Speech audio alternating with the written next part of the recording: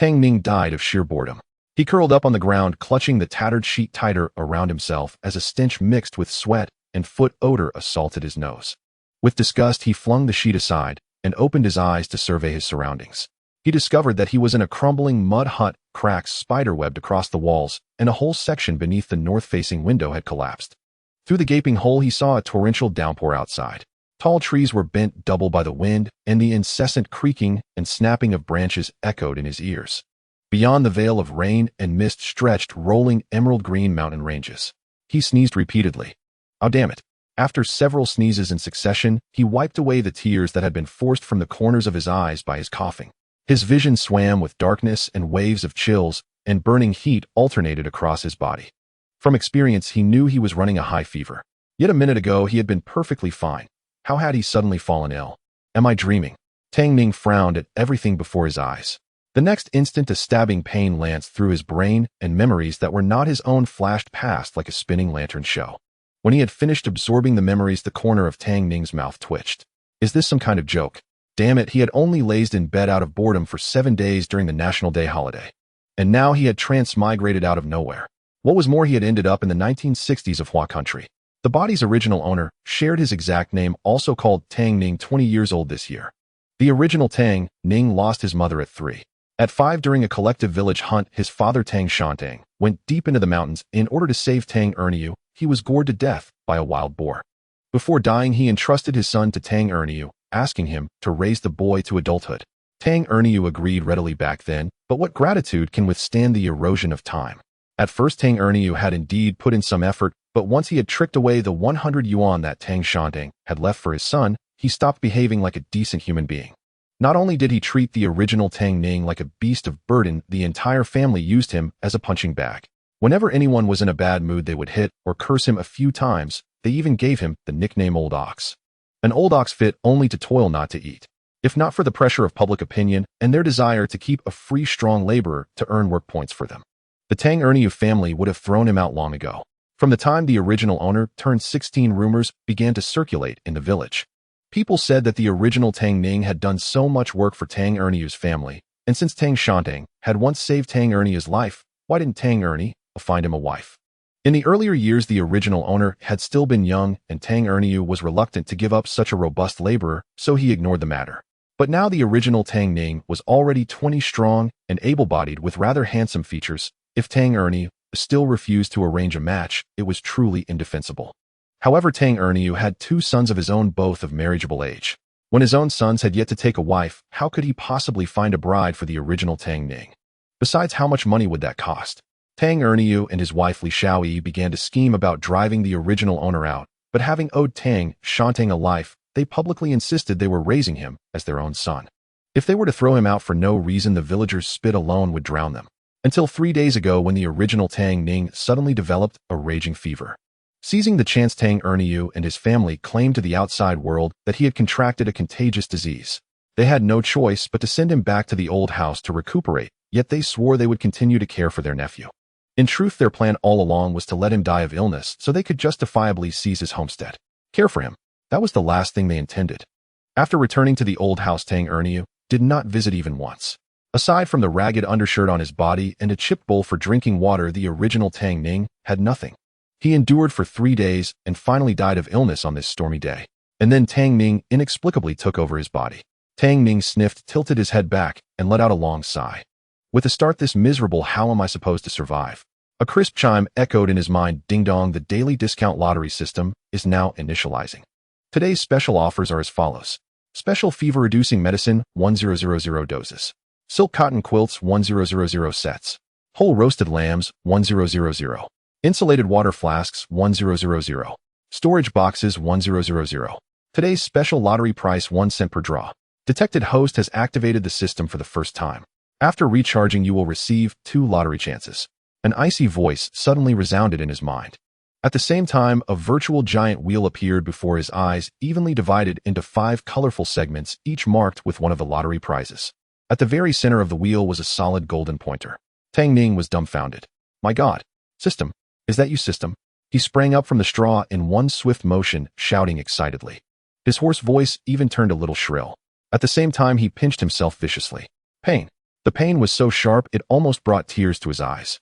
Yet the wheel before his eyes did not vanish. Yes, it is I host. The system's voice was icy and emotionless, yet to Tang Ning it sounded like heavenly music. Would you like to recharge and draw the lottery? Tears of excitement sprang to Tang Ning's eyes as he nodded like a pecking chick. Recharge, recharge, draw, draw. A heaven-sent system. How could he not rush for it? The awkward part was that when he rummaged through all his pockets, even patting around his crotch twice, he did not have a single cent. Not a single coin. Tang Ning was speechless. As if sensing his predicament, the system's voice sounded again. The host may also choose to recharge using items of equivalent value, excluding items obtained through system lotteries. Tang Ning's eyes widened as his mind raced. Out of the corner of his eye, he suddenly caught sight of the chipped bowl on the floor. With a trembling finger, he pointed at the broken bowl and asked weakly, "Brother system, will this broken bowl do?" He had already given up hope. He even imagined that if it was not enough, he might have to take off his underpants to make up the difference. To his surprise, it will suffice. Blood rushed to Tang Ning's face in excitement. Ding, you have successfully recharged one broken bowl. Would you like to begin the lottery? Start immediately. Before the words had fully left his mouth, the golden pointer began to spin slowly at first, then faster and faster. After what felt like 81 full turns, it gradually came to a stop on the special medicine. Congratulations, you have drawn special fever-reducing medicine, 1000 doses. Commencing second draw. As the system's voice fell, the golden pointer began whirling again at high speed. Congratulations, host. You have successfully drawn 1000 whole roasted lambs. Both items have been placed into the system's attached storage space. Please check. At the same time, a dazzling multicolored cube floated before Tang Ning's eyes, two of its small squares automatically opening. Inside, 1000 vials of fever medicine and 1000 whole roasted lambs were neatly stacked. The cube was composed of many small squares, each an independent pocket of space from which items could be stored or retrieved at will. However, Tang Ning had no heart to study it just then. His stomach was roaring, saliva practically pooling on the floor. For now, filling his belly was the most important thing. The roasted lambs were freshly cooked, requiring no further preparation. Each one sizzled with oil, the aroma so rich that Tang Ning could not stop swallowing. He gulped audibly. Without bothering with the medicine, Tang Ning pulled out one whole roasted lamb, tore off a leg, and began devouring it ravenously. The meat was charred and crispy on the outside, tender within. With one bite, his mouth flooded with oil. A rich, meaty fragrance instantly engulfed his taste buds. Delicious. Even with his fever raging, the flavor nearly sent his soul drifting out of his body. Outside, the rain poured down in sheets. Not a single ghostly silhouette could be seen on the road, much less a person. Tang Erneu's whole family could not wait for him to die. They would certainly not come. Which meant that even if he feasted on meat at home, he did not have to worry about being discovered. Otherwise, in this era of communal cauldrons and rationed food, if he were caught secretly cooking for himself, he would be in serious trouble. After gnawing an entire lamb leg clean, Tang Ning finally felt something in his stomach. He wiped his greasy hands casually on the wall, then finally took out a vial of the special medicine from the storage space and drank it. After taking the medicine and eating another half gene of roasted lamb, he burped contentedly. Bracing himself against the wall, he leaned halfway out the window, opened his mouth to catch and gulp a few mouthfuls of rainwater, barely easing his thirst. Then, head heavy and feet light, he staggered back inside and collapsed onto the straw. On the ground lay more than half of the roasted lamb, still untouched. Tang Ning promptly stored it back into the space. The cube-like space was part of the system itself, bound to him with a sensation like shared blood. With a mere flicker of thought, he could store items into it or retrieve them at will. The most marvelous part was that each little square of the cube possessed its own preservation function. Food kept inside would not spoil and would remain at peak flavor. The only regret was that living creatures could not be stored. Soon the medicine took effect, and as his eyes drifted shut, he sank into a deep, heavy sleep. When Tang Ning woke up, he felt completely revived. The fever had subsided, his nose was no longer blocked, his throat no longer hoarse, and strength had returned to his limbs. He kicked his legs and twisted his waist experimentally. Anything produced by the system is bound to be the real deal. Even in the later generations, no medicine or foredrip could have such rapid effect. Suddenly, a notification tone rang out once more in the sea of his consciousness.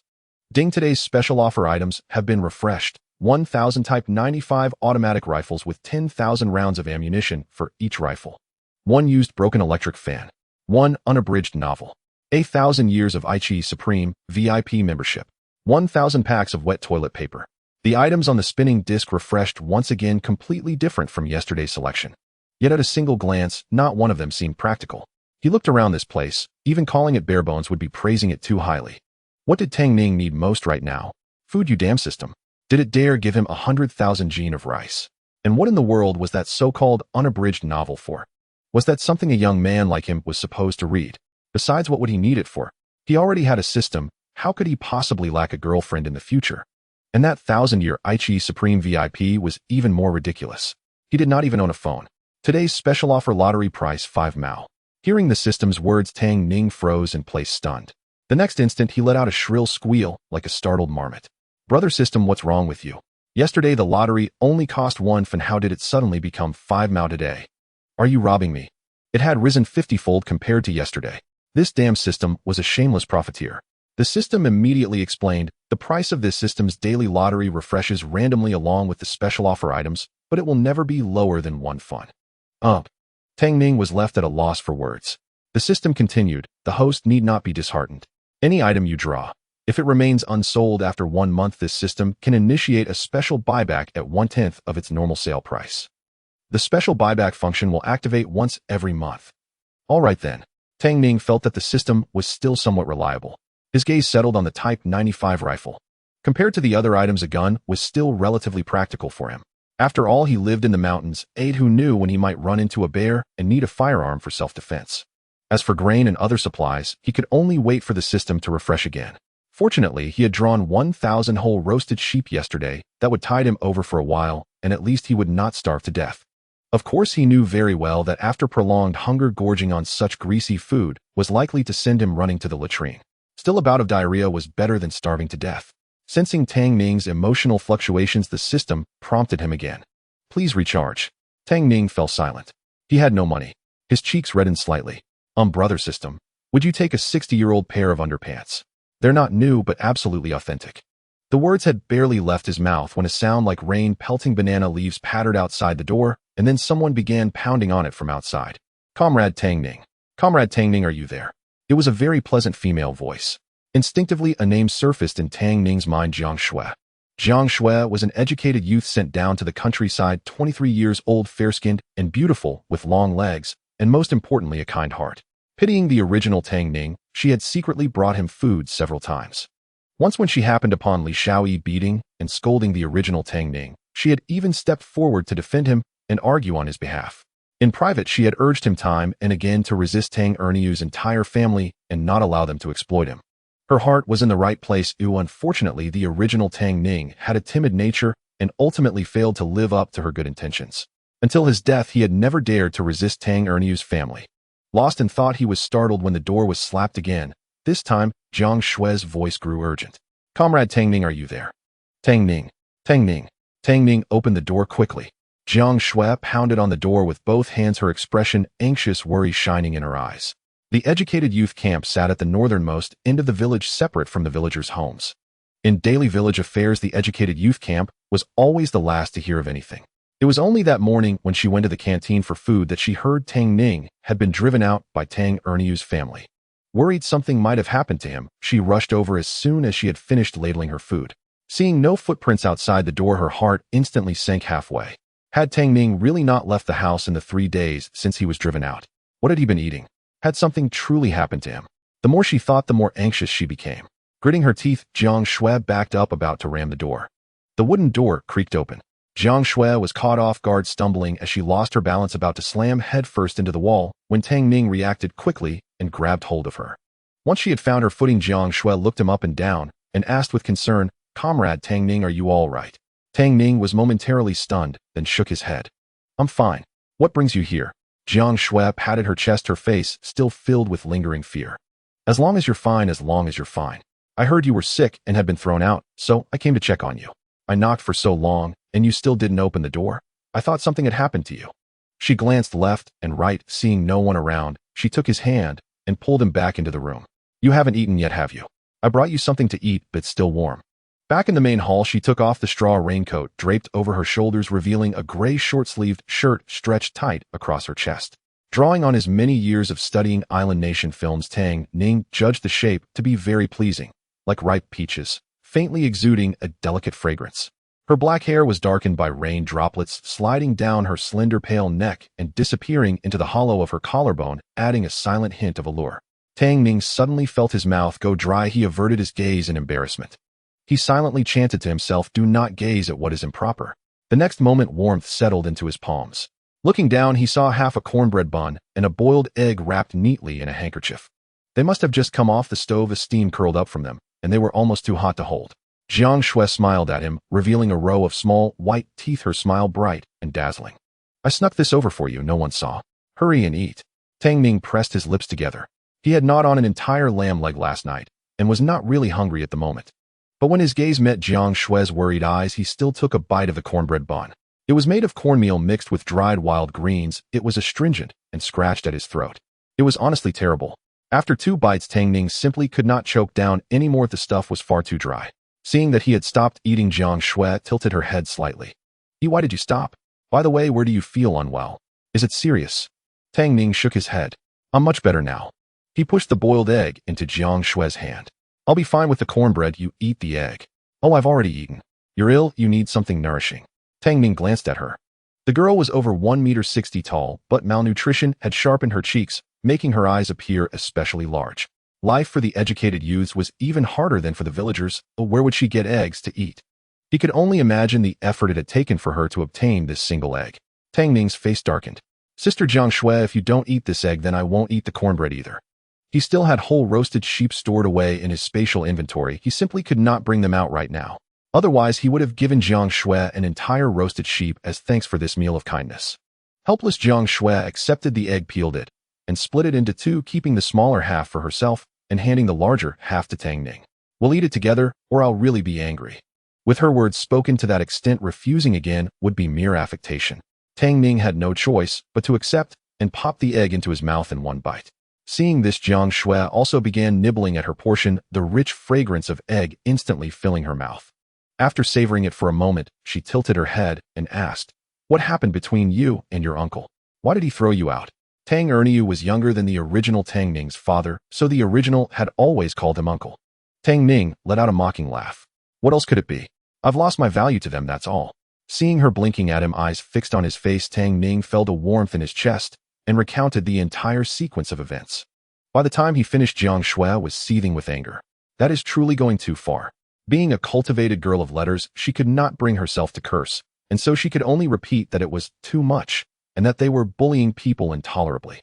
Tang Ning found her reaction rather amusing. They chatted for a while longer, and when Jiang Xue saw that it was getting late, she said she should be going. At that moment, Tang Ning suddenly remembered that he had not yet recharged the system. He looked at Jiang Xue, his face flushing with embarrassment. "Sister Jiang Xue, could you lend me a little money? I'll pay you back once I have some."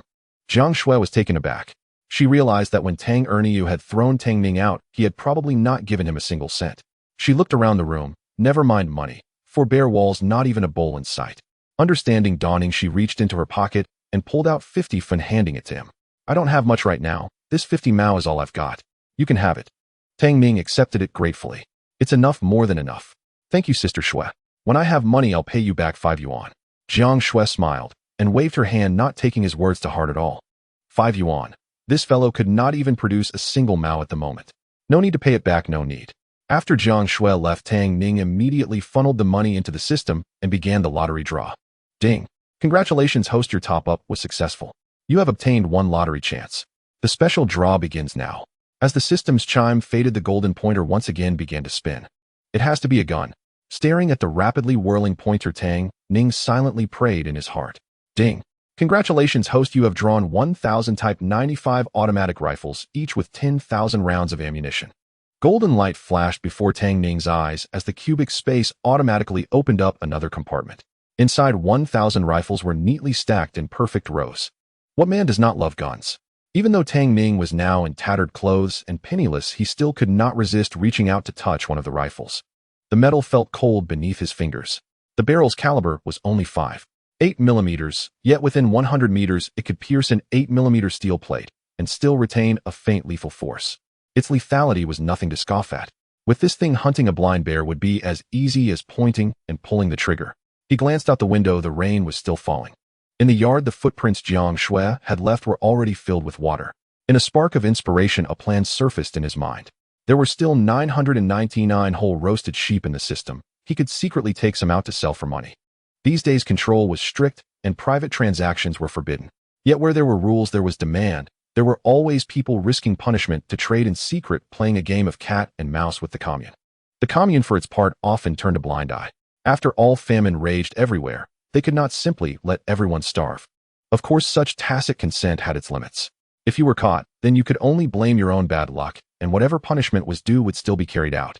However, if he wanted to sell roasted whole sheep, he would still have to make a trip into the mountains and ideally hunt a few wild goats. Even if he did not manage to hunt anything, it would not matter. As long as the villagers saw him enter the mountains, the source of the roasted lamb he sold would be easy enough to explain away.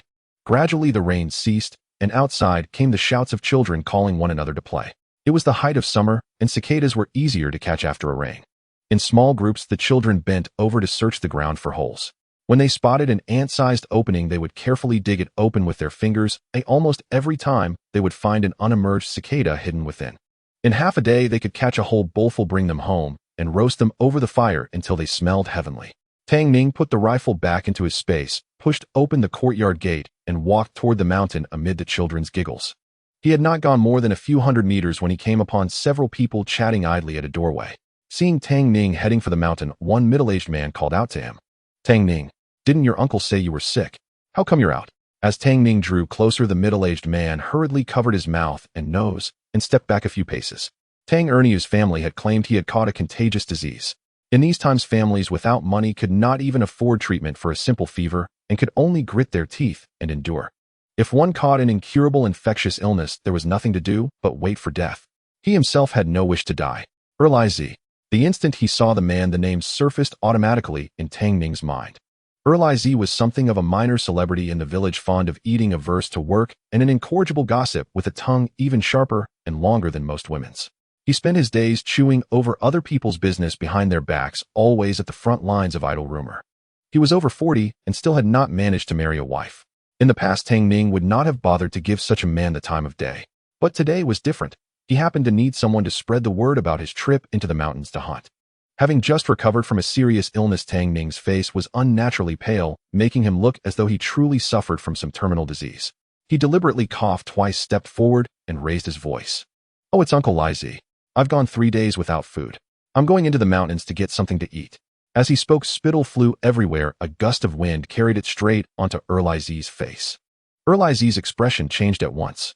He backed away repeatedly, about to scold him, but Tang Ning was already walking off without a backward glance. The onlookers burst into laughter at the scene. "Erlizi, you're something else. You knew he supposedly has a contagious disease, and you still rushed over to talk to him, trying to get yourself killed. It just rained and the mountain paths are so slippery. What can Tang Ning possibly hunt up there now? His hands are usually so unlucky.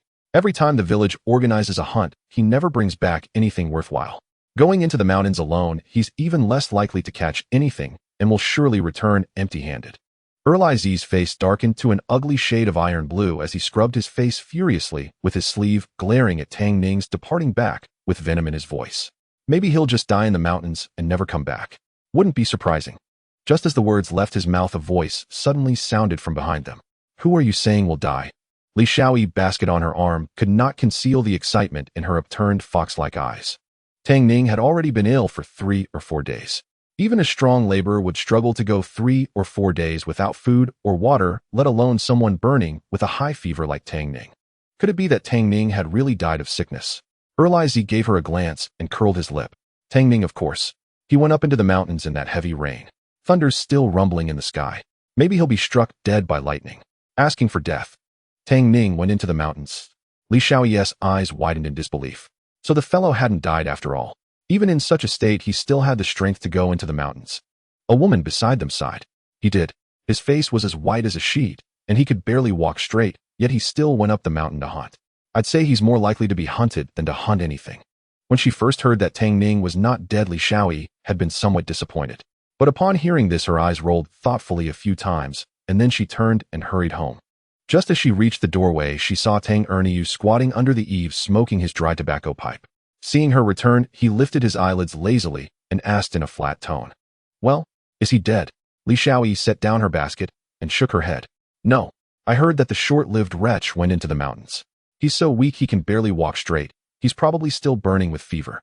Tang Erniu's hand paused mid-drag on the pipe, a gleam flashing through his eyes. "Heh, going into the mountains is perfect.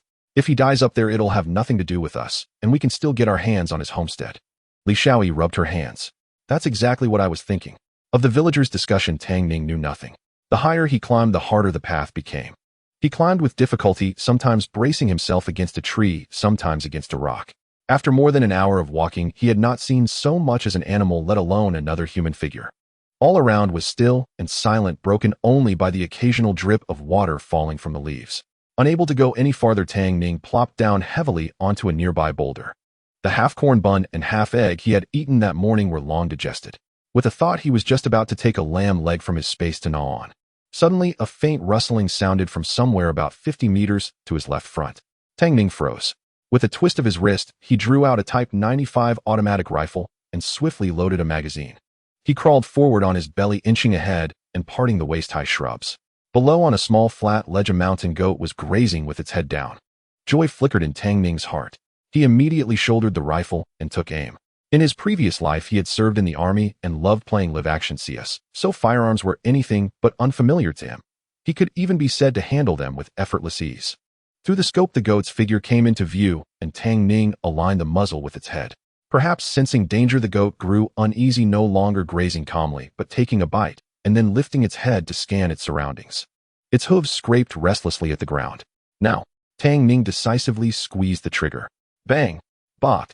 With the crack of the shot, a mist of blood burst from the goat's head, and its body went limp, collapsing onto the ground. Beautiful! One shot right through the head. Tang Ning clenched his fist and shouted excitedly. Slinging the rifle over his shoulder, he slid down the slope to the goat's side. It was a hefty animal, roughly 60 gene by his estimation.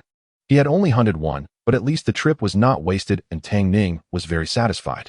After admiring his handiwork for a moment, he moved his thoughts, and the goat vanished into the cubic space. He wiped his hands casually on the grass. It had just rained, and the blades were beaded with water enough to cleanse the blood, though his clothes were now smeared with a layer of mud. There was no water nearby, so he could only endure the filth and wash properly once he got home. Tang Ning drew out a roasted lamb leg and began to devour it with relish. The leg was still hot, its texture no different from what he had eaten the previous night. With his stomach finally full, warmth returned to his body. Picking up the rifle, Tang Ning began his descent down the mountain. By the time Tang Ning returned to the village entrance, it was already 3 in the afternoon. Seeing that no one was around, he stowed his rifle in his space and hoisted a goat onto his shoulder before stepping into the village. On the way, a few children were still relentlessly trying to catch cicadas. Upon seeing Tang Ning carrying a goat, they chattered excitedly and surrounded him. A goat? It's a goat. Brother Tang Ning, where did you get this goat? Tang Ning gasped for breath and replied intermittently from the mountains. I hunted it. Having just recovered from a serious illness, his body had not fully regained its strength. Climbing the mountain and carrying the goat for such a short distance made his calves tremble. The children exclaimed in awe. Wow, Brother Tang Ning is amazing. He caught a goat. Brother Tang Ning caught a goat. The children's shouts echoed, drawing the attention of families nearby, who came out to see the commotion. Oh, isn't that Tang Ning? He didn't die on the mountain and even caught such a big goat. My goodness, I thought he had been taken by a bear. This kid really has some skills. Isn't that right? Just after a heavy rain and with thunder, who would dare to go into the mountains? Only this kid would risk his life. Someone noticed Li Zi and couldn't help but tease. Li Zi, didn't you say Tang Ning would die on the mountain? Not only did he survive, but he also brought back such a big goat. What do you have to say now? So what if he caught a goat? He's still a short-lived ghost. He contracted an infectious disease and might die after this meal. Some people who initially wanted to ask Tang Ning for some goat meat completely abandoned the idea upon hearing this. Though goat meat is rare, their lives are far more valuable. Getting sick from a single bite of goat meat isn't worth it. At this moment, Tang Ning had already returned home. He placed the goat on the ground and began rummaging through cabinets for something. Eventually, he found a backpack in a corner. Its edge was a bit worn, but still suitable for carrying things. He cleaned the backpack, stuffed a clean cloth into it, and put it into his space. Lacking a change of clothes, he could only take off his tank top to wash it, wring it dry, and put it back on. The cold fabric clung to his skin, causing him to shiver. Fortunately, it was summer, and he quickly adapted to the temperature, knowing the clothes would dry soon. After completing these tasks, Tang Ning glanced at the sun outside and estimated it was nearly 4 o'clock. At this time, if he started from home, he would reach the commune just in time for the workers to get off their shifts. The Huai Mountain commune had a steel plant, a textile factory, and a brick factory, housing many workers. He figured he could sell a significant amount of goat meat there. Without hesitation, Tang Ning hoisted the goat onto his shoulder and stepped out the door. Along the way, he inevitably encountered some villagers. "Hey, where did you get such a big goat?" "I hunted it in the mountains." "Tang Ning, what are you doing with that goat?" "Going to the commune." Similar questions followed him until he finally left Lutang village, and his ears were free from the chatter. Seeing 5 people around him, he stowed the goat back into his space. Walking without the burden made his pace much quicker. Meanwhile, the atmosphere at Tang Ernyo's home was strange. Li Xiao stared wide-eyed at her youngest son Tang Song with disbelief on her face. "What did you say?" "That short-lived ghost caught a goat." "How is that possible?" "The sickly boy actually didn't die on the mountain." Tang Song plopped down onto a bench. "How could it be impossible? The whole village is talking about it. Li Z and the others saw it with their own eyes. It can't be false." He had initially thought that the troublesome Tang Ning had already died from illness. Unexpectedly, he entered the mountains and even brought back a goat. He didn't believe it at first and asked several people, all of whom confirmed the story with vivid details. Tang Tsung frowned tightly. "Dad, if Tang Ning isn't dead, our land rights are in jeopardy." He had 2 older sisters and 1 older brother. His older sisters were already married. Only his older brother, and he remained unmarried. His father had said that the family land belonged to his older brother, and if Tang Ning died, the land would become his. He was already 18 this year and should be getting married. If he didn't secure the land, how could he marry? Li Xiao, listening to her youngest son's words, became anxious. "What are we going to do? The land must be secured. As the head of the family, what do you suggest?" Tang Ernyo took a puff of his dry tobacco, his face full of impatience. "What to do? That little bastard didn't die? What do you want me to do? I can't just go kill him, right?" Li Xiao was momentarily stunned. Killing him was definitely out of the question. Ever since they drove Tang Ning out, the villagers had been keeping an eye on their family. Tang Ning's death could not be associated with them. "This little bastard is really tough." The eldest Tang and rubbed his chin thoughtfully. "Dad, that goat can sell for dozens of dollars, right? Since Tang Ning isn't dying anytime soon, why don't we just take the goat back? You and Mom have raised him for over 10 years. It's about time he repays you." Tang Tsung clapped his hands, greed gleaming in his eyes. "That's right, Dad. Let's go take the goat back. That little bastard won't dare refuse. We can keep 10 or so pounds for ourselves and sell the rest at the commune." Thinking of eating goat meat made him swallow hard. That was genuine goat meat. He hadn't eaten meat in a long time. Not just him, even Tang Ernyo, Li Xiao, and Tang and couldn't help but salivate, as if they could smell the fragrant aroma of goat meat. Li Xiao couldn't help but say, "Head of the family, let's go ask that little bastard for the goat right now. When night falls and everyone is asleep, he'll secretly stew it for you and the 2 boys to satisfy your cravings." Before, when there was no meat to eat, it didn't feel like a big deal. Now that he knows there will soon be goat meat available, the craving in her belly was stirred. It made her insides itch all over, and she wished she could hold a piece of raw goat meat and gnaw on it. Tang Ernyo squinted his eyes. When Tang Ning first came to their home, he had $100 on him. However, at that time, Tang Ning was still young and naive. The money had long been tricked away. Moreover, he often didn't feed Tang Ning, so Tang Ning had grown up without spending much of the family's money. However, the son was right. If it weren't for him, Tang Ning would have died long ago. Since that little brat caught a goat, he naturally should show gratitude to his uncle. Tang Ernyo smirked. "No rush. When everyone goes to the cafeteria for a meal, we'll go find that little bastard to ask for some goat meat. This matter of asking for goat meat mustn't be known to outsiders, otherwise it would tarnish the family's reputation, and the 2 boys haven't even mentioned wives yet." Tang En and Tang Tsung exchanged glances, understood Tang Ernyo's intentions, and smiled in unison. "All right." Lutang Village. As the bell for meal service rang at the cafeteria, Lu Chong stealthily led Tang Tsung and Tang and into Tang Ning's home, only to find it empty. The courtyard was quiet, freshly washed by rain, muddy and full of water puddles. A gust of wind blew, bringing a damp warmth. Tang Tsung looked around. "Dad, it seems the bastard isn't here." Tang and ran inside to search everywhere, but aside from firewood and a pile of junk, he found nothing. "Dad, there really isn't anyone here." Tang Ernyo glanced around and sneered. "A monk can run, but the temple remains. Just wait here." The 3 sat quietly on the firewood pile, waiting. Meanwhile, Tang Ning had arrived at the gate of the Huai Mountain Commune's steel mill with a backpack. In summer, it gets dark late. The sky was filled with fiery clouds, and groups of workers chatted and laughed as they walked out of the steel mill. Tang Ning scanned the area. Sure enough, he spotted several suspicious individuals mingling in the crowd, both men and women, each holding a towel on their heads, carefully guarding items hidden in their baskets or arms. He quietly approached when he saw a worker come out, cautiously asking something. Then, under the probing gaze of the worker, they carefully lifted the cloth covering their baskets or pulled out an item to show the customer. After a brief hushed discussion, the 2 completed a transaction. Tang Ning suddenly understood. He took a clean cloth from his backpack and wrapped it around his head. Spotting a woman with curly hair looking around, he approached her and whispered, "Sister, would you like some freshly roasted lamb?" Unbeknownst to anyone, he had already filled his backpack with whole roasted lambs. The system was quite powerful. By the time he arrived, it had already helped him divide the lambs into smaller portions. Each portion weighed a pound and was wrapped in oil paper, making it very convenient to handle. The woman looked at him in surprise, her nose twitching as a rich, meaty aroma filled the air. Her eyes lit up, and she quietly asked, "Just roasted?" Tang Ning brightened and immediately began to promote his product. "Sister, it's definitely just roasted, guaranteed to have plenty of good ingredients. I promise you'll want to eat it again after the first bite. How about it?" The woman laughed cheerfully at his flattery. "You little rascal, I could be your aunt. How much is it per pound?" Tang Ning chuckled. 2 yuan a pound plus a pound of meat tickets. Of course, if you don't have meat tickets, grain tickets, vegetable tickets, or other food tickets are also fine. The woman frowned slightly and attempted to leave. 2 yuan. That's too expensive. It's 2 or 3 dimes more than raw lamb. Sister, you can't compare my cooked lamb with his raw lamb. Besides, you won't find anyone else willing to use quality ingredients like I do. Moreover, my whole roasted lamb is made from lambs weighing around 15 pounds, which is when the meat is most tender. The taste is different. How about this, sister? Let me get you a piece to try, and if you like it, you can buy more. The woman, hearing this, found it hard to leave. The aroma of the roasted lamb was simply too enticing, wafting directly into people's stomachs and stirring their appetites. The passing workers all looked toward the two with interest. Even a vendor selling radishes came over. Tang Ning directly took out a small package from his backpack, opened the oil paper, and the golden brown roasted lamb immediately captivated everyone's attention. Gulp. Someone swallowed hard. Tang Ning handed a piece of hind leg meat to the woman.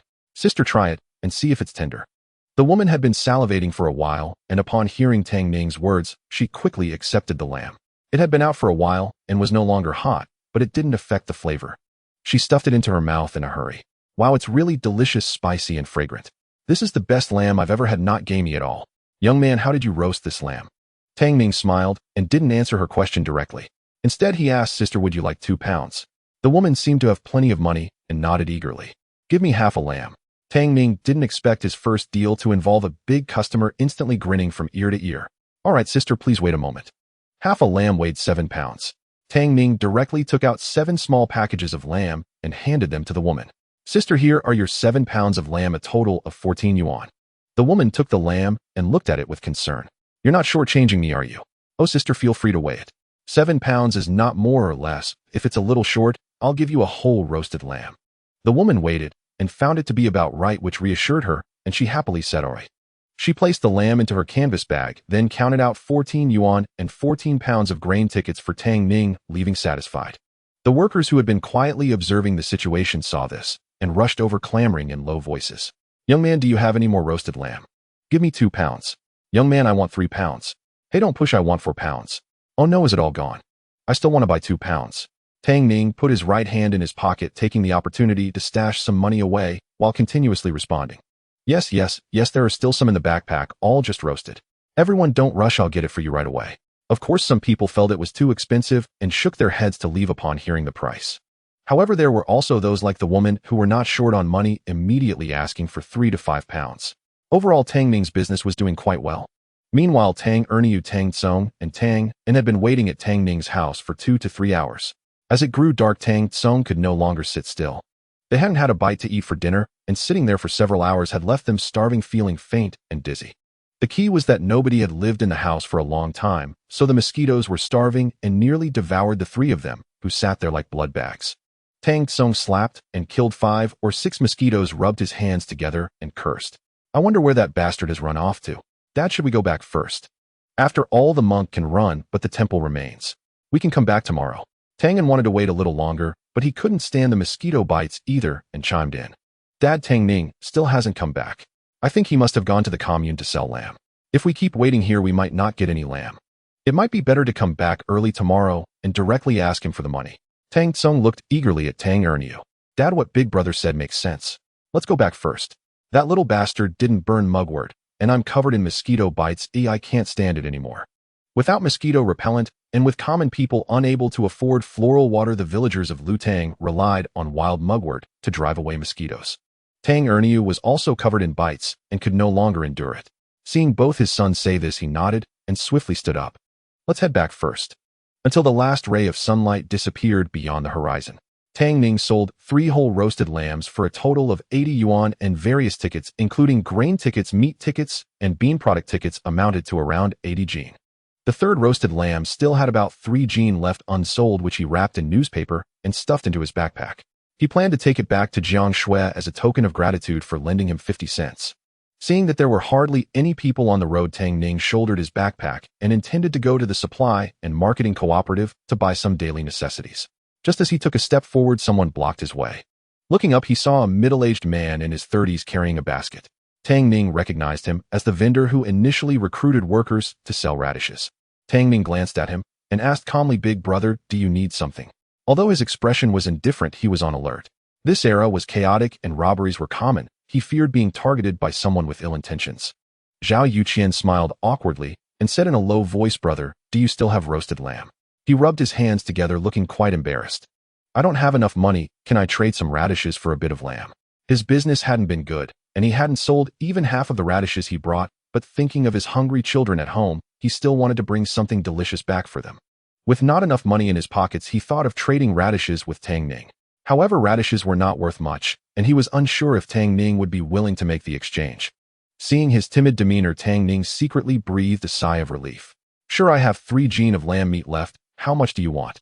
"Right now, roasted lamb is all I have to eat, and trading for some radishes would allow me to make soup or a cold dish, which would help with the greasiness. It's exactly what I need." Since he was going to the supply and marketing cooperative anyway, it was better to make the exchange here. Zhao Yuqian quickly extended a finger. Half a jin is fine. Oh, I can trade you a block and a half along with these radishes." He had been listening to the prices while Tang Ning sold the lamb. He gave all the radishes to Tang Ning and pulled out all the money he had, which was only enough to buy half a jin of lamb. Tang Ning nodded, took out 2 portions of roasted lamb from his backpack, poured half of one portion into the other, and handed the remaining half to Zhao Yuqian. "I don't have a scale, but this half jin is not less." Zhao Yuqian accepted it with both hands, bowing repeatedly. Thank you, brother." He happily wrapped the lamb back up, stuffed it into his arms, and handed all the radishes to Tang Ning, also taking out 5 yuan from his pocket to give to him. Tang Ning accepted the money, packed all the radishes into his backpack, nodded at him, and left. The cooperative was open a bit longer. When Tang Ning arrived at the supply and marketing cooperative, there were only a few customers inside. The sales clerks were gathered together chatting. When they saw him walk in, they rolled their eyes and ignored him. Tang Ning felt nothing about it. In his past life, he had encountered numerous arrogant salespeople. He quickly bought 10 jin of mixed grain, 10 jin of coarse flour, a pair of cloth shoes, a teapot, a clay jar, as well as a toothbrush and toothpaste. The sales clerk's expression changed immediately upon seeing him buy so much. "Comrade, why are you buying so many things?" Tang Ning smiled. "I'm buying for our village." The sales clerk nodded and did not ask further. Tang Ning paid, packed his items into his backpack, and stepped out of the cooperative. Tang Ning didn't hurry home, but went directly to the youth station. By the time he reached the youth station, it was nearly 10 o'clock at night, and the whole village was silent, with the occasional barking of dogs echoing loudly. Jiang Xue had clearly fallen asleep. When awakened, she was still a bit drowsy, her hair a mess. Upon hearing that Tang Ning was looking for her, her sleepiness vanished instantly, and she became fully alert. She threw on some clothes and ran outside. "Tang Ning, what's wrong?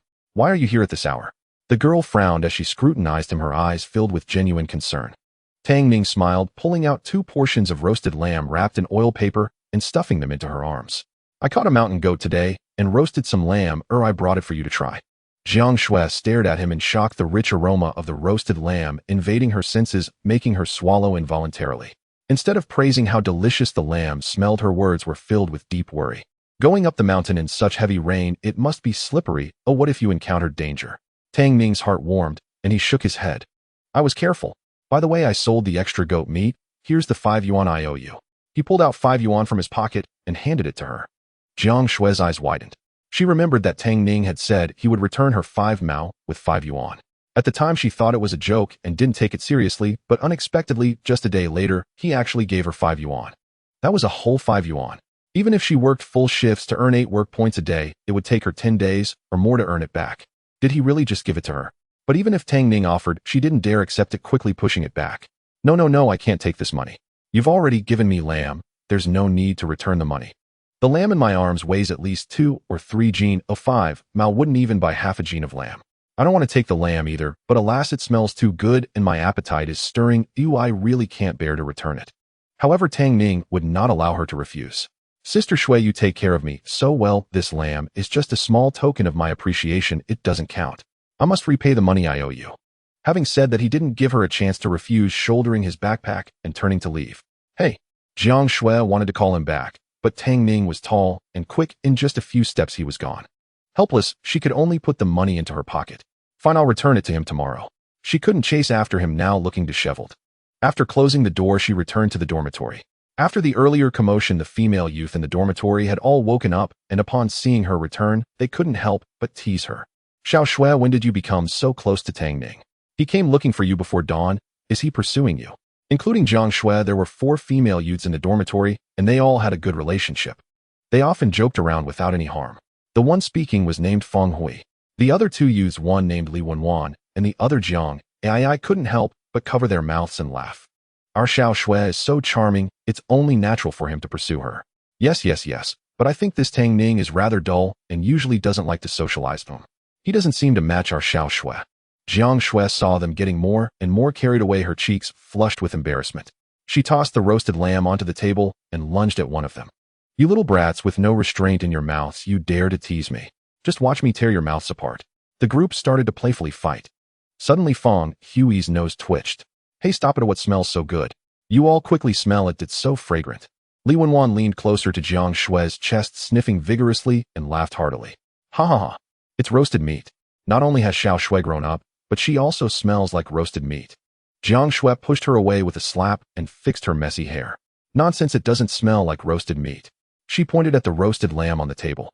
Here, it's roasted lamb, just delivered by Tang Ning, still warm. Come on, get up and eat. The few of them came from different cities, but their difficult lives made them feel like sisters. Usually, whenever someone had a little treat, they would share it with each other. That's how they managed to get by. Jiang Xue walked to the table, tore open the newspaper, and stuffed a piece of lamb into her mouth. Immediately, the rich aroma of the meat overwhelmed her taste buds, filling her mouth. She then went to the bedside and stuffed a piece into each of Feng Hui's 3 companions. The 3 girls were stunned for a moment, then slowly began to chew. So fragrant, really delicious. It's so tasty, I've never had such delicious lamb before. Jiang Xue's mouth was also stuffed full. After eating 2 pieces, she reluctantly stopped. Jiang Ai fiddled with her fingers and stammered. I'm full, let's save the rest for next time when we crave it again. Upon hearing this, Jiang Xue nodded, wrapped the lamb back up, and hid it in the cupboard. After eating the lamb, the girls became more excited, each blinking their eyes and gossiping eagerly. Xiao Xue, isn't Tang Ning in a tough spot? Where did he get the roasted lamb? Tang Ning had been driven out by Tang Ning, and the whole village already knew about it. Jiang Xue put the roasted lamb away, opened the window to let out the smell, and whispered. He caught a mountain goat yesterday in the mountains and had it roasted. Meanwhile, Tang Ning had also returned home. Opening the door, he could see messy footprints on the ground in the moonlight. The sizes varied, clearly indicating that multiple people had been there. Tang Ning's expression immediately darkened. Someone had been here. Moreover, he suspected it was the Tang Ning family. After all, many people had seen him catch the goat in the mountains, so it wasn't surprising that the news reached Tang Ning's ears. Based on the original owner's understanding of Tang Ning, he feared they might have ulterior motives. Tang Ning closed the door and stepped inside. Inside, it was clear that someone had rummaged through things. The wheat straw bed he had laid out last night was kicked into disarray, and firewood was scattered all over the floor. Tang Ning calmly withdrew his gaze and placed his backpack on the ground. The grains, flour, and cloth shoes he had bought from the black market were already stored in his space. Aside from that, there was still 72 yuan left in the space. These items were absolutely safe, stored in the space, and wouldn't spoil. Most importantly, in case someone got jealous and reported him, they would definitely not be able to find even a single cent. Tang Ning sat down beside the firewood pile, lit a small fire, washed the earthenware jar he brought back, tossed in a handful of grains, added water, and hung it over the fire to simmer slowly. Dinner consisted of grain porridge, roasted whole lamb, and cold radish salad. A bite of radish and a bite of roasted lamb made for a balanced meal. However, after just a few bites, he found he could not eat anymore. It was simply too hot. There had been a bit of wind when it rained in the morning, but now the treetops were still. Sweat streamed down his forehead, making him feel as if he had just been pulled out of the water. He didn't dare take off his clothes. The mosquitoes here were big and ferocious, buzzing incessantly. Even without undressing, he was already covered in bites which were both painful and itchy. Tang Ning was tortured to the point of despair and could not help but wail. When will this miserable life come to an end? It's too damn torturous. The next moment, the cold, mechanical voice of the system rang out. Ding, today's special lottery has begun. Tang Ning paused, quickly getting up from the ground. He instinctively glanced out the window. It was pitch dark outside. It should be just past midnight. Ding, today's special surprises are as follows: 1,000 smart vacuum robots, 1,000 yuan in ride-hailing coupons, 1,000 super intelligent toilets, 1,000 pairs of disposable chopsticks, and 1,000 solar-powered small fans. Looking at the dazzling lottery wheel, Tang Ning was utterly stunned. What the hell, system brother, this is amazing. To his surprise, the system was so generous, directly offering solar-powered fans. Although the fan wouldn't cool as effectively as an air conditioner, given his miserable situation, he couldn't afford to be picky. He was grateful just to have a fan. At least it would be a bit cooler. Moreover, it was solar-powered and didn't require plugging in. A system brother was simply too considerate. Today's special lottery price is 5 yuan. Just after praising the system for its thoughtfulness, Tang Ning, "It's raised tenfold, you greedy bastards." Tang Ning directly recharged to purchase it. After all, he still had over 70 yuan left, so money wasn't an issue. Congratulations, host, you have successfully obtained a special lottery opportunity. Would you like to draw? Draw immediately. Starting the lottery. The golden pointer spun wildly again, finally landing on the solar-powered small fan. Congratulations, host. Tang Ning, not waiting for the system to finish, eagerly opened the magic space. Sure enough, one of the compartments opened automatically, neatly containing 1,000 solar-powered small fans. The small fans were about 8 inches big, with 5 buttons on top, the power button, and 3 speed settings, 1, 2, and 3. The operation was very simple. The small fans came in various colors: red, orange, yellow, green, cyan, blue, purple, black, gray, and white. Tang Ning directly took out a high-end black one and eagerly pressed the power button, setting the speed to maximum. Suddenly, a refreshing breeze blew towards him. Tang Ning raised his eyebrows in surprise. Wow, it's actually blowing cool air. This effect is comparable to an air conditioner. He took out 3 more small fans and placed them at the southeast, southwest, and northeast positions, ensuring that he would be surrounded by a cool breeze. The top of the small fan had a button that would make it oscillate, but Tang Ning wasn't willing to let it do that. After all, he had 1,000 small fans. He could just take out a few more to blow, focusing on being extravagant. Tang Ning sat on the ground, enjoying the cool breeze coming from all directions. Finally, I don't have to suffer in the heat anymore. He looked at the drafty earthen house, frowning deeply. Tomorrow I need to mix some mud to patch up the holes. Building a house was out of the question for now, and the money in his hands was insufficient. It seems he still needed to hustle to earn some money, at least to make his living situation a bit more comfortable. Lost in thought, his eyelids grew heavier, and before he knew it, he fell asleep. In his drowsiness, Tang Ning found himself in a dream, unbuttoning Jiang Xue's clothing. Suddenly, there was a loud bang as the door was kicked open with force, and a wave of heat rushed in. Tang Ning shivered, his eyes still closed, and instinctively put the solar-powered fan back into his space. Turning to look outside, he saw that the already shaky courtyard door was completely destroyed by the kick, shaking for a couple of seconds before crashing down to the ground. Tang Tsung stepped on the door and rushed into the main room, pointing at Tang Ning and cursing, "Bastard, where's the money from selling the goat? Hurry up and hand it over." Tang and followed behind him, looking at Tang Ning with indifference. "Tang Ning, we've raised you for so many years, and now that you've caught a goat, why didn't you think to bring it to us?" Tang Erniu, at the back with a pipe in his mouth, took a couple of puffs and coldly snorted, saying, "Tang Ning, I don't expect you to repay the kindness of raising you. Tang In and Tang Tsung are of marriageable age. If you still have a bit of conscience, give the money from selling the goat to your uncle. Uncle can then help your 2 brothers find brides." Tang Ning stood up from the ground, looking sarcastically at the 3 of them. "Repay the kindness of raising me? Tang Ernie, do you really have no shame? Did they really think he was as easy to bully as the original owner? Would they just obediently give it to them?" He wasn't foolish. Tang Tsung had a hot temper and couldn't hide his emotions. Seeing Tang Ning scolding Tang Erniu, he exploded, pointing at him and cursing. "Bastard, who the hell are you cursing?" Tang Ning crossed her arms. "Who am I cursing? Of course it's you. Don't act so innocent. The 100 yuan my parents left me was taken by you all. I've worked like a horse in your family for over a decade, and everything I've eaten and drunk I've earned through my labor. Have you ever provided for me? Now that I'm 20, it's time to talk about getting a wife. You wouldn't spend money for me, and when I got sick you kicked me out. Then you spread rumors that I had an infectious disease, intending to seize my land after I die. And you still have the nerve to say you raised me. Do you really think I'm a fool?" This outburst left Tang Erniu unable to hold his face, and his expression instantly darkened. Tang and glared furiously at Tang Ning. "Tang Ning, watch your mouth.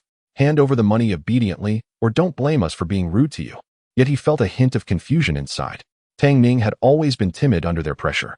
No matter how they beat or insulted him before, he never dared to resist. Every time Tang Ning had something good, as soon as they opened their mouths, the timid Tang Ning would obediently hand it over like a loyal dog. Never before had he dared to curse them like this.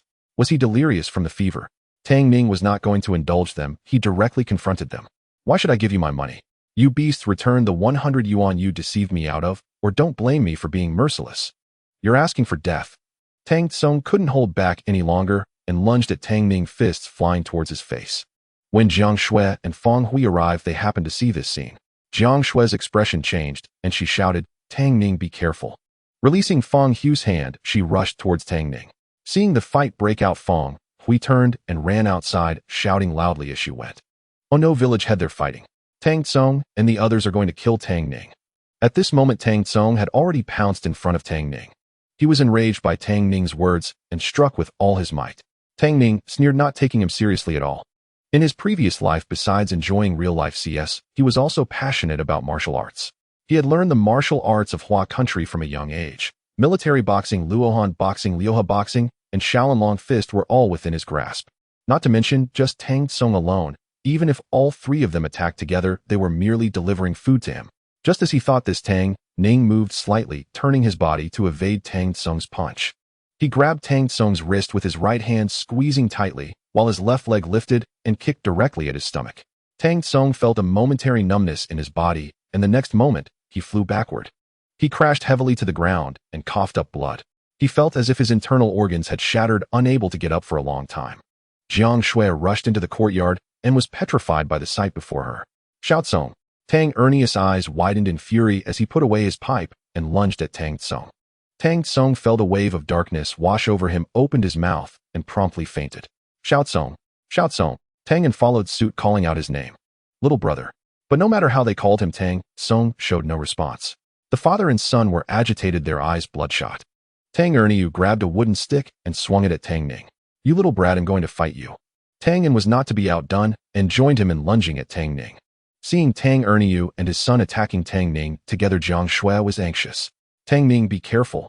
Tang Ning showed no fear and even winked at the girl. He secretly lamented that if only Tang Ernie and these three beasts had come a little later, he would have unbuttoned this girl's clothes in his dreams. In a moment of distraction, Tang Ernie roared as he charged forward. Tang Ning flexed his wrist, not retreating, but advancing, catching the wooden stick aimed at his face. Tang Ernie was taken aback and pulled back with all his strength. Yet the stick did not budge. Tang Ning sneered and suddenly released his grip. Tang Ernie stumbled back 2 steps, and before he could react, Tang Ning pressed forward, delivering a set of Luohan punches that sent him flying. Coincidentally, he landed on top of the fainted Tang Tsung. Tang Tsung spat out a mouthful of blood and was instantly awakened. Wow! Jiang Xue's eyes lit up, unable to hide her admiration for Tang Ning's prowess. Tang Ning was stunned for a second. Seeing Tang Ning easily deal with Tang Ernie, he couldn't help but feel a sense of retreat. Turning, he saw Jiang Xue looking at Tang Ning with admiration, and jealousy surged within him. He wildly swung the wooden stick, roaring as he charged forward. I'm going to kill you. Tang Ning cast a disdainful glance at him and quickly knocked him down. Li Xiao, rushing over, happened to witness this scene. Her expression changed, and she immediately charged towards the 3 men on the ground. What happened, dear? Shout Song Shaoan. How did you end up like this? Looking at the blood on Tang Tsung's lips, she was furious, pointing at Tang Ning and scolding him. Tang Ning, you little beast, how could you beat up your uncle and 2 younger brothers like this? Don't you have a conscience? Last night, Tang Ernie and the others had not waited for Tang Ning and went home early to avoid the cold. They came back early today to demand money from him. Li Xiao initially thought the little beast would obediently hand over the money to the 3 men waiting at the door for good news. But unexpectedly, she heard Feng Hui shouting throughout the village that Tang Ernie and the little beast were fighting. She immediately knew something bad had happened. They must have taken advantage of the little beast's illness to kick him out, leaving him resentful. Thus, the little beast was unwilling to give money to her husband, and the 3 of them, with their fiery tempers, directly resorted to violence. However, while they could privately teach the little beast a lesson, if it became known throughout the village, it would tarnish their family's reputation. Tang In and Tang Tsung hadn't even found wives yet. Concerned, Li Xiao hurried over to check the situation. Who knew upon arrival, she saw Tang Ning kicking Tang In away. Tang Tsung's face was smeared with blood. She immediately panicked, pointing at Tang Ning and accusing him, completely ignoring the fact that Tang Ernie had come to demand money from Tang Ning. Li Xiao didn't care that it had just rained, sitting in the muddy ground holding Tang Tsung while crying and hitting her thigh in anger. This is cruel. We raised you for over a decade. Even a stone should be warmed up. We don't expect anything in return from you, but you absolutely shouldn't have laid hands on your uncle. How could this old body withstand your few punches? If you want to hit me, then go ahead and kill this old woman. Ooh, I've lived long enough. How could you strike your uncle so hard? Feng Hui shouted as she ran. Half the village had come out to see the commotion. Listening to Li Xiao's lament, sympathy arose among the crowd, and people began to discuss among themselves. What's going on with Tang Ning? Tang Ning raised him for over a decade. How could he lay hands on him? Sigh, after all, he's not blood. Oh, what's the difference between raising a wolf? Could it be that Tang Ning felt resentment after being kicked out by Tang Ning, which is why he beat them up so badly? That's even more unjust. Tang Ning has an infectious disease, and no one would dare let him stay at home. If he dies alone, it's one thing, but if the whole family gets infected, wouldn't that be the end of them? Exactly. I see Tang Ning as a white-eyed wolf. Even though Tang Ning no longer lets him stay at home, Tang Song goes to the canteen every day to bring him food. They didn't neglect him at all. Hearing the villagers' discussions, Li Xiao opened her mouth and cried even louder. Her voice was truly heart-wrenching. Village Chief Lu Chong furrowed his brows and glanced at Tang Ning. Tang Ning, why did you hit someone? Tang Ning slightly turned to the side, pointing at the collapsed entrance of the hall behind him. Chief, they were the ones who came to me first and acted shamelessly. If I don't hit them, who should I hit? He glanced at Li Xiao, who was pretending to cry, and shouted. Everyone, you all just made a mistake. What mistake? Someone instinctively replied. Tang Ning said expressionlessly. The first mistake is that Tang Ning has raised me. I lived in his house for over 10 years, yet during those years, I never ate a single grain of his food. Everything I ate and used was earned from my own labor. In fact, the 100 yuan left to me by my parents was taken by them. Second, I did not contract any infectious disease. I just had a common fever. But that beast Tang Ning took all my money, drove me out of my home, left me to fend for myself, and even claimed I had an infectious disease just so he could seize my family's land to marry off his son. Third, during my illness, not a single one of them came to bring me food. The meals that Tang Tsong prepared were all eaten by their family. You can check inside. Aside from some firewood, there isn't even a bowl. If it weren't for Comrade Jiang Xue, who couldn't stand it and brought me half a steamed bun and an egg yesterday, I would have either burned to death or starved by now. In desperation, I braved the heavy rain to hunt in the mountains. The heavens showed me mercy and allowed me to catch a goat. I sold the goat yesterday afternoon, and that's how I got a little money. However, these three scoundrels somehow heard about it and came early this morning to kick down my door and demand money from me. When I refused, they verbally abused and beat me. I want to ask all of you, if someone were to rob you of your money and occupy your land, would you fight back? Moreover, Tang Ning adopted me because my father saved his life. But Tang Ning, ask yourself, have the things you did to me over the years lived up to my father's kindness? The last question was raised sharply, resonating powerfully. The crowd was rendered speechless by the direct questioning. They knew Tang Ning had a hard life, but never imagined he had been schemed against by Tang Ning to this extent. Upon hearing Tang Ning lay everything bare, Li Xiao visibly panicked. You're lying. Jiang Xue looked up at Tang Ning. The man stood alone against the crowd, his face pale with illness, but his deep-set eyes seemed especially profound. When he looked at others, a chill seemed to radiate from him, sending shivers down their spines. Yet at this moment, Jiang Xue felt a pang of sympathy. Without hesitation, she stepped in front of Tang Ning, shielding him, and called out. I can testify that Tang Ning is not lying. Jiang Xue, like a mother hen protecting her chick, stood firmly behind Tang Ning and spoke loudly. Just now, when I came with Comrade Feng Hui, I heard with my own ears Tang Tsong curse Comrade Tang Ning as a bastard, demanding that Tang Ning give them the money from selling the goat. When Tang Ning refused, the three of them ganged up on him. As she spoke, she exchanged glances with Feng Hui. Tang Ning lowered his gaze at Jiang Xue. The petite girl spoke in a delicate voice, yet stood resolutely in front of him. She was like a beam of light piercing through the darkness, suddenly illuminating his heart.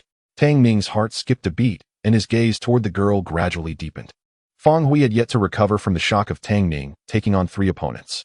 Seeing Jiang Xue gesture, she hurried over to stand beside her and spoke loudly. Indeed, as Comrade Jiang Xue said, Tang Ning attempted to extort money from Comrade Tang Ning and in a fit of rage attacked him first.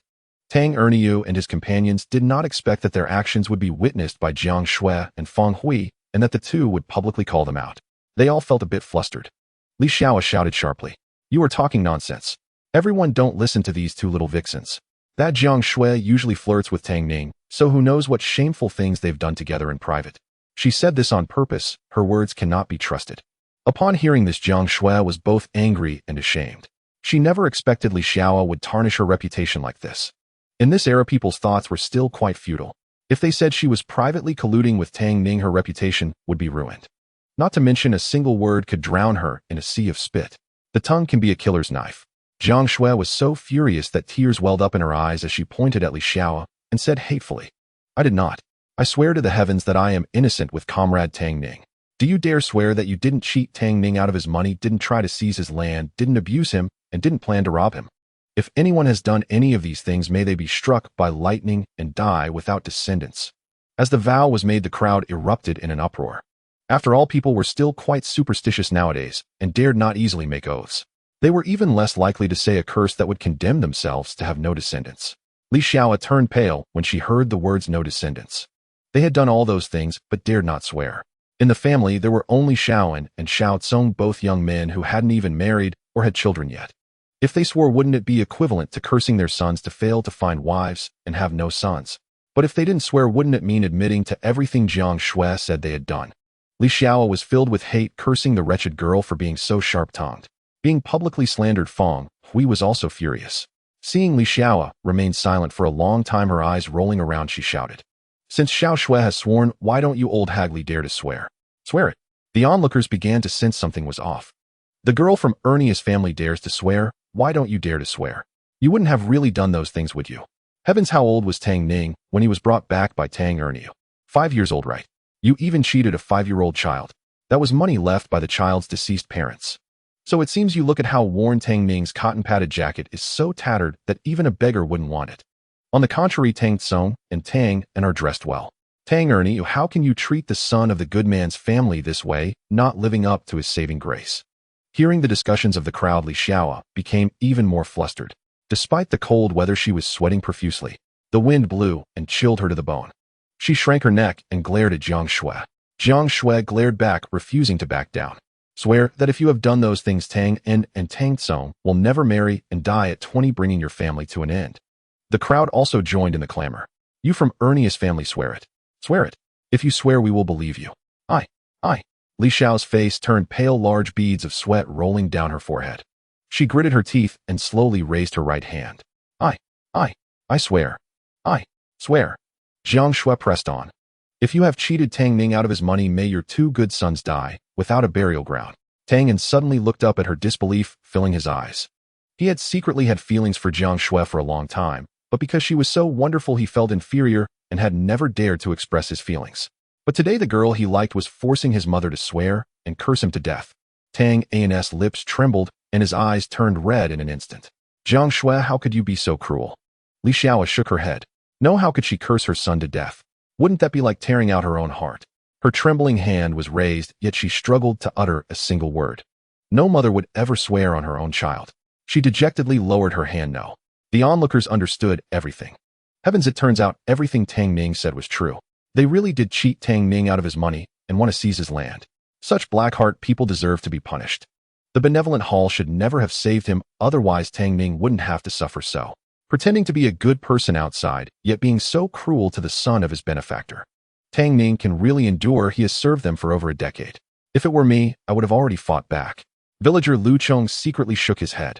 Tang Ning's mother died of illness and his father died trying to save Tang Ernie. The couple left Tang Ning with only 100 yuan. At that time, Tang Ning was too young. The benevolent hall feared he couldn't survive alone and entrusted him to Tang Ernie. He thought that if nothing else, Tang Ernie should treat the child well for the sake of the benevolent hall's saving grace. Who would have thought that Tang Ernie would act immorally, completely disregarding the kindness of the benevolent hall, taking the money and cruelly mistreating a child? In fact, over the years, the villagers had heard some rumors about how Tang Ernie's family mistreated Tang Ning. However, since Tang Ning was an orphan, he did not stand up to resist, so others felt it inappropriate to speak out. As the village chief, Lu Chong felt even more so, but now Tang Ernie's family had gone too far. Being strict was one thing, but now they were even plotting to harm him. With a face full of anger, he pointed at Tang Ernie and scolded Tang Ernie, what do you call what you've done? Li Xiao began to weep. Village chief, we did take Tang Ning's money, but Tang Ning also hurt my family, and Shaoan and Xiao Tsong. That was, they're just deserts. Before she could finish, Tang Ning pulled Jiang Xue to his side and stepped forward. Village chief, since things have escalated to this point, I have completely torn ties with Tang Ernie's family. The years I served them were out of weakness, and I accept the suffering I endured. From now on, I, Tang Ning, have no relation to Tang Ernie's family. However, the 100 yuan my parents left for me, they must return it. Otherwise, I will go to the commune to accuse them of plotting to harm me. Upon hearing this, Lu Chong looked at Tang Erniu, who was still lying on the ground pretending to be dead. Since that's the case, Tang Erniu, you should return the money to Tang Ning. No way. Tang Erniu, whose insides felt like they had shifted from being beaten, was in agony. All the misdeeds he committed against Tang Ning burst forth from him, leaving him both panicked and anxious. Hearing that Tang Ning actually wanted that 100 yuan back almost made him spit out blood in anger. He struggled to get up from the ground, eyes bloodshot, pointing at Tang Ning. You. Even if I have been unkind to you, I still raised you for over 10 years and didn't let you starve out there. That money is mine, you want it back. No way. Li Xiao suddenly seemed to gain a backbone, shouting sharply. Yes, that money was spent long ago, we have no money to give him. However, the rolling eyes betrayed her guilt. Tang Ning looked at the two with disdain. Spent. Really? He knew very well that the 100 yuan was kept by the couple for the sake of marrying off their 2 sons, without touching a single cent. His expression darkened. I have said that over the years I have not eaten a single grain from your family. You merely provided a place for me to stay. But serving you for over a decade is enough to cover rent. I owe you nothing. Instead, you Tang Erniu owe my father a life. Today you will either return the money to me honestly, or I will go to the commune right now to report you. Tang Erniu's gaze turned sinister. You dare? Threatening me? A barefoot man is not afraid of a man in shoes. Worst case, we both perish together. Tang Ning let out a cold laugh. You think I want dare? He raised his foot and walked outside. Don't think I don't know you haven't touched a single cent of that money. Since you don't plan to return the money, I will go to the commune to report. Every single one of you will be implicated. You little brat. Tang Erniu, furious, grabbed a stick and staggered towards Tang Ning. A gasp arose from the crowd. Tang Ning seemed to have eyes in the back of his head, swiftly sidestepping, turning, squatting, and sweeping Tang Erniu's legs in one fluid motion. Tang Erniu missed Tang Ning and instead fell flat on his face, covered in mud, looking like a muddy monkey. Ha ha! Seeing him in such a ridiculous state, the crowd burst into laughter. Jiang Xue couldn't help but squint her eyes, secretly giving Tang Ning a thumbs up. All right. A glimmer of amusement flashed in Lu Chong's eyes as he cleared his throat, restoring his expression to one of seriousness, decisively stating, Tang Ernie, your family owes Tang Ning, give him back the money. Village chief. Li Xiao cried out in a shrill voice. Interrupted again and again, Lu Chong's expression began to darken. If you don't want to return the money, you can offset it with labor points. All your family's labor points for the next year will be accounted to Tang Ning. You can figure it out. Also, Tang In and Tang Tsong haven't found wives yet. If you keep causing trouble, it will ruin the boys' reputations, and they won't be able to find brides. You will have 2 sons to cry over. Li Xiao was momentarily stunned, looking to Tang Erniu for help. Dear. She certainly didn't want to return the money. But today's incident had escalated too much, and they were in the wrong. She wasn't afraid of anything else. What she feared were the gossips that might tarnish her sons' reputations. Her sons were at the age to find brides. If their reputations were ruined, no girl would dare marry into their family. Tang Erniu pulled himself out of the mud. Glancing around, he saw nothing but onlookers. Knowing that the money must be returned, he looked at Tang Ning and gritted his teeth. I will bring it to you in a couple of days. Tang Ning would not give him the chance to renege. Crossing his arms, he replied. No need for a couple of days. I will go back with you now to get it. Who knows what tricks this old man might pull in a couple of days. I don't have the time to deal with this every day. Lu Chong made a direct decision. Give it to me now. Tang Erniu took a deep breath. He never imagined that this time he would not only fail to snatch away Tang Ning's goat money, but also end up losing 100 yuan. What was worse, he had completely ruined his previously established reputation of being honest and kind-hearted. Tang Erniu gritted his teeth, taking several deep breaths, and said darkly, I will go get it for you now. He held his stomach and walked out first. Li Xiao helped Tang In and Tang Tsong up, and the 3 glared fiercely at Tang Ning before stumbling after him. Tang Ning did not regard the few of them at all. He looked at Lu Chong with a humble expression. Village chief, I hope you will accompany me as a witness. If I go alone, Tang Erniu's family might take the chance to play tricks. Although I'm not afraid, having the village chief present keeps them from being so arrogant, saving me the trouble. Lu Chong nodded slightly. Seeing Tang Ning, now truly energized, made him happy inside. Let's go. Tang Ning, we will support you too. Someone in the crowd shouted. The village head and Tang Ning walked in front, followed by a large group of people. Jiang Xue and Feng Hui walked at the back. Li Xiao turned around and saw the large crowd behind her, feeling secretly resentful. If I had known, I should have strangled this little beast when he was young. Tang In pressed his hand against his chest, his face filled with malice. Father, I will remember this loss today, and I will make this wretched child repay it double in the future. Remembering Jiang Xue's disdainful gaze towards that wretched child, he felt anger surge within him, wishing he could strip Tang Ning of his flesh and bones. And that wretched Jiang Xue. He liked her so much, yet she conspired with Tang Ning against him. He would not rest until he had avenged this grievance. Tang Tsung wiped the blood from his face and said hatefully, "Eldest brother is right. Father, as long as the Green Hills remain, one need not fear a lack of firewood. I will definitely make Tang Ning, that wretched child, pay the price." Seeing the two brothers united, Tang Ning felt somewhat comforted and nodded. "You two must remember what Tang Ning took from our family today. You must double back in the future." "Understood, father." The two brothers replied in unison. Soon everyone arrived at Tang Ning's house. Under the watchful eyes of the crowd, Tang Ning dared not play any tricks. With a limp, he brought out a wooden box, counted out 100 yuan, and handed it to Tang Ning. "Here are the 100 yuan. Not a single cent more or less, just right." He put his hand in his pocket, seizing the opportunity to store the money in the magical space. With the remaining 2 yuan from yesterday, he now had over 165 yuan. Additionally, after buying miscellaneous grains and flour yesterday, he had used 20 jin of grain coupons. He still held various receipts for 60 jin, all stored in the space. Tang Ning smiled and waved to the crowd. "Thank you all for speaking up for me today. Otherwise I fear I wouldn't have been able to get this 100 yuan back. Next time I go up the mountain to hunt a goat, I will treat you all to goat soup." "All right." Seeing his generosity, everyone applauded and cheered. This kid went into the mountain in the pouring rain yesterday, returned unscathed, and even brought back a goat, proving he has some skills. Everyone was willing to befriend him. After leaving Tang Ning's house, once the onlookers dispersed, Jiang Xue smiled and called out to Tang Ning. "Tang Ning, congratulations. You finally got rid of the Tang Ning family." As she spoke, she walked up to Tang Ning and walked alongside him. Fang Hui walked beside Jiang Xue, smiling at him as well. Tang Ning felt warmth in his heart, recalling how Jiang Xue had defended him. "Thank you for standing up for me with Fang Jiqing earlier. Thanks to you both, I was able to retrieve the money so smoothly." Jiang Xue smiled, pressing her lips together. Remembering she had come to return the money, she hurriedly pulled out 5 yuan from her pocket. "By the way, here is the 5 yuan I owe you. I can't accept it." Tang Ning frowned. "This is what I owe you." Before he could finish, he felt warmth in his palm as the paper bill, heated by the girl's body, was directly pressed into his hand. His palm brushed against her soft little hand. Tang Ning couldn't help but caress it. Her skin was delicate and soft, akin to a peach, exuding an addictive fragrance.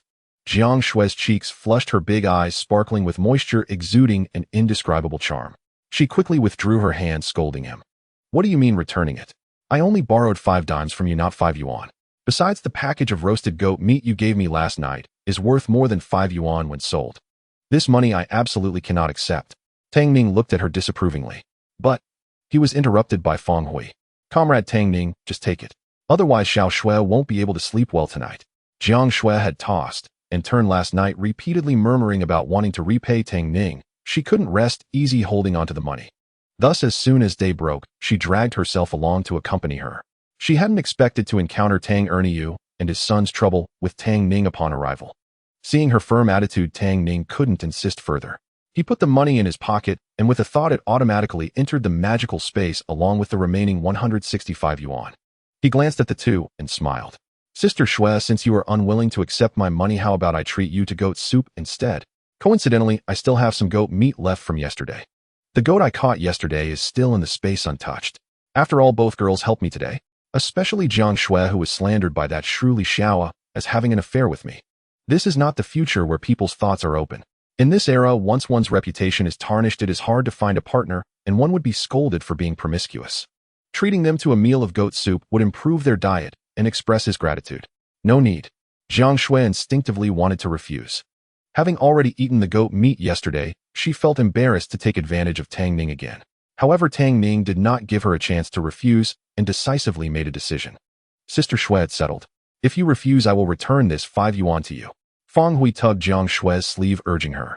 "Xiao Xue, this is Tang Ning's heartfelt gesture. You should not refuse any further." "Yes, Sister Xue, you helped me so much today, or I should have a chance to thank you." Jiang Xue bit her lip. Then, "All right." Thinking about how Tang Ning's family was destitute with nothing but a pile of firewood and no pots or bowls, she suggested, "Since you don't have a pot at home, why not cook at our place? We secretly stocked some cabbage and a few steamed buns, so we can make do with something." Tang Ning also had the same intention and nodded. "All right. Then Sister Xue, you go ahead. I will go get the goat meat and meet you at the youth point in a bit." After capturing the goat yesterday, he hadn't processed it yet. It was still whole. He needed to go back to kill the goat, skin it, and cut some meat to bring over. Since Jiang Xue and Fang Hui were following him, it was inconvenient for him to operate. He could only let the two go back first. "All right, we will wait for you at the youth point." Jiang Xue agreed. and pulled Feng Hui away. After Jiang Ning saw the two leave, he also headed home. His house, including the courtyard, was only about 50 square meters. The courtyard had low mud walls, and he could clearly see the layout inside the courtyard from the wall. The main room was divided into two rooms, one for the bedroom and one for the kitchen. The courtyard's large gate had already been kicked down by Tang Ning, revealing a pile of firewood stacked inside. Tang Ning walked in and closed the kitchen door. He took out a knife from the space, placed the goat on the ground, and began to skin it. Skinning was not difficult for him. In his past life, he had skinned rabbits and could replicate the process. After finishing the skinning, Tang Ning found the backpack from yesterday. He directly cut off 10 gene of goat meat and stuffed it inside. After thinking for a moment, he also took out 2 gene of coarse flour from the space, intending to surround the pot with some pancakes when making the goat soup, otherwise just drinking the soup wouldn't be filling. He found a piece of rag to cover the backpack, then tossed the processed goat into the space. After cleaning up the blood on the ground, Tang Ning finally shouldered the backpack and headed toward the youth point. After the villagers finished watching the commotion, they returned home as it was too hot outside, and everyone preferred to stay in. Tang Ning arrived at the youth point where he heard the girls chattering inside. He raised his hand and knocked on the door. Bang, bang, bang. Coming. Jiang Ai opened the door wide, peering out to see Tang Ning, and immediately flashed a smile, revealing her small white teeth. She turned her head and shouted into the yard, "Sister Xiaoxue, come out quickly, it's Tang Ning." Jiang Ai was the youngest among the group of female educated youths. With a doll-like face, her eyes curved like crescent moons when she smiled, adding a touch of childishness. She was a restless spirit, pulling open the door to let people in. Hurry, and Sister Xue and the others are busy preparing to cut the cabbage and boil water. Jiang Xue and Feng Hui had mentioned when they returned that Tang Ning wanted to treat them to lamb soup. Tang Ning nodded and swiftly stepped inside. Jiang Xue also heard the commotion and came out. The room was stuffy, as she had just been working, her small face flushed and messy hair sticking to her face, presenting a unique charm. No one saw us on the way, right? Everyone ate in the cafeteria, and if they were found secretly enjoying lamb soup, it wouldn't be good. Tang Ning shook his head. No, there was no one on the way. That's good, hurry inside. Jiang Xue took the basket from his hands and led him into the kitchen. Li Wenwan was cutting cabbage while Feng Hui was tending the fire. The room was filled with smoke and heat. As soon as they entered, a wave of warmth hit them, and they didn't dare to open the door or windows for fear of the smell being noticed. Upon seeing Tang Ning, both women greeted him and then went back to their tasks.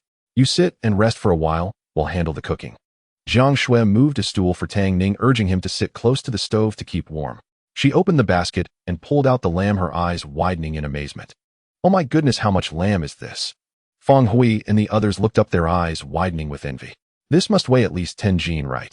Tang Ning, we can't eat this much. You'll have to take the leftovers back with you later. Jiang Xue was surprised for a moment, then quickly reined in her emotions. She cut off about a gene and tossed it into the water to wash. As she planned to throw the rest into the basket, Tang Ning swiftly stopped her. Sister Xue, no need to save it for me. We have plenty of meat for lunch today. Don't worry about the steamed buns. I also brought 2 gene of coarse flour for flatbreads. We can boil noodles too. Jiang Xue glanced at Tang Ning, then at Jiang Ai and the others who were eagerly eyeing the meat, and smiled. That works. She cut the remaining lamb in half, instructing Jiang Ai to use the flour Tang Ning brought to knead the dough. Let's make lamb noodles to eat. Everyone naturally had no objections. A few women cut vegetables, washed meat, kneaded dough, and tended the fire, their roles clearly defined and their cooperation seamless. Tang Ning found himself completely unable to help. Of course, even if he wanted to, the women wouldn't let him. Helpless, he could only sit on the stool listening to them busily chatting away. The conversation shifted from Tang Ning's morning beating of Tang Ning to lamb soup. Then it moved from lamb soup to customs of their hometowns before returning to lamb soup. Tang Ning was sweating profusely, restless. Jiang Xue noticed his flushed face and handed him a fan. It's too hot in here. Use this to fan yourself or go outside for some fresh air. They'll call you when the food is ready. Feng Hui chimed in. Yeah, Tang Ning, you should go out and cool off, but it's too stuffy in here. Although it was hot outside, it was much better than being in a stuffy, poorly ventilated room. Tang Ning glanced at the girls, each of whom was sweating profusely, even in short sleeves, their faces red like boiled shrimp. No way. On such a hot day, even if the meal was ready, he wouldn't have an appetite. He set down the fan and said softly, then he'll go outside for some fresh air. With that, he opened the door and stepped outside, taking the basket with him. The girls glanced at him, but no one paid him any mind, continuing with their tasks. Unexpectedly, not long after Tang Ning returned with the basket on his back, Jiang Xue looked at him in surprise. Why are you back? The food isn't ready yet. Go out and cool off a bit longer. Tang Ning turned around to close the door and smiled. You all are cooking for me. Isn't it unreasonable for me to go out and cool off? I brought you a good thing that will help you cool down. The four girls exchanged glances, speaking in unison. What good thing? Just as the words left their mouths, they saw Tang Ning pull out a small fan from the basket. Oh, is that a fan? Why is it so small? This is my first time seeing such a fan, Jiang Xue exclaimed, stretching out her hand to gesture. Hey, why doesn't it have a power cord? I thought fans needed to be plugged in to work. Li Wenwan searched around for the fan's power cord. Feng Hui was amused. Tang Ning, we don't have electricity here. Even if you have a fan, it can't be used to put it away. Jiang Xue frowned slightly, expressing her concern. Where did you buy this fan, Tang Ning? It's small and has no power cord. It can't possibly work. Were you tricked? Tang Ning chuckled and waved his hand dismissively. Sister Xue, I wasn't tricked. Don't be fooled by its small size. It has a powerful breeze and feels incredibly refreshing. Plus, it doesn't need to be plugged in, but it's solar powered. Just let it sunbathe for a while and it will work. The four girls widened their eyes. It can work just by being sunbathed. Is that for real? Without saying a word, Tang Ning pressed the start button. Everyone heard a buzzing sound as the fan blade slowly began to spin. With the push of another button, the blade spun faster and a refreshing breeze washed over them. The girls' mouths dropped open, their expressions one of disbelief. Heavens, it really is spinning. Oh my goodness, this is simply too amazing, but it's my first time seeing a fan that runs without being plugged in. Just as Tang Ning said, although it's small, it has a strong breeze that feels great. Tang Ning smiled and added, and it can oscillate too. Have you seen this little stick? If you poke it in, it will oscillate. Take it out, and it won't oscillate anymore. Wow, it really does. Jiang Xue tilted her head at him, her eyes sparkling. Tang Ning, where did you get such a good thing? Is it expensive? If it's not too pricey, I'd like to buy one too. Every day the temperature reaches 37 or 38 degrees. The surface temperature must be at least 50 or 60 degrees. It's no exaggeration to say that if you leave a raw egg out in the sun, it would be cooked in no time. At night it was impossible to sleep. But since the village had no electricity, even if they wanted to buy a fan, they couldn't use it. Now that they saw Tang Ning brought back a fan that didn't need to be plugged in, she was immediately tempted. With this thing they could finally get a good night's sleep. As the question arose, Feng Hui, Jiang Xue, and Li Wenwan all looked at Tang Ning with eager eyes. They were also curious about whether it was expensive. This fan was small, just right for one person. Plus it was portable. They all wanted one of these great items. Tang Ning smiled. Yesterday when I went to the black market to sell mutton, I came across a vendor selling small fans. They are not expensive, just 2 yuan each. If you want one, I can buy one for you next time I go to the black market. Seeing a nail on the wall, he directly hung the fan on it and turned on the oscillation mode. Instantly the hot air in the room was dispersed a bit. At least it was no longer as stifling as before. Oh, Tang Ning, is your heart only for your Xuejia? I want a small fan too. Jiang Ai, who was naturally sociable, had already regarded Tang Ning as her big brother in this short time. Hearing Tang Ning's words, she couldn't help but tease the two. Feng Hui and Li Wenwan exchanged glances and said in unison, exactly, Tang Ning, we want one too. You can't be biased. Jiang Xue's eyes were watery, feeling shy. She pinched Feng Hui's arm. You naughty girls, if you keep talking nonsense, I will beat you. Tang Ning chuckled and nodded repeatedly. Yes, everyone can have one. He secretly wiped the sweat from his forehead. This woman was indeed terrifying when gossiping. While they were talking, the water in the pot boiled, and everyone eager for mutton stopped teasing Tang Ning and Jiang Xue. Jiang Ai rolled out the white dough into thin sheets and cut them into noodle strips the width of her fingers. Jiang Xue blanched them to remove the gamey smell, washed them clean, and put them into the pot to simmer on low heat. Apart from the wild ginger and salt they had accumulated before, there were no other spices. Even so, the aroma of the stewed mutton still filled the entire kitchen. Fortunately, the educated youth station was on the outskirts of the village and was downwind, so there were usually not many people around. It wouldn't attract anyone's attention. After the mutton was tender, he added the noodles, then the cabbage, and sprinkled in some salt. After simmering for about 5 more minutes, it was ready to eat. Jiang Xue first scooped a large bowl for Tang Ning with plenty of meat and noodles, but less cabbage. In response, Feng Hui and the others only looked at the two with ambiguous glances and said nothing. After all, the mutton was Tang Ning's, and they were already very satisfied just to have a sip of the soup. Moreover, there was still more than half a pot of meat left, enough for them. Tang Ning took the bowl, without hesitation, picked up a piece of mutton, blew on it, and stuffed it into his mouth. As soon as he tasted it, he was nearly overwhelmed by the strong, gamey taste of the mutton. He had been spoiled by the fine foods of his past life. This wild goat meat, lacking spices and sesame oil, although stewed to a tender perfection, truly had an indescribable flavor. He looked up at the girls. After Jiang Xue served him, she then filled bowls for Feng Hui and the other 3, and only then did she serve herself. The girl carefully held the bowl, first sipping the milky broth, then biting into the mutton, chewing it slowly. Perhaps she found it delicious. Her dark pupils brightened, then curved into crescent shapes, eating with great satisfaction. Tang Ning could only smile bitterly and shake his head. It is indeed easier to transition from frugality to luxury than from luxury to frugality. At this moment, having something to eat was already quite good. Oh, why bother being picky? After eating at the educated youth station, Tang Ning was about to leave. Jiang Xue wanted him to take the leftover mutton, but he refused. I still have some. Leave the leftovers for you to eat. You need to supplement your nutrition since you're too thin. Tang Ning placed the mutton on the cutting board, picked up the backpack, and left. After all, this place was filled with girls, and as a man, if he were seen here, it could affect the girls' reputations. Jiang Xue watched his figure disappear before closing the door and turning back inside. Seeing her return, Fong Hui pulled out 2 yuan from under her pillow and handed it to her. Here, this money is for you. Next time you see Tang Ning, ask him to help me buy a small fan. Although it was all in jest, life was not easy for anyone right now. Asking Tang Ning for a favor was already a hassle, so they couldn't let him pay for it too. Seeing this, Jiang Ai and Li Wenwan each took out 2 yuan and stuffed it into Jiang Xue's pocket. Bring one back for us too. Jiang Xue grew anxious, pulling out the money to return it to them. You all asked him for help carrying things, not me. You can give him the money yourselves, or why give it to me? Huh. Li Wenwan pushed the money back to her and pulled her hand to sit on the bed, smiling. What do you think you should do? I think Tang Ning likes you. Hee, I think so too. The way he looks at you is different from how he looks at us. Plus, during dinner, he kept sneaking glances at you. I saw it all. Fong Hui sat on Jiang Xue's right side. Don't you have any feelings for him? I see you're quite attentive to him. We are just creating opportunities for you to get to know him better, aren't we? Jiang Xue stamped her foot. You all. I won't talk to you anymore. She buried her head in the bed, ignoring them. Only her 2 ears, which were sticking out, turned bright red, and her heart raced. Oh, little Xue is shy. Look, she's shy. Tang Ning, fearing he might run into someone on the way, took a shortcut home. Looking at the dilapidated house, he frowned. Living in a house like this is too dangerous. If it rains harder, it might collapse, and who knows, I could get buried inside at any moment. Who understands what family members go through? Traveling back to the 1960s, not starving to death first, but getting buried alive. This is too embarrassing. He must prioritize getting the house fixed. After thinking for a moment, Tang Ning cut 2 pounds of mutton and put it into his backpack. Instead of going home, he headed straight to the village chief's house. When Tang Ning arrived at Lu Chang's house, he was playing with his little granddaughter, making her spin a top.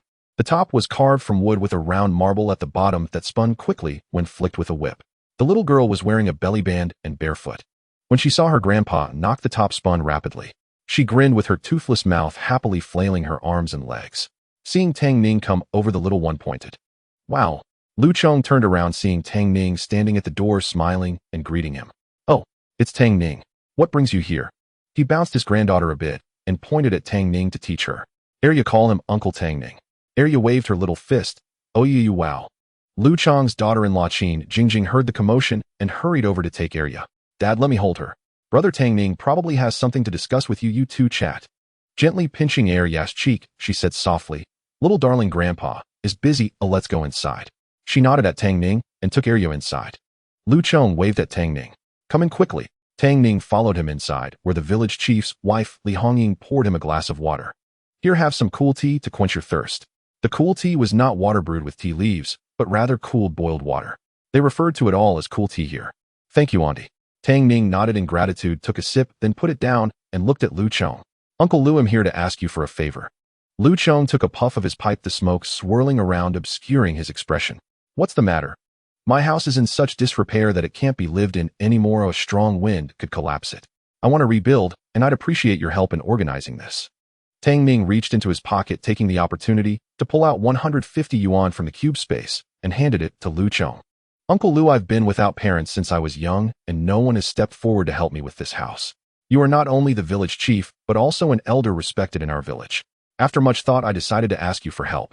Here is 150 yuan. Please help me find a few knowledgeable uncles to build 3 brick houses.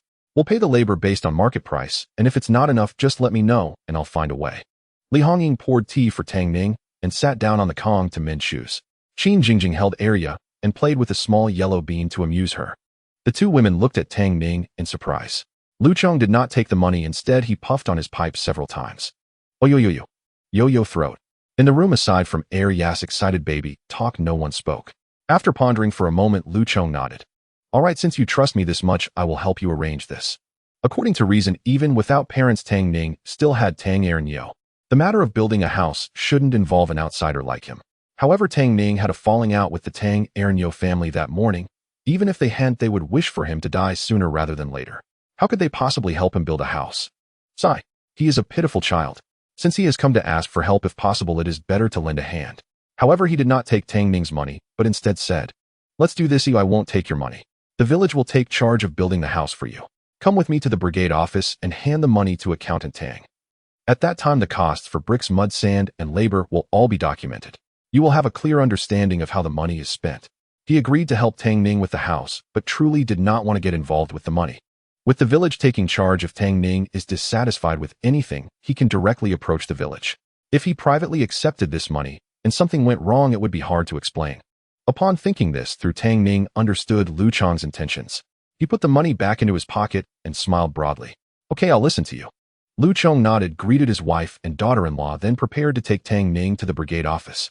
Tang Ning finished his tea in one gulp and took out 2 jean of lamb from his backpack, placing it on the table.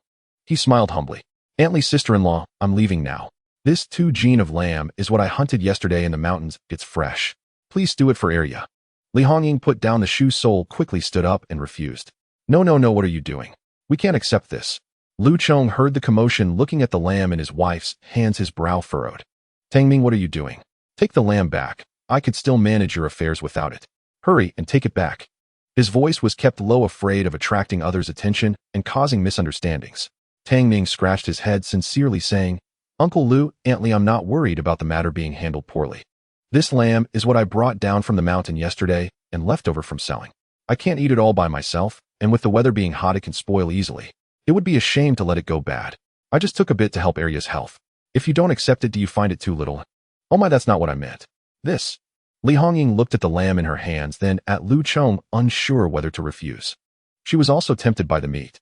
Although Lu Chong was the village chief, their living conditions were no better than anyone else's. They seldom got to eat meat throughout the year. But if they accepted it, the head of the household was the village chief. If others found out, who knows what they would say about their family. Lu Chong sighed. He knew Tang Ning said this on purpose. This child had only known how to work hard before. To put it bluntly, he couldn't hit a nail with 3 sticks. Unexpectedly, after falling out with the Tang Ning family, he learned to be more clever. After glancing at his wife, he nodded. "Since it's the child's kind intention, let's accept it." Li Hongying no longer refused and honestly accepted it, continuously saying, "This is too embarrassing. 2 jean of lamb could sell for several yuan." Tang Ning grinned. "It's all right, Aunt, I'm leaving now. Hey, take care." Li Hongying quickly put down the lamb and followed him to the door, only closing it after Tang Ning left. Once back in the house, he saw his daughter-in-law using her finger to dab some brown sugar and feed it to Arya. He hurriedly said, "Arya is still small, but she can't taste it yet. Make sure she eats more brown sugar. It will help with the milk supply for the baby." His daughter-in-law had just given birth, and for some unknown reason wasn't producing milk, leaving the baby often crying in hunger. That brown sugar was something the old man had worked very hard to obtain. Seeing the brown sugar on the table, he chuckled a couple of times. "Now that we have lamb at home, this is a good thing. When night falls, I'll secretly stew it for you. Drink it to supplement yourself and see if it helps with the milk supply." Qin Jingjing smiled faintly. "I'll listen to you. By the way, how did Tang Ning get money to build a house? He even took out 150 yuan all at once. Even if his father-in-law is the village chief, he wouldn't save that much money in a year."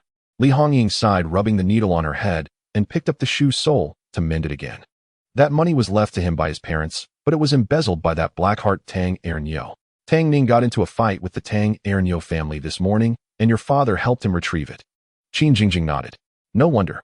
I thought Tang Ning didn't even have a decent set of clothes, but where did he get so much money?" While the mother-in-law and daughter-in-law were talking, Tang Ning arrived at the brigade office with Lu Chong. The village accountant Tang Wenshan was 31 this year and had attended school for a few years. At this moment, he was sitting at his desk writing something. Upon seeing Lu Chong and Tang Ning, he quickly stood up to greet them. "Village Chief Comrade Tang Ning, what brings you here? Please sit down." Saying this, he moved 2 benches in front of them. Lu Chong nodded, walked over to sit down, and asked Accountant Tang, "Is Old Zhang and Xiao Tian around?"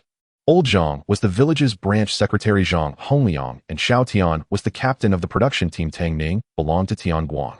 To discuss the matter of building a house for Tang Ning, it was necessary to consult with them, and having more people would help serve as witnesses. "Oh, they're here. I'll go call them right away." Tang Wenshan replied and hurried out of the accounting office, calling out at the door. After a while, 2 men, one tall, and one short approached. The tall one was Tian Guang, the captain of the production team, and the short one was Zhang Hongliang, the village party secretary. After exchanging a few pleasantries, Lu Chong brought up the matter of Tang Ning wanting to build a house. Lu Chong had a pipe in his mouth. Tang Ning's house really can't be lived in anymore. If it collapses one day, it could lead to a loss of life. What I mean is, let's organize in our village to help him build 3 brick houses. Saying this, he gave Tang Ning a knowing glance. Tang Ning immediately understood, pulling out 150 yuan from his pocket and handing it to Tang Wenshan. Accountant Tang, here is 150 yuan, please count it. Tang Wenshan looked at Lu Chong, then at Zhang Hongliang, and seeing Zhang nodding, he accepted the money and counted it. Zhang Hongliang glanced at Tang Ning, then looked at Lu Chong and Tang Wenshan, frowning. Isn't Tang Ning's plot too small to build 3 brick houses? They all understood Tang Ning's situation, and it truly was difficult. In the past, Tang Ning didn't strive for more, and the outsiders could only turn a blind eye.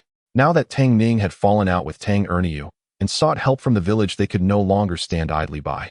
Otherwise, if the house really collapsed one day and someone died, they would be responsible. Hence, without further ado, Zhang Hongliang and Tian Guang agreed to help Tang Ning with building the house. Tang Wenshan pondered for a moment.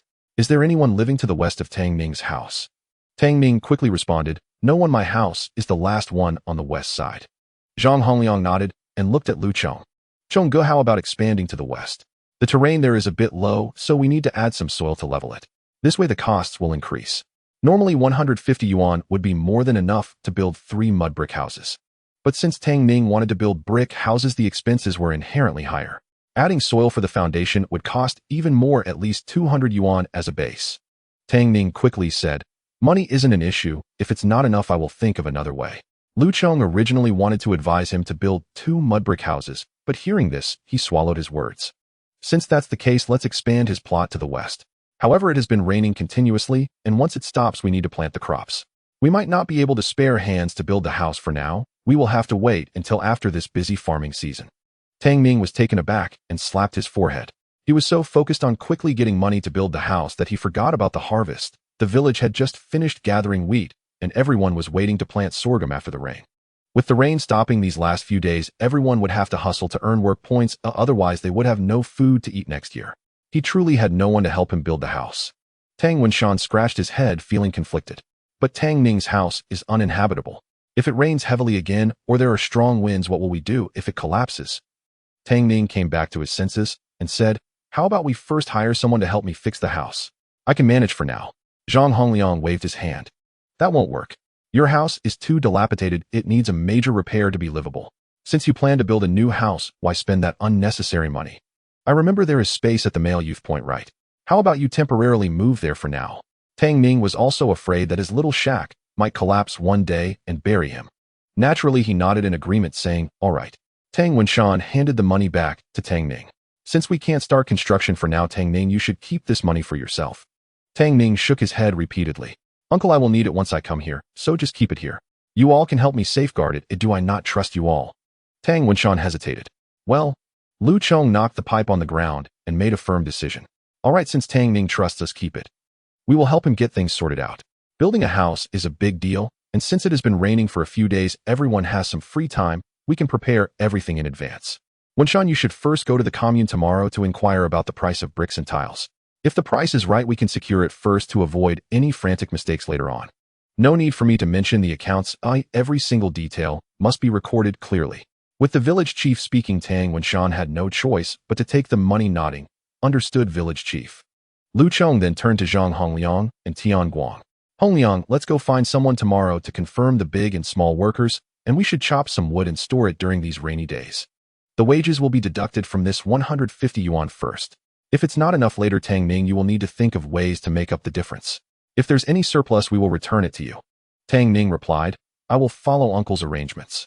Tian Guang said, then I will take someone to measure the plot tomorrow and see how far we can expand it, making some marks first. After leaving the village committee, it was already dark. Tang Ning bid farewell to the village chief and others before returning to his residence. He had eaten a lot at noon and hadn't exercised much, so he wasn't hungry. Sitting on a bed made of wheat straw, he chewed on a straw while contemplating his future plans, waiting for the system to refresh again. Having given Tang Wenshan 150 yuan, he was left with only 25 yuan. Clearly this amount was insufficient to build a house, so he would have to visit the commune again tomorrow. This time he planned to sell solar-powered small fans. After all, it was hot now and solar-powered small fans were considered a necessity, so they should sell well to the workers at the commune. Just as he was lost in thought, a flash of golden light suddenly appeared before him. Tang Ning's spirit jolted. The system had refreshed. Indeed, the cold voice arrived as expected. Ding, today's special discount lottery has refreshed. 1000 sets of 5-year simulated exams with 3 years of actual exam papers. 1000J, 25th generation stealth fighter jets. 1000 indoor smart humidifiers. 1000 mattresses. 1 pair of black stockings. What the heck? Tang Ning stared at the dazzling lottery page, his eyes wide open. Damn, he originally thought getting the Type 95 automatic rifle from the system was already impressive. He didn't expect that the J-20 could also be drawn, and it was 1000 units at that. This inevitably stirred his blood. The J-20, codenamed Mighty Dragon, only achieved its maiden flight in 2011. If he could draw this thing, he could directly crush the little beauties. Wouldn't life be great? However, for now, he could only hype himself up in his mind. The most important thing now was still to solve the problem of food and clothing. Even if he could draw the J-20, there was no way to turn it over to the state, nor could it exert its intended function. Thus, what he truly desired was actually those 1000 sets of mattresses. Oh, heaven pity me. He had been here for a few days sleeping while sitting, and had almost forgotten what a bed felt like. Today, the lottery ticket price is 15 yuan, said the system. Tang Ning rolled his eyes. System, are you eyeing my money? Is the host going to recharge? The system asked, ignoring the question. Recharge? Tang Ning replied irritably. Ding, congratulations to the host for successfully recharging 15 yuan and obtaining a special lottery chance. Now please. Before the system could finish, Tang Ning interrupted, start the lottery immediately. Ding, the lottery begins. The golden pointer spun wildly, eventually landing on a Simmons bed. Congratulations to the host for winning 1,000 Simmons beds. Until the control panel disappeared from view, Tang Ning was still reluctantly gazing at the J-20. Damn it, once I have the strength, I will definitely draw the J-20. With the J-20, who cares about the little things or daily life? My mom wouldn't even need to worry about it. Tang Ning opened the cube space. A brand new compartment automatically opened, revealing 1,000 Simmons double beds. To his surprise, each bed came with a double comforter and pillows. Tang Ning, the system is really considerate. He immediately took one out and placed it on the ground. The system followed his request and set the bed in a sheltered area. Tang Ning eagerly jumped onto the bed and bounced a couple of times. So soft, big and soft. He buried his head in the pillow and rolled around. The comforter was made of silk and down, light and soft when draped over him, simply too comfortable. Tang Ning was nearly moved to tears. He took out 4 solar fans from the space and placed them around the bed. Lying flat in a star shape on the bed, he felt the cool breeze coming from all directions, a smile of delight curling at the corners of his mouth. So comfortable. After a good sleep, it was already the next morning. Remembering that Tianguang would come over to measure the homestead, he hurriedly got out of bed. He stored the bed and fans back into the space. Then he took out a leftover whole roast lamb from the system and began to nibble on it slowly. The small dilapidated house had drafts everywhere, and the aroma of the lamb was blown away by the wind before it even spread. No need to worry about Tianguang coming over and smelling the scent. Not long after finishing breakfast, the sound of Tianguang's voice came from outside the yard. Tang Ning. Tang Ning turned his head and saw Tianguang and 2 young men standing outside looking at him over the low wall. They were both officials from the village, one named Zhang Tao and the other Lu Hong. Brother Guang, brother Tao, brother Hong. Tang Ning hurriedly ran out. The yard's main gate had been kicked to pieces by Tang Erniu, and he couldn't be bothered to fix it. As long as the main room had a door, it was fine. You're here so early, have you eaten? Come in quickly. Tianguang smiled. We've eaten, we won't go in. Let's quickly measure your homestead to estimate how many bricks and tiles you might need, and also let accountant Tang order the materials. He went to the commune early to check on the bricks.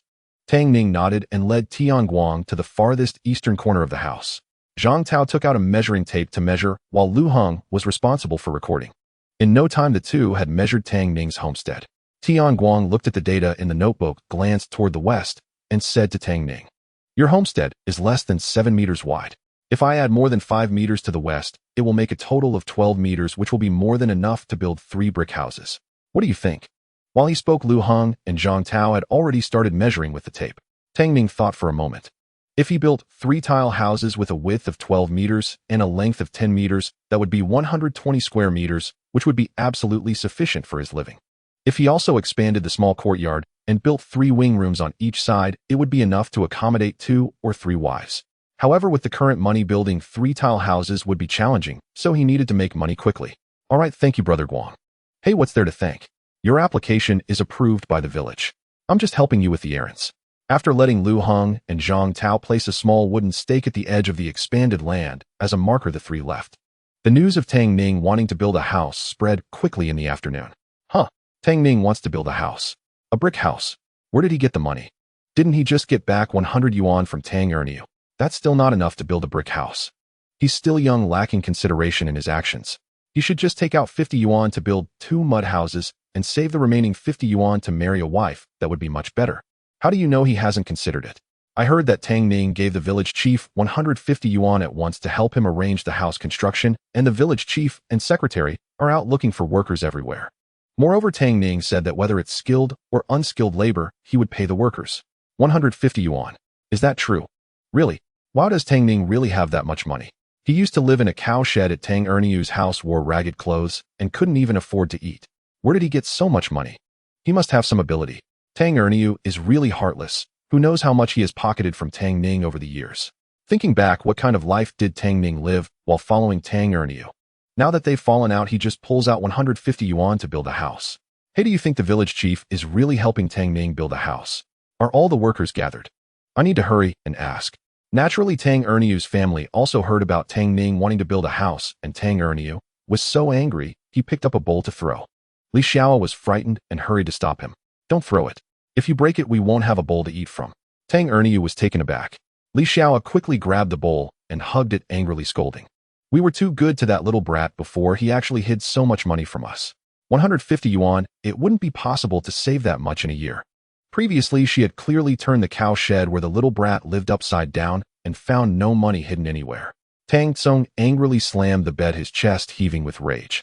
That little brat actually dares to use our money to build a house. Dad, are we just going to let this go? Tang inside. The village is helping that beast build a house. Can we still go to the brigade and cause a scene? In the evening, Tang Ning returned to the Huai Mountain commune with a backpack again. Inside the backpack were 30 solar fans Tang Ning had placed in advance. Covering it with a tattered cloth blocked the prying eyes of outsiders. The steel factory should still be open. The machines were roaring, and there were not many pedestrians at the entrance. The small vendors scattered around, their eyes constantly surveying the pedestrians on the road, taut with nerves ready to run at the first sign of trouble. When Zhao Yuqian saw Tang Ning, his eyes lit up instantly, and he hurriedly waved at him.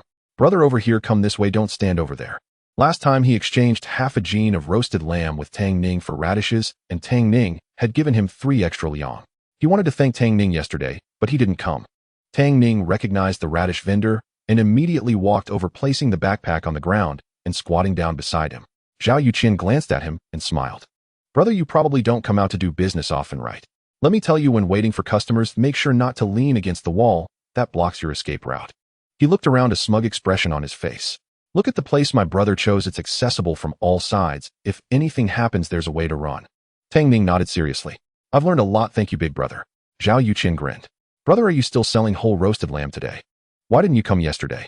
As he approached, the radish vendor eagerly sniffed and asked impatiently. Tang Ning shook his head.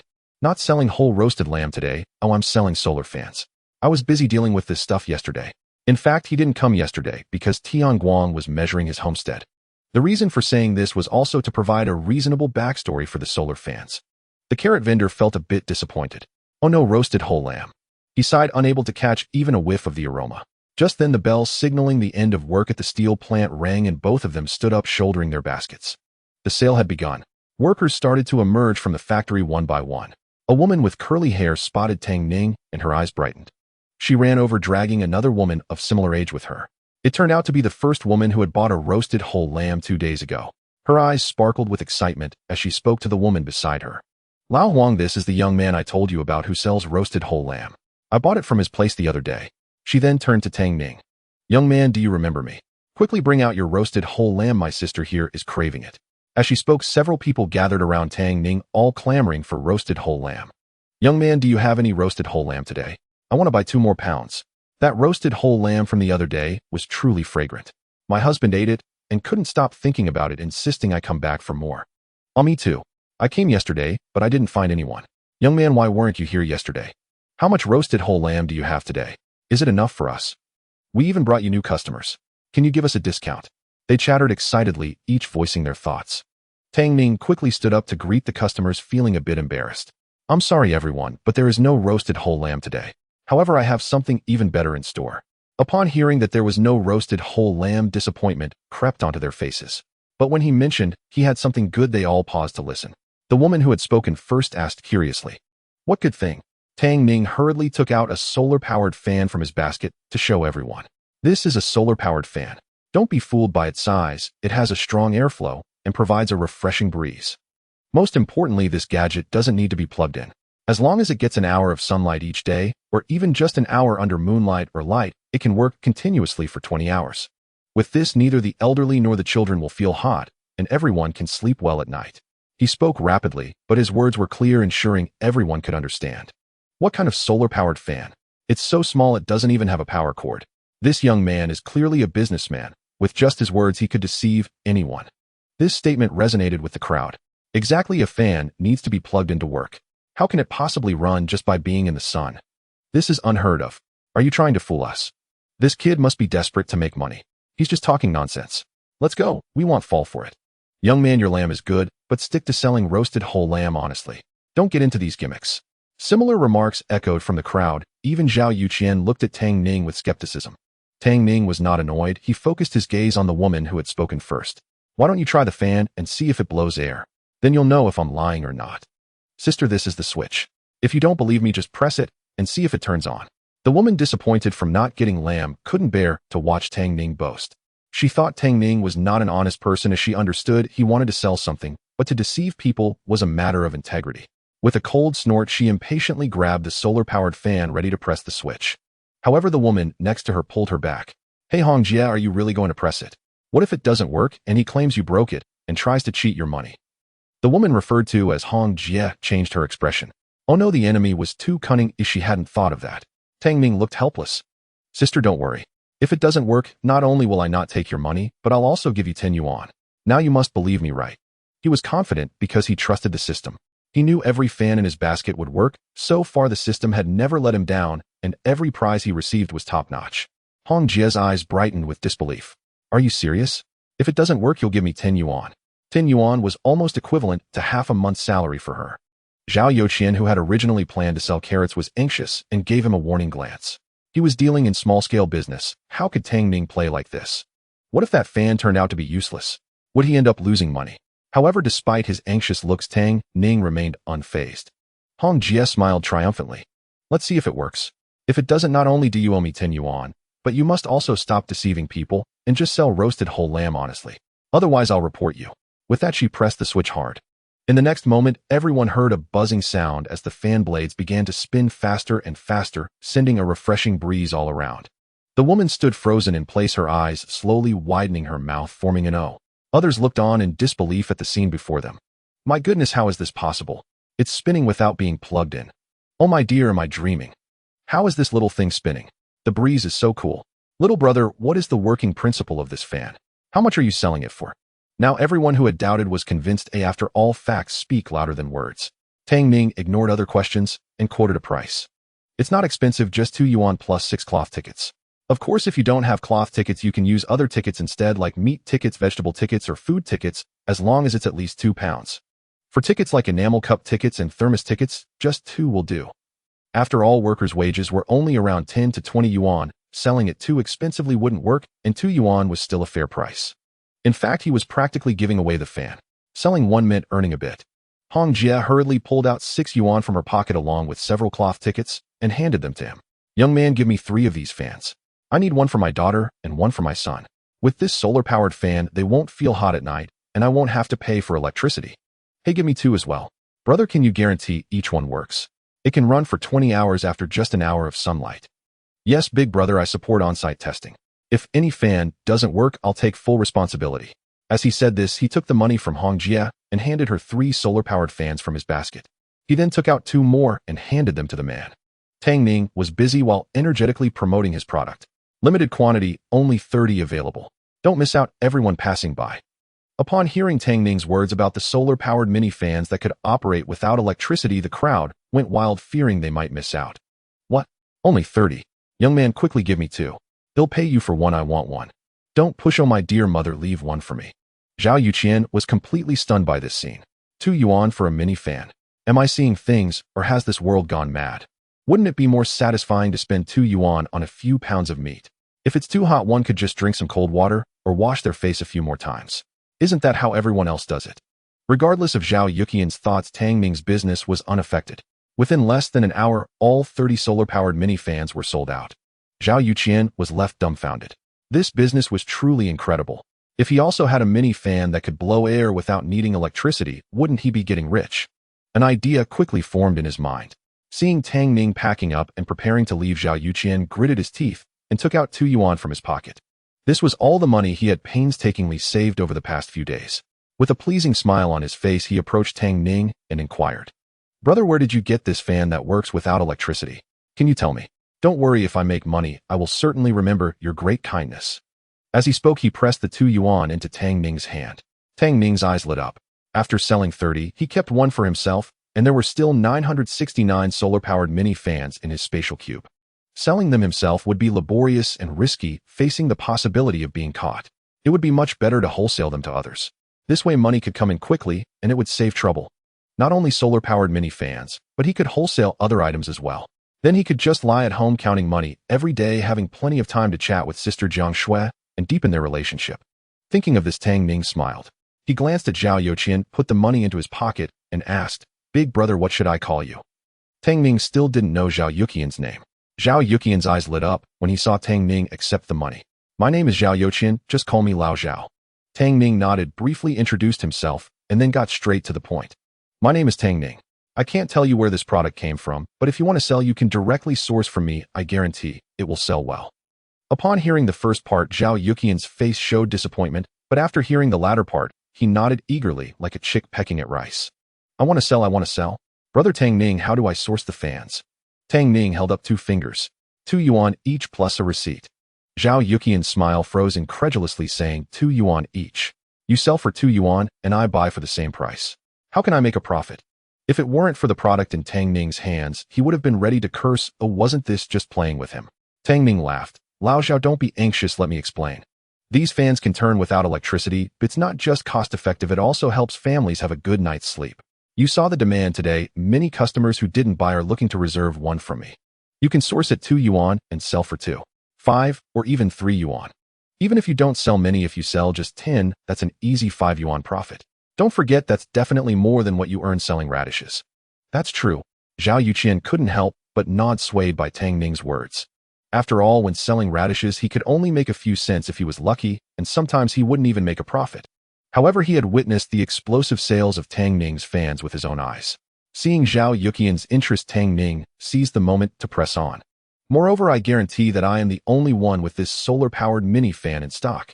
You will be the first to source from me, allowing you to seize the opportunity to sell in various communes, build your customer base, and quickly capture the market. By then, even if someone else tries to sell solar fans and compete with you, you will have already made a fortune and built a large customer base. No one could surpass you. Though he didn't fully understand the concept of market competition, he grasped the principle that opportunities are fleeting. Whoever is bold, who dares to think and act, will be able to get rich. Moreover, he had personally seen Tang Ning earn 60 yuan in just 1 hour. That was a sum he couldn't hope to earn in a whole year selling radishes. Imagining a day when he could also earn dozens of yuan in one day, his breathing became heavier. Zhao Yuqian, like he had been injected with adrenaline, suddenly grabbed Tang Ning's arm and said loudly, "Brother, don't say anything else. I want to work with you." He'll take 10 solar-powered mini fans. Although he wanted to take more, he could only afford this much with all the money he had at home. Furthermore, he couldn't put all his money into this. He had to leave some for emergencies at home. Zhao Yuqian reached into his pocket, and as expected, it was empty. His fighting spirit instantly turned to embarrassment, and his face gradually turned red. Brother, I don't have any money in my pocket right now. Can I pay you tomorrow?" Tang Ning smiled and patted his hand, comforting him. "Lao Zhao, don't worry, I don't have any stock right now either. Even if you had the money, I couldn't deliver. How about this? Tomorrow I'll prepare 10 solar-powered mini fans for you, and you can bring 20 yuan. We'll do a cash and carry deal. As for the 2 yuan you just gave me, we'll consider it a deposit. As long as you don't maliciously damage the fans or ask for a return. If you decide you no longer want to sell, I will return this 2 yuan to you." When he sold the solar-powered mini fans earlier, Zhao Yuqian had been watching the entire time. The basket behind him was already empty. While there were fans in his spatial cube, he couldn't just pull out 10 out of thin air. That would scare people to death. So he had to find an excuse to say he didn't have stock now and would supply Zhao Yuqian tomorrow. Zhao Yuqian then remembered that Tang Ning had sold out all his stock and nodded. All right, I'll listen to Brother Tang Ning. By the way, one more thing, considering you might not have enough cash for this first order, I won't require a receipt just to support your initial sale. But next time we have to be clear about the terms, the price is what it is. Tang Ning added. No problem, no problem. As long as I can make money, I will always ensure I don't shortchange Brother Tang on receipts in the future. Zhao Yuqian was overjoyed and nodded repeatedly. After negotiating, they exchanged addresses. Zhao Yuqian was from Zhao family village. Tang Ning was from Lu Tang village, named after the two predominant surnames Lu and Tang. The two villages were separated by a Zhangzhuang, and the distance was not far. They agreed to meet at the entrance of Zhangzhuang village around noon the next day. At that time, there would be fewer people, making it less likely to be spotted and avoiding unnecessary trouble. Zhao Yuqian naturally agreed repeatedly. Oh, and one more thing, Lao Zhao, I run a small business and do not offer credit. In the future, when you source from me, settle transactions in cash to avoid unnecessary conflicts. After bidding farewell to Zhao Yuqian, Tang Ning headed to the supply and marketing cooperative to begin a large-scale procurement. He bought everything that was lacking: towels, basins, shorts, and short-sleeved shirts, enamel jars, and soap. In the end, he purchased 30 jin of mixed grain flour, 20 jin of white flour, 20 jin of mixed grains, and some vegetables. Estimating that it would last him a while, he finally stopped. The 60 yuan earned from selling solar-powered fans was quickly spent, leaving him with only 30 yuan. After deducting the 14 yuan spent on a mattress, he had a total of 30 yuan and 2 jiao. Among the various tickets, the grain tickets were nearly depleted, but there were still some meat tickets, cloth tickets, and enamel cup tickets left. His trip to the commune had earned him more money than others would make in a year, yet he spent it just as quickly. However, he still had a large amount of unsold goods, allowing him to draw more supplies every day without worrying about financial troubles. He thought seriously, completely unaware that 5 sneaky figures had followed him. By the time he realized 3 masked men had already blocked his path. Instantly, Tang Ning furrowed his brows and instinctively scanned the area. This place was far from the commune, with no one in sight. Aside from him and the 5 masked men in front of him, there was no one else around, indicating that these men had followed him all the way. The leading man pointed at Tang Ning and arrogantly said, "Kid, if you don't want to suffer, hand over all your money and belongings." They had been eyeing him since he sold the roast lamb the day before, initially planning to strike at the right moment, but he didn't show up yesterday. Fortunately, today, they didn't wait in vain. As soon as Tang Ning entered the commune, they recognized him, watching him earn dozens of yuan in one night, and then buy so many things. The other men greedily stared at Tang Ning. "Kid, hand over the money and things, and we'll let you go. Otherwise." Tang Ning felt a laugh bubbling up in frustration. Just as he had managed to make some money against the odds, he had attracted such unwanted attention. What terrible luck. He pulled the scarf wrapped around his face up a bit more. Tang Ning replied coldly, showing some impatience. "I don't have any money, and I won't give my life away." The leading man's gaze hardened. "Huh. If you're disrespectful, brothers, let's go." The few men quickly surrounded him, brandishing their knives and axes, giving him no chance to escape. They were determined to get the money and belongings. Tang Ning remained expressionless, his gaze icy, as he reached into his backpack, discreetly pulling out a Type 95 automatic rifle from his space. He fired a shot into the air. The loud bang startled all 5 of them. They hadn't expected him to have a gun, their faces turning pale in an instant. Tang Ning held the gun with both hands, slowly sweeping the muzzle across the faces of the men. Whoever the gun pointed at instinctively dropped their axes or knives, raising their hands in surrender, cold sweat pouring down their foreheads. All right, good man, spare us. Let's talk it out." They were not real thugs. Sometimes they would also deal in goods at the commune. After seeing Tang Ning earn so much money these past few days, they had developed some crooked thoughts. They never intended to do anything serious to him, as it was their first time committing robbery, and they felt nervous. They thought about just beating him up and taking the money and goods. Usually when people encountered such situations, they would be terrified and obediently hand over their money. Who knew that Tang Ning was tough, and he had a gun in hand? Seeing their robbery fail and their lives at risk, some were so scared they wet their pants, trembling as they begged for mercy. "All right, good man, don't shoot. This is our first time. We won't dare again. We really won't dare." Some of them knelt directly before Tang Ning, crying and begging for mercy. Tang Ning looked coldly at the pleading men, crouched down, and patted the face of the leading man. "Don't let me see you again, Scram." Yes.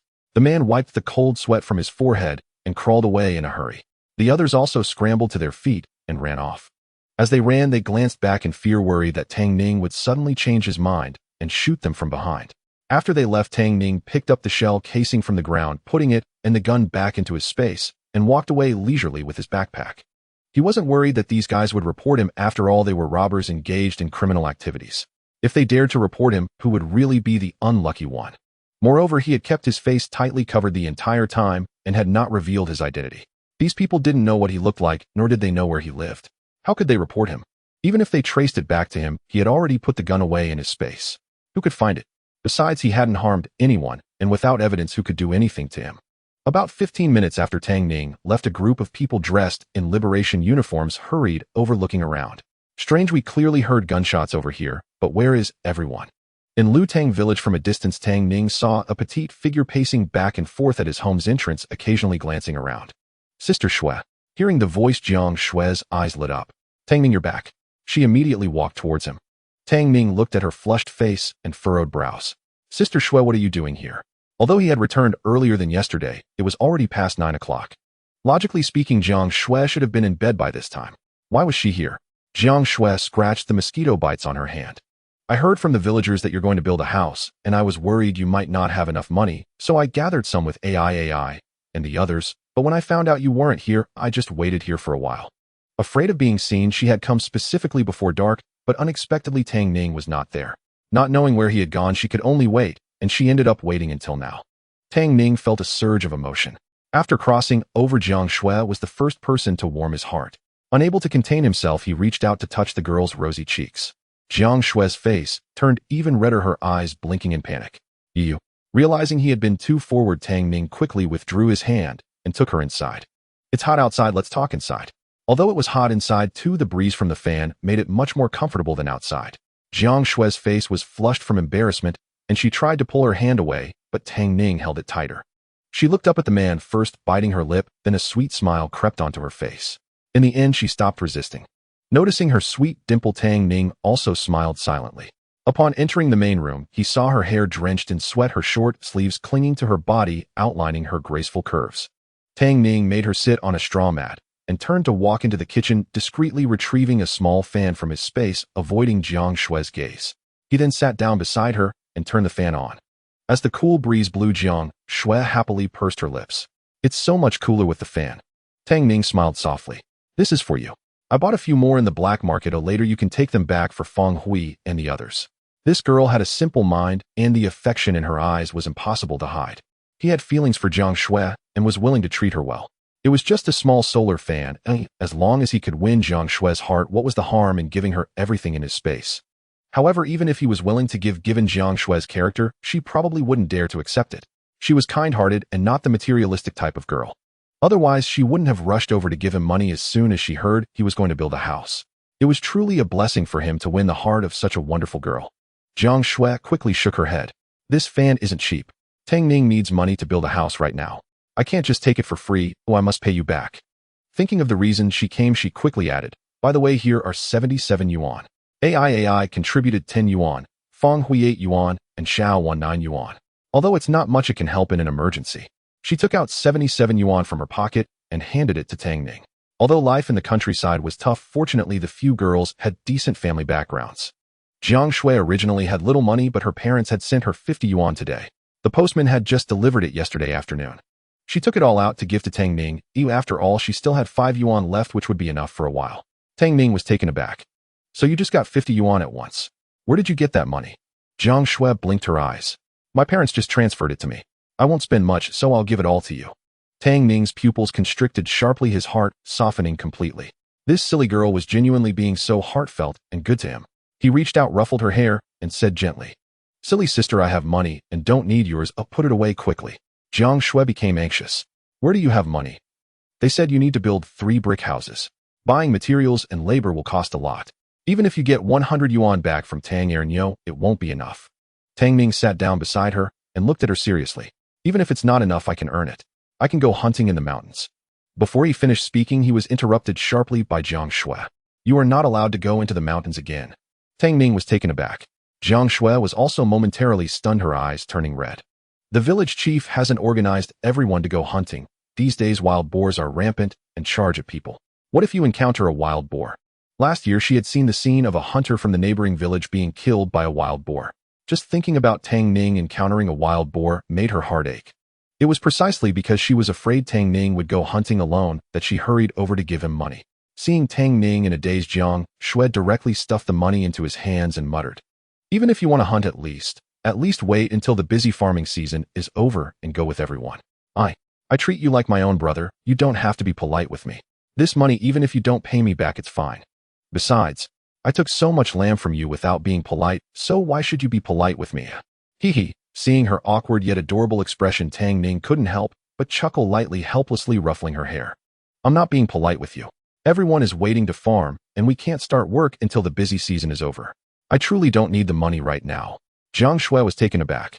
She really hadn't considered this issue. She was simply worried about Tang Ning needing money, so she hurriedly mobilized Feng Hui and the others to gather money for him. Hearing Tang Ning say this, her face immediately turned bright red. Tang Ning, however, smiled in satisfaction. "I know you care about me. When I need money, I will definitely be the first to tell you, okay? Quickly put the money away." Jiang Xue looked at the shabby house and didn't collect the money. Instead, she said with concern, "Even if we start working after the busy farming season, the house needs to be repaired first before anyone can live in it. Otherwise, I'm truly afraid that one day the house will collapse and it would be dangerous for you to be inside. Repairing the house will also require a lot of money. You should keep this for now. Also buy yourself a few clothes. Look at the clothes you're wearing. They're already too tattered to wear." Tang Ning chuckled. "Why would I repair it when the house is going to be torn down and rebuilt? The village chief said that during this time I should move to the male educated youth point, which will be closer to you, and I can see you anytime I miss you." In Lutang village, there were only 8 educated youths in total. 4 were female educated youths, and 4 were male educated youths. The village chief was afraid it would be inconvenient for males and females to live together, so he separated them into 2 courtyards. The male educated youth point was not far from the female educated youth point. There was just a wall in between, so they could look out for each other in case of any issues.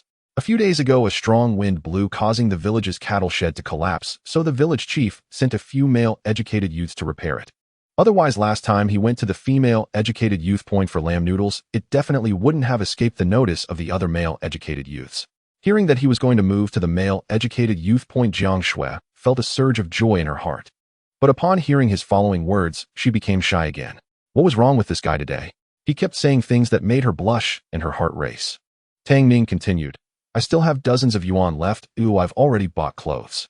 He was afraid Jiang Xue wouldn't believe him, so he deliberately took out a wad of money from his pocket to show her. The items in Tang Ning's space could easily be sold for daily living expenses and for building a house. Jiang Xue, a girl alone in a foreign place, could not accept his money. And he definitely couldn't accept Feng Hui and the others' money. It was the hardest to repay a debt of gratitude. Tang Ning returned Jiang Xue's money to her. "Put it away quickly." Seeing this, Jiang Xue had no choice but to relent. "Then I'll keep it for now, and when you need it, I'll give it back to you." She reached out to take the money from his hand. But Tang Ning wouldn't let go. Jiang Xue was taken aback, looking at him in confusion. "You?" Tang Ning grinned mischievously, suddenly leaning in just a fist's distance from her fair little face. Close enough to see the fine hairs on the girl's face. He watched as her face slowly turned red. "Sister, do you really treat me like your own brother?" His voice was unusually low-sounding, as pleasing as a cello. Jiang Xue felt a tingle in her ears, her heart skipped a couple of beats, and her eyes instantly glistened with a layer of water. I. Tang Ning chuckled, loosening his grip, and the money fell into Jiang Xue's hands. Jiang Xue blinked in a panic, clutching the money, and suddenly turning her head away, not daring to look at him again. Tang Ning tapped her shoulder and continued to tease. "But I don't want to be your brother. Do I like you, sister? Do you want to date me?" Under the blanket, Jiang Xue's face burned red, her breath caught, and her heart felt both flustered and shy. She truly couldn't understand. How could this person keep calling her sister while also saying he wanted to date her? Her heart was greatly impacted, yet she felt a strange joy. Seeing her shy like a little turtle, Tang Ning directly delivered a powerful blow. "If you don't speak, I'll take it as you agreeing." Jiang Xue suddenly turned her head sharply, hurriedly, trying to cover Tang Ning's mouth. "Don't say that. I didn't agree." Tang Ning squinted his eyes, holding her little hand. "Does sister not like me, eh?" Jiang Xue was taken aback. Does she not like him? If she didn't, why would she offend the Tang Erniu family for him? If she didn't like him, why would she rush to bring him food when she learned he was ill? If she didn't like him, why would she willingly give him all her money to build a house? She liked the man before her, but her upbringing made her too shy to express it. The girl blinked helplessly. The word, like, was on the tip of her tongue, yet she couldn't bring herself to say it, her eyes turning red with anxiety. Tang Ning kissed her palm and smiled. "If sister would like to date me, just nod your head." After all, Jiang Xue was a woman of this era, and it was normal for her to be shy about expressing affection. Even in later generations, many people were shy to speak of love and affection. He simply found her bashful demeanor adorable and teased her on purpose. Jiang Xue froze for a moment, frantically avoiding his gaze, then barely nodded, her heart racing. Seeing this, Tang Ning's lips nearly stretched from ear to ear. He embraced her from behind. Jiang Xue's body stiffened, but the next moment she relaxed against his chest. The two whispered sweet nothings to each other. Having come from a future world, Tang Ning naturally had more experience than Jiang Xue. With just a few words, he made her giggle, uncontrollably collapsing into his embrace. With beauty in his arms, Tang Ning, unlike Lu Xiahui, felt a reaction. He gazed intensely at the girl. Jiang Xue lifted her head from his embrace and met his eyes, which were filled with desire. She clenched her hands, feeling a wave of nervousness. But as she saw the man slowly leaning closer, she obediently closed her eyes, her delicate lips slightly parted, exhaling softly like orchids. Her silent consent ignited Tang Ning's passion. With a heavy gasp, he pressed down on her, holding the back of her head as their lips intertwined, all softness transforming into that kiss. Uncertain how long it had been, the girl let out a soft moan followed by a deep sigh. Tang Ning finally released her, burying his head in her neck to calm his emotions. Jiang Xue, once the house is built, let's get engaged. I can't wait to marry you. Jiang Xue's cheeks flushed after the recent affection. Her eyes shimmered like pools of water, shy yet timid. She was breathtakingly beautiful. Just a glance would enchant any man. The desire in Tang Ning's eyes deepened. If not for fearing to scare her, in later generations he would have already. Never mind, he shouldn't think too much. The more he thought, the more frustrated he became. Jiang Xue licked her lips, this time showing bravery. Okay. The moment she fell for him, she could no longer harbor feelings for anyone else, naturally wanting to marry him. However, she still needed to write to her parents to inform them. Tang Ning buried his face in her chest, laughing foolishly. Sister, you are really adorable. Seeing that it was getting late, Jiang Xue was afraid of being gossiped about, so she quickly pushed Tang Ning away, adjusted her clothes, and planned to head back. Fearing she might be hot, Tang Ning retrieved 5 solar-powered fans from his space and handed them to her. These are solar-powered fans I brought back for you. Keep 2 and give the others to Feng Hui and the others. Jiang Xue finally reacted and slapped her forehead. Oh right, they even gave me money, saying they didn't want you to suffer losses and asked me to pass it to you. Saying this, she took out 6 yuan from her pocket and handed it to him. This time Tang Ning didn't refuse and accepted it directly. After all, she wasn't his girlfriend, so receiving money was fine. Jiang Xue hugged the solar-powered fan to her chest and walked out with small steps. Tang Ning wanted to see her off, but was pushed back by Jiang Xue. It's too late. You've been busy all day and must be tired, so hurry and sleep. I'll go back by myself. After saying that, without waiting for Tang Ning to respond, she ran off. Tang Ning shook his head and could only close the door and return. By the time Jiang Xue got back to the youth station, Feng Hui and the others were already asleep, their heavy breathing filling the room. Jiang Xue stuck out her tongue and turned to close the door. Xiao Xue, you're back. The sound of the door closing still woke Feng Hui, who sat up from the Kong, looking at her with sleepy eyes. Jiang Xue felt a bit embarrassed and tiptoed toward her. Did I wake you? Feng Hui shook her head, squinting at her. What are you holding? Jiang Xue took out a solar-powered fan and handed it to her. Here, it's a solar-powered fan that Tang Ning brought back for you. Try it and see if it's cool. Feng Hui's eyes lit up, instantly wide awake, her voice rising a few notches. Quick, give it to me. I want to try it. The commotion roused Jiang AI and Li Wanwan, who turned over and grumbled in dissatisfaction. Xiao Xue is back. It's getting late. You two hurry up and sleep. Feng Hui had already turned on the solar-powered fan, directing the breeze towards her face. Feeling comfortable, she quickly urged the others when she saw they were awake. Hey, don't sleep yet. Xiao Xue brought back the solar-powered fans. Hurry and try them out. What? Jiang AI and the others sat up straight from the Kong, instantly alert. Xiao Xue, give me one. I want to try it. It was too hot, and with the windows open, mosquitoes came in, while keeping them closed was suffocating. They were either awakened by the heat or by mosquito bites every night and could no longer stand it. Thus, the past few days they had been eagerly waiting for Tang Ning to hurry up and help them by solar-powered fans. Jiang Xue smiled and took out 2 more fans to give to Jiang AI and Li Wanwan. Hurry and turn them on, they'll cool you down. The 3 quickly opened the packaging of the solar-powered fans, pressing the power button to turn them on. Instantly, they were enveloped in a wave of coolness. Jiang AI, wearing only shorts and a tank top, lay on her side on the bed with the solar-powered fan in her arms, her waist slightly sinking, her bottom slightly raised, showcasing her exquisite curves. She pinched her delicate waist with one hand and playfully winked at the other girls. Oh, it's so cool. I can finally sleep well. Do you think I'm beautiful? Jiang Xue and the others burst into laughter. Ha ha. So beautiful, stunning with curves in all the right places. Even if I were a man, I would be enchanted by you. With the playful spirit rising, Li Wenwan and Feng Hui also mimicked her, starting their own runway show on the bed. The thin summer clothing allowed them to showcase their figures perfectly.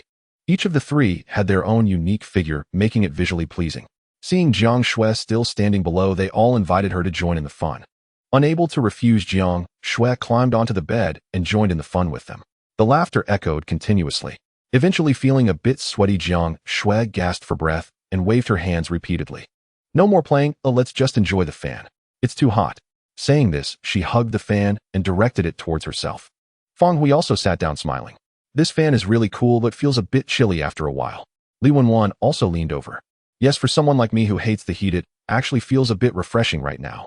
Jiang Ai contentedly stroked the fan. As long as it's convenient to use, just let it sunbathe when it runs out of power and there's no need to pay for electricity. Several girls huddled together whispering. Jiang Xue suddenly slapped her forehead. Right, Tang Ning will only start building the house after the busy farming season. He won't need the money for now, so I just took it back. AI has 10 yuan, Hui Hui has 8 yuan, and Xiaowan has 9 yuan. You all counted out. She handed the money to each of them. The money for the solar-powered fan was given to Jiang Xue by the group from the start. This money was gathered by them to help Tang Ning build his house, and Jiang Xue hadn't touched it, so she returned it all to them. Feng Hui and the others received the money and couldn't help but tease her a few more times. Why did you come back so late after giving him money? Don't tell me you gave yourself to him as well. Jiang Xue covered her burning face, glancing at the others, feeling shy. He said he wants to date me. The girls screamed, their eyes sparkling with gossip. So did you agree? Jiang Xue bit her lip. I agreed. Not only did she agree, but he also took advantage of her in a domineering way. Remembering the man's passionate and fiery kiss, her heart raced wildly. The three girls exchanged knowing smiles. Well, we'll be waiting to celebrate your wedding. Just as she finished speaking, a knock sounded from outside the courtyard. The girls paused, glancing at each other for a moment, and Feng Hui called out, Who is it? A deep male voice came from outside. It's me, Li Yaowu. I heard some noise from this side and came to check. Jiang Xue, are you okay? Feng Hui glanced at Jiang Xue. It's Li Jiqing. Jiang Xue frowned slightly and called out towards the outside. I'm fine. We can't sleep just playing around. It's too late for us to open the door for you, Li Jiqing. You should go back to sleep. Li Yao's voice quickly responded. Okay, as long as you're fine, I'll head back then. You. Make sure to close the doors and windows properly so mosquitoes don't bite you. After waiting for a moment and receiving no further response, Li Yao's expression showed disappointment as he turned to leave. Jiang Ai leaned over the window to take a look outside, hearing the sound of splashing water, then turned back. He's gone. She dashed and jumped onto the bed sitting beside Jiang Xue and said, Xiao Xuejia, does Li Yaowu have a crush on you? All four of us girls, every time something happens, he only asks you. Hey. Feng Hui gave her a light slap disapprovingly. Keep your mouth shut in front of Tang Ning. Xiao Xue is dating Tang Ning, don't let him misunderstand later. Jiang Ai blinked, then clapped her mouth shut. See, I won't say anything. Jiang Xue straightened the blanket, muttering. Regardless of whether he has feelings for me, I definitely don't have any for him. I'm clean and pure, Tang Ning won't misunderstand me. I'll clear things up with Tang Ning tomorrow. Jiang Xue felt quite troubled. She sensed Li Yao's interest in her. However, she felt nothing for him and intentionally avoided him, trying her best not to have any contact. Even when they inevitably met while working, she tried to pull Feng Hui and the others along, avoiding any unknown interaction with Li Yaowu. Sometimes she would directly show her displeasure, but Li Yaowu seemed oblivious to her expressions and kept approaching her several times. It was quite bothersome. Tang Ning was unaware of what was happening at the girls' commune. At this moment, he was lying in bed waiting for the system to refresh. I wonder what good things will be available today. Just as he finished speaking, a flash of golden light appeared before him. Ding, today's lottery update is as follows. 1 bottles of car air freshener, 1 realistic dolls for home buddies, 1 range hoods, 1 smart luxury massage chairs, 1 boxes of non-toxic mosquito coils. Today's lottery price is 2 dimes. Oh. System, you finally had a moment of conscience today.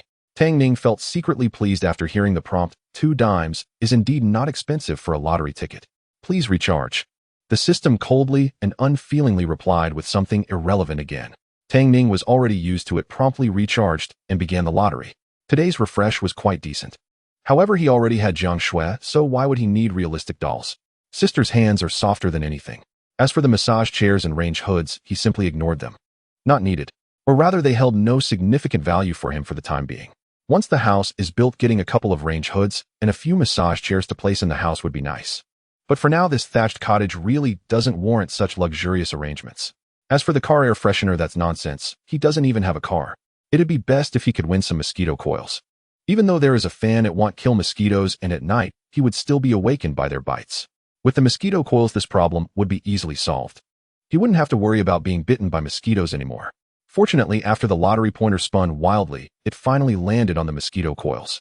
Ding! Congratulations to the host for successfully drawing 100 boxes of non-toxic mosquito coils. A flash of golden light, and the lottery panel disappeared. A compartment in the magic cube space automatically opened, revealing 100 boxes of non-toxic mosquito coils, with 40 coils in each box. Tang Ning opened several compartments beside it. 996 roasted whole lambs. 999 special antipyretic medicines. 964 solar-powered small fans. 10095 style automatic rifles. 1000 double beds with Simmons mattresses and 4-piece bedding sets. A dissected goat. 1000 boxes of non-toxic mosquito coils. Several dozen pounds of mixed grains flower pots pans, and a pair of cloth shoes. Also, there's 36 yuan and some receipts, which is all of Tang Ning's wealth at the moment. Although the cash isn't much, if he sold all these things, he couldn't say he'd be as rich as a country, but he could say there wouldn't be anyone in the entire Lu Tang village richer than him. Thinking about how he hadn't eaten yet, Tang Ning quickly pulled some firewood from the wood pile and arranged it into a small fire. He took out a jar from the space, filled it with water, and added some mixed grains, hanging it over the fire to cook. Dinner consisted of grain porridge and roasted whole lamb, filling his stomach round. He directly put the unfinished porridge into a bowl and stored it in the magic cube space. The magic cube space keeps it warm and fresh, so he can take it out tomorrow morning and drink it directly without reheating. After cleaning the jar and tossing it into the space, Tang Ning took a cold shower and changed into the new vest and shorts he had bought. He lit a coil of mosquito repellent on each side of the bed and turned on the solar-powered fan to blow towards the bed. Only then did he contentedly burp and lie down in bed, comfortably falling asleep. The mosquito coils burned for a long time, easily lasting 7 or 8 hours. When he was dozing off, Lu Chong came over. "Is Tang Ning at home?" Just as he was about to reply, Tang Ning suddenly remembered the big bed beneath him and the small fan, instantly waking up. He hurriedly crawled out of bed, packing the bed and the down comforter as well as the fan into the space. Only then did he rush to the door to respond. "I'm here, Uncle Lu." As he spoke, he slipped on his cloth shoes and ran to the yard to open the big door. "Uncle Lu, why did you come so early?" Lu Chong glanced at his messy hair with remnants of sleep still in his eyes, clearly just having been woken up by himself. A hint of surprise quickly flashed in his eyes. "You haven't gotten up yet." This child usually wakes up early, getting busy even before the roosters crow. This was the first time Lu Chong had seen Tang Ning sleeping in. Thinking about it, Tang Ning had always been bullied at Tang Ernia's house. Even if he wanted to sleep in, it wouldn't have worked. Now that he had finally escaped from the Tang Erniu family, he was naturally living more freely. Tang Ning awkwardly scratched his head. Which young person in later generations does not enjoy sleeping in? This is a common practice. Besides, Jiang Xue left his place close to midnight, and by the time he finished dinner, drew his lottery, and went to bed, it was nearly 4 o'clock. All in all, he had slept for less than 8 hours. Yet the words he spoke were, "It's hot outside, uncle, please sit inside. If there's anything, we can talk slowly in there." While saying this, he moved to the side to let him in. Lu Chong waved his hand. "I won't go in. I see that the sky is overcast, it might rain. The longer you stay here, the more danger you face. After thinking it over, you should move to the male youth point today, without delay. I already informed them over there when I came, and Li Yaowu and the others should have prepared a room for you. Check if there's anything you need to bring, pack it up quickly, and they'll take you over." The 2 pounds of mutton Tang Ning provided were secretly stewed by the old woman for the daughter-in-law to drink last night. Today the daughter-in-law's milk was flowing and the baby was not crying. He felt grateful to Tang Ning, and his regard for him deepened. Worried that Tang Ning might feel awkward moving to the youth point alone, he specifically came to personally take him there. Tang Ning was taken aback. He originally planned to move over by himself at some point, but he did not expect Lu Chong to come personally to take him. Since it was a kind gesture, he naturally felt thankful. He quickly nodded. "All right, not much to take, just wait for me a moment while I pack up." Seeing Lu Chong nod, he hurriedly ran inside. He washed his face with cold water and brushed his teeth. The mosquito coil had burned out, so he kicked the ash away with his foot and tossed the mosquito holder into his space. He packed the toothbrush, toothpaste, face towel, soap, and a jar into the backpack. Then he took out a bowl and a pair of chopsticks from his space and added 5 pounds of mutton. He carried out 2 quilts on his shoulder, which he would spread on the bed later. As for the grains and flour, he did not take them out. These things were for his private consumption and should not be publicly displayed. After all, in these years of famine, food was scarce. If others knew he had food, it would easily invite trouble. When Lu Chong heard the noise, he turned around and saw Tang Ning carrying the backpack, holding the wash basin, and struggling out with 2 quilts. His eyes widened in surprise. Although he verbally told Tang Ning to pack up, he actually thought Tang Ning had nothing much to bring.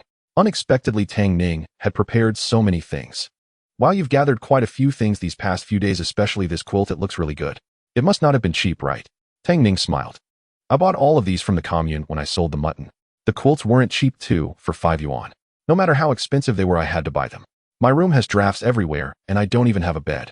I can't sleep on the ground bare-chested. So I had to buy 2 quilts just to make do. Lu Chong gasped. 5 yuan for 2 quilts. My goodness, he would only earn 7 or 8 yuan if he didn't eat or drink for a month. Plus the pot bowls and utensils in the backpack. Didn't Tang Ning spend over 10 yuan in these few days? But Tang Ning was right. No matter how expensive, he had to buy them, otherwise sleeping would be an issue. In his heart, he cursed Tang Ernyu for being heartless. After all, he was the son of a lifesaver. How could he bear to bully a child like this? The topic was too heavy, and fearing Tang Ning would feel sad, Lu Chong quickly changed the subject. By the way, yesterday, I helped you and Uncle Hong Liang gather all the workers, 4 strong workers and 8 helpers. It rained these past 2 days and everyone was free, so I arranged for them to go up the mountain to chop wood. We can't start work yet. Chopping wood doesn't differentiate between big and small workers. The pay is uniformly 3 dimes a day. Once we officially start, we can raise the wages for the big workers by 2 dimes. What do you think? Tang Ning nodded and joked, sure, I don't understand these things, uncle, you can decide. He'll just laze around and make sure to provide you with enough funds. If the money isn't enough, just let me know anytime, and he'll go into the mountains to catch some game to sell. Although he was speaking casually, Tang Ning's trust made Lu Chong happy. He smiled and pointed at Tang Ning. You brat, are you not attentive enough to building your own house? Come give me the backpack and wash basin, I'll carry them for you. Since there wasn't much stuff, the backpack wasn't heavy. Tang Ning didn't hesitate and handed everything over to Lu Chong. With the quilt in his arms, his left hand was freed, making it easier to walk. The two chatted along the way and soon arrived at the male youth point. Tang Ning did not expect Jiang Xue to be here as well. Upon meeting his gaze, Jiang Xue inevitably recalled the scene of their shared feelings last night, and a blush crept onto her cheeks. Village Chief Tang Ning, you guys are here. Feng Hui and a few girls saw the two exchanging affectionate glances, as if only having eyes for each other, and they all covered their mouths, giggling. Lu Chong nodded. Tang Ning grinned, glanced at Jiang Xue, and then looked at the other girls. Sister Xue, what are you doing here? Feng Hui chuckled. The village chief said you were moving over today, so we came to help clean up, right, Xiao Xue? Jiang Xue's face turned red as she quickly glanced at Tang Ning, and then turned her gaze away. Her shy demeanor amused Tang Ning. Li Yaowu observed their interaction, and suddenly felt an ominous premonition arise in his heart. He also began to dislike Tang Ning. Tang Ning, our room is full. There are no extra beds. Your room is to the west. There is a bed inside, but it was originally for storing clutter. You didn't inform us in advance about moving over. In this rush, we a few rough guys can move things, but we really can't manage the delicate cleaning work. I have no choice but to ask Jiang Xue and the others to help. The implication was that Jiang Xue came to help out of goodwill for him, and it had nothing to do with you, Tang Ning. You don't think too much about it. Innately, Tang Ning was very sensitive to others' emotions. As soon as Li Yaowu spoke, he sensed the hostility directed at him. Why? After crossing over, this was the first time he met Li Yaowu. Moreover, the original owner's memories did not indicate any feud with Li Yaowu. Before he could ponder this, Lu Chong was already waving at him from the doorway of the west room. Tang Ning, come over and take a look at your room. Evidently, while they were talking, Lu Chong had already gone to the west room to drop off his things. Tang Ning glanced at Li Yaowu, acknowledged him, and walked towards the west room. Jiang Xue quickly followed. Feng Hui, Jiang Agi, and Li Wanwan followed closely behind. Li Yao's expression was grim. The remaining 3 male educated youth were named Liang Aijuan, Liang Cheng, and Zhang Wentao. Having spent several years together with Li Yaowu, they naturally understood his feelings for Jiang Xue. Seeing Tang Ning immediately attract the attention of all the female educated youth, Zhang Wentao felt a twinge of resentment. He walked up to Li Yaowu, his face full of displeasure. Yaowu, why do I feel that Tang Ning's gaze towards Jiang Xue is inappropriate? Does he like Jiang Xue? Jiang Aijuan raised an eyebrow in surprise. Yaowu, you need to watch out for that kid. Be careful, he doesn't try to steal Jiang Xue from you. Liang Cheng crossed his arms, speaking disdainfully. Does he dare? That coward Tang Ning could never muster the courage to speak back, even when insulted to his face. How could he possibly dare to compete with Yaowu for a woman? Unless he no longer wants to live. Jiang Aijuan glanced at him. That may be, but why do I feel like Jiang Xue's gaze towards Tang Ning is also a bit off? Zhang Wentao gasped, exchanging glances with Liang Cheng, both speaking in unison, "No way." Li Yaowu clenched his fist, his chest heaving violently, gritting his teeth. "Jiang Xue can only be mine. I want to see if he dares to play tricks under my nose." After saying that, he lifted his leg and headed towards the west room. The others exchanged glances and quickly followed suit. At that moment, Tang Ning and the others had already entered the west room. The west room was about 10 square meters, clean and tidy thanks to Jiang Xue and the other girls. Upon entering, one could see a wooden bed with a straw mat laid on it. Next to the bed was a small wooden table on which were a backpack and a wash basin. It was obvious that these items had just been placed there by the village chief. Aside from that, there was nothing else in the room. Lu Cheng took a puff of his dry smoke and exhaled smoke rings, speaking in a calm voice. "Although it's a bit rudimentary, it will keep out the wind and rain without any issues. The main thing is safety. Before the house is finished, you can stay here with peace of mind and get along well with Li Yaowu and the others. You can look out for each other in case of any issues." Tang Ning placed 2 down comforters on the bed and smiled, replying, "I understand, Uncle Lu." Lu Cheng gave a few more reminders before leaving. A few young people stayed behind to get acquainted with one another. Feng Hui, Zhang Yai, and Li Wanwan had long noticed Tang Ning's down comforters. After the village chief left, they eagerly gathered around the down comforters, chattering excitedly. Jiang Xue helped Tang Ning organize the items from the backpack. She appeared to embody the image of a virtuous wife and good mother. "Later, let's use some newspapers to cover the windows and also the wall next to the bed so as to prevent dust. Oh, and let's burn some mugwort. You'll be able to sleep well tonight." As soon as Li Yaowu arrived, he saw Jiang Xue speaking affectionately with Tang Ning, and jealousy instantly filled his eyes. He said coldly, "We don't have any newspapers to cover his windows, nor do we have mugwort for him to use." Jiang Xue was taken aback, turning to look at Tang Ning along with him. Li Yaowu walked in with his arms crossed, followed by Liang Cheng and the others. Jiang Xue frowned. "No newspapers? How could there be no newspapers? Aren't your windows covered with newspapers? And there's a pile of mugwort right at your door." Li Yao's gaze fixed on Tang Ning, his hostility towards him unmasked. "Those newspapers belong to us. Our walls also need to be redone, and we don't have enough for ourselves. As for the mugwort, we went into the mountains ourselves to gather it. With the busy farming season approaching, everyone will be working. Who has the time to gather mugwort every day? Those are all for our own use. Tang Ning, you should feel embarrassed to take our mugwort, right? You're so capable, why don't you just go into the mountains and gather it yourself? Otherwise, this summer we'll all be bitten by mosquitoes alongside you." If Jiang Xue still couldn't see that he was targeting Tang Ning on purpose, she would be foolish. Her expression darkened. "Forget the newspapers, it's still raining outside. How can you expect him to go into the mountains to gather mugwort? Li Yaowu, aren't you being too much?" Her defense only fanned the flames. Li Yaowu mocked. "Didn't he just catch a goat on the mountain a couple of days ago? How come he can't go into the mountains to gather mugwort?" Liang Cheng chimed in, "Exactly. That mugwort was hard-earned, why should we give it to him just because he opened his mouth?" Zhang Wentao looked at Tang Ning and said, "I can let you use it for 5 mao per gene. Pay up, and the mugwort is all yours." Jiang Ijuan had a look of him doing this for your own good. "Tang Ning, I think you should just go gather mugwort from the mountains. After all, you've just been kicked out by the Tang Erniu family, and you have no money." Jiang Xue was about to argue further when someone pulled her back from behind. She turned to look at Tang Ning. Her small face flushed with anger, her eyes filled with a mix of emotions, anger, guilt, and heartache. Feng Hui and the others also noticed the situation and hurried over to scold them. "Li Yaowu, the village chief, just reminded you to get along well. You start bullying people the moment he leaves." "Exactly, it's just a bit of mugwort and some newspapers. They're not precious items. Once the rain stops, Tang Ning can gather some and return it to you. Whose mugwort can be sold for 5 mao a gene? Why don't you go rob a bank instead?" Li Yaowu glared at the tightly clasped hands of Jiang Xue and Tang Ning, his face darkening as he sneered. "I didn't force him to pay air. If he doesn't want to pay, he can gather it himself from the mountains. Anyway, we don't have any mugwort to lend him." After saying that, he provocatively glanced at Tang Ning. "Tang Ning, you need to decide whether to buy the mugwort from us or go chop it yourself. Don't hide behind a woman like a coward." Tang Ning shot him a cold glance. "Buy? I wouldn't even use your mugwort if you gave it to me for free. Oh, I find it irritating to the eyes." Li Yaowu thought he was going to gather mugwort himself and pointed at him. "Good, you said it. Let's see if your backbone is as strong as your mouth. Don't come begging me for mugwort later. The mountains aren't easily accessible after all. Not to mention the possibility of encountering wild boars. The slippery path could lead to a fall off a cliff, leaving no trace behind. Thus, unless absolutely necessary, no one would venture into the mountains. And one more thing, consider this a warning. Don't covet what doesn't belong to you." After giving Tang Ning a cold look, Li Yaowu turned and left. Liang Cheng also pointed at Tang Ning and threatened, "Tang Ning, Don't let me catch you stealing our mugwort and newspapers, otherwise don't blame me for being rude." After saying that, he hurried after Li Yaowu. Zhang Wentao and Jiang Ijuan followed closely behind. What kind of people are they? Bah! Jiang Ai couldn't help but spit. Jiang Xue trembled with anger as she looked at Tang Ning. "Tang Ning, don't be afraid, we should still have some newspapers on our side. It should be enough for you to cover the windows, and as for the mugwort, we have some left too. You can take some from us later. Once the weather improves, I'll go with you to gather some herbs to make up for it.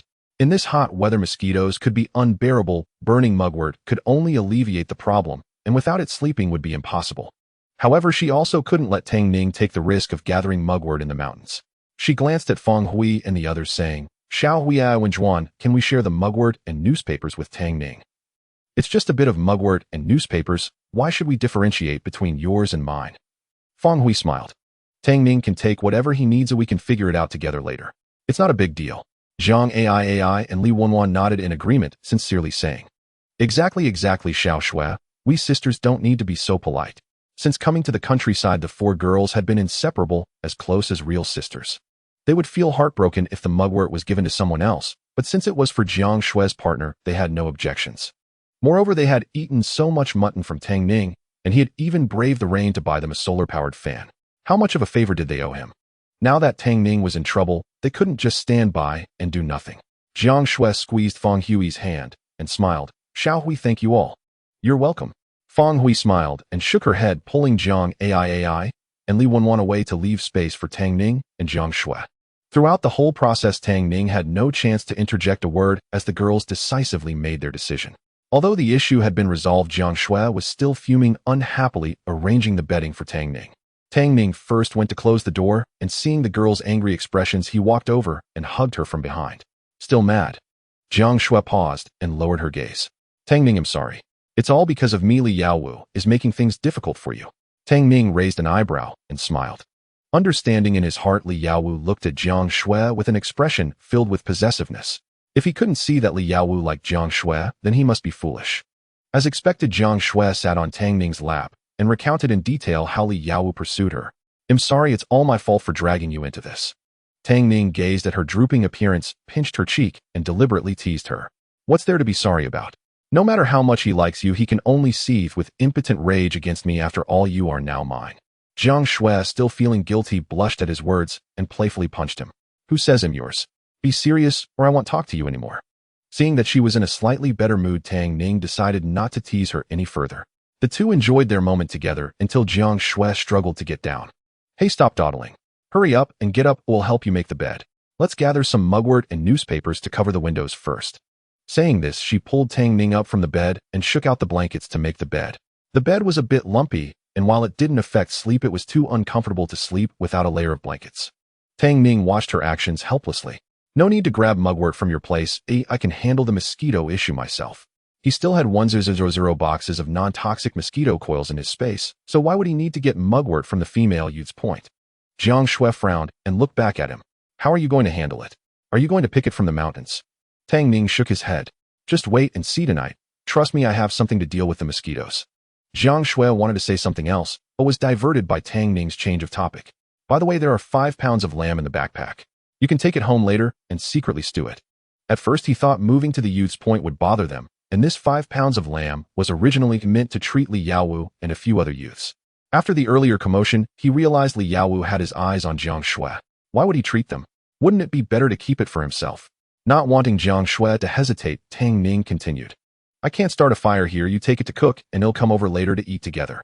Only then did Jiang Xue nod in agreement. After all, being at the male youth's point, she was afraid of others gossiping and didn't dare stay long, so she took the lamb and left. After Jiang Xue left, Tang Ning made the bed. He also locked the door and left the youth's point with the backpack. He had arranged to meet Zhao Yuqian at noon at the entrance of Zhangzhuang village. It was almost 11 o'clock now, and if he didn't leave soon, he would be late. About 200 meters outside of Zhangzhuang village, there was a huge stone lying at an angle. Zhao Yuqian squatted behind the stone, sweating profusely. Why hasn't brother Tang Ning arrived yet? He couldn't help but peek his head out to look around. In the distance, he saw a tall man in a gray vest trudging toward him. Zhao Yuqian's eyes lit up, and he jumped up excitedly. He waved desperately at Tang Ning and called out softly, Brother Tang Ning, I'm over here." Tang Ning waved back, signaling that he saw him, and quickened his pace toward Zhao Yuqian. After days of rain, the ground was muddy and slippery. His cloth shoes had long soaked through, covered in a thick layer of mud. Each step Tang Ning took was exceptionally difficult. By the time he reached behind the giant stone, his hair was drenched with sweat sticking to his forehead. He placed the backpack on the ground and wiped his face with the vest, speaking in a deep voice. Old Zhao, the 10 solar-powered fans you wanted are all here. Check the goods. As soon as he finished speaking, he took out a small black fan from the backpack, pressed the switch, and directed the breeze at his face. The cool wind hit him, and he felt revitalized. Zhao Yuqian had been excitedly rummaging through the backpack to see the solar-powered fans inside. Seeing Tang Ning like this, his eyes nearly popped out. Brother, are you actually carrying this small fan around to use? My goodness, this portable fan is so convenient, you can use it anywhere. He squatted next to Tang Ning, enjoying the cool breeze. Tang Ning waved his hand, his face flushed from the heat, and spoke gruffly. I can't stand the heat. This thing is small and doesn't take up much space, so I always carry it around. When I get too hot, I take it out to cool down. I came out late running all the way here tired and hot, so I used the fan to cool off. Old Zhao checked the goods to see if everything's in order. Don't mind me. Zhao Yuqian nodded in a daze. Oh, okay. He glanced at Tang Ning and started to reorganize the goods. This was the first time he was doing such a big business, and his hands trembled while holding the solar-powered fans. He carefully opened each package, checking to see if they turned on or if there were any damages, fearing that if there were issues later, he wouldn't be able to sell them and Tang Ning wouldn't allow returns. By the time he finished checking, the sweat on Tang Ning's body had dried and his face was no longer red. He squatted next to Zhao Yuqian and smiled. So how is it, old Zhao? Is everything all right with the goods? Zhao Yuqian chuckled softly, carefully putting the 10 solar-powered fans back into their packaging, afraid of scratching them. These are great.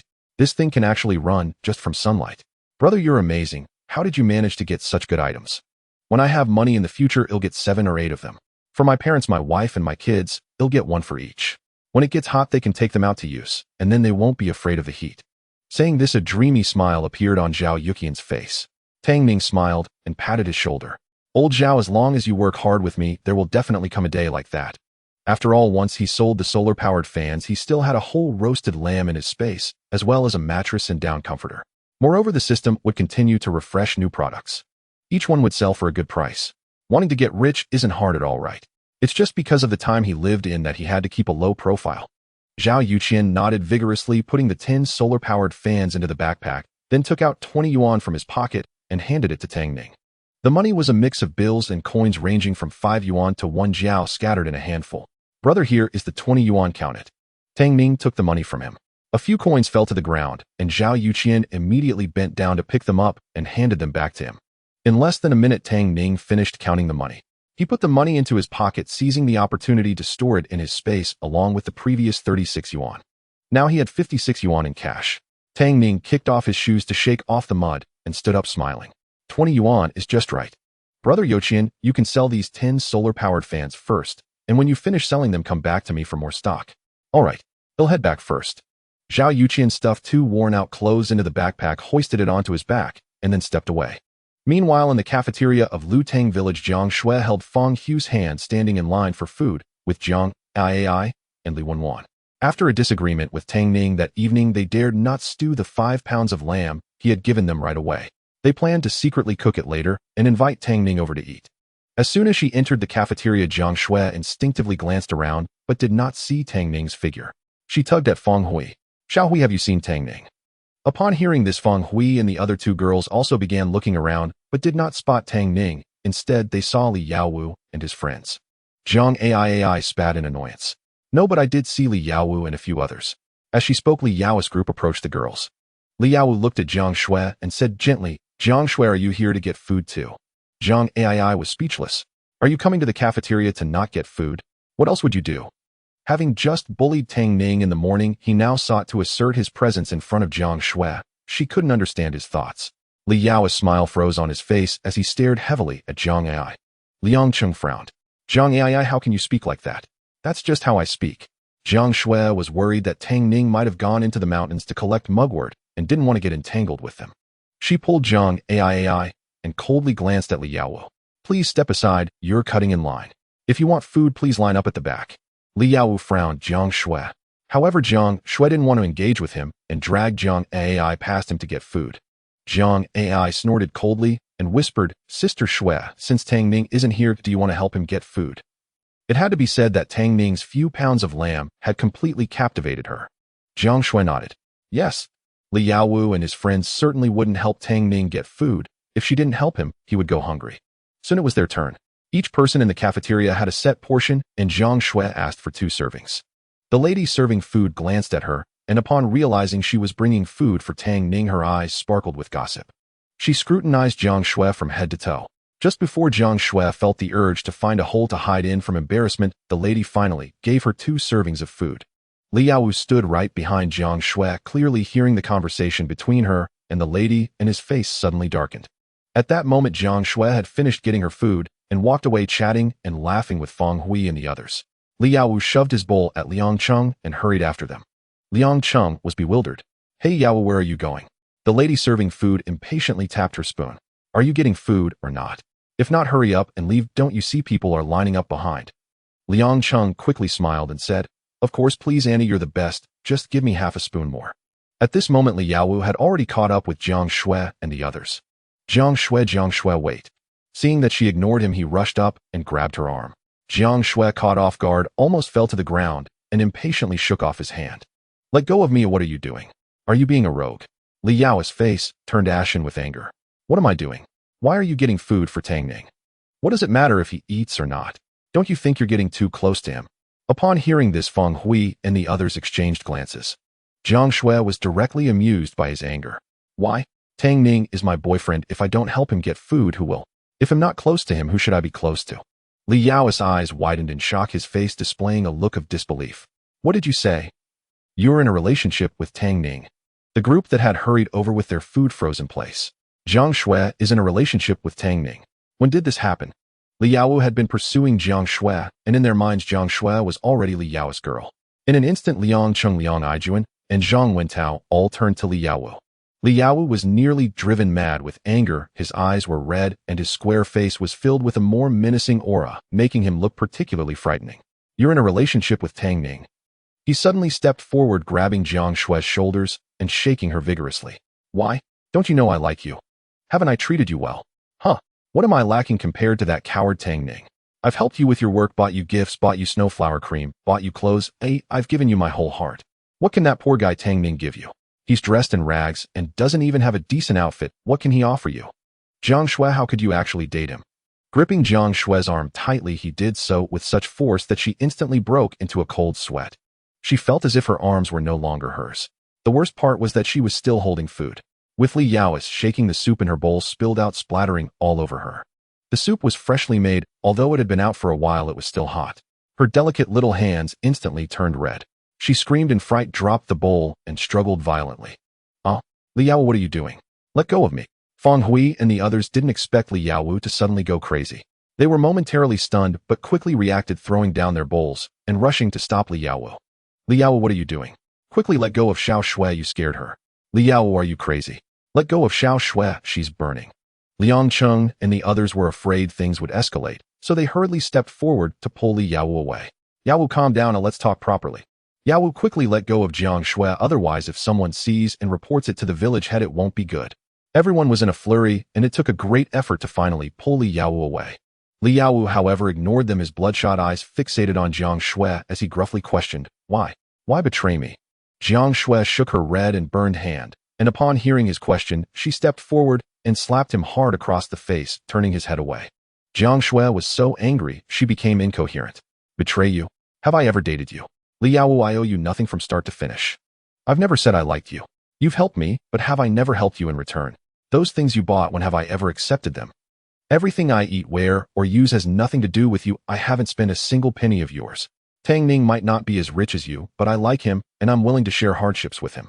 You're great in every way, but I don't like you, and I don't want to date you. Have you understood? Li Yaowu, don't bother me again, or I'll report you for being a rogue. After saying this, she turned and left without looking back. Feng Hui and the others glared at Li Yaowu, hurriedly picking up the bowls and chopsticks on the ground before chasing after her. Xiao Xue, wait for us. When they caught up, they found her eyes were red from anger, but she was holding back her tears. Feng Hui, feeling distressed, wrapped her arms around her shoulders and gently said, Silly girl, if you want to cry, just let it out. Jiang Xue shook her head and apologetically glanced at Feng Hui and the others. I'm sorry, because of me today's lunch is gone. The food she had gotten was spilled by Li Yaowu, and Feng Hui and the others had just rushed to save her from him, causing all the food to spill. Li Wenwan waved her hand dismissively. "Ah, if it spills, it spills. We won't starve if we miss this meal. Besides, it's not all gone. There are still 2.5 steamed buns. We can go back, heat some water to soak them, and that should be enough for us." In these 2 days, there has been no work, so to save food, the village head has reduced everyone's rations. In the morning, there was no rice, and at noon, each person could get half a steamed bun and a bowl of vegetable soup. In the evening, it was even less, just a bowl of mixed grain porridge. Jiang Xue leaned over and playfully blinked her eyes. "Besides, Tang Ning has skills. He won't let us go hungry. We still have 10 jin of mutton, right?" Gulps. As she said this, she couldn't help but swallow hard. This greedy look made Jiang Xue laugh. Thinking of Tang Ning, her mood improved a bit, and she smiled. "That's right. After everyone goes to sleep tonight, we can secretly stew it and call Tang Ning over to eat together. Let's endure this meal at noon. The matter of Tang Ning giving us mutton must stay between us. We can't let Li Yaowu and the others know. After causing this ruckus today, I've completely torn my face with Li Yaowu. He will definitely hold a grudge against Tang Ning too. If he finds out about this, it might bring trouble to Tang Ning." Feng Hui patted her shoulder and smiled. "Don't worry, we won't say anything outside. Let's not dwell on this. I see your hand is badly burned. Hurry back and soak it in cold water." As she spoke, she carefully blew on the wound on Jiang Xue's left hand, hoping to alleviate the pain a bit. Li Wenwan mimicked her, helping blow on her right hand. Jiang Ai followed behind, carrying 4 bowls and steamed buns. It wasn't until the 4 of them had walked far away that Li Yaowu snapped back to reality from that slap. Liangqing looked at him sympathetically and asked worriedly, "Yaowu, are you all right?" Jiang Aijuan advised, "How about we just forget it, Yaowu? That Jiang Xue, apart from being a bit pretty, doesn't seem special to me. In the future, we'll just go our separate ways." "I don't know if Jiang Xue is a bit crazy. Why would she choose that useless Tang Ning over such an outstanding youth like you, Yaowu? Yaowu, just wait. Jiang Xue will regret not choosing you one day." Liangqing said, "That's easy to say, but if you were in Yao's shoes, would you be able to swallow that?" If it were him, he certainly wouldn't be able to. Jiang Aijuan and Zhang Wentao both fell silent. Of course they were unwilling. But the girl being taken was not one they liked. Besides, Tang Ning was from Lu Tang village, judging by the village head's attitude yesterday, he seemed to protect that useless one. They were also afraid that if Li Yaowu caused a scene, it would implicate them, so they advised him to make a big deal small, and a small deal nothing. Li Yaowu clenched his fists, his eyes burning with intense hatred, gritting his teeth, as he said, "Tang Ning, I will remember this debt." As the moon rose, everyone had already finished dinner and gone to bed. Tang Ning still hadn't returned. Jiang Xue anxiously paced outside the youth's dormitory, occasionally stretching her neck to look around. Tears were almost spilling out. Li Yaowu got up in the middle of the night and saw her worried expression, then thought of the slap she had given him at noon. Anger and jealousy surged within him as he said maliciously, "Still waiting. Tang Ning might have already been torn apart by wild beasts on the mountain with no bones left." "Say that again." Jiang Xue suddenly turned around and glared at him fiercely. Li Yaowu was taken aback. Jiang Xue had always been soft-spoken with a gentle tone. This was the first time he had seen Jiang Xue so fierce. It was bittersweet, but unfortunately it was not for him. Thinking of this, Li Yaowu felt almost crazily jealous, snorted coldly, and slammed the door as he went inside. When Feng Hui came out, she happened to see this scene. Jiang Xue, upon seeing her, instantly softened from her previously fierce demeanor, her eyes slightly reddening. "Xiao Hui, do you think Tang Ning really went into the mountains to gather mugwort?" She regretted in her heart. Had she known, she shouldn't have listened to Tang Ning, if she shouldn't have believed he really had a way to solve the mugwort issue. Where else could he go to get mugwort besides going up the mountain? Feng Hui hugged her and comforted her. "Don't worry, Tang Ning isn't someone who doesn't consider the consequences. He might have gone to the commune, just wait a bit longer." As soon as she finished speaking, a series of splashing sounds came from the water. The two looked up and saw a man nearly 1.9 meters tall, wearing a gray tank top, walking slowly toward them with a basket on his back. The basket was filled with things covered by a large piece of tattered cloth on top, making it impossible to see what he was carrying. "Tang Ning." Jiang Xue's eyes lit up and her anxious heart finally settled. A beautiful smile blossomed on her face like a sunflower with sweet dimples on her cheeks. Jiang Xue released Feng Hui and jogged towards him. Feng Hui was taken aback and quickly followed. Hearing the commotion, Tang Ning looked up and saw the girl running towards him without hesitation. He stood still, smiling at her. After a night of anxiety, Jiang Xue couldn't even care about Feng Hui being there as she dove into the man's embrace and mumbled, "Tang Ning, where have you been? Do you know how worried I was?" Angry little fists pounded him twice, but she held back, not wanting to hit him too hard. The hits on Tang Ning felt more like tickling. Tang Ning lowered his head and touched her hair, smiling. Didn't I get some mosquito repellent? I went to get some mosquito coils and got some newspapers from someone. Jiang Xue was taken aback, and the next moment, she raised her head sharply to look at him. If Tang Ning hadn't reacted quickly, she would have bumped into his chin. Jiang Xue's eyes widened in disbelief. What did you say you got? Mosquito coils. Feng Hui gasped in surprise. Tang Ning smiled and nodded, pulling out a box of mosquito coils from the basket. I got 10 boxes of mosquito coils that should be enough for us to use this summer. After delivering goods to Zhao Youqian, he asked Zhao Youqian for some newspapers. One thing led to another, and he got delayed until now. Jiang Xue and Feng Hui stared blankly at the basket. Sure enough, they saw boxes of mosquito coils and a pile of newspapers in the basket. They completely ignored the newspapers and stared longingly at the mosquito coils. Heavens! Everyone else uses dried mugwort twisted into ropes for repelling mosquitoes. Who would be so extravagant as to use mosquito coils? Buying 10 boxes like this, how much did it cost? Jiang Xue swallowed hard with difficulty, anxiously grabbing Tang Ning and whispering, Tang Ning, where did you get these mosquito coils? WWE may be poor, but we can't do illegal things. These mosquito coils weren't stolen, were they? She even worried that these mosquito coils were stolen by Tang Ning. Feng Hui also looked at him nervously and advised, Tang Ning, Xiao Xue is right. Liaowu doesn't want to give you mugwort for repelling mosquitoes. Oh, we still have some. You can't go down the wrong path, otherwise what will Xiao Xue do? Seeing Jiang Xue's anxious expression, Tang Ning chuckled and tapped her forehead. What are you all thinking? These mosquito coils were sourced from a friend of mine. Many are broken and hard to sell, which is why he gave them to me at a low price. They were neither stolen nor snatched, so you can rest assured. When taking the mosquito coils from the space, Tang Ning had already thought about this. Therefore, he had the system specially treat these 10 boxes of mosquito coils, cutting them into 2 segments without affecting their burning.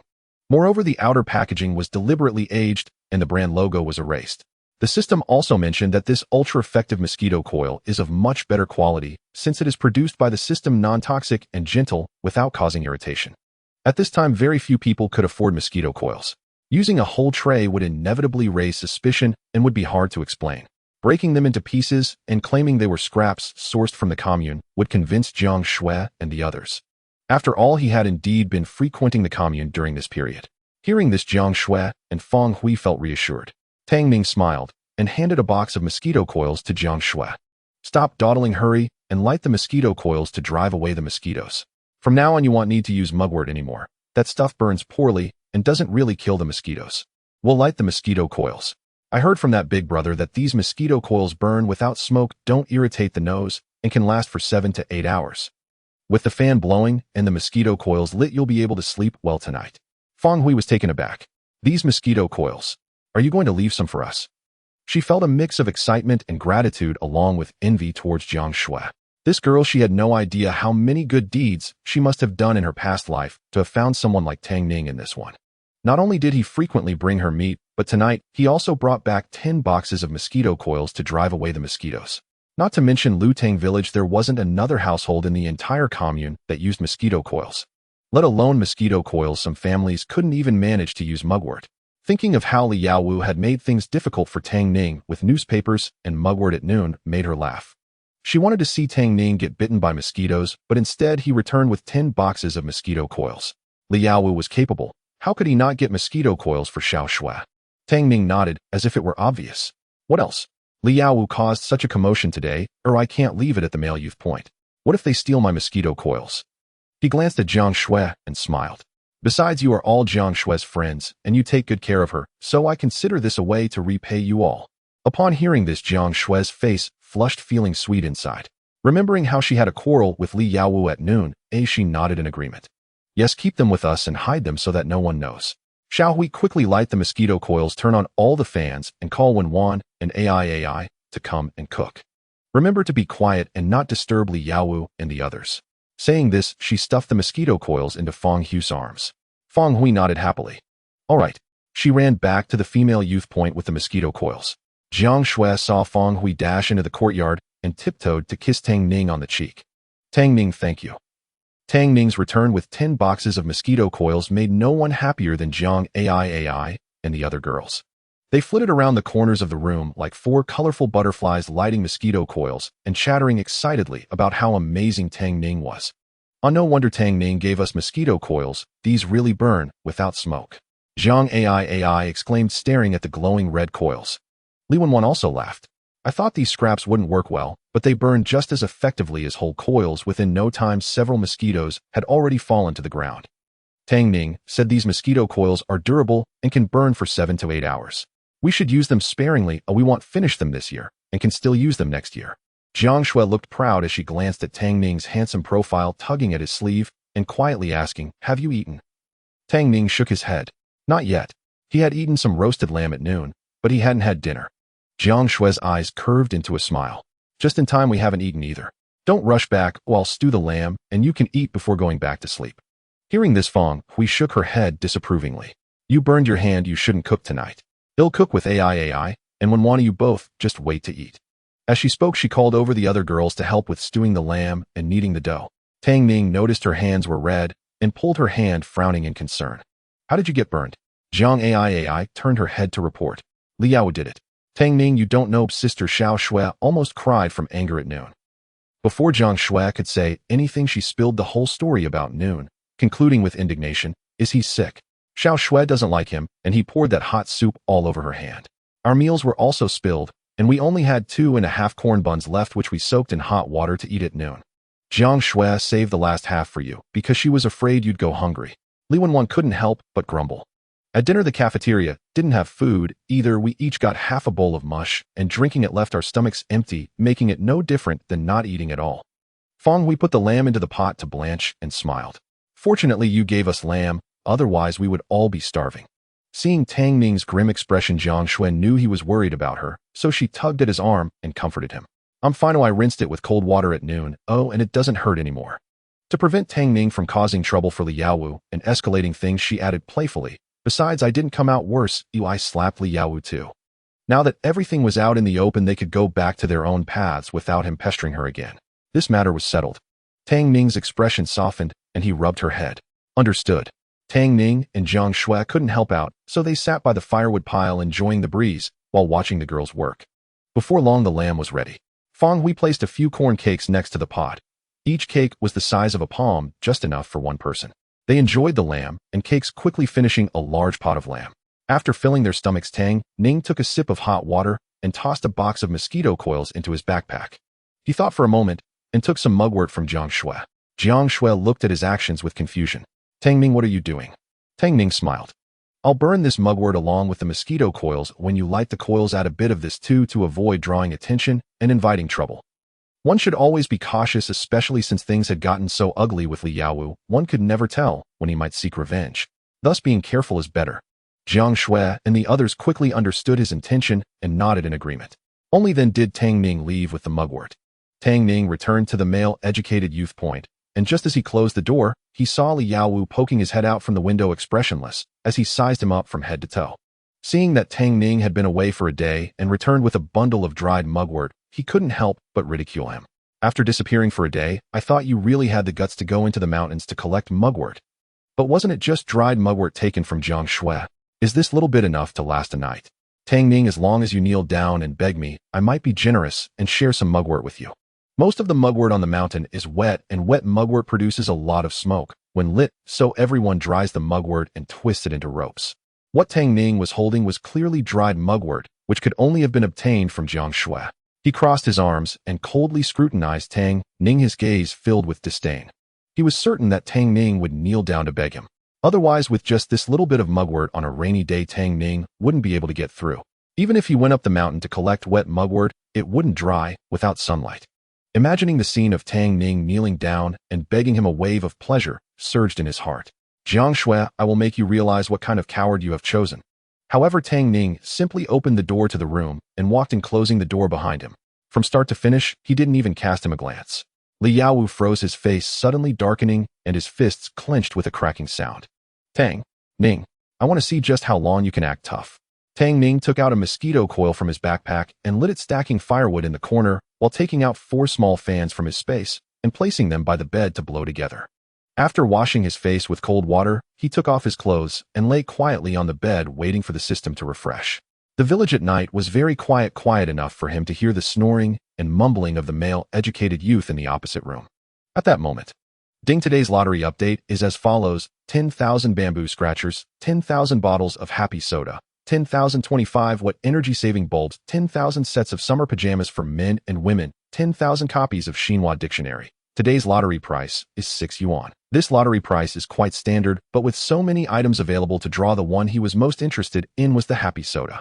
Now that the weather was hot, this thing was sweet and bubbly. A sip of happiness and 2 sips would send you to heaven. Both adults and children loved to drink it. If he sold it, he wouldn't worry about the lack of buyers. Of course, the main reason was that he himself was craving soda.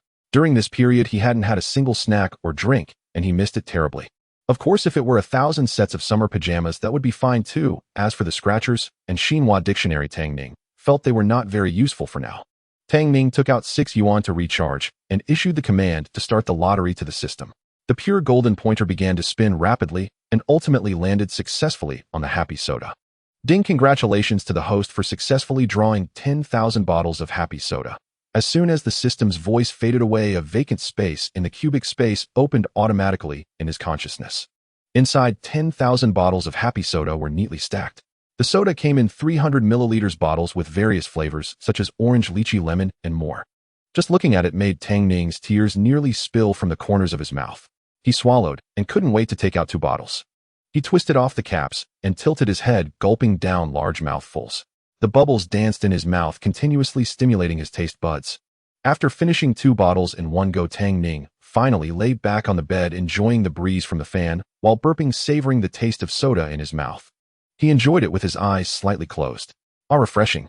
This is what living feels like. It was still dark when someone knocked on his window. Tang Ning, are you awake? Tang Ning opened his eyes wide. At this moment, there was a rustling sound outside the door. Tang Ning. Tang Ning sat up abruptly from the bed, opening the window to reveal a messy hairstyle. Jiang Xue, why are you up so early? Wait, I'll go open the door for you. As he was about to get off the bed, Jiang Xue stopped him. Don't get up, you'll wake Li Yaowu and the others. She looked around, pulled out half a steamed bun and an egg from her pocket, and flashed a small white smile. There's nothing in your room, so I thought you definitely didn't have anything to eat in the morning, so I came to bring you something. The egg is freshly boiled. You should eat some to tide you over. The steamed bun was left over from yesterday's lunch. I heated it up and brought it to you this morning. Tang Ning recalled the scene when he first came here the moment they met. She had also braved the snow to bring him half a steamed bun and an egg. He smiled as he took it. Have you eaten? Jiang Xue nodded. I have. Sniffing her nose, she looked around again and quietly said, You eat, I'll leave now. Don't forget to go to the cafeteria for meals at noon. Hey, Sister Xue, what is it? Jiang Xue stopped in her tracks, looking at him with curiosity. Tang Ning whispered, I'll come to find you later. Accompany me to the supply and marketing cooperative to buy some clothes. I bought 2 sets of clothes, but they always smell bad when washed on rainy days. I plan to buy 2 more sets of clothes at the supply and marketing cooperative, and I need to buy 2 pairs of sandals for convenience on rainy days. Besides, he had been dating Jiang Xue, but had yet to give her a gift. It was perfect to take her along to the supply and marketing cooperative to buy her something. Jiang Xue's eyes turned, and she smiled and nodded. All right, then you can come find me later. After Jiang Xue left, Tang Ning lost his sleepiness. He got out of bed after putting on his clothes. He quickly finished the egg and steamed bun. After drinking some hot water to fill his stomach, he started to brush his teeth and wash his face. He took out 50 yuan from his space, pulled out various tickets and documents, and then shouldered his backpack to head out. He called Jiang Xue from the female educated youth point, and the two walked out hand in hand under the watchful eyes of Feng Hui and others. The sky was still overcast, and it was drizzling. The ground was soft, stepping on it created a mud pit, and the road was quite slippery. Even though the two walked cautiously, they still fell several times. Fortunately, he wore a raincoat outside, so his clothes didn't get dirty. Being with someone he liked made everything enjoyable, and even in such a messy moment, they still laughed heartily. Tang Ning pulled Jiang Xue up from the ground, supporting her as they walked forward, slowly smiling. Wait, once I have money, I must raise about 10 big wolves. Then I'll make a sled, and on rainy or snowy days we can sit on it and let the dogs pull us along. Jiang Xue's eyes lit up with excitement. Can it really be done? Yes. At that time you will be the brightest star in our village. The more Tang Ning thought about it, the more feasible it seemed. He originally wanted to buy a bicycle, but he couldn't buy one for now without a bicycle ticket. Raising a few dogs would not only pull sleds in winter, but also pull carts in summer and guard the house. Truly a good choice. However, once he got a bicycle ticket, he would also need to get a bicycle. Seeing him gaze at the sky with longing, Jiang Xue couldn't help but laugh. We're dreaming beautifully here, but people can't even fill their stomachs right now. How can we feed dogs? Besides, feeding 10 dogs at once is just impossible to think about. Tang Ning smiled. Just because others can't afford it doesn't mean we can't either. After all, there's no shortage of food in my space. Not to mention feeding a few dogs, even supporting the entire Lutang village is not a problem. Thinking about this, he decided to ask Zhao Yuqian next time he saw him to help inquire if anyone had any unwanted dogs to bring back. The two individuals took nearly 2 hours to arrive at the supply and marketing cooperative. The cooperative was a red brick house of about 100 square meters. Inside there were pots and pans, chickens, fish, meat, eggs, vegetables, fruits, clothing and accessories, rice, flour, oil, and farming tools, all available. It was hot and raining, so people were reluctant to go out. Aside from a few staff members, there were only a handful of customers. As soon as Tang Ning and Jiang Xue entered, they attracted everyone's attention. There was no other reason. Both of them were covered in mud spots, clearly just coming down from the mountains, looking quite disheveled. Jiang Xue did not notice the gazes upon them, eagerly pulling Tang Ning straight towards the clothing section. Pointing at a blue short-sleeved shirt hanging on the wall paired with black trousers, she said, "Comrade, please take that short-sleeved shirt down for us to try on." The sales clerk surprised glanced at Tang Ning and then at Jiang Xue. "This shirt isn't cheap. It was set costs 3 yuan, and you also need 3 meters of fabric coupons. Are you sure you want to try it on?" As she said this, she looked at Tang Ning with a sideways glance, her disdain evident. "Tang Ning." Jiang Xue frowned and said displeasedly, "What's wrong with you, comrade? We came here to buy clothes. How can we know if they fit without trying them on?" The sales clerk was taken aback, rolled her eyes, and turned to fetch the clothes while muttering, "I'm just looking out for you, and if you get them dirty, you'll have to pay for it. Looking at you too, I doubt you can afford it." Jiang Xue tugged at Tang Ning, shoving 50 yuan and a wad of fabric coupons into his hands. The coupons had been saved up by her over the years. "Tang Ning, you'll pay for it later, so those women won't look down on you." When Tang Ning came to the supply and marketing cooperative, Jiang Xue had already planned to buy clothes for him. After all, Tang Ning was going to build a house, and he had bought 10 boxes of mosquito coils last night, so he definitely had no money left. So when she came out today, she brought all her money and coupons, wanting to gift Tang Ning 2 outfits. However, her excited mood was dampened by the sales clerk's disdain. Tang Ning chuckled, putting the money and coupons back into her hand, smiling as he said, "I have money." He then pulled out a wad of bills from his pocket, visibly around 50 or 60 yuan, with coupons for rice flour, oil, and fabric. At that moment, the sales clerk turned around with the clothes, and upon seeing the money and coupons in his hands, her eyes widened in surprise. She initially thought he was just a beggar, but now realized he was quite wealthy. Her attitude softened. "Comrade, quickly try on this outfit. You're tall, and wearing this will definitely make you look even more handsome." Jiang Xue was speechless at how quickly the sales clerk changed her face. Tang Ning, however, was used to it. Many sales clerks and vendors in his previous life behaved like this. He wasn't angry. He took the clothes and went to the fitting room to try them on. Being tall and broad-shouldered, he was practically a walking clothes rack. A simple outfit made him exude an aura of restraint that instantly attracted the attention of several young women. Jiang Xue's eyes lit up. Indeed, one relies on clothing just as a horse relies on its saddle.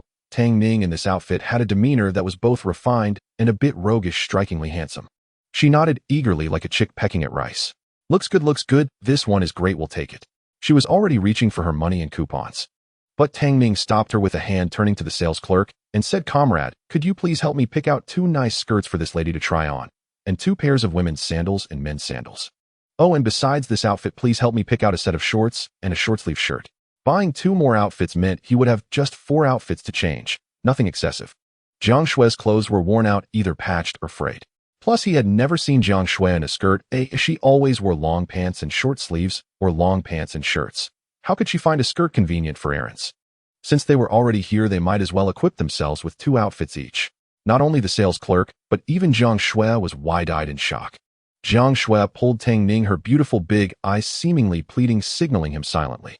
"Tang Ning, you only need to buy 2 outfits for yourself. Oh, I have clothes and don't need to buy any." Has this guy gone mad? Buying 4 outfits and 4 pairs of sandals must cost at least over 10 yuan, right? No matter how rich he was, it shouldn't be spent like this. The sales clerk stammered, trying to persuade him. Yes, comrade, why not listen to this lady and buy a couple fewer items?" Tang Ning smiled lightly. "Just do as I say, men's shoe size 42, women's shoes." He looked down at Jiang Xue's feet and guessed. Size 36. After spending so much time together, Jiang Xue understood Tang Ning's personality and knew he was a man of his word, so she could only nod reluctantly. Yes, size 36. At first, the sales clerk looked down on Tang Ning, but seeing him so generous to buy Jiang Xue 2 outfits, she was almost envious. "Comrade, your man really treats you well. Such a good man is hard to find even with a lantern." Noticing that the 2 did not look like siblings, she assumed they were a couple.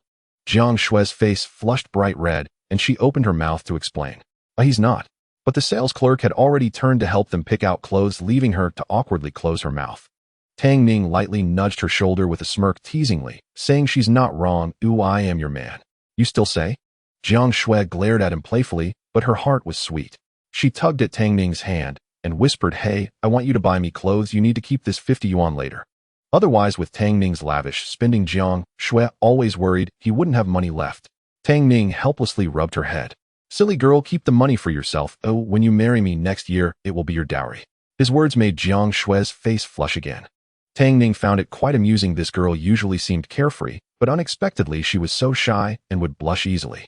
While they were talking, the sales clerk had picked out 2 skirts and 2 pairs of sandals for Jiang Xue. One skirt was white with red polka dots, and the other was linen-colored. One pair of sandals was red and the other was white, both simple and elegant styles. Tang Ning nodded in satisfaction. The sales clerk's taste was quite good. The sales clerk handed the clothes to Jiang Xue and said, comrade, your skin is fair. These 2 pieces will definitely look good on you. When Jiang Xue received the gift, she was just as happy as any girl would be and eagerly went to try them on. When she came out, she twirled in front of Tang Ning. How do I look? Is it good? Tang Ning's eyes lit up and he smiled and nodded. Beautiful, especially beautiful. The stunning young educated woman he had seen in novels suddenly became a vivid reality. Jiang Xue's face was truly flawless from every angle. At this moment, wearing a red polka dot dress with snow-white skin and black hair, she looked like a delicate flower, strikingly bright and vibrant with a hint of artistic flair. Jiang Xue also tried on the linen-colored outfit. It must be said that the sales clerk had a good eye out. Both outfits had their unique charm when worn by Jiang Xue. Tang Ning also tried on a gray short-sleeved shirt and shorts. They bought some vegetables, pork, belly bread, sugar, and salt, spending a total of 23 yuan. Leaving the cooperative, Tang Ning took Jiang Xue to the Xingho restaurant in the commune for a meal. Only then did they return home satisfied. Tang Ning sent Jiang Xue back to the female educated youth point, and it was already nearly 3 in the afternoon. Feng Hui and the others watched as the 2 of them had changed into new clothes carrying large and small bags, and they all rushed over in surprise. Wow, Tang Ning bought new clothes. You look really handsome in that outfit, just like a leader. Xue, your dress looks stunning and really flatters your figure. Oh, what's in the bag? Jiang Xue shot Tang Ning a playful glance, pouting as she complained to her 3 girlfriends. It's all bought by Tang Ning. You have no idea, I only asked him to buy 2 outfits for himself, but he wouldn't listen. He insisted on getting me 2 dresses and 2 pairs of sandals, which made me feel so distressed. What distressed Tang Ning was the money. He was already struggling, yet he spent so freely on her. This truly made her feel both touched and pained. The commotion here caught the attention of Li Yaowu and a few others. Feng Hui glanced at Li Yaowu and Liang Cheng, who were peeping over the wall, and deliberately raised her voice. Hey, that's Tang Ning caring for you. He's willing to spend money on you. Those 2 dresses and 2 pairs of sandals must have cost at least 7 or 8 yuan, right? Besides Tang Ning, which man would be willing to spend so much money on you? Zhang Ai also noticed the situation over there and spoke in a deliberately sarcastic tone. Exactly, some people think they are so great looking down on this, and that yet they don't even realize who the poor person is in their own eyes. Our Xue is lucky to be dating Tang Ning. If she were with someone else, she wouldn't even be able to afford a bite to eat. And if he bought her something, he would be bragging about it all the time, saying how lucky Xue is that she didn't take a single stitch from him, otherwise it would be all over the village. Li Yaowu was so furious that he trembled all over, slipped underfoot, and fell directly from the wall with a loud bang. Liang Chengzhang went out, and Zhang Aijuan quickly rushed over to help him up. Yaowu, are you okay? Li Yao's eyes were bloodshot, his face grim as he shook off their hands and got up without looking back, heading inside. He limped away looking extremely disheveled. Liang Cheng and the others exchanged glances. They had deliberately made things difficult for Tang Ning with mugwort and newspapers originally waiting for him to come begging them for mercy. Who knew not only did he not yield, but he also took Jiang Xue to the supply and marketing cooperative to buy clothes early in the morning. This comparison directly left Li Yaowu in the dust. Jiang Xue and the others burst into laughter at the noise next door. Tang Ning, preoccupied with delivering goods to Zhao Youqian, left all the items on Jiang Xue's side and hurriedly borrowed a basket before leaving. By the time he reached the entrance of Zhangzhuang village, Zhao Youqian was almost like a stone waiting for his husband. As soon as he saw Tang Ning, he rushed over, calling him brother, grinning widely. Seeing Zhao's demeanor, Tang Ning had his suspicions. Old Zhao, the solar-powered small fans sell really well, right? Ha ha. Zhao Youqian laughed to the sky, but quickly covered his mouth, realizing he was too loud, glancing around like a thief. Then he pulled Tang Ning close with a look full of eagerness. Brother, you were right. These small fans are selling like hotcakes. I sell them for 2 yuan and 50 cents each, and everyone is fighting to grab them. 10 were sold out in no time. In reality, he sold them for 3 yuan each, afraid that Tang Ning would think he was making too much money, so he didn't dare to tell the truth. Tang Ning didn't mind how much he sold them for. To him, it was practically a no-cost deal. He wholesaled to Zhao Yuqian without having to work hard or take risks and just pocketed the money. As for how much Zhao Yuqian earned, that was his own skill. Tang Ning naturally wouldn't be jealous. Moreover, the more Zhao sold, the more Tang Ning earned. Old Zhao, how much stock are you taking this time? Zhao Yuqian's eyes lit up as he held up 2 fingers. Brother, give me 20 more, that's 40 yuan along with cloth tickets, grain, and oil tickets, match tickets, etc. You count them. Saying this, he stuffed a wad of rolled-up money into Tang Ning's hands. They had agreed from the beginning that for the first purchase Tang Ning could forego the tickets, but starting from the second time, both money and tickets must not be short. Tang Ning accepted the money and tickets, counted them in front of him, then set down the basket and took out 20 solar-powered small fans to hand over to Zhao Yuqian. On the way here, he had put 30 fans in the basket, leaving 10 for himself. Zhao Yuqian inspected the fans like last time, confirming that there were no damages and that each fan was working. Tang Ning squatted beside him and watched, recalling the last time he was robbed. He still reminded him. Old Zhao, selling solar-powered small fans may be profitable, but you also need to be careful. I suggest you don't sell right in front of the steel factory all the time. There are several nearby factories and other communes. You could also try to avoid being noticed by ill-intentioned people. Zhao Yuqian paused, immediately understanding his meaning, and expressed his gratitude. Yes, brother, thank you for reminding me. Then I want go to the steel factory tonight, and we'll sell in other places instead. Tang Ning nodded, asking Zhao Yuqian to help him find a few good dogs when he had time, then took the basket and left. Before returning to the village, he put the remaining 10 solar-powered small fans, 40 yuan, and all the tickets back into his space. Tang Ning glanced at his space. There were still 934 solar-powered small fans left. The non-toxic mosquito coils had 9,990 boxes remaining. He had 67 yuan in cash along with over 70 various tickets for rice flour, oil, chicken, fish, meat, eggs, cloth, shoes, tea jars, feed, etc. The rest had hardly changed. When he returned to the female-educated youth point, Jiang Xue and the others had already brought back food from the cafeteria. Seeing him back, Jiang Xue hurriedly poured him a half bowl of mixed grain porridge. I knew you wouldn't have time to get food, so I brought you a portion and kept it warm on the fire. Drink it quickly to warm up. Tang Ning took the porridge and drank a mouthful, pointing to the basket in the corner. Didn't we buy pork? Just in time for dinner to make braised pork. Fang Hui, Zhang Ai, and Li Wenjuan, who had been mending clothes on the Kong, hurriedly put down their work to come over and see. Oh, you guys bought pork belly too. Why did you buy so much? On the way back, he had been so focused on looking at Jiang Xue's new clothes that he really hadn't noticed the meat. Jiang Xue quickly shushed them. Tang Ning smiled. I bought it together with Jiang Xue at the Supply and Marketing Cooperative. Oh, she can vouch for me, and the source is definitely legitimate, so you can eat with peace of mind. Jiang Xue and Fang Hui exchanged glances and chuckled. They understood that Tang Ning was implying the misunderstanding from yesterday when they thought he had stolen coal. Jiang Xue gently elbowed Tang Ning's shoulder and gave him a playful glare. Tang Ning grinned quietly, sipping his porridge, and adjusted his stomach before taking the clothes and sandals he bought in the morning to go next door. Jiang Xue handed the meat to Fang Hui to put away and went out to see Tang Ning off. Unexpectedly, the door to the male-educated youth point wouldn't budge. Seeing this, Jiang Xue walked over and curiously asked, "What's wrong? Why can't you go in?" Tang Ning shrugged helplessly. "The door has been blocked from the inside. Oh, I can't push it open." "What?" Jiang Xue pushed the door, but it didn't budge at all, her expression immediately turning grim. Jiang Xue kicked the door. Li Yaowu opened the door and let Tang Ning in. She never expected Li Yaowu to be so despicable, directly locking the door from the inside to prevent Tang Ning from entering. Hearing the commotion outside, Li Yaowu leisurely walked out of the house, arms crossed, and coldly stated, "The door is broken. I can't open it. If Tang Ning has the ability, let him climb over the wall to get in." Liang Cheng and the other 3 young men also came out to watch the excitement, jeering. "Yeah, didn't you all say Tang Ning is impressive? Surely he can handle this little problem. Tang Ning, if the door is broken, just climb over the wall. It's not a big deal. Tang Ning, why do you always rely on women to stand up for you when faced with trouble? Such a disgrace to us men." In truth, it had nothing to do with them. They just could not stand seeing Jiang Ai and the other women always fawning over Tang Ning. What is this? Jealousy can distort one's appearance. Climbing over the wall. Jiang Xue was so angry she could scarcely breathe. In this era, everyone would place shards of glass or broken pottery on the wall to prevent thieves. It was easy to get hurt. How could Tang Ning possibly climb over? Li Yaowu and the others were deliberately seeking revenge on him. Fang Hui and the others heard the noise and rushed out, eager to understand the situation, and began to curse. Seeing the young women defending Tang Ning so fiercely, Liaowu was determined not to let him in. No matter how Jiang Xue and the others pleaded, he repeated one phrase. The door is broken and I can't open it.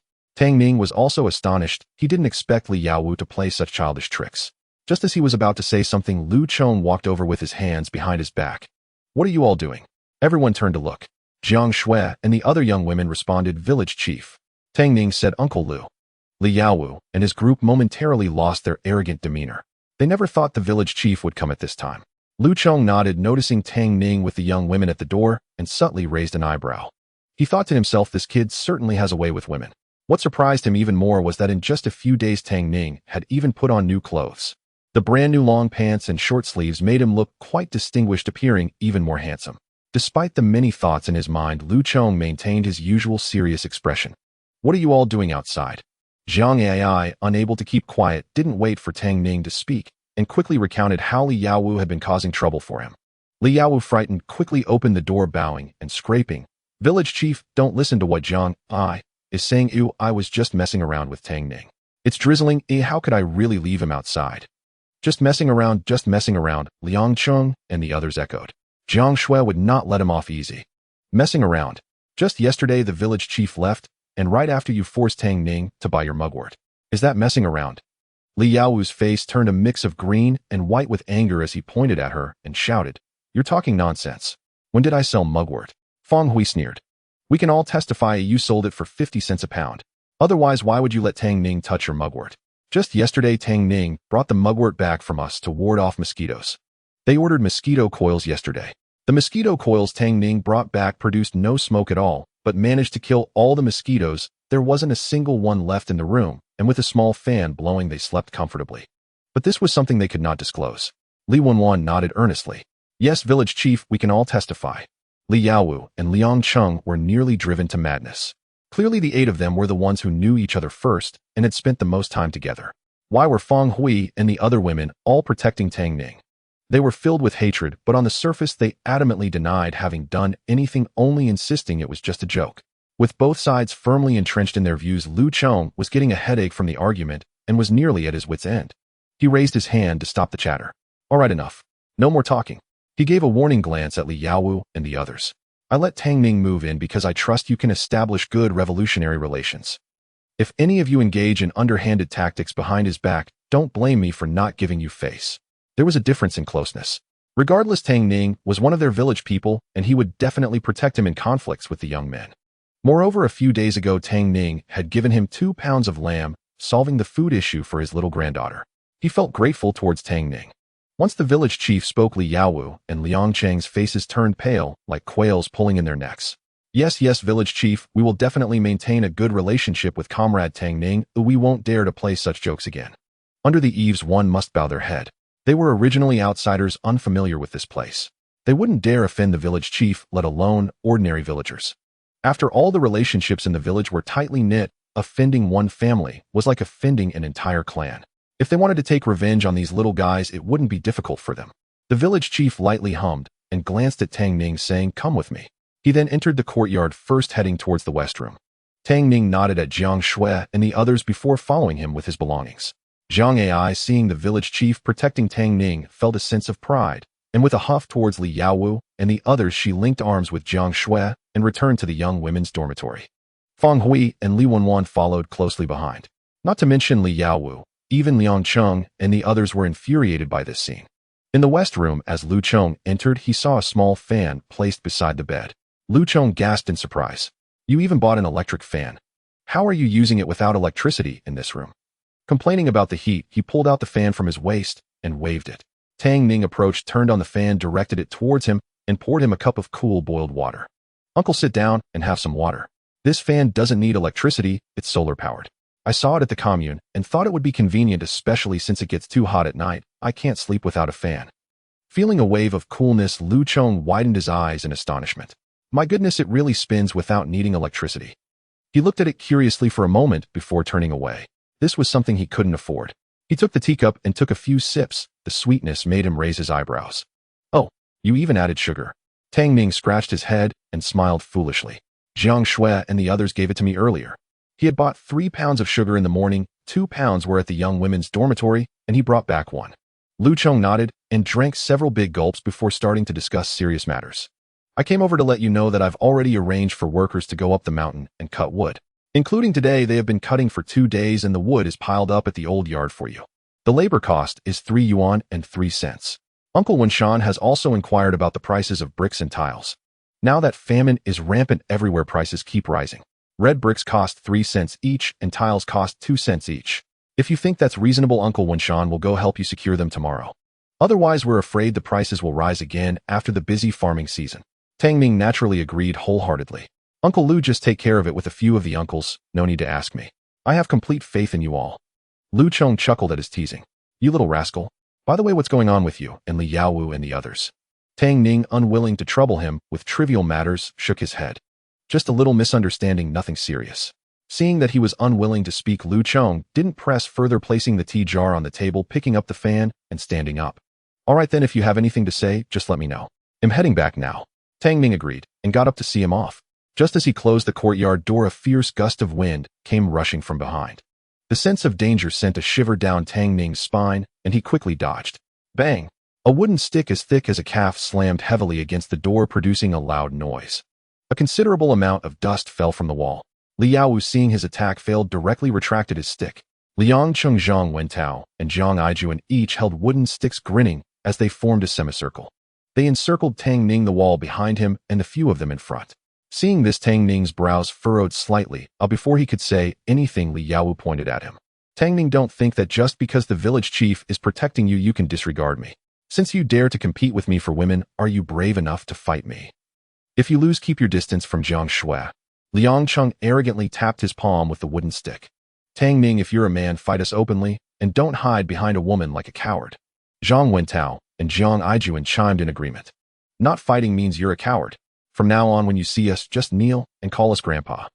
Tang Ning lifted his eyelids to glance at them, his gaze indifferent. What if I win? Li Yaowu and the others exchanged amused glances as if they had heard a hilarious joke, laughing arrogantly. Ha ha ha, did you hear that? He says he will win. Ignoring their mockery, Tang Ning spoke calmly. If I win you. He pointed at Li Yaowu. You will stop bothering Jiang Xue. Additionally, all of you. Starting from Li Yaowu, he pointed one by one. Kneel and apologize, then shout 3 times, Grandpa, I was wrong. From now on, if you see me, just take the long route. Li Yao's smile faded, glaring fiercely at him. All right. But let's make it clear today, no matter who loses, they can't complain to the village chief, otherwise they'll be the laughingstock. 4 against 1, and you think this weakling can win? Liang Cheng and the others shared the same thought as Li Yaowu. Tang Ning nodded disdainfully, beckoning them with his fingers. Let's all go at once. His indifferent demeanor directly provoked the 4 of them. Li Yaowu roared, You're asking for death. He grabbed the wooden stick and swung it at Tang Ning. Liang Cheng, Zhang Wentao, and Jiang Xue followed closely behind. Tang Ning moved his feet slightly, tilted his upper body, and dodged Li Yao's overhead strike. At the same time, he swiftly grasped the descending wooden stick, yanked it hard, pulling the person in front of him, and delivered a fierce chop to Li Yao's elbow. With a sharp crack, Li Yaowu let out a miserable scream. His forearm was directly broken by Tang Ning. Before he could catch his breath, Tang Ning kicked him in the chest. The large man was unexpectedly kicked away, landing face first and sliding into the wall. At this moment, Zhang Wentao and Jiang Xue had already flanked him from the left and right. Tang Ning remained unperturbed and suddenly executed a spinning kick, sweeping both of them to the ground. With 2 loud thuds, Liang Cheng launched a sneak attack from behind. Tang Ning turned his head, his punches swift as the wind, striking like lightning, delivering a series of punches that accurately hit Liang Cheng's abdomen. Liang Cheng spat out a mouthful of blood, flying backward. Jiang Xue and Zhang Wentao struggled to get up, wanting to continue fighting, but after a few punches from Tang Ning, they were completely incapacitated. From the start of the fight to its conclusion, it took less than 2 minutes. Li Yaowu and his 3 companions lay on the ground, completely devoid of combat capability. Tang Ning stood among the 4. Do you still want to fight? His gaze swept over them, causing each to fearfully retreat, terrified of being beaten again. No, we don't want to fight anymore. Li Yaowu cradled his broken right arm near tears. Who would have thought that the seemingly frail Tang Ning had such formidable combat strength? Unarmed and facing 4 opponents, he showed no fear. He even began to doubt himself. Could it be that they were too weak? It must be said that at this moment his thoughts aligned with Tang Ning's. Tang Ning frowned at the conceding figures, stepping forward with dissatisfaction. Get up and let's fight. This was barely a warm-up. How could they stop now? No, we don't want to fight anymore. Liang Cheng and the others turned pale with fear, scrambling backward. Tang Ning frowned. Are you really not going to fight? No more fighting. Tang Ning's gaze burned into Li Yaowu. What about you? Li Yaowu. Li Yaowu wanted to curse, but reason told him not to. Reluctantly nodding, he said, I also don't want to fight anymore. Tang Ning, disappointed, lowered his eyelids, looking at them indifferently. All right then, will you come one by one or all at once? The four were filled with shame and indignation. They couldn't win 4 against 1, and now they had to kneel and apologize, calling Tang Ning grandpa. They had completely lost face. Liang Cheng, quick-witted, began to play the emotional card. Tang Ning, we truly know we were wrong. From now on, we will definitely take a detour when we see you. You have a big heart, so please don't hold it against us. Jiang Xue quickly added, Yes, Tang Ning, we didn't know each other before, so please forgive us this once. Zhang Wentao nodded repeatedly. Yes, from now on we will definitely not cause you or Jiang Xue any trouble. While speaking, he also tugged at Li Yao's clothes.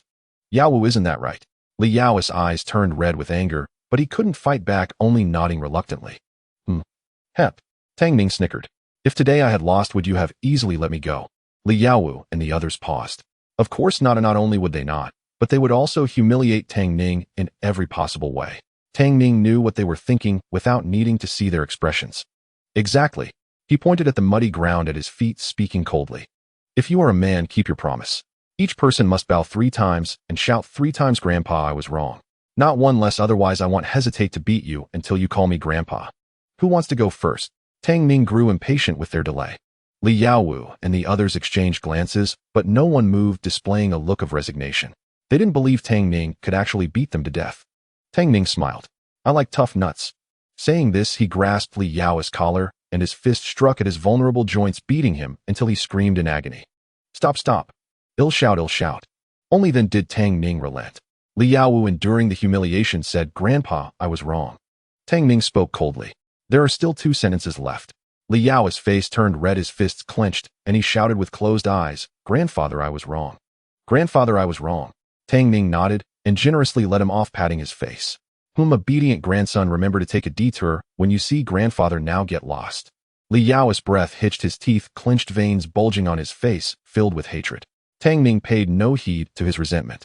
A strong person does not need to bow. His gaze swept over Liang Cheng and the others. The few of them turned pale in fear, swallowing their humiliation as they crawled to him, bowing their heads and calling him grandfather. Meanwhile, Jiang Xue and the others were excitedly discussing how to make braised pork in the kitchen. Jiang Xue faintly heard some commotion outside and listened attentively for a moment before asking Feng Hui and the others, Hey, did you hear any noise? Feng Hui and the others fell silent, listening closely for a moment. No. Feng Hui, knowing Jiang Xue was worried about Tang Ning, comforted her. Don't worry, the village chief is next door. Li Yaowu and the others wouldn't dare to do anything to Tang Ning. Jiang Xue pursed her lips and nodded. That's true, let's quickly tidy up and make some dough. Once everyone is asleep, we can stew the braised pork and make some pancakes to eat. I still have 2 radishes hidden. Shall we make radish soup? Jiang Ai clapped her hands and laughed. That sounds great. I still have some sweet potato vermicelli. We can cook them together for soup. Tang Ning had taken in 4 large grandsons and then laid back in his room. Staring at the ceiling, his mind was racing. If what happened before with Li Yaowu and the others was just minor skirmishes, then today was a complete severance of ties. Li Yaowu and the others would surely harbor deep hatred towards him and would seek revenge. After all, no man would willingly accept such a huge loss, let alone someone as cautious as Li Yaowu. He wasn't afraid of retaliation, but he was wary of trouble. After all, everything he consumed and used came from the system's lottery, and though he was cautious, one couldn't guard against a thief for 1,000 days. Tang Ning irritably scratched his head. Am I going to have to go back to live in the old house? Just then, ding, today's lottery special update is as follows. Top grade super intelligent luxury tints 1,000 sets, badminton rackets 1 row pairs, 125 motorcycles 1,000 units, top grade audio systems 1,000 units, green radish 1,000 pots. Today's lottery price 1 yuan. Tang Ning. Tang Ning suddenly sat up in bed, staring in shock at the lottery page. What the hell? To be honest, he wanted both the tint and the motorcycle. Based on past experience, nothing produced by the system was subpar. This top-grade, super-intelligent luxury tint should be even better than he imagined. With this tint, he should be able to solve his living situation. But he also wanted the motorcycle. With a motorcycle, he wouldn't have to rely on bus 11 every day, which was tiring and time-consuming. Tang Ning frowned in distress and tentatively asked, System brother, can I recharge a bit more and draw twice? The The system's cold voice mercilessly shattered his hopes. No, Tang Ning choked. All right, then I can only rely on luck. After recharging, Tang Ning chose to draw. He silently prayed, I must draw the tent. Although I really want the motorcycle, if I have to choose one, I still prefer the top-grade, super-intelligent luxury tent. After all, the most important thing right now is to solve his living situation. If he moved out, at least he wouldn't have to sneak around to eat meat anymore. Maybe he could even flirt with Sister Jiang Xue. Thinking of Jiang Xue's beautiful figure trembling under him, Tang Ning couldn't help but chuckle softly. Fortunately, Tang Ning's luck was still extraordinary. No, it was the system that was still powerful. As the pointer stopped on the luxury tent option, the system's prompt sounded, Congratulations, host, you have drawn 1,000 sets of top-grade, super-intelligent luxury tents. A flash of golden light, and before him appeared a cube space, which automatically opened a compartment. Inside were the 1,000 sets of top-grade, super-intelligent luxury tents. The specifications of the tents vary. The largest, when unfolded, could cover about 500 square meters. The smallest, when unfolded, also occupied about 7 or 8 square meters. I want to see what is top-grade about this tent. What is luxurious about it? Tang Ning rubbed his fists, directly taking out the smallest set of tent. There was no choice, his room was too small for anything larger. Tang Ning unfolded the system and eagerly dived in. As soon as he entered, an intelligent voice rang in his ears. Welcome, master. Would you like to turn on the cooling system? What the hell? Tang Ning was stunned. No wonder it was top grade, it could cool the entire room. At that moment, he nodded repeatedly like a country bumpkin who had never seen the world. Turn it on. Ding, cooling system activated. Would you like to activate the soundproof system? Tang Ning, can it really be soundproof? Then when he's with Jiang Xue in the future, wouldn't this girl be able to scream her lungs out without anyone hearing? Tang Ning immediately tested it. Turn on the soundproof system. Okay, activating the soundproof system now. In an instant, the sounds of wind and chirping insects outside disappeared entirely. Tang Ning couldn't help but let out a furious roar.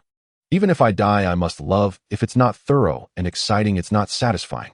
After shouting out his satisfaction, there was not a sound outside. It was truly soundproof. But that was not all. Would you like to activate the exhaust and dehumidification system? Would you like to activate the panoramic system? Just as Tang Ning was getting into the operation, he was suddenly attracted by the panoramic system.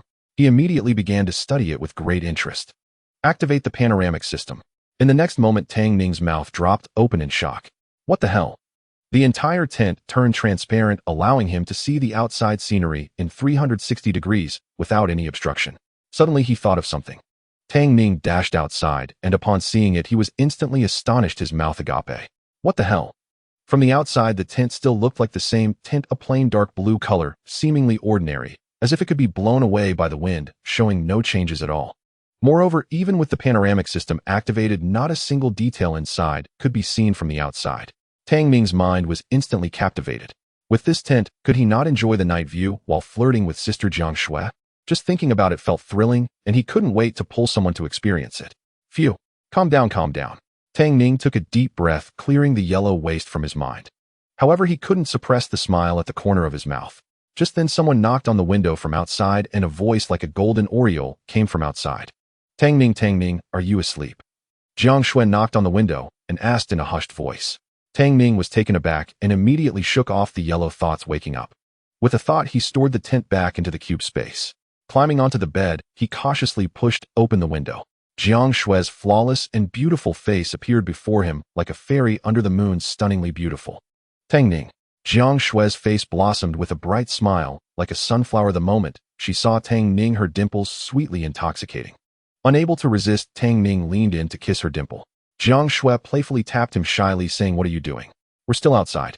Tang Ning stayed in the west room, with one window facing the courtyard and another window by the bed facing the outside, which opened to a winding path.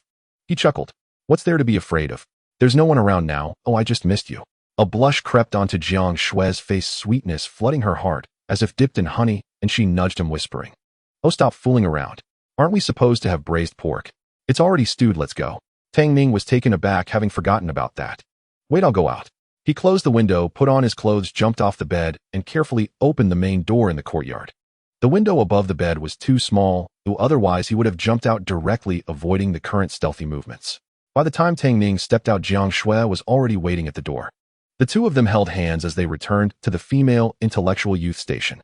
The braised pork had just been served. It must be said Feng Hui indeed had excellent culinary skills. The pork belly was stewed to a golden brown, glistening with oil.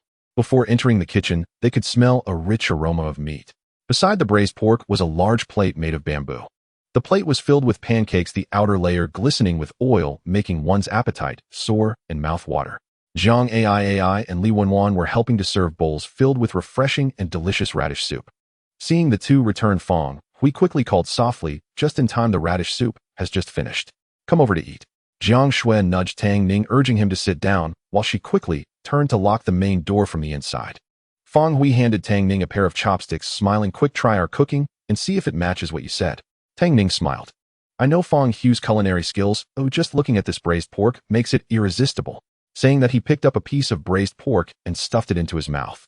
Instantly, the rich aroma of meat stimulated his taste buds. The tender meat, soaked in sauce, rich, yet not greasy, lean, yet not tough. It was so delicious that his eyes almost rolled back. Jiang Ai watched, swallowing hard. "Tang Ning, how is it? Is it delicious?" Tang Ning smiled and gave a thumbs up, sincerely praising. "Delicious. So delicious. You all sit down and eat." Jiang Xue pulled Jiang Ai to sit down, then sat beside Tang Ning, smiling. "There are still 5 jin left in the house. If you want to eat, I'll secretly stew some for you tomorrow. The 10 jin of lamb you gave last time still has 5 jin left. I'll also braise it for you to eat someday." The meat was given by Tang Ning, and she didn't mind at all making it for him. While speaking, she picked up a piece of meat and put it in her mouth, the aroma making her eyes squint. Jiang Ai and the other 2 girls were so engrossed in eating that they barely spoke. This was truly the best meat they had eaten since coming to the countryside. Although they had stewed lamb twice before, it had no oil or materials, and the lamb tasted gamey, it really wasn't that good. Unlike this time, the pork belly had rendered a lot of lard, each piece of meat glistening with white sugar and spices added. It was truly a delight to eat. 1 man and 4 women took bites of pork belly followed by pancakes, and sipped the delicious radish soup, their mouths shining with grease. Meanwhile, Li Yaowu knocked on the door of the village party. "Secretary Zhang Hongliang." Secretary Zhang opened the door quickly. "I'm Li Yaowu. I have urgent business." Secretary Zhang hurry and opened the door. Zhang Hongliang, awakened from his sleep, was kicked awake by his wife. "Wake up, dear, someone is knocking at the door outside." Zhang Hongliang sat up and calmed down, irritably shouting outside the door, "Who is it?" Annoyed, he wondered why someone was knocking at the door in the middle of the night. "Can't you just say what's the matter?" Li Yaowu paused for a moment, then continued to knock forcefully. "Secretary Zhang, I'm the intellectual youth." Li Yaowu opened the door quickly. "Something big has happened." He had been beaten by Tang Ning in the evening, and not only was his body injured, but he also felt particularly humiliated. No, it wasn't just him. Liang Chung and the others hated Tang Ning to the bone. The 4 of them couldn't sleep at night, thinking of how to take revenge on Tang Ning and get back at him. Who knew? Before they could come up with a plan, they discovered that Tang Ning had sneaked into the female intellectual youth station in the middle of the night. The female intellectual youth station was full of girls. Oh, wasn't he acting like a lewd person? Excited with the truth, Li Yaowu trembled and immediately had Liang Chung and the others keep an eye on Tang Ning while he ran over to find Zhang Hongliang. Just as he was deep in thought, footsteps were heard in the courtyard. Soon the main door was pulled open with a loud creak, revealing Zhang Hongliang's dark face. "What's going on?" His tone was not too friendly. After all, it was the middle of the night, and when anyone was called out of their warm bed, their mood couldn't be good. Li Yaowu took a deep breath, suppressing his excitement, and stared at him with burning eyes. "Secretary Zhang, it's bad. That beast Tang Ning went to the female intellectual youth station to act lewd." Zhang Hongliang's eyes widened. "What? Tang Ning? How could that be? That kid was always honest and upright. To put it bluntly, he usually couldn't even muster a fart. How could he act lewd toward the female intellectual youth?" Seeing that he didn't believe him, Li Yaowu became anxious. "I really saw it with my own eyes, Secretary. Not only did I see it, but Liang Chung and the others also saw it. They are currently keeping an eye on Tang Ning at the female intellectual youth station. I'm afraid something bad will happen, so I hurried over to inform you." Zhang Hongliang's breath hitched, his face paling in fear. "Oh my God." He hurriedly put on his shoes and ran outside, but after taking a couple of steps, he quickly ran back inside, shouting into the room. Wife, don't sleep, get up and find Lu Chong Yi, tell him to hurry to the intellectual youth station. Something big has happened." Saying that, he rushed toward the intellectual youth station. His heart was anxious to the extreme. Why was Tang Ning so reckless? If he wanted to court a girl, couldn't he just say so? They would surely help him out. Why was he thinking of going to the female intellectual youth station to act lewd? There was a girl there with a strong background. Even he had to treat her with respect. If Tang Ning offended her. The more he thought about it, the more fearful he became. An old man like him was nearly sending sparks flying with his legs. By the time he reached the female intellectual youth station, he indeed saw that the door had been kicked open. Inside there were sounds of arguing among Liang Cheng and the others. Tang Ning, it's the middle of the night, and you're not sleeping. You actually came here to act lewd toward the female intellectual youth. If we hadn't arrived in time, several girls would have been harassed by you. What the hell, there's meat. Where did you get so much meat? Tang Ning, you even stole meat. Tang Ning, you're truly a beast. Ever since moving here, you've bossed me around, beat and kicked me. Now you're not even sparing the girls. I spit on you, you're just scum. When the village head arrives, let's see how you'll be dealt with. Zhang Hongliang's face turned pale, and he hurried inside. Li Yaowu followed behind, wearing a look of satisfaction. Tang Ning, this time you won't escape. As soon as Zhang Hongliang rushed in, he saw half a basin of braised pork on the table. The enticing aroma made him swallow hard. He scanned the room again. He noticed that both Tang Ning and the girls Jiang Xue were all dressed properly with grease still on their lips. He widened his eyes in surprise. Wasn't it said that Tang Ning was harassing the female intellectuals? This didn't look like harassment, it seemed more like a gathering. As soon as Liang Cheng saw Zhang Hongliang, he seemed to find his backbone and pointed at Tang Ning to complain. Secretary, you're just in time. Tang Ning has been harassing the female intellectuals and even stealing meat. We caught him red-handed. When Lu Chong entered, he happened to witness this scene and quietly moved to Zhang Hongliang's side to observe. Zhang Hongliang glanced at him and then at Tang Ning. Tang Ning, is what he said true? Tang Ning shook his head and replied with righteous indignation. No, I did not harass Jiang Xue and the others. Before he could finish, he was interrupted sharply by Li Yaowu. Are you trying to argue? What else could it be if you ran to the female intellectuals in the middle of the night? Jiang Xue and Fang Hui were enjoying their meal when Liang Cheng and the others suddenly burst in. Caught eating, Jiang Xue and the girls turned pale with fright, unable to react immediately. Hearing Li Yaowu slandering Tang Ning as a harasser, they immediately became anxious. Jiang Xue glared coldly at Li Yaowu. Tang Ning did not harass anyone, he is the one I called over. She was determined not to let Tang Ning bear the accusation of harassment. Fang Hui and the other girls quickly chimed in. Yes, we called him over, he did not harass anyone. On the contrary, you knew Jiang Xue had a boyfriend, yet repeatedly pestered him. I think you are the one who is harassing. Li Yaowu was so angry, he nearly suffered a heart attack. What kind of spell had Tang Ning cast on these women that they were willing to defend this scoundrel at the cost of their reputations? In the middle of the night, unmarried girls calling a man to their home. What would others think if they found out? Liang Aijuan reacted quickly. Even if he didn't harass you, he definitely stole the meat. If looks could kill, Tang Ning would have been murdered thousands of times by now. Thinking about how they were forced to kneel and call him grandpa earlier, Jiang Aijuan wished he could kill him immediately. Tang Ning sneered. Who said I stole the meat? The meat was mine. Ew, I saw the girls struggling, so I came to treat them to some meat. What's wrong with that? Zhang Wentao shouted angrily. You're lying, you poor bastard. How could you afford to buy meat? You definitely stole it. Damn it. They had only eaten half a bowl of grain porridge that evening, barely enough to fill their stomachs, and were already starving. That scoundrel Tang Ning actually hid away with Jiang Xue and the other girls to eat meat. How could he stand for that? He was determined to deal with this bastard today. Zhang Wentao turned to Zhang Hongliang and the others. Secretary, Village Chief, all you need to do is find out who lost meat, and you'll know it was definitely stolen by Tang Ning. Lu Chong cast a complex look at Zhang Wentao's swollen face, which resembled a pig's head. Poor. Were his eyes not functioning? If Tang Ning was poor, how could he suddenly produce 150 yuan to build a house? How could he possibly spend 5 yuan to buy 2 quilts? Not to mention the clothes he wore, which had to be worth at least 2 or 3 yuan, right? Oh, and he even gave him 2 pounds of lamb without blinking an eye. Who would be willing to do that? Tang Ning scoffed. Steal it. He reached into his pocket and pulled out a small receipt, throwing it at Zhang Wentao's face. Open your eyes wide and see clearly. The receipt from the Supply and Marketing Cooperative is right here, clearly stating that I bought 10 pounds of pork belly. Li Yaowu and the others hurried over to take a look and were immediately stunned to see the receipt from the Supply and Marketing Cooperative. It turned out the meat was truly bought by this scoundrel. When did he become so wealthy? Tang Ning sneered and grabbed Li Yaowu by the collar, slamming his face onto the table with a loud bang. Come on, tell me whose house had so much meat for me to steal. These people really had short memories. He had just taught them a lesson earlier in the evening, and now, just a few hours later, they were back in front of him. Damn it, he just wanted to eat some meat in peace. Why was it so difficult? Li Yao's eyes turned red with anger as he struggled violently in Tang Ning's grasp. However, Tang Ning held him up as if he were a chick, and he couldn't break free. Liang Cheng, Liang Aijuan, and Zhang Wentao did not expect the secretary and village chief to be here, so they dared not make a move. Recalling the scene of being bullied earlier, the three turned pale and stepped back a few steps. Jiang Xue and the other girls felt a rush of satisfaction seeing Li Yaowu being beaten. Let him stew in his own juices. He deserved to be taught a lesson by Tang Ning.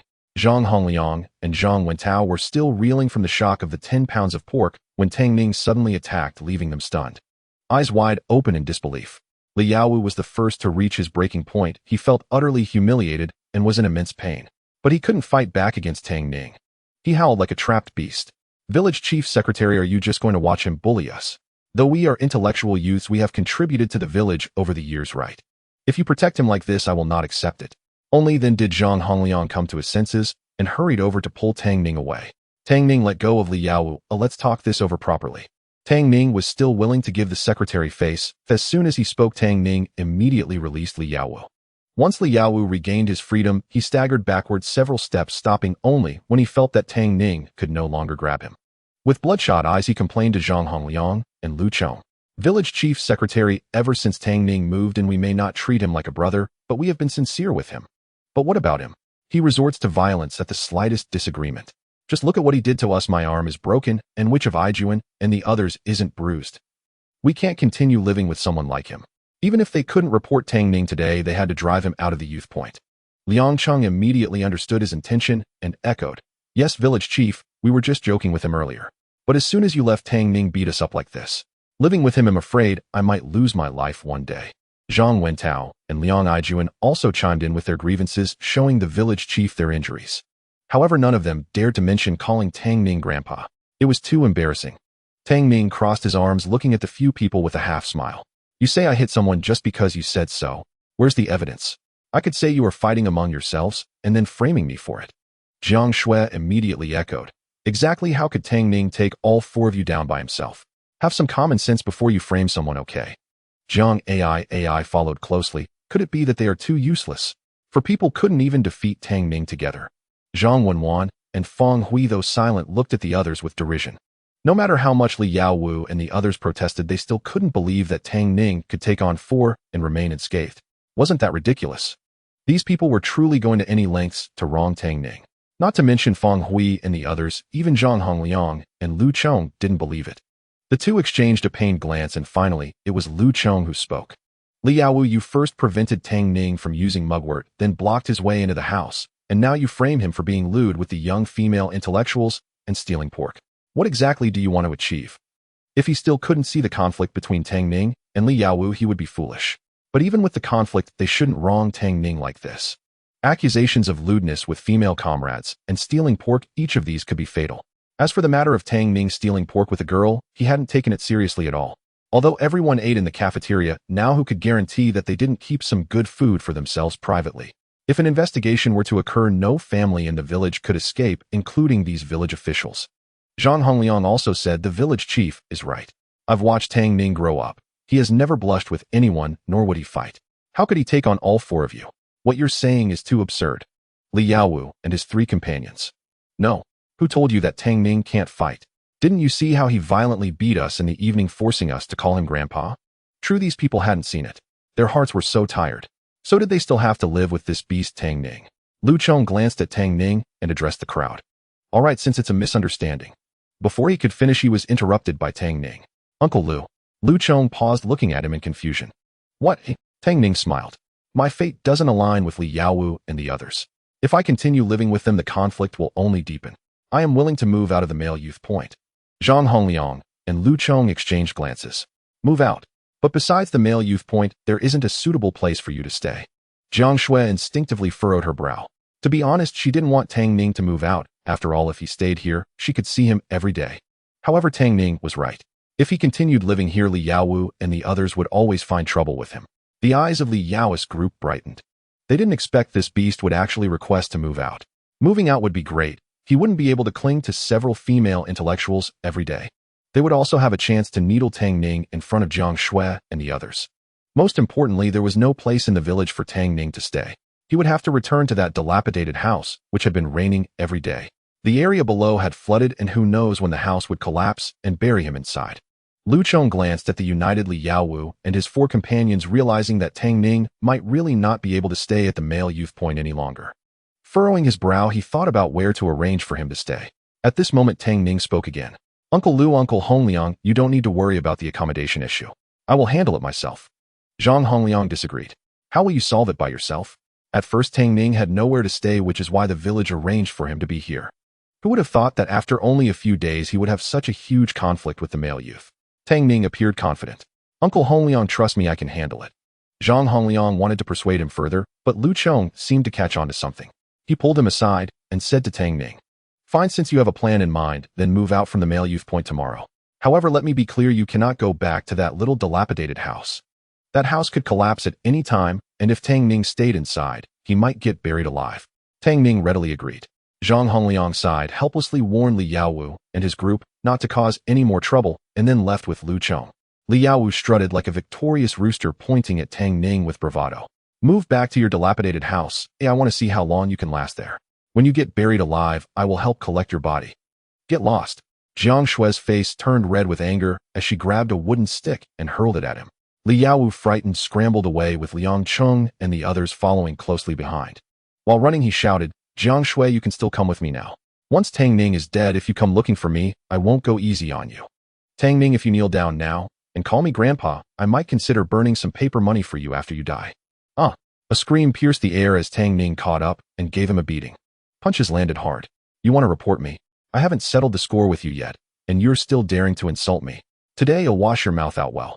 He pressed his head down and rubbed it forcefully in the mud. The mud contained stones and gravel, and soon Li Yao's mouth was bloodied and bruised. Seeing this, Liang Chung and the others ran even faster. Li Yaowu couldn't hold on any longer, howling for mercy, and only then did Tang Ning kick him away. Jiang Xue and the four girls laughed heartily, feeling relieved.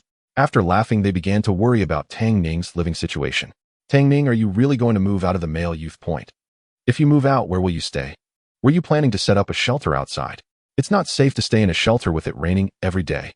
Tang Ning met Jiang Xue's worried gaze and rubbed her head. "Don't worry, I have a way. You will know tomorrow." He had 1,000 topophthalene ultra-smart luxury tents in his space. Living in one is certainly more enjoyable than staying at the youth point. Jiang Xue knew he was a resourceful person, and seeing this, she didn't ask any more questions. She just thought that maybe she would discuss with Feng Hui and the other girls tonight, letting Tang Ning squeeze in with them. The kitchen could be tidied up and still be livable. It was at least better than a shelter. After such a scene, they had no appetite for meat. Tang Ning said goodbye to the girls and left. Jiang Xue, worried about the matter, did not try to keep him. After sending him out and closing the door, she gathered her girlfriends to discuss whether they would be willing to let Tang Ning move in. The next day, Tang Ning lazily got out of bed when the sun was already high in the sky. As soon as he opened the window for ventilation, he saw 4 bruised faces. Li Yaowu and Liang Qing, typical of those who forget the pain after healing, couldn't help but mock Tang Ning when they saw him open the window. "Didn't someone say they were moving out today? It's almost noon, why aren't you gone yet? Yesterday you spoke so grandly about righteousness, you won't regret it today, will you? You don't want to stay with us, do you? What does it matter if you have the village chief backing you? You're still like a stray dog with nowhere to go.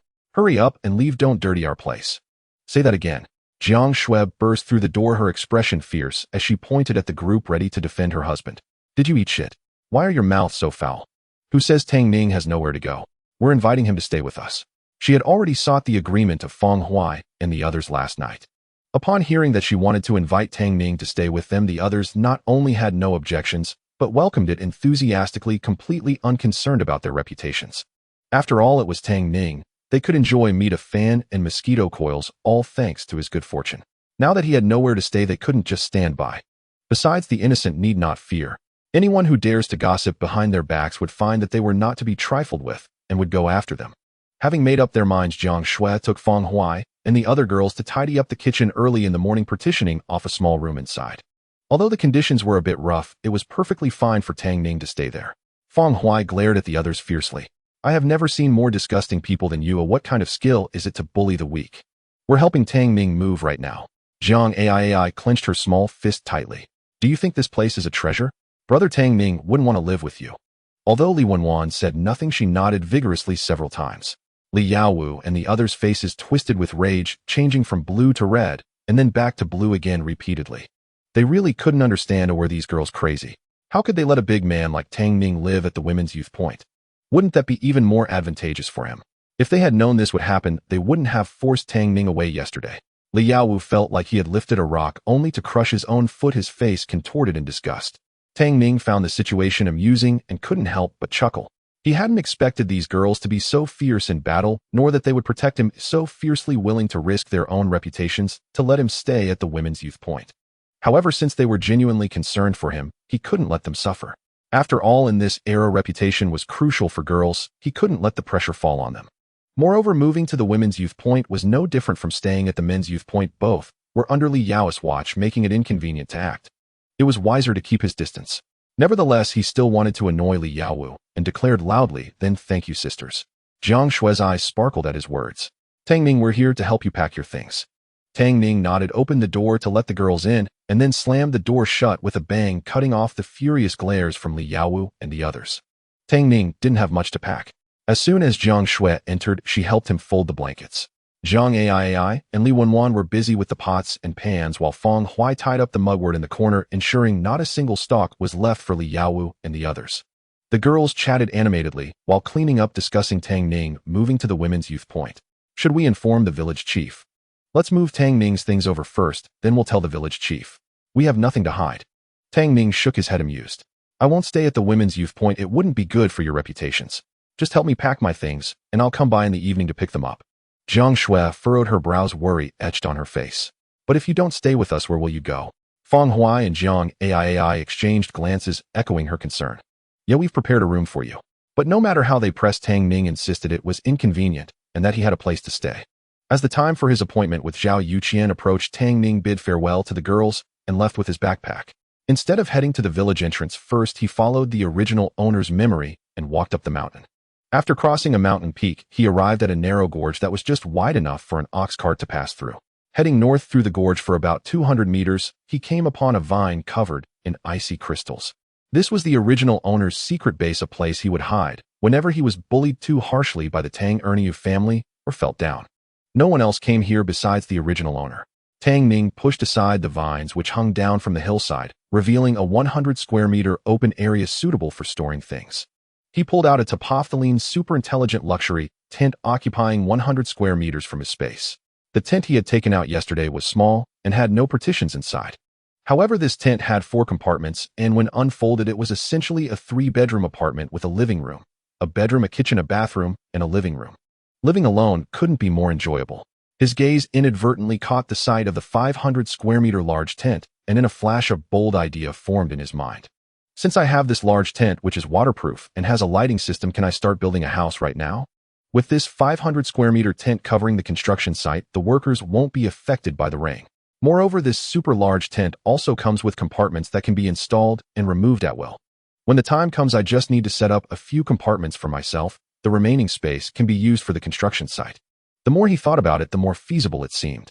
Tang Ning clapped his hands and simply pulled out the largest tent, putting away the 100 square meter one. He also retrieved a double bed from his space, a box of mosquito coils, and placed 50 solar-powered fans behind the vines. Finally, he took out a whole roasted lamb and a goat leg to put into his backpack. Then he headed down the mountain.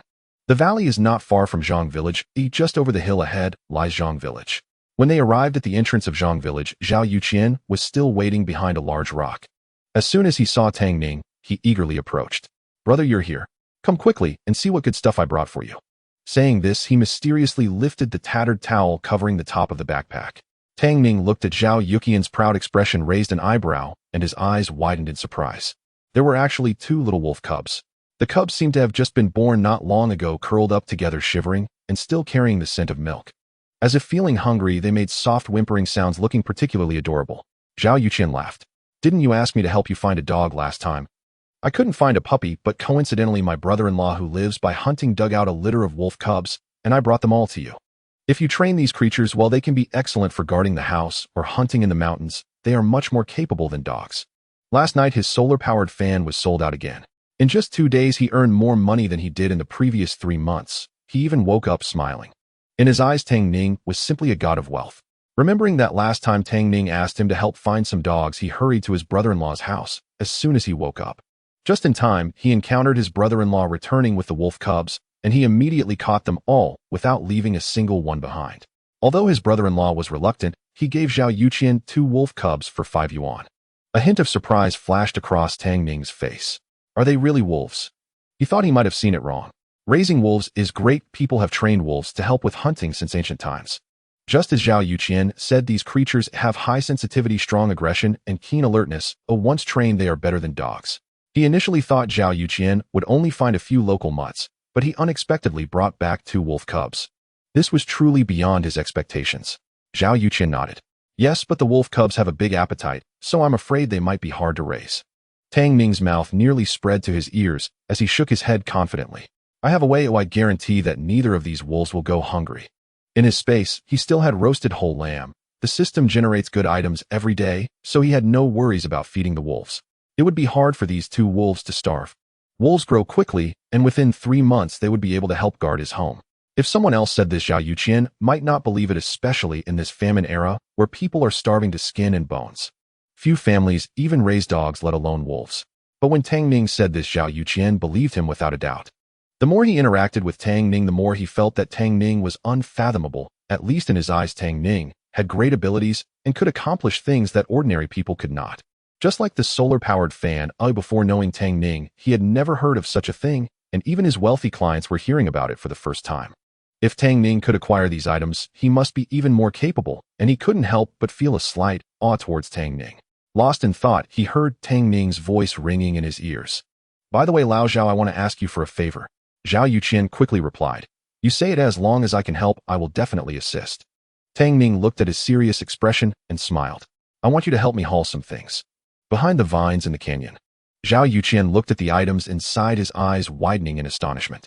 A large bed, a super big tin, a box of mosquito coils, 50 solar-powered fans, a roasted whole lamb, and a leg of lamb. Brother, are these all yours? Not to mention anything else, just that large bed alone is enough to make one covet. If sold, it could fetch at least 10 or 12 yuan, right? And that roasted whole lamb and leg of lamb. Just looking at it made his mouth water. Tang Ning nodded. Yes, Lao Zhao, lend a hand, and let's first get the bed onto the cart. They had come with an ox cart, which Zhao Yuqian had borrowed from the village. Since Tang Ning wanted to live in a tent, these items couldn't just appear out of nowhere. They needed to let the villagers see that he had brought them back from outside. This way he could better explain the origin of these items. Okay. Zhao Yuqian finally came to his senses and hurried to help lift the bed. After securing the bed to the bus, Tang Ning tossed the tent onto the cart. He also placed the backpack containing the roasted lamb, leg of lamb, and mosquito coils onto his shoulder. Lao Zhao, how much stuff are you taking this time? Zhao Yuqian gazed eagerly at the solar-powered fans on the ground and gritted his teeth, saying, Give me all 50 sets. Solar-powered fans sell really well, and he was willing to invest all his family's money into purchasing more. Tang Ning raised an eyebrow. He had thought Zhao Yuqian would take at most 30 or 40 with the extra for precautions. Unexpectedly, Zhao Yuqian immediately wanted 50 this time. It seemed he had tasted the sweetness of making money. Brother, here's 100 yuan and a receipt, you can count it. Tang Ning took the money and receipt, putting them into his pocket, which was actually into his space. We've cooperated so many times, I trust my elder brother's character, no need to count. After knowing each other for so long, he understood Zhao Yuqian well. He was honest and straightforward and wouldn't play tricks behind his back. Moreover, as long as Zhao Yuqian still wanted to follow him to make money, he wouldn't dare to use underhanded methods. Therefore, he wasn't worried that Zhao Yuqian would shortchange him. Zhao Yuqian indeed didn't dare. But seeing how much Tang Ning trusted him, he was also very happy, scratching his head and laughing foolishly. He hurried to pack the solar-powered fans into the nylon bag he had brought. There were still 2 little wolf cubs in the backpack, so he couldn't pack them in. After they finished packing, they headed down the mountain with the ox cart. Since the cart was loaded with the bed and tinned, it was unstable, and they didn't dare to ride. They could only follow closely behind. When the 2 arrived at Lu Tang village, night had already fallen. Many villagers had just returned from the cafeteria with their meals and stopped to watch as Tang Ning and a man drove the ox cart into the village. Tang Ning, where have you been? It's time for dinner. Wow, why are you hauling such a big bed? That bed must be worth at least 11 or 12 yuan, right? I see that pile of fabric on the bed looks quite nice, dark blue and bright in color. Even though it looks low quality, it would definitely look good for making clothes. Hey, Tang Ning, what's in your backpack? Oh wow, is that a leg of lamb? Where did you get that leg of lamb? No matter who asked questions, Tang Ning answered with good humor. And I have moved out from the male youth station. The bed is one I bought. And what you mentioned is a tent. Yes, I plan to set up a tent next to my old house. The leg of lamb is something I bought. Not expensive, not expensive. All these items together only cost about 20 yuan. In just one dinner's time, the news of Tang Ning wanting to live in a tent spread far and wide. At that time, Jiang Xue and Feng Hui along with the others saw that Tang Ning had not returned for a long time, having just moved his things to the female youth station. Upon hearing that Tang Ning intended to live in a tent, the girls were all stunned. Li Yao's unabashed laughter echoed around. Living in a tent. Ha ha ha. It's over 30 degrees outside. He's going to live in a tent. He truly is a talent. Liang Cheng became even more arrogant. You say with such strong winds, what can a tent withstand? If a tree falls on him, he will be done for. Is it possible that our village will have an extra corpse tomorrow? A corpse crushed flat will surely be a sight to behold. Zhang Wentao was even harsher. Jiang Xue, if you're scared, we can accompany you tomorrow to admire Tang Ning's corpse. Jiang Ijuan spoke sarcastically. Oh, don't say that. Maybe Tang Ning is tough-skinned and won't be crushed to death. Jiang Xue was so furious she trembled, picking up a shovel from the ground and throwing it at the group. Get lost. Feng Hui and the others imitated her, grabbing hose and throwing them at the group. Didn't you hear? We told you to get lost. Quickly get lost. Jiang Xue's eyes turned red with anger. After hitting Li Yaowu a few times, she ran toward Tang Ning's old courtyard. Xiao Xue. Feng Hui and the others, worried, couldn't care less about Li Yaowu and hurriedly chased after her. Jiang Xue, both anxious and angry, couldn't help but complain to Feng Hui and the others. Why is he so foolish? How could he live in a tent in such strong winds? Not to mention the lack of a bed. How can a tent withstand the rain? Staying inside for an hour would leave him drenched like a drowned rat. No, I can't let him live in a tent. Do I have to bring him over? Feng Hui glanced at Jiang Ai and Li Wenwan. We'll go with you. They thought the same as Jiang Xue. No matter what, Tang Ning shouldn't stay in a tent.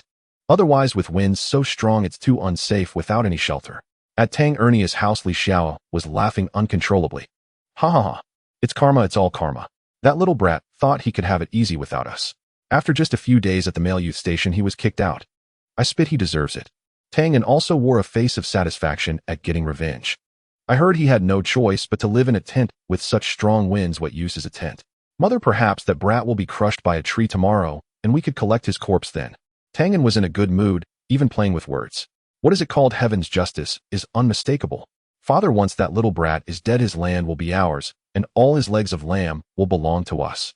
Right, and the 150 yuan he gave to the village chief, we can reclaim that too, Li Xiao added viciously. Tang Erniu took a puff of his pipe, squinting his eyes in enjoyment. Little brat, this is the consequence of betrayal. Let's wait to collect his corpse. Meanwhile, at Lu Chong's house, Lu Chong widened his eyes as he looked at his son. What did you say? Tang Ning wants to live where? Lu Yi replied. In a tent. The whole village is talking about it. He bought a bed and a tent which he set up next to his old house. Oh dear, how could he go to the old house in such strong winds? If it collapses, it could be deadly. As the head of the family, you need to go take a look. Don't let anything really happen. Lu Chong's face darkened as he grabbed his pipe and ran outside. Isn't this just nonsense? He secretly regretted thinking that Tang Ning had found a solution, only to learn that he was living in a tent. He shouldn't have trusted that kid. Just as Lu Chong ran out of the house, he bumped into Zhang Hongliang and Tian Guang. You heard too? The three of them asked each other in unison and then fell into a silent agreement. This was common knowledge in the village. How could they not have heard? Zhang Hongliang had a gloomy face. Hurry up, we can't let Tang Ning live in a tent. If things get out of hand, let him return to the male youth station. He'll go warn Li Yaowu and the others. If they dare to trouble Tang Ning again, they can forget about getting their work points this year. After all, he is one of our village. We can't let a few outsiders bully him. Lu Chong and Tian Guang nodded repeatedly. Just as Jiang Xue and Lu Chong's group were running toward Tang Ning, he had already set up the tent with the help of Zhao Yuqian. True to its name, the 500 square meter tent not only covered the original house and yard, but also encompassed all the nearby open spaces. Tang Ning installed 5 compartments in the northwest corner of the tent. 1 room, 1 hall, 1 kitchen, and 1 bathroom, with another room reserved for the 2 wolf cubs. His old house was shrouded in the northeast corner of the tent, appearing very small in comparison. Feeling the cool breeze in the tent, Zhao Yuqian looked at Tang Ning curiously. Brother, don't you feel how cool it is inside the tent? Not stuffy at all. Tang Ning nodded. I felt it might be because of the strong wind outside. The tent is ventilated. He certainly wouldn't tell Zhao Yuqian that the tent had an automatic cooling system. While Zhao Yuqian was helping with the compartments, Tang Ning had already activated the cooling system. Zhao Yuqian nodded. That makes sense. But brother, your tent is surprisingly sturdy. It doesn't sway at all in this strong wind. I was afraid it would be blown away. Tang Ning smiled and didn't respond. He took out the 2 wolf cubs from Zhao Yuqian's backpack and watched them curiously as they crawled around on the ground. Thinking of mosquito coils, Zhao Yuqian's eyes flickered as he tentatively asked, Brother, can you still get mosquito coils? Tang Ning raised an eyebrow at him. Oh, you want to sell them? Zhao Yuqian scratched his head and chuckled. I think this is great. It shouldn't be hard to sell at the commune. The commune was filled with wealthy people who could afford fans, let alone mosquito coils. Tang Ning thought for a moment, but didn't rush to agree. Old Zhao, you focus on selling the solar-powered fans first. I'll ask a friend of mine if I can get more mosquito coils you can restock for me later. Zhao Yuqian was overjoyed, nodding repeatedly. Okay. He remembered he needed to sell the solar-powered fans that night, and as the time was getting late, he greeted Tang Ning and was about to leave. Tang Ning stopped him, took out 2 pounds of roasted lamb from his bag, and stuffed it into Zhao Yuqian's backpack, smiling. Brother Yuqian, you worked hard today. I take this 2 pounds of roasted lamb to supplement your sister-in-law and kids. No, I can't accept this. Zhao Yuqian hurriedly declined. Tang Ning was a capable person, and he was very grateful that Tang Ning wanted to associate with him. It was just a small favor. How could he accept the meat? Tang Ning, however, wouldn't take no for an answer. If you don't accept it, you won't be able to restock from me in the future. Hearing this, Zhao Yuqian had no choice but to accept it anxiously. Just as Zhao Yuqian left, Jiang Xue and the 4 girls ran over. Upon seeing the large dark blue tent, they all widened their eyes. Heavens, is this really a tent? Wow, this is the first time I've seen such a big tent. Where did Tang Ning's house go? Looking at this position, it can't be inside this tent, right? God, how could there be such a large tent? Jiang Xue didn't care whether the tent was big or not. She called out Tang Ning's name and ran into the tent. At that moment, Tang Ning had just arrived at the old courtyard, intending to see if there was anything else that needed to be tidied up. Hearing the noise, he rushed out of the courtyard and immediately saw the anxious Jiang Xue running toward him. He waved at her. Jiang Xue, I'm over here. Jiang Xue ran straight over, grabbing Tang Ning's wrist and pulling him outside. Let's go, we're not staying here. We don't care what others say, you should move to where we live. I want to see who dares to gossip. At this moment, Lu Chong, Zhang Hongliang, and Tian Guang rushed over with the 3 girls. Feng Hui. Lu Chong said with a serious expression, Jiang Xue is right. With such strong winds, you come to stay at the old courtyard. Are you risking your life? Listening to his uncle, tonight you will sleep at the male youth point, and tomorrow they'll find you a place to stay. Others chimed in, insisting that Tang Ning should not stay in the tent, worried he might be crushed. Tang Ning helplessly pinched his brow.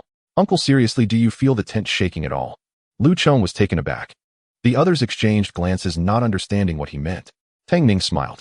The wind outside is so strong, yet you have been standing in this tent for a long time. Have you felt it shake? Oh, that's true. They've been here for quite a while, yet why haven't they felt any wind blowing in? Logically, the tent should be drafty. Oh, that's right, the wind outside is so strong, yet this tent doesn't shake at all. Jiang, I said, biting her finger, uncertain. Moreover, why do I feel that it's quite cool inside this tent? Li Wenwan echoed. Upon her statement, the others also felt the same. It really is. Tang Ning smiled. This tent is made of special materials, very stable, resistant to wind, rain, and impact. I am very safe staying inside. Since I have already moved out, I do not plan to return to the male youth point. Lu Chong and Zhang Hongliang exchanged glances, seeing his firm attitude, and since the tent was indeed solid, they agreed. Fine, since you want to stay here, then stay. After these rainy days, we can build the house. Tang Ning had some conflicts with Li Yaowu and the others, and they were afraid of further disputes. Since Tang Ning had resolved the accommodation issue, they did not want to create trouble for themselves. Seeing this, Jiang Xue felt relieved and looked at Tang Ning. Then we'll go back and help you bring your luggage. With that, they grabbed Feng Hui and the other girls and ran toward the female youth point. Tang Ning looked at Lu Chong and the others, smiling. Uncle Lu, Uncle Hongliang, Brother Guang, I want to discuss something with you. Go ahead, they replied. I want to start building the house in the next few days. Tian Guang looked at him in surprise. Didn't we agree that we would start after the busy farming season? Tang Ning nodded and smiled. That was because it was raining, making it impossible to start, but my tent is big enough to shelter from the wind and rain. We can work directly in the tent without getting wet, and it won't affect the construction progress. Moreover, during the day you can tend to your fields, and at night my tent can provide lighting. You all can come over to help for half a day, and I will pay everyone as usual. The sooner the house is built, the sooner I will have a place to settle down. The temperature inside the tent could be adjusted, making it comfortable for working. Lu Chong glanced at Zhang Hongliang. Hongliang, what do you say? Zhang Hongliang pondered for a moment and nodded. Since Tang Ning wants to build the house early, let's go for it. Anyway, we have gathered the workers. Lu Chong said. All right, then tomorrow we'll have Tang the accountant go to the commune and have the brick factory deliver the bricks and tiles. Tian Guang scratched his head. Working inside the tent is fine, but it's still raining outside, and we can't get the mud and sand. In the village, houses are built by hauling mud from the river and cutting trees from the mountains. With the rain and wind, cutting trees is already a challenge, and digging for mud and sand is tough. Tang Ning quickly said, we can buy it from the commune. He reached into his pocket, taking out 100 yuan and some industrial tickets for bricks, tiles, and sand, handing them to Lu Chong. Uncle Lou, if there are any materials you need that are hard to get from the mountains, just buy them from the commune. Don't worry about saving money for me. Lu Chong and the others were shocked, their eyes widening at the stack of bills. Wow, when did Tang Ning become so rich? Just handing over 100 yuan like it's nothing. Adding to the previous 150 yuan, he had given the village 250 yuan in just a few days. The key was that he had just bought a bed, a tent, and a leg of lamb. Altogether, it must have cost at least 300 yuan. Gosh, the more they thought, the more startled they felt. What does 300 yuan mean? They could barely earn 100 yuan a year without eating or drinking. In just a few days, he had spent the equivalent of their 3 years' wages. Lu Chong steadied his heartbeat and did not take Tang Ning's money. The 150 yuan you gave last time was just the deposit for the bricks and tiles, and there's still 100 yuan left.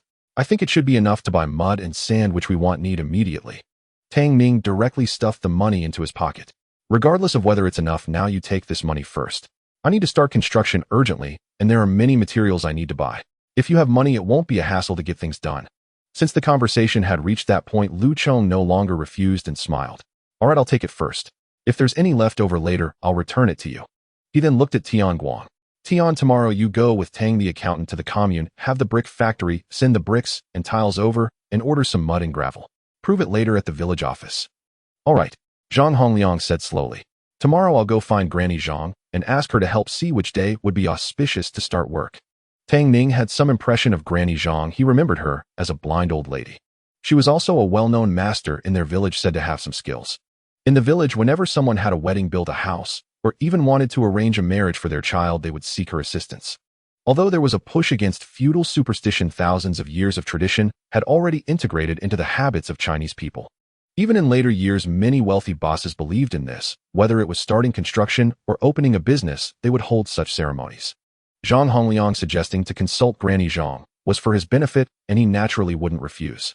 Tang Ning sincerely said, "All right, thank you, Uncle Hongliang." Lu Chong nodded. Jiang Ai and the others entered one after another, curiously examining the tent. Wow, it's really spacious inside, and there are 5 compartments. This is much more comfortable than our side. At that moment, a soft wolf howl attracted everyone's attention. A little wolf cub crawled out from behind the compartment.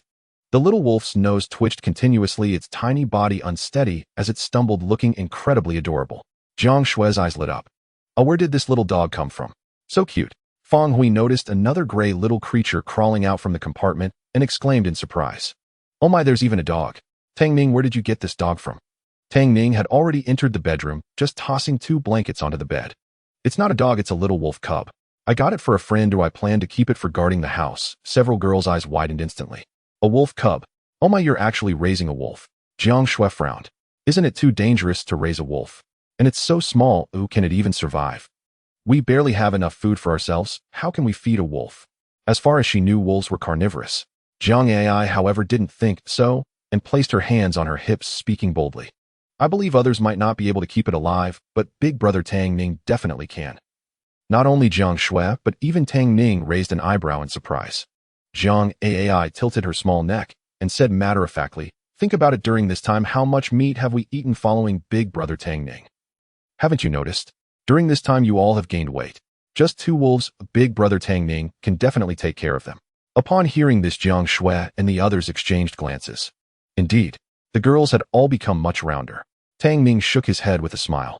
All right, it's getting late. I'd appreciate it if you beautiful ladies could help me tidy up. In the evening, I'll treat you to roasted lamb.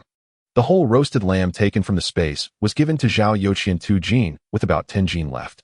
Hearing there was more meat, the girls cheered and dispersed to take action. Some set up the beds while others organized their supplies. Jiang Xue pulled Tang Ning into the bedroom and retrieved 5 Jin of pork from a canvas bag to hand to him. This is the 5 Jin of pork left over from last night. You have nothing here save the meat for yourself. The pork was bought by Jiang Xue and Tang Ning together at the supply and marketing cooperative yesterday. They had cooked 5 Jin last night, leaving 5 Jin uneaten. Living alone on this side, Tang Ning had nothing, and Jiang Xue was worried he might go hungry, so she brought all 5 Jin of pork over.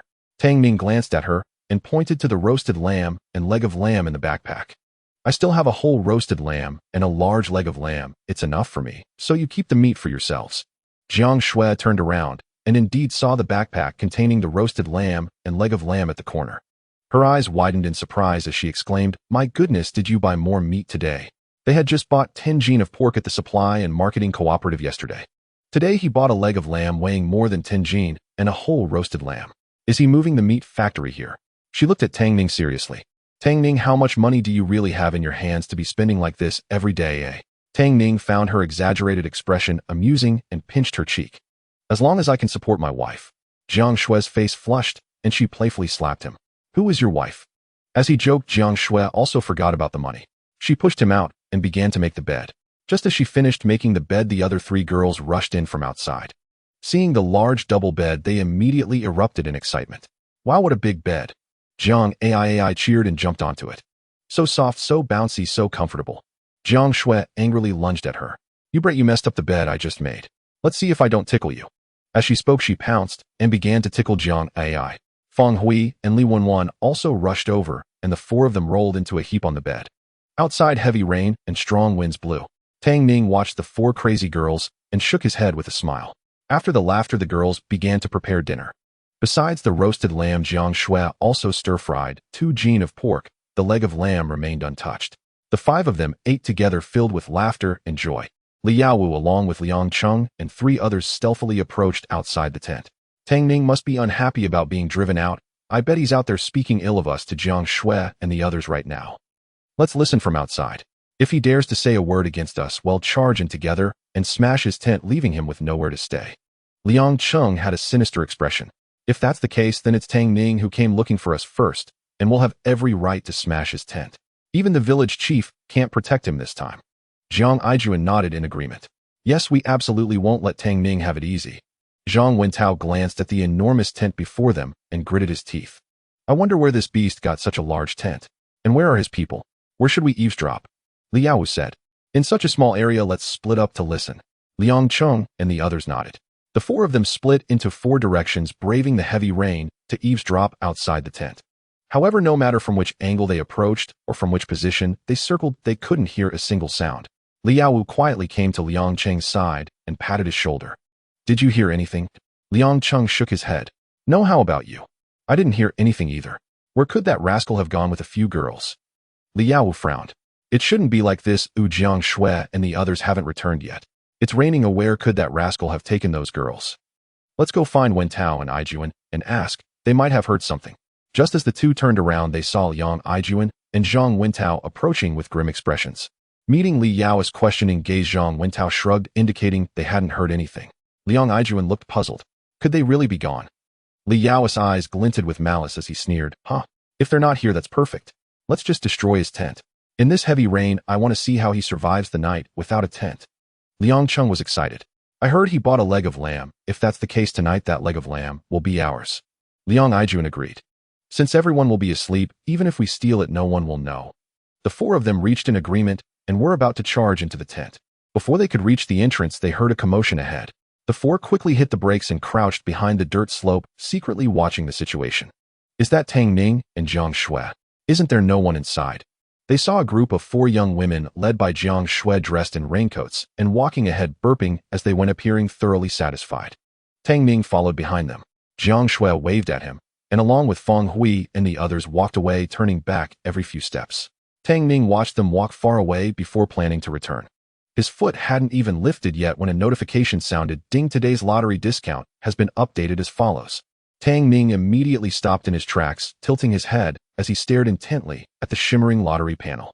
1 barrels of 5L bottled mineral water, 1 sets of level 4 English-speaking training audio, 1 boxes of tissues, 1 large tractors, 1 bottle of Feitian Mutai liquor. Today's special price, 6 yuan. Without a moment's hesitation, Tang Ning immediately recharged.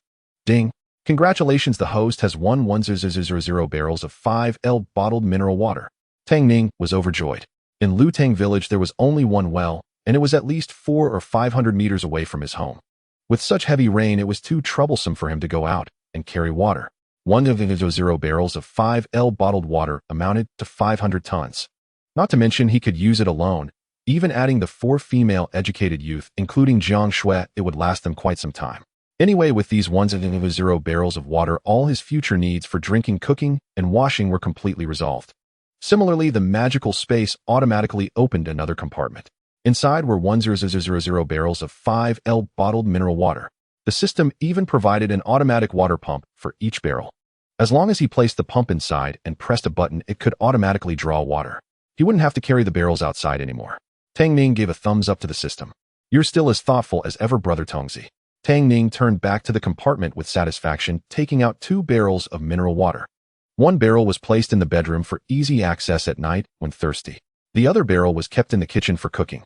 He plugged in the smart water pump, filled a teapot with mineral water, and guzzled it down. The mineral water wasn't cold that day, drinking it directly wouldn't cause any stomach issues. Just after finishing the water, he felt something warm and damp around his feet. Looking down, he discovered a small wolf was licking his foot. Tang Ning smiled and gently kicked the little creature. Are you hungry? Just wait. He tossed the leftover roasted whole lamb meat and bones included into a large bowl. As soon as he placed it on the ground, the 2 little creatures came stumbling over and plunged right into the bowl. The bones cracked loudly under their bites. Wolves are carnivorous animals, and the roasted lamb bones were tender, so he wasn't worried they couldn't handle it. As the little wolf munched away making satisfied sounds, Tang Ning watched for a while before washing up and heading to bed. Unbeknownst to him, there were 4 idiots lying in the rain outside the tent. Only when they heard no noise did Li Yaowu lift his head from behind a mound of dirt, realizing no one was left, and hurriedly patted Liangcheng beside him. Let's go. The 4 of them got up from the ground together, and Liangcheng wiped the rain off his face. Yaowu, Tang Ning is inside. I'm afraid we won't be able to steal anything today. Zhang Wentao sneered. Even if we can't steal anything, it's no big deal. With the heavy rain, he lives so close to the mountain, he might have been crushed by a landslide. Jiang Ijuan said. Right, well, just wait for tomorrow to collect his corpse. Li Yaowu sneered. You're right, let's give that bastard a break today. It was indeed unbearable to be drenched. Besides, Tang Ning was just too strong. The 4 of them couldn't even take him on together, so they really didn't dare to provoke him openly. Thus, while Tang Ning drifted into slumber, Li Yaowu and the others fled in defeat. Tang Ning was awakened by the little wolf's calls. He opened his eyes and glanced outside. It was dark at most 5 o'clock. Tang Ning helplessly grimaced, realizing that the 2 little creatures must be hungry. He climbed out of bed, grabbed some mineral water to brush his teeth and wash his face. The temperature inside the room was around 27 or 28 degrees. It wasn't cold or hot, this temperature was just right for him. After washing up, he stewed some dumpling soup with lamb meat. He served himself a bowl and set aside 2 bowls for the 2 wolves to cool, while he ate. By the time Tang Ning finished, the other 2 bowls were about ready to cool. He carried the bowls towards the wolf room. As Tang Ning was feeding the wolves, Tang Ernie's family excitedly ran over. Li Xiao twisted her waist while reminding her 2 sons. With such strong winds yesterday, many trees by the roadside were broken. Old Wang's roof was even blown off. That little bastard living in the tent must have been crushed to death. Xiao and Xiao Tsong, don't go in first. Dead people are scary, especially those crushed to death. Your father and I will go in first to get the meat and money out. You 2 take them back home in your arms. Tang Ernie glanced around. Aside from their family, everyone else was still asleep. If it weren't for the need to clear out Tang Ning's belongings, they should also be in bed at this time. Listen to your mother. When you 2 carry things home, be careful and avoid being seen by others. It wouldn't reflect well on your reputation. Tang Tsong rubbed his fists together. Don't worry, Mom and Dad, my older brother and I know what we're doing. Tang and stroked his chin. Dad, I heard Tang Ning's big bed is nice. Should we move it back too? Li Xiao frowned. A bed that has been slept on by a dead person is unlucky. Mom, we won't be sleeping on it ourselves. We can take it to the commune to sell for a good price. Anyway, we won't say anything and no one will know. Tang Tsong's eyes lit up. Mom, my older brother is right. Let's take the bed too. The tent can be sold as well. Li Xiao's expression brightened. You're still my clever son. All right, let's take everything. Not leaving that bastard a single thing. As they spoke, the 3 of them had already spotted the large tent standing on the ground. Although they had heard yesterday that Tang Ning had bought a particularly large tent, the shock of seeing it in person was still overwhelming. Li Xiao gritted her teeth, her eyes turning red with hatred.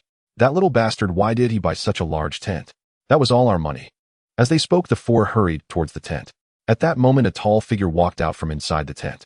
Tang Ning was taken aback, rubbing his eyes uncertainly. Mom and Dad, is that Tang Ning? Before Tang Ernie and Li Xiao could respond, Tang Tsong exclaimed first. Is it him? What's going on? How did Tang Ning not get crushed? There were numerous trees had fallen haphazardly around Tang Ning's door, creating a chaotic scene. How was it that he not only wasn't crushed, but also appeared to have 2 small wolves? Tang Tsong reluctantly took a few steps forward, squinting to look. He saw Tang Ning bending down to shoo away 2 small dogs, but that sound wasn't from dogs, but wolves. Tang Ning glared at the 2 little wolves, muttering, All right, you've eaten your fill. Now go do your business. If any of you dare to mess in my house, I'll stew you for dinner. Uncertain if the little wolves were scared, they trembled on the ground, and indeed took care of their business. Tang Ernie and the others. What is this? Yesterday, it was windy and rainy with so many trees blown down. How did Tang Ning not only survive, but also end up with two small wolves? What kind of joke was the heavens playing on them? While Tang Ning and the others were in shock, the two little wolves were already under Tang Ning's supervision, handling their business. Just as Tang Ning was about to take the two little ones back, he turned around and saw the incredulous faces of Tang Ning and the others. Tang Ning and his three companions looked as if they had seen a ghost, their eyes wide as copper bells staring blankly at Tang Ning. Tang Ning raised an eyebrow and flexed his wrist. "You guys." As he took a step forward, Tang Ning and his companions turned pale with fright and began to retreat repeatedly. The previous scene where Tang Ning had beaten them was still fresh in their minds, and Tang Tsung's legs went weak, causing him to collapse onto the ground. Ultimately, unable to withstand Tang Ning's pressure, they scrambled away. Don't hit me, I haven't done anything. As he ran, Tang Li Xiao and Tang N's psychological defenses crumbled completely, and they turned to flee. From the looks of it, their legs were almost smoking. The group ran headlong, not watching where they were going, and the one in front, Tang Tsung, collided with Li Yaowu with a loud bang. Li Yao's right arm, which had been broken by Tang Ning, was still not healed, and when Tang Tsung fell, he landed right on Li Yao's injured arm. Aunt! A scream like that of a slaughtered pig pierced the air. Liang Chung and the other two were momentarily stunned before hurriedly helping the two to their feet. Li Yao's face twisted in pain, ready to curse. However, before he could say a word, Tang Tsung had swiftly gotten up from the ground and fled. Immediately afterward, Tang Ning and the other three ran over with terrified expressions, glancing back as if a ghost were chasing them. Li Yaowu followed their gaze and instantly saw Tang Ning standing upwind, arms crossed, looking at them with a mocking expression. Liang Chung gasped in disbelief. How could Tang Ning not be crushed? How is that possible? Li Yao's mind went blank, and he quickly lowered his head to avoid Tang Ning's gaze. Let's hurry up and leave. He was nearly furious. How could this beast be so lucky? So many trees fell, and not a single one hit him. It made him feel that he had run for nothing, and the key was that his already injured right arm had become even worse after that fall. Damn Tang Ning, he must be cursed. Zhang Wentao was unwilling. Are we just going to leave empty-handed? Jiang Xue replied, can you defeat him? Zhang Wentao was momentarily speechless. He definitely couldn't win, but leaving like this was indeed frustrating. Yet he dared not face Tang Ning alone, so he glared resentfully at Tang Ning and chased after Li Yaowu and the others. Yaowu, are we just going to let that beast Tang Ning go? Li Yaowu glanced at him and gruffly replied, do you have any good ideas? Upon hearing this, Liang Chung and Liang Xue also looked at him. Zhang Wentao touched his swollen face, a hint of malice flashing in his eyes. Everyone eats in the cafeteria while he cooks alone every day. Isn't that causing division? For the sake of harmony in the village, the meat he should be shared with everyone so that we can all eat together. Li Yao's eyes lit up. Exactly. Who doesn't want to eat meat these days? As long as they incite the villagers' emotions, everyone would rise against Tang Ning. He couldn't believe that Lu Chong would still protect Tang Ning. Tang Ning observed the panicking crowd and could roughly guess their intentions. They were just here to watch his embarrassment. However, he hadn't even made a move yet, and these people had already run away like clowns. It seemed that the previous beatings had already psychologically intimidated a few of them. Tang Ning clicked his tongue. Little ones, let's go home. He turned around, but there were no signs of the two wolf cubs in the snow. Looking in the direction of the sound, the two little ones had run back to the tent to frolic, complaining about the heat outside. Tang Ning didn't mind them, and seeing that it was still early, went back to take a nap. When he woke up again, the sky was already bright. Since there was nothing to do in the morning, he stayed in the tent to train the wolves. During this time, Zhang Hongliang came by and mentioned that construction should begin in 3 days. In the next 2 days, they were to prepare bricks, tiles, sand, wood, and thatch. In 3 days, they would demolish the house and dig the foundation. Tang Ning naturally had no objections. He knew nothing about these matters and preferred to leave it to those who understood. Today was a rare good day for weather. With the fields flooded, it was impossible to plant crops. Under Lu Chong's arrangements, 8 workers took the village's ox cart up the mountain to gather wood. The wood they brought back was all placed behind Tang Ning's dwelling in the southwestern corner, standing in stark contrast to the old yard, ensuring it wouldn't interfere with the construction. The workers were coming and going, and everyone who saw the tent couldn't help but marvel. My goodness, this tent is really cool inside. It's the largest tent I've ever seen. The village head said yesterday that Tang Ning would start building soon. I thought he was joking. With how cool it is inside this tent, if we work hard for half a month, we can build a house for him. Around 9 o'clock, Tang Wen drove over in a tractor, followed by 2 more tractors. The truck beds were neatly stacked with red bricks. Tang Ning, should we unload the bricks outside? Tang Wen jumped down from the tractor and asked Tang Ning for his opinion. Tang Ning shook his head. Unloading outside is inconvenient for the workers. Let's move everything inside the tent. He ran to the front of the tractor, pointed at the tent's entrance, and shouted to the driver. Drive into the bricks can be unloaded along the southwestern corner. While the workers were hauling wood, he had already opened a large door about 15 meters wide in the tent, so the tractor could go in without any problem. The tractor driver glanced at the entrance and nodded. He turned the steering wheel and drove the vehicle in, unloading the bricks at the designated spot. Throughout the morning, the tractors carrying bricks and tiles made 3 trips back and forth. The mud and sand would take longer to deliver, arriving in the afternoon. The village's children rarely had the chance to see a tractor, and every time one came they cheered and ran behind it.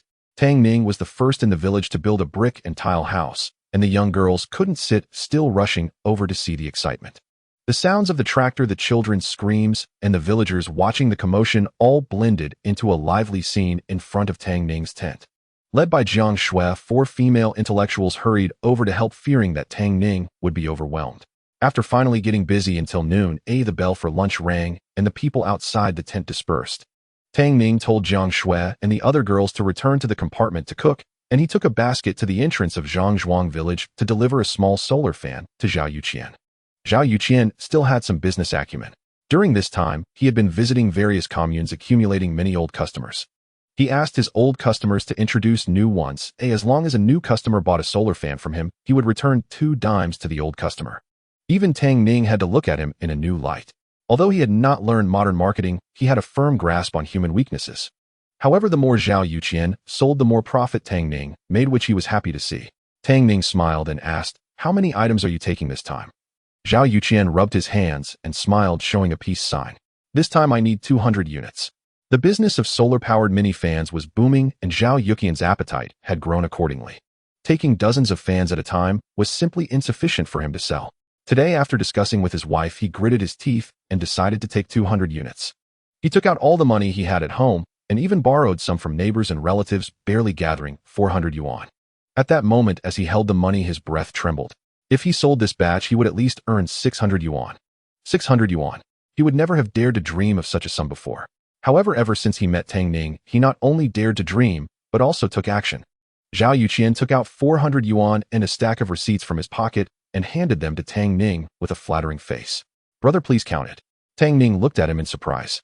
After accepting the money, he did not even count it before stuffing it into his pocket, taking the opportunity to store it in his spatial pouch. He pointed at the backpack, saying, "I didn't prepare that many today. There are only 50 units here.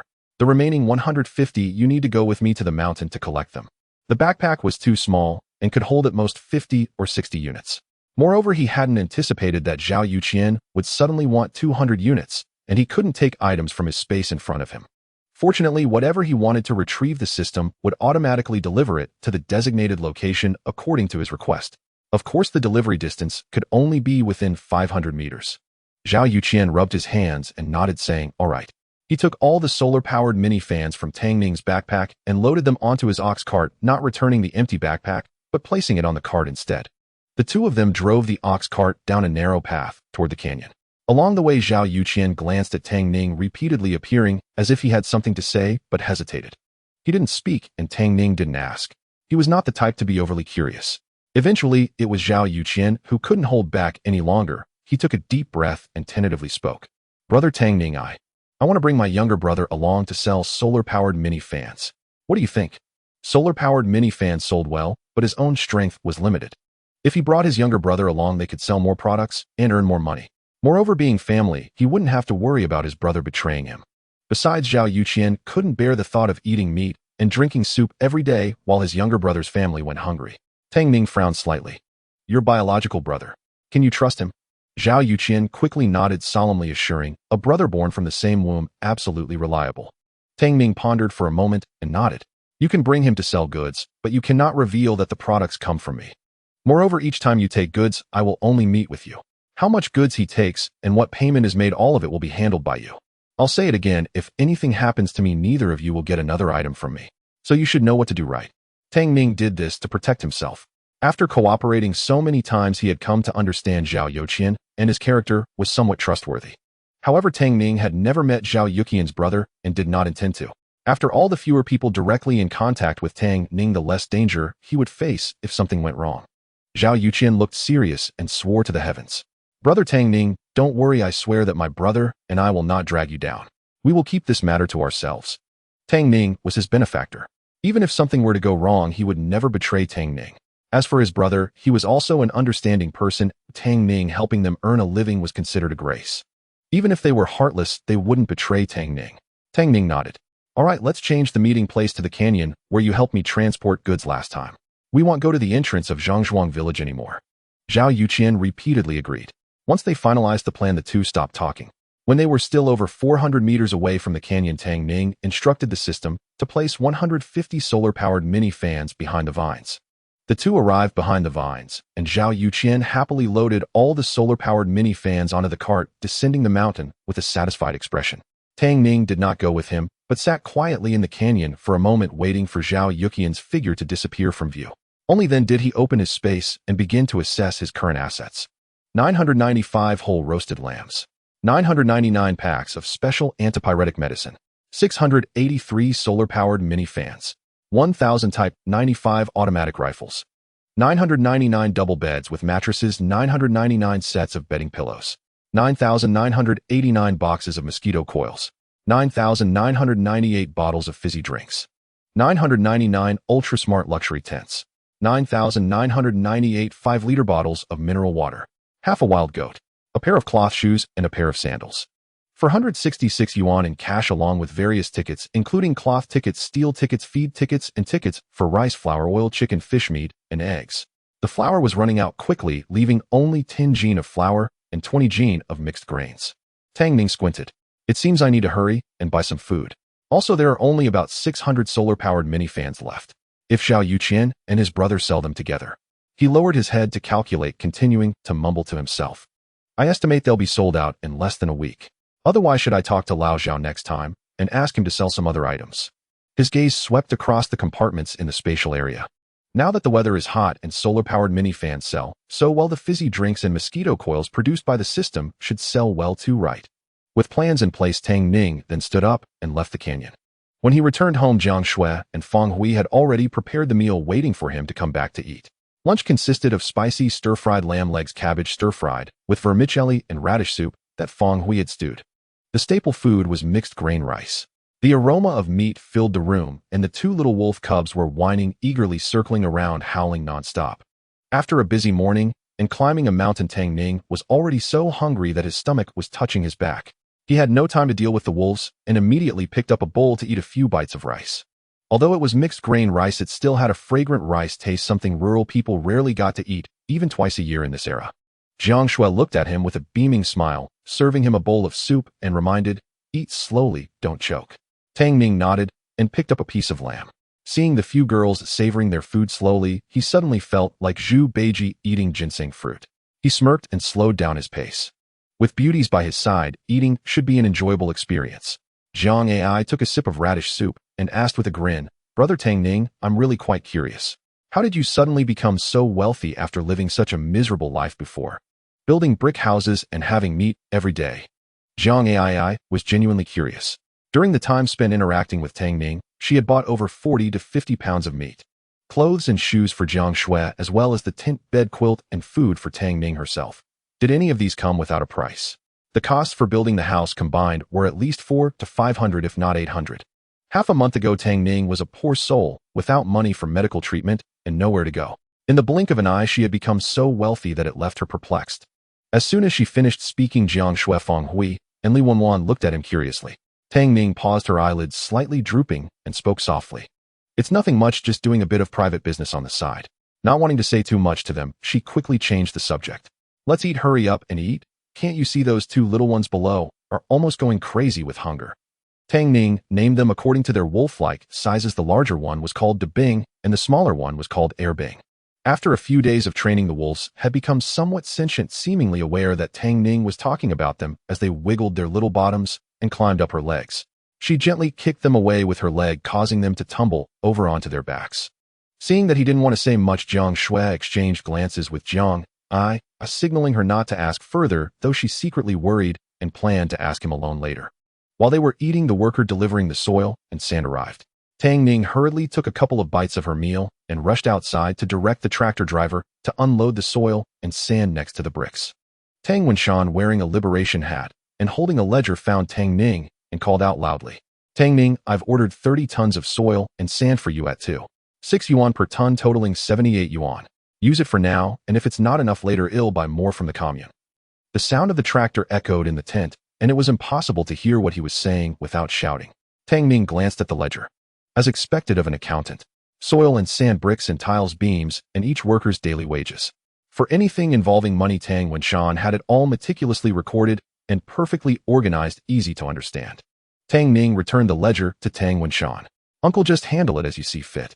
Yet she was secretly calculating. The soil and sand cost 78 yuan, and the bricks and tiles probably added up to at least a couple of hundred. The money she gave Lu Chong would probably not be enough. By the time Tang Ning came down from the mountain, it was already close to 4 in the afternoon. Once she finished here, the last rays of sunlight would be gone. Fang Huili Wenjuan and Jiang Xue had already returned to the female-educated youth dormitory since there was nothing they could help with. When Tang Ning returned to the partitioned room, only Jiang Xue was left. While he was busy outside, Jiang Xue quietly washed the dirty clothes he had changed out of, facing away from him as she hung them up. Tang Ning felt a surge of tenderness in his heart, softly walked over, wrapped his arms around her waist from behind, kissed her ear, and chuckled. "Whose little wife is this? So diligent." Her breath brushed against her ear, causing Jiang Xue to shrink her neck shyly, her laughter turning into a flurry of giggles. "Oh, stop it." She laughed while twisting her waist to escape. In summer, the clothing was light and cool. As she twisted, her body bumped into Tang Ning, and they both froze for a moment. Jiang Xue's face instantly turned a deep shade of red. She was no longer an innocent young girl. The night they confirmed their relationship, the man had thoroughly taken advantage of her. Although they hadn't gone all the way, he had taught her well in biology. You move aside." Tang Ning grinned mischievously, tightening his embrace, so they were inseparable. "No way." Jiang Xue tried to struggle, but in the next moment, he scooped her up horizontally and strode toward the bedroom. The clothes she hadn't had time to hang fell directly to the ground. It was unclear how long had passed when Tang Ning's satisfied kiss the girl's delicate lips. "It's so nice to have you." Jiang Xue looked at his languid appearance, her eyes slightly downcast. Tang Ning." Tang Ning squinted, appearing on the verge of falling asleep. Jiang Xue pushed him. "Can you tell me what kind of business you were doing? I am really worried about you." A month ago, she had called her parents at the commune, and her father had shared some policies with her. Although the commune currently tolerated private business, it was still illegal. Though she had willingly come to the countryside, her identity was sensitive. Her father had repeatedly warned her over the phone to be cautious, careful, and even more careful. Today, when Tang Ning mentioned he was doing business, Jiang Xue's heart was filled with unease. She was afraid something would happen to him. Not to mention that he had a conflict with Li Yaowu. What if Li Yaowu found out he was doing private business and used it to retaliate against him? Her parents were far away in Beijing, and even if she wanted to help, she was powerless. Tang Ning slowly opened his eyes and saw the girl frowning tightly, her eyes tinged with a hint of red from being toyed with earlier. However, the worry in her eyes was palpable. He pinched her cheek and smiled. "It's nothing much, just turning some goods around from an older brother to sell." "What older brother? Do I know him? Is he reliable?" Jiang Xue quickly grabbed his hand, asking anxiously. "You don't know him, but he's very reliable." Seeing her still unconvinced, Tang Ning decided to fabricate a lie. "Don't worry, my older brother has a powerful background. With him backing me up, nothing will go wrong. Moreover, I'm not selling directly myself. I take goods from this older brother and wholesale them to middlemen, letting them deal with the selling. So there won't be any risks." Jiang Xue furrowed her brows and pondered for a moment before tentatively asking, "What is your older brother's name?" "To see if he's reliable, I'll call my dad at the commune to ask him to check." If he was indeed reliable, she could rest assured about Tang Ning doing business with him. If this person was a scammer or had ill intentions toward Tang Ning, he could also back off in time. Tang Ning toyed with her small hand, speaking nonchalantly. "His surname is Tong. Just call him Tongzi Gu along with me." "Huh?" Jiang Xue's eyes widened. Tongzi Gu. There's a surname Tong. She had never heard of anyone with the surname Tong in her life. Tang Ning nodded seriously. "In this vast world, there are all kinds of surnames. Don't worry, my wife, he won't scam anyone. We have a life and death friendship. After all, the system depended on his existence. If he died, the system would likely cease to exist." While he was talking, his hands gradually became less honest. It was already 8 in the evening when Tang Ning sent Jiang Xue back to the youth station. Jiang Xue held his hand and earnestly reminded him, "You must be careful while doing business outside. Don't let anyone with ulterior motives scheme against you." She pointed towards the male youth station and continued, "Well, not to mention the ones inside. Even Tang Ernie's family is waiting to catch you off guard." Tang Ning was a person with ideas, ambitions, and aspirations. This was evident from how she offered him money which he was unwilling to accept. Tang Ning needed to make a living, but he was also determined to live better than anyone else. Therefore, he could not abandon the idea of doing business, and as his partner, she should support him unconditionally. Jiang Xue lowered her gaze. She secretly planned to call home tomorrow and ask her father to help investigate who this Tongzi Gu really was. Tang Ning listened to her murmuring with a smile. Having traveled to another world and being alone, he really enjoyed this feeling of being cared for. Suddenly, beep, beep, beep. Alarm, alarm, an intruder has entered illegally. An intruder has entered illegally. The tense and piercing mechanical voice echoed in his mind. At the same time, a flash appeared before Tang Ning's eyes, and an image emerged in his consciousness. The background of the image was his tent. Li Yaowu, 4 male youth, and Tang Ernie's family of 4 were all present. Li Yaowu had his right hand bandaged and was holding a kitchen knife in his left hand.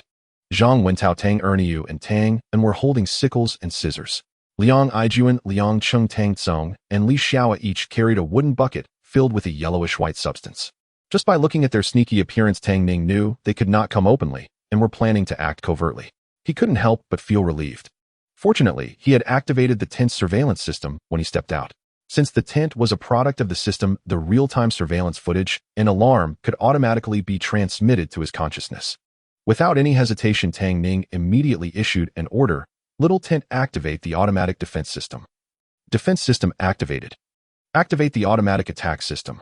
Automatic attack system activated. Both the defense and automatic attack systems were features built into the tent. The defense system included fireproofing, anti-theft, and bulletproof capabilities, preventing any malicious external damage. The attack system would counterattack if the tent sustained damage from the outside. Counterattack methods included, but were not limited to, electric shock and using force against force. The reason it could achieve the electric shock function was that the tent was made of a special material that could convert solar energy into electrical energy like solar panels, thus enabling electric shocks. Therefore, even at night, the tent could provide power and lighting. After fully activating the defense and automatic attack systems, Tang Ning simply sat back and waited to watch the show. Li Yaowu stealthily approached the tent, glancing around. The moon hung high, the north wind howled, and the tree shadows danced like ghosts. He looked left and right and whispered, "Hurry up while Tang Ning isn't back. Let's quickly tear the tent apart and throw some dung on it. I want to see how he can stay here." On the way back from sending Jiang Xue, Tang Ning just happened to catch them red-handed. The 4 of them, believing they couldn't defeat Tang Ning, still wanted to annoy him. They immediately ran to Tang Ernie's house to team up with them for the destruction. After all, Tang Ernie's family would hate Tang Ning even more than they did. As expected, when they heard they wanted to destroy Tang Ning's tent, the family of 4 didn't hesitate at all and immediately expressed their willingness to cooperate. Tang Tsong whispered, "Dad, Mom, you first follow the plan and steal Tang Ning's money and meat. We will handle destroying his tent." When they came, they had all planned it out, first getting the things and money, and after the job was done, everyone would share. Tang Erniu and Li Xiao nodded, put down their tools, and rushed into the tent. Li Yao's face hardened as he picked up the knife and went to slash at the tent. Tang In and the others followed closely behind. However, to their surprise, the tent was as hard as iron. The knife struck with a ding, numbing Li Yao's palm. This was not the end. He hadn't expected that this tent would also have elasticity, directly bouncing his hand back. At that moment, a series of ding ding dang dang sounds came from the side. It was Zhang Wentao and the others using scissors and sickles to stab and chop at the tent. Zhang Wentao stared in shock, his eyes wide. What the hell is this tent? Why is it so hard? Whose tent is made of iron? It can't be cut at all. Li Yaowu, not believing in evil, gritted his teeth and said, "I don't believe it."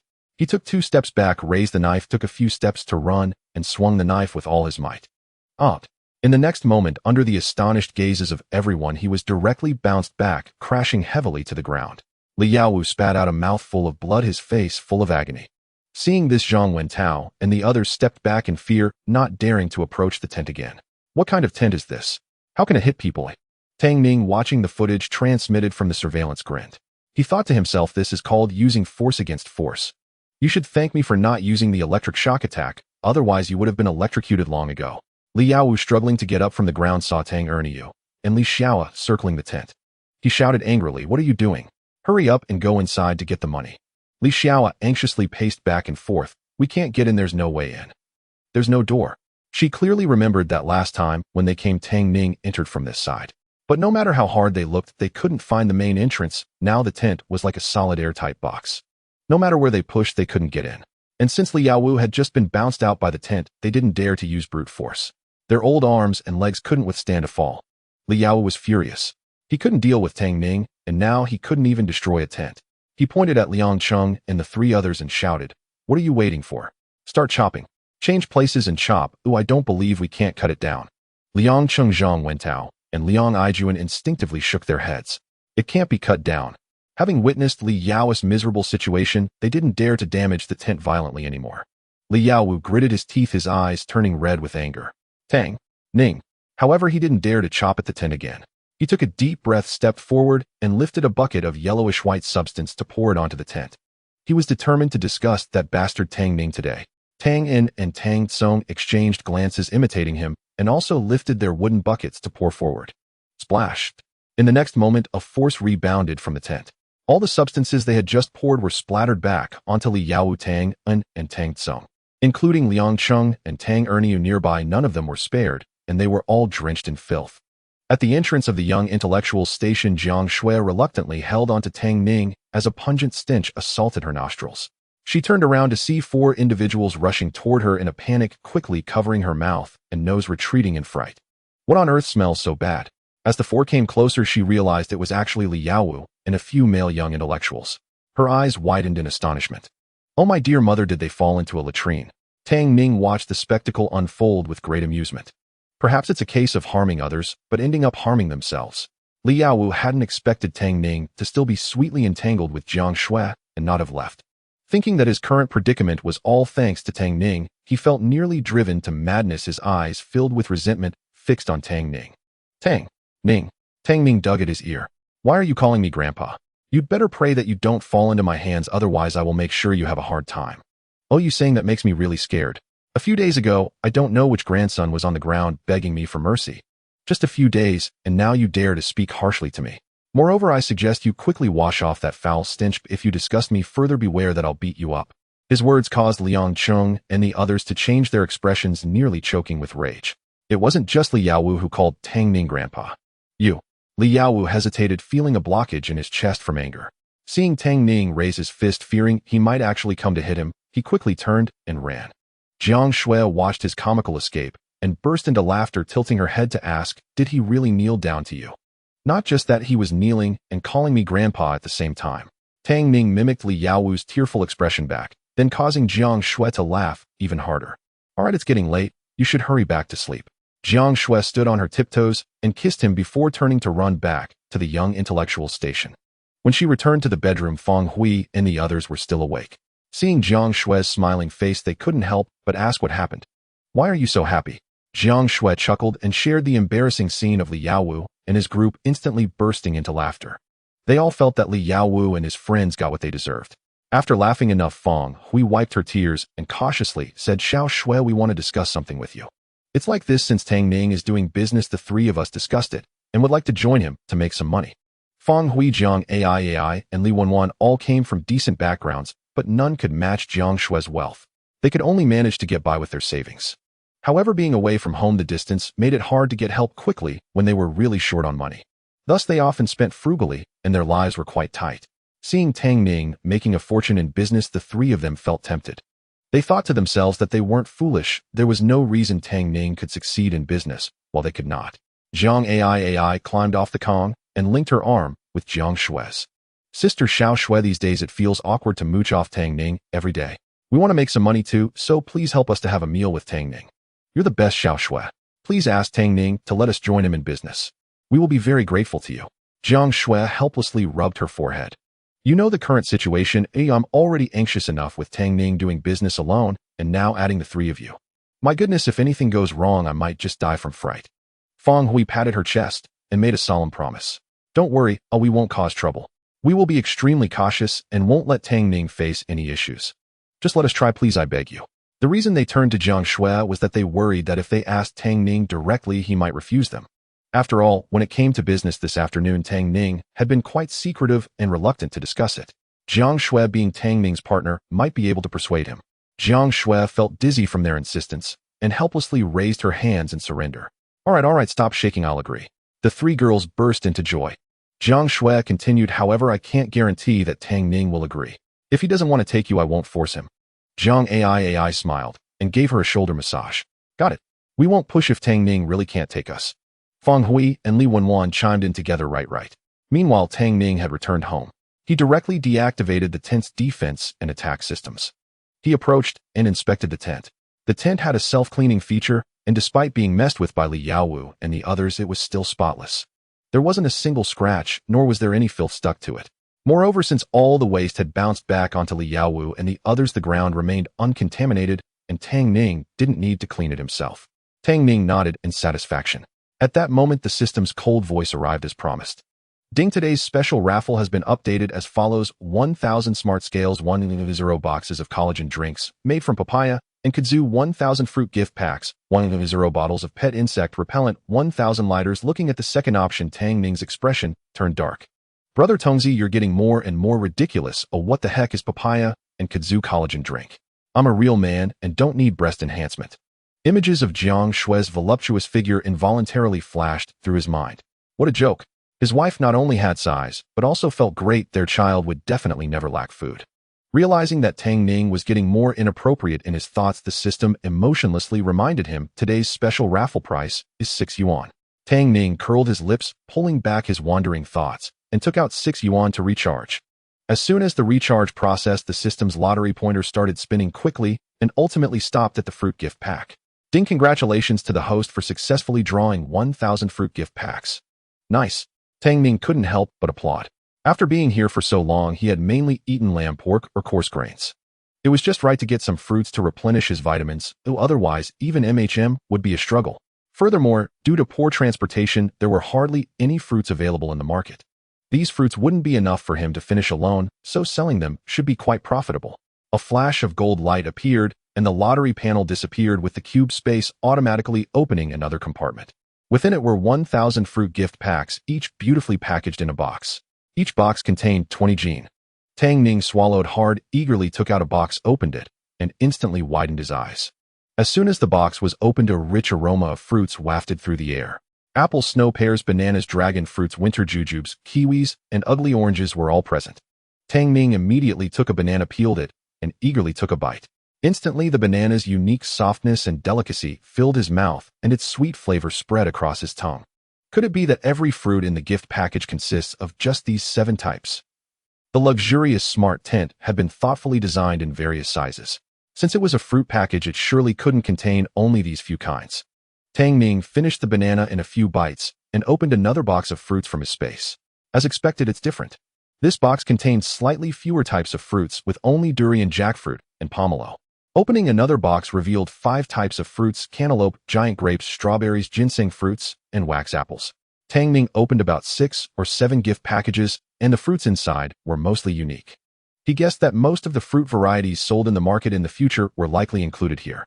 In other words, he had directly achieved fruit freedom. Keep what he likes to eat and sell what he doesn't. The next day, Tang Ning went up the mountain to deliver 300 solar-powered small fans to Zhao Yuqian as agreed. These 300 small fans were purchased together by Zhao Yuqian and his brother Zhao Jiayan. As for how the two would split them, Tang Ning didn't ask about the initial order Zhao Jiayan made. Adding the remaining 460 yuan from before, his savings had successfully exceeded 1,000 yuan. However, there weren't many solar-powered small fans left in his space, only 383 sets. Tang Ning said, "Yuqian, I don't have many solar-powered small fans left, less than 400 pieces." Zhao Yuqian, absorbed in the joy of moving goods, waved his hand dismissively upon hearing this. Is it because the roads are slippery on rainy days, and it's hard to transport goods? No worries, well, just wait a few days and sell these goods first.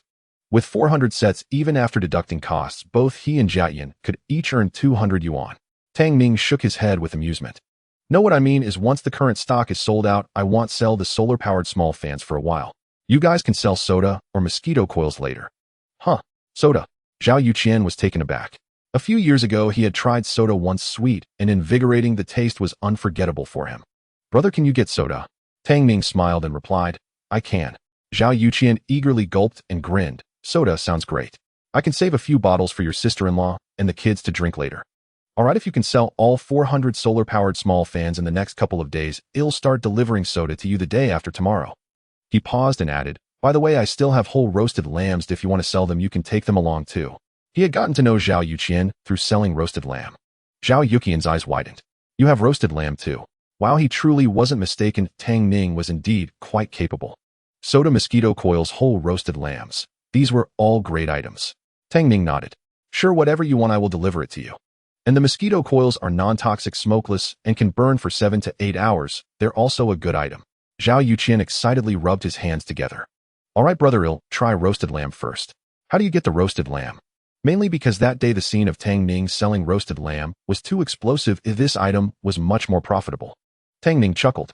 Each roasted lamb costs 30 yuan, just like the tickets for the solar-powered small fans. In the space, each roasted lamb weighed around 15 pounds, costing him 2 yuan per pound, the same price as when he sold them at the commune. Zhao Yuqian pondered for a moment and said, okay, let's start with selling a few roasted lambs. He then looked at Tang Ning with hope. Brother, when will the solar-powered small fans be back in stock? After all, having tasted the sweetness from selling solar-powered small fans, he still wanted to continue selling them if they were available. Tang Ning shook his head. I'm not sure when they'll be back in stock. I'll let you know once they are, but if not, well, temporarily sell something else. Don't worry, as long as you stick with me, there will be plenty of good items for you to sell. The products generated by the system were random, and he didn't know when solar-powered small fans would be available again. Naturally, Zhao Yuqian believed him completely. When Tang Ning returned to the tent, Jiang Xue was wandering at the entrance. Upon seeing him return, her delicate face immediately blossomed with a bright smile. Tang Ning. Jiang Xue approached him, tiptoed to look behind him, and asked softly, did you go do business again? Tang Ning held her hand and led her to the partition. Yes, I just got back from delivering goods. Come and I have some good stuff to show you. Back in the partition, Tang Ning took out 2 peaches from his backpack and stuffed them into her arms. Jiang Xue's eyes lit up and the dimples on her cheeks seemed sweeter than the peaches. Peaches? Where did you get them? Just bought them fresh from outside. Try them quickly to see if they're delicious. Jiang Xue bit into one immediately, and the fragrant juice of the peach filled her mouth. She squinted her eyes in enjoyment. So delicious, it's both sweet and soft. Tang Ning, how are you so amazing, even able to acquire fruits? She had gone to the commune that morning to ask her father to help investigate about the smart tent. On her way back, she passed the supply and marketing cooperative and wanted to buy some fruits. However, the fruits there were small and not fresh. They looked unappetizing, so she didn't buy any. Unexpectedly, Tang Ning could obtain such good fruits. The peaches were almost as big as her face, and when she swallowed one, it was full of juice, making her feel exceptionally satisfied. Seeing her cheeks puffing up from eating, Tang Ning found her particularly adorable. He reached out to poke her and laughed. Eat slowly, there are more. As he spoke, he took out a bunch of bananas, 4 apples, a bunch of grapes, and a cantaloupe from his backpack, putting them in a canvas bag for Jiang Xue to take back and eat. Jiang Xue squinted her eyes, squatting beside him and watching him busy. By the way, Tang Ning, AI, and the others want to follow you to do business. They feel too shy to ask you, so I came to see if you would be willing to take them along. Afraid of putting Tang Ning in a difficult position, she added, if you find it inconvenient, it's okay. Oh, don't feel pressured. I can tell them later and they will understand. Although the commune is currently turning a blind eye to private transactions, if someone really reported it to the commune, Tang Ning would still be in danger. Moreover, she hadn't fully investigated who this so-called smart tent owner was. The fewer people involved in Tang Ning's business, the smaller the risk. Tang Ning paused, frowning in contemplation for a moment. Every day, he could draw supplies from the system, and the items in his space were accumulating more and more. Relying on the Zhao Yuqian brothers to sell them, the clearing of stock was a bit slow.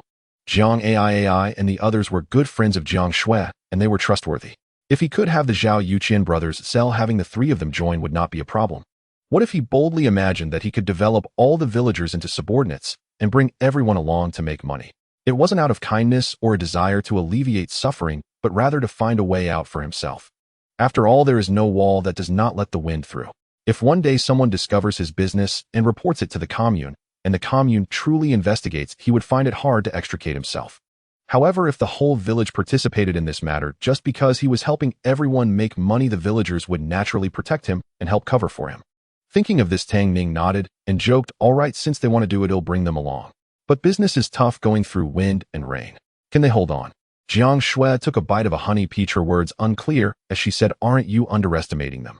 Great people have said that women can hold up half the sky.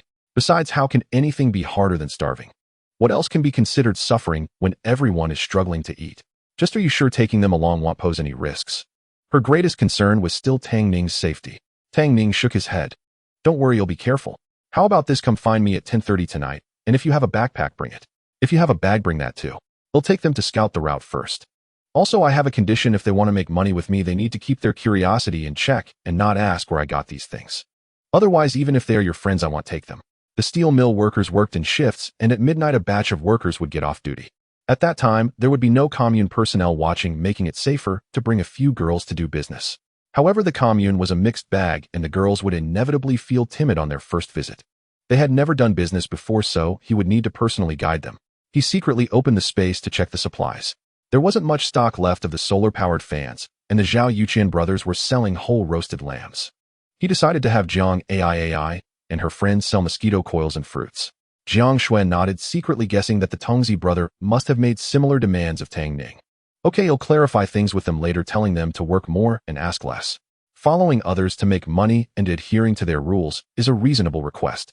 The two of them snuggled in the tent for a while before Jiang Xue took the fruits prepared for her by Tang Ning back to the young women workers, sharing the good news with Feng Hui and the others. How the three of them were preparing to make a big move was set aside for now. Time flew, and it quickly became 10 o'clock at night. Creak, the door of the young women's point was gently pulled open from the inside. Soon a head peeked out, followed by a second, third, and fourth head, stacking one on top of the other. Looking around apart from the shadowy trees, it was eerily silent. Jiang Xue hurriedly locked the door and jogged toward Tang Ning with Feng Hui and the others. Before long, they arrived at the tent. Upon seeing the items on the ground, the group instantly widened their eyes. Tang Ning, are you taking us to sell mosquito coils and fruits today? The moment Jiang Xue saw the items, she immediately guessed Tang Ning's intentions. With Jiang Xue's reminder, even though Feng Hui and the others were curious about where Tang Ning had gotten these things, they consciously kept quiet. After all, it was best to talk less and do more. Moreover, the moment they saw the mosquito coils and fruits, they were convinced that following Tang Ning would definitely lead to making money. Tang Ning nodded.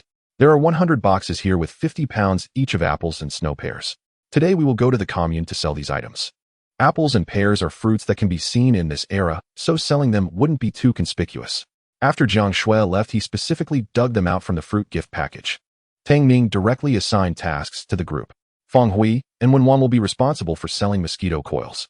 The price is 80 cents per box, and for rice flour, oil, and cloth tickets, just 3 tickets. By the way, each box contains 40 coils of mosquito coils made from all natural ingredients, non-toxic and harmless, and each coil can burn for 7 or 8 hours. You all have experienced it, so just introduce it to the customers based on your own experience. Modern women are used to farm work, so carrying 50 boxes of mosquito coils is no problem. Feng Hui and Li Wenwan nodded as they listened, murmuring Tang Ning's words to themselves. Jiang Ai blinked her eyes, her excited face turning red. Tang Ning, what about me? Tang Ning glanced at her and smiled. You will be responsible for selling apples. The price is 40 cents per pound, and there are no restrictions on tickets. Just collect 2 tickets.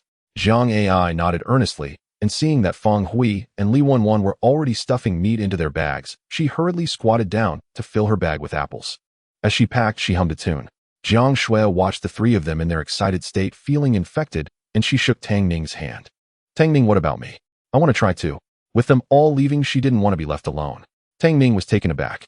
He originally wanted Jiang Xue to stay and sleep, but looking into her sparkling eyes, he softened. Then you can sell pears with me. MHM. The 5 of them carried their bags out of the tent.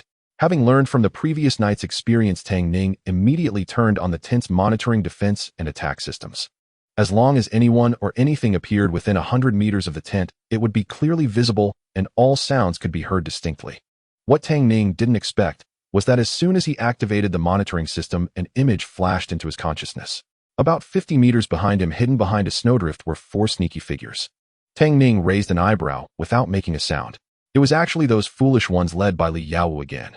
After suffering such a big loss yesterday, they still hadn't learned their lesson. Li Yaowu looked at them, each carrying a large bag, his expression puzzled. What are they doing out in the middle of the night with bags? Liang Cheng squinted. The night was thick, making it impossible to see what was in the bags, and he guessed randomly, could it be food? Zhang Wentao's eyes widened. Food? Where did they get so much food? Liang Aijuan stroked his chin, pondering for a moment. Haven't you noticed that Tang Ning has become particularly wealthy lately? All the materials for building houses were bought, the tent, bed, meat, and even his clothes were all purchased. He even bought clothes for Jiang Xue. How much money must that cost? This bastard is out in the middle of the night carrying so much food.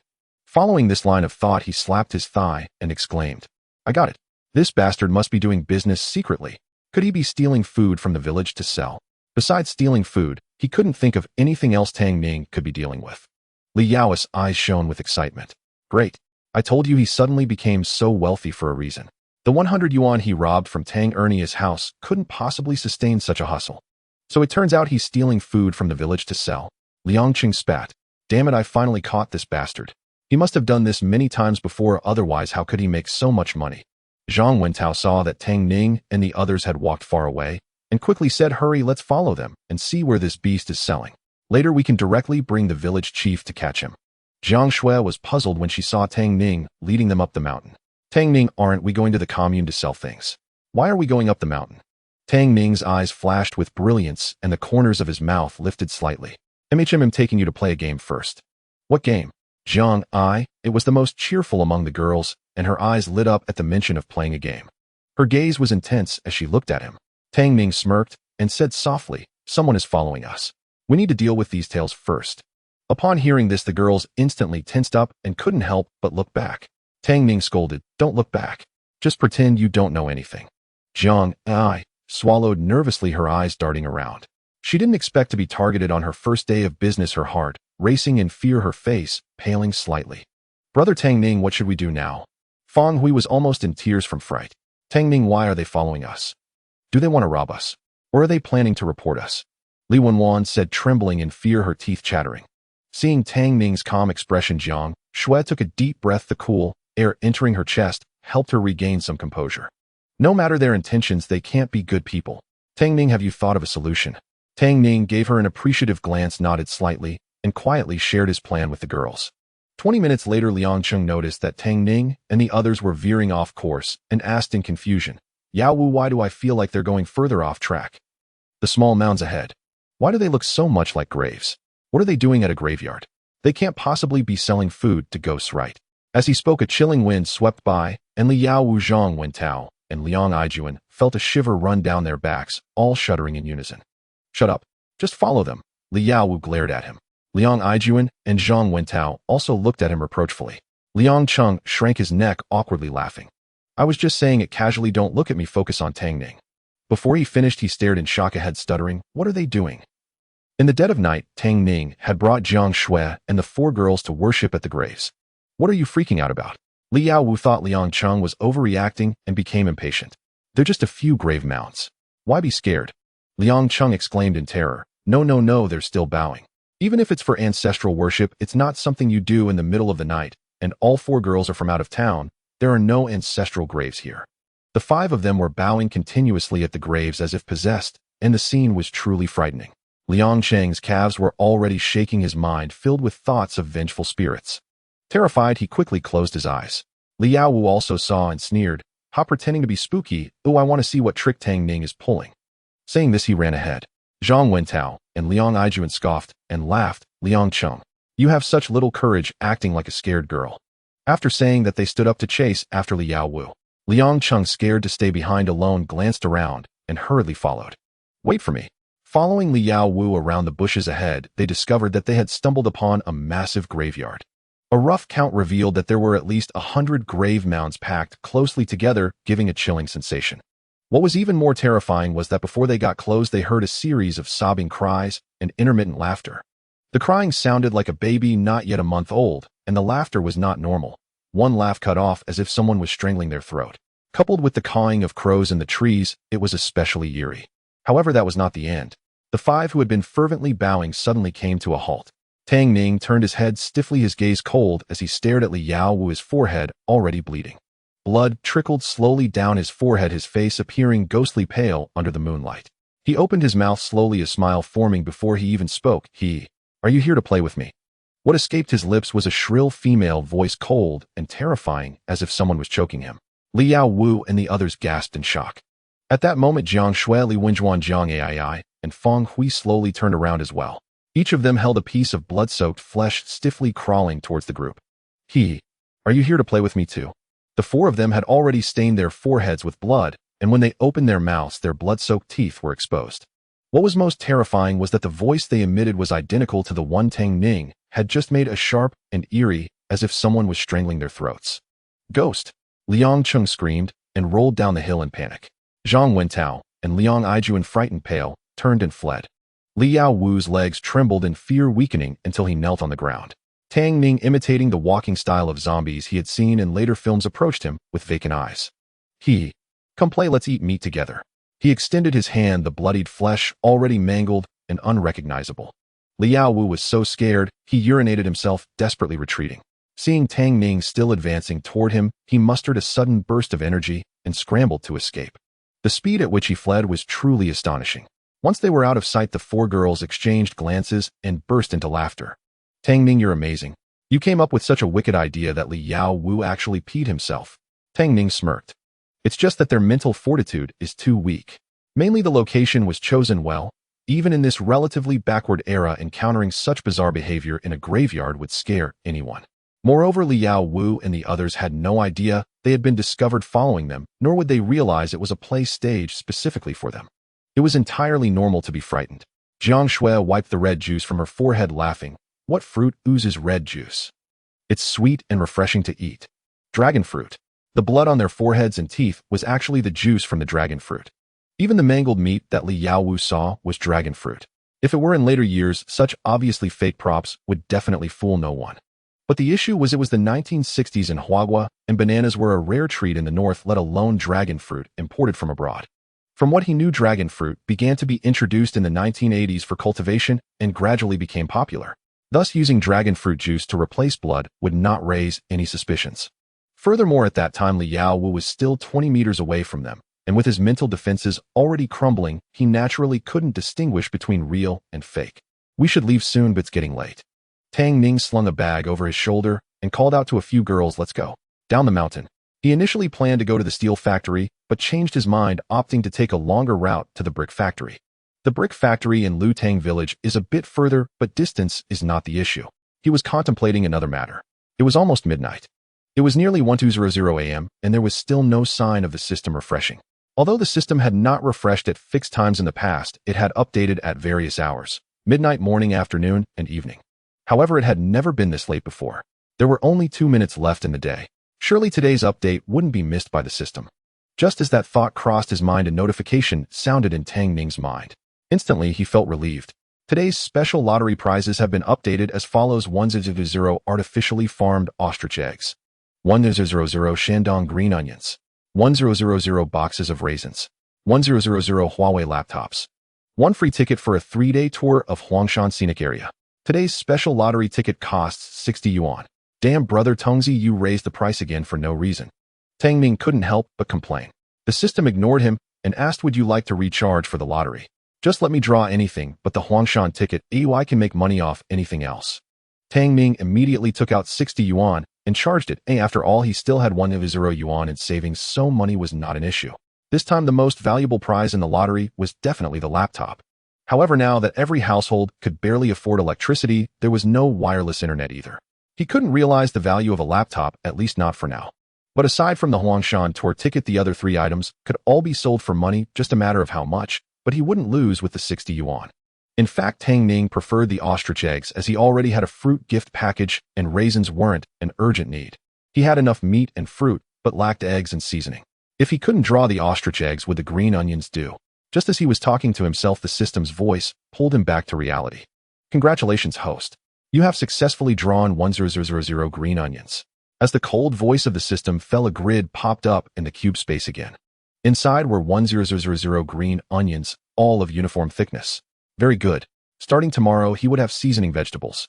Liao Wu and his 3 companions scrambled down the mountain, replaying the scene they had just witnessed in their minds. Bloody faces and a chilling female voice, as if someone was choking them. The more he thought about it, the more uneasy he felt. He quickly called out to Zhang Wentao and the others who were still fleeing in panic. No, something's off. Wentao, don't you think that ghostly voice was familiar? Zhang Wentao's face turned pale, his chest heaving violently. He recalled carefully and said uncertainly, now that you mention it, it does sound a lot like that bitch Jiang Ai's voice.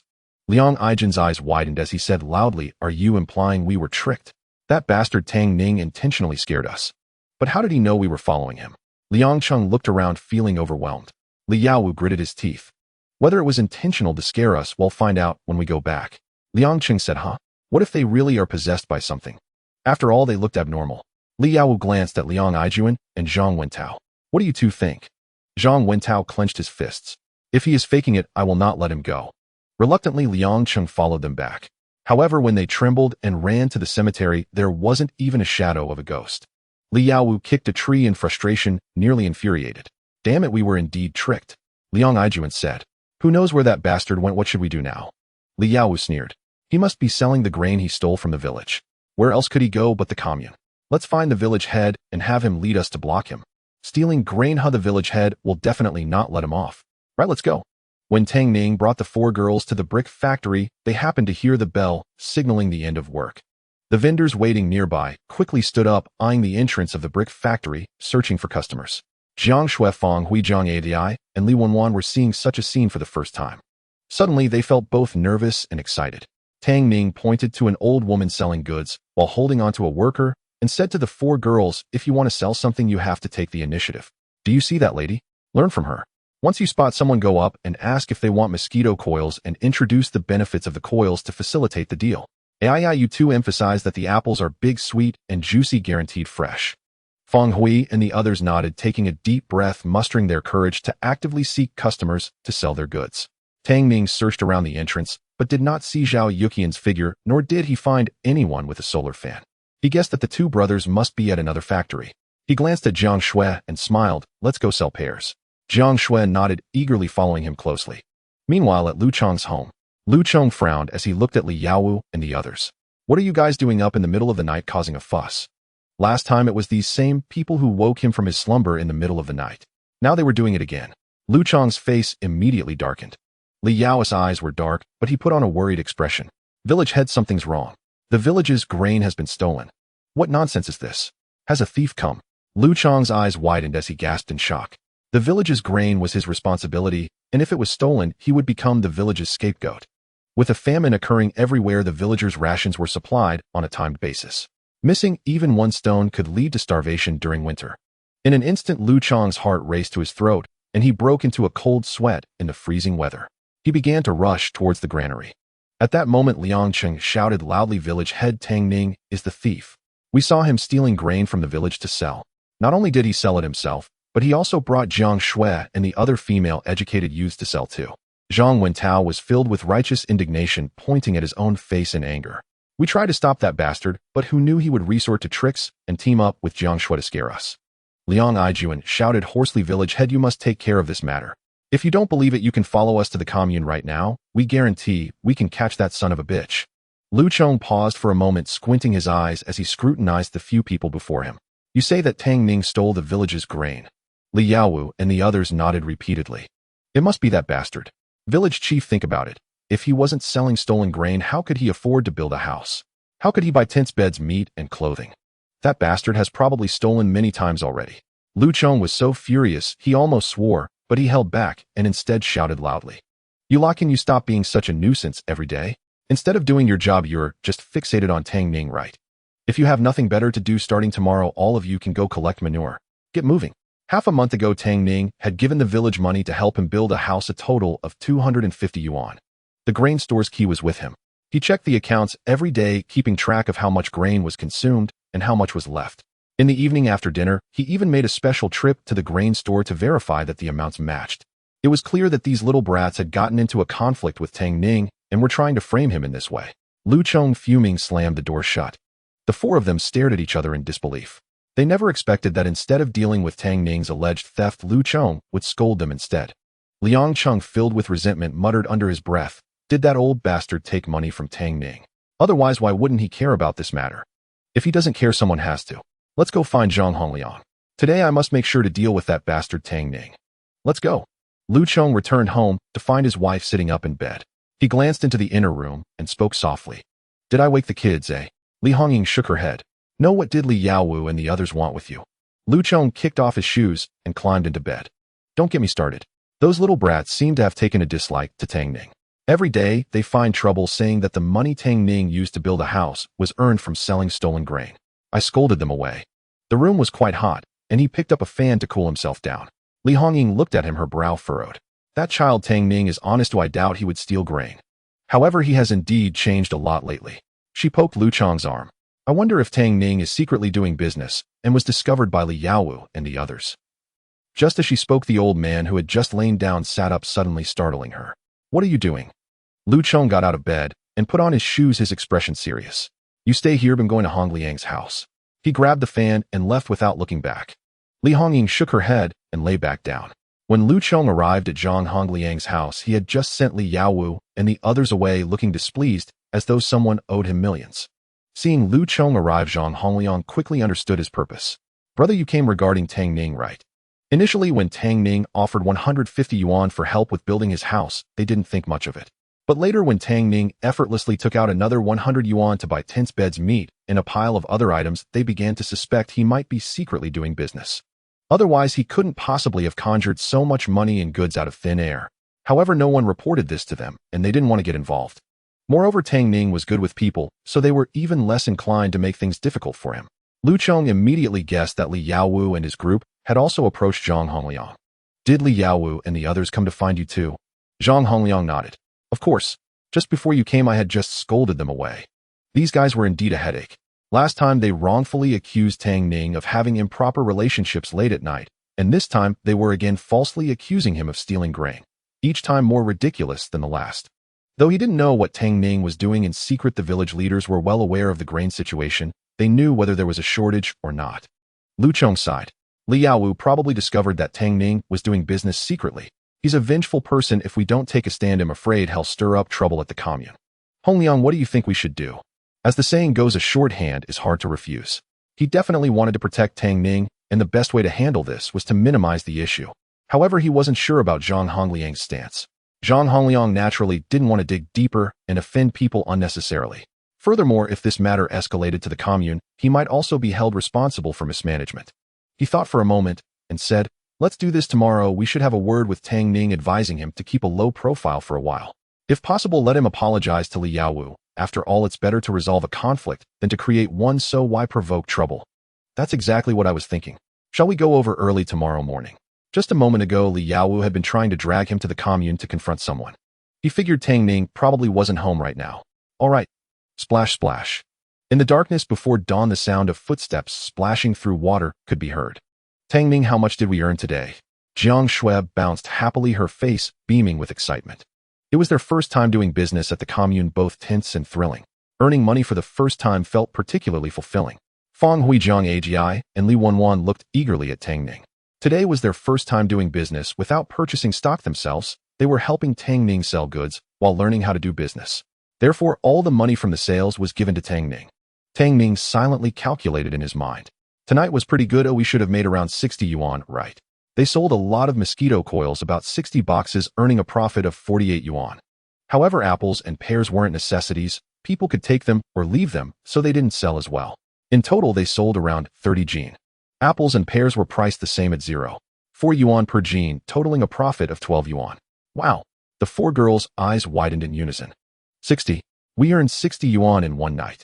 Oh my god, if I tell my mom, she won't believe it. My heavens, I never dared to dream that we could earn so much in one night. Tang Ning, you can't be serious. You call 60 yuan in one night not bad? Tang Ning's expression was calm, not as excited as they were. After all, he had just received 600 yuan that afternoon. By the way, today you all helped me sell goods, so they'll give you each a wage of 5 yuan. Starting tomorrow, you can buy stock from me to sell. I won't be going to the commune with you anymore. After a long night of hard work, the girls deserved some compensation.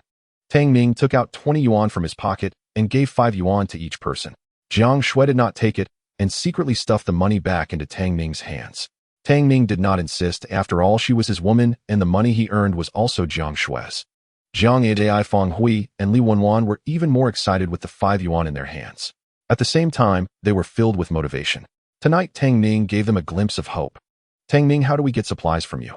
If they went to buy supplies themselves, they would earn more. Tang Ning replied, mosquito coils are 0.7 yuan per box, so apples and pears are 0.3 yuan per pound, and we will collect 2 tickets for each. He thought that the girls probably didn't have many tickets, so he explained. You don't need tickets for the first supply, but from the second time onward we will do it as we see fit. I won't extend credit. He explained the supply process clearly to the girls in just a few words. Jiang Xue gazed at Tang Ning's profile in admiration. It felt like she was seeing a brand new Tang Ning tonight. He was eloquent while introducing products to customers.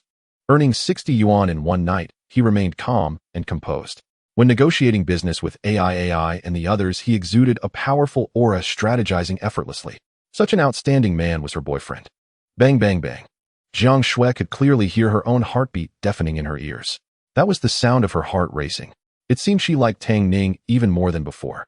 While Jiang Xue was lost and thought Tang Ning had already arranged the time, location, and types of supplies with Feng Hui and the others.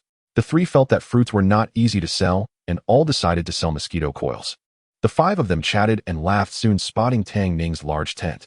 There were two people standing in front of the tent. They were Lu Chong and Zhang Hongliang.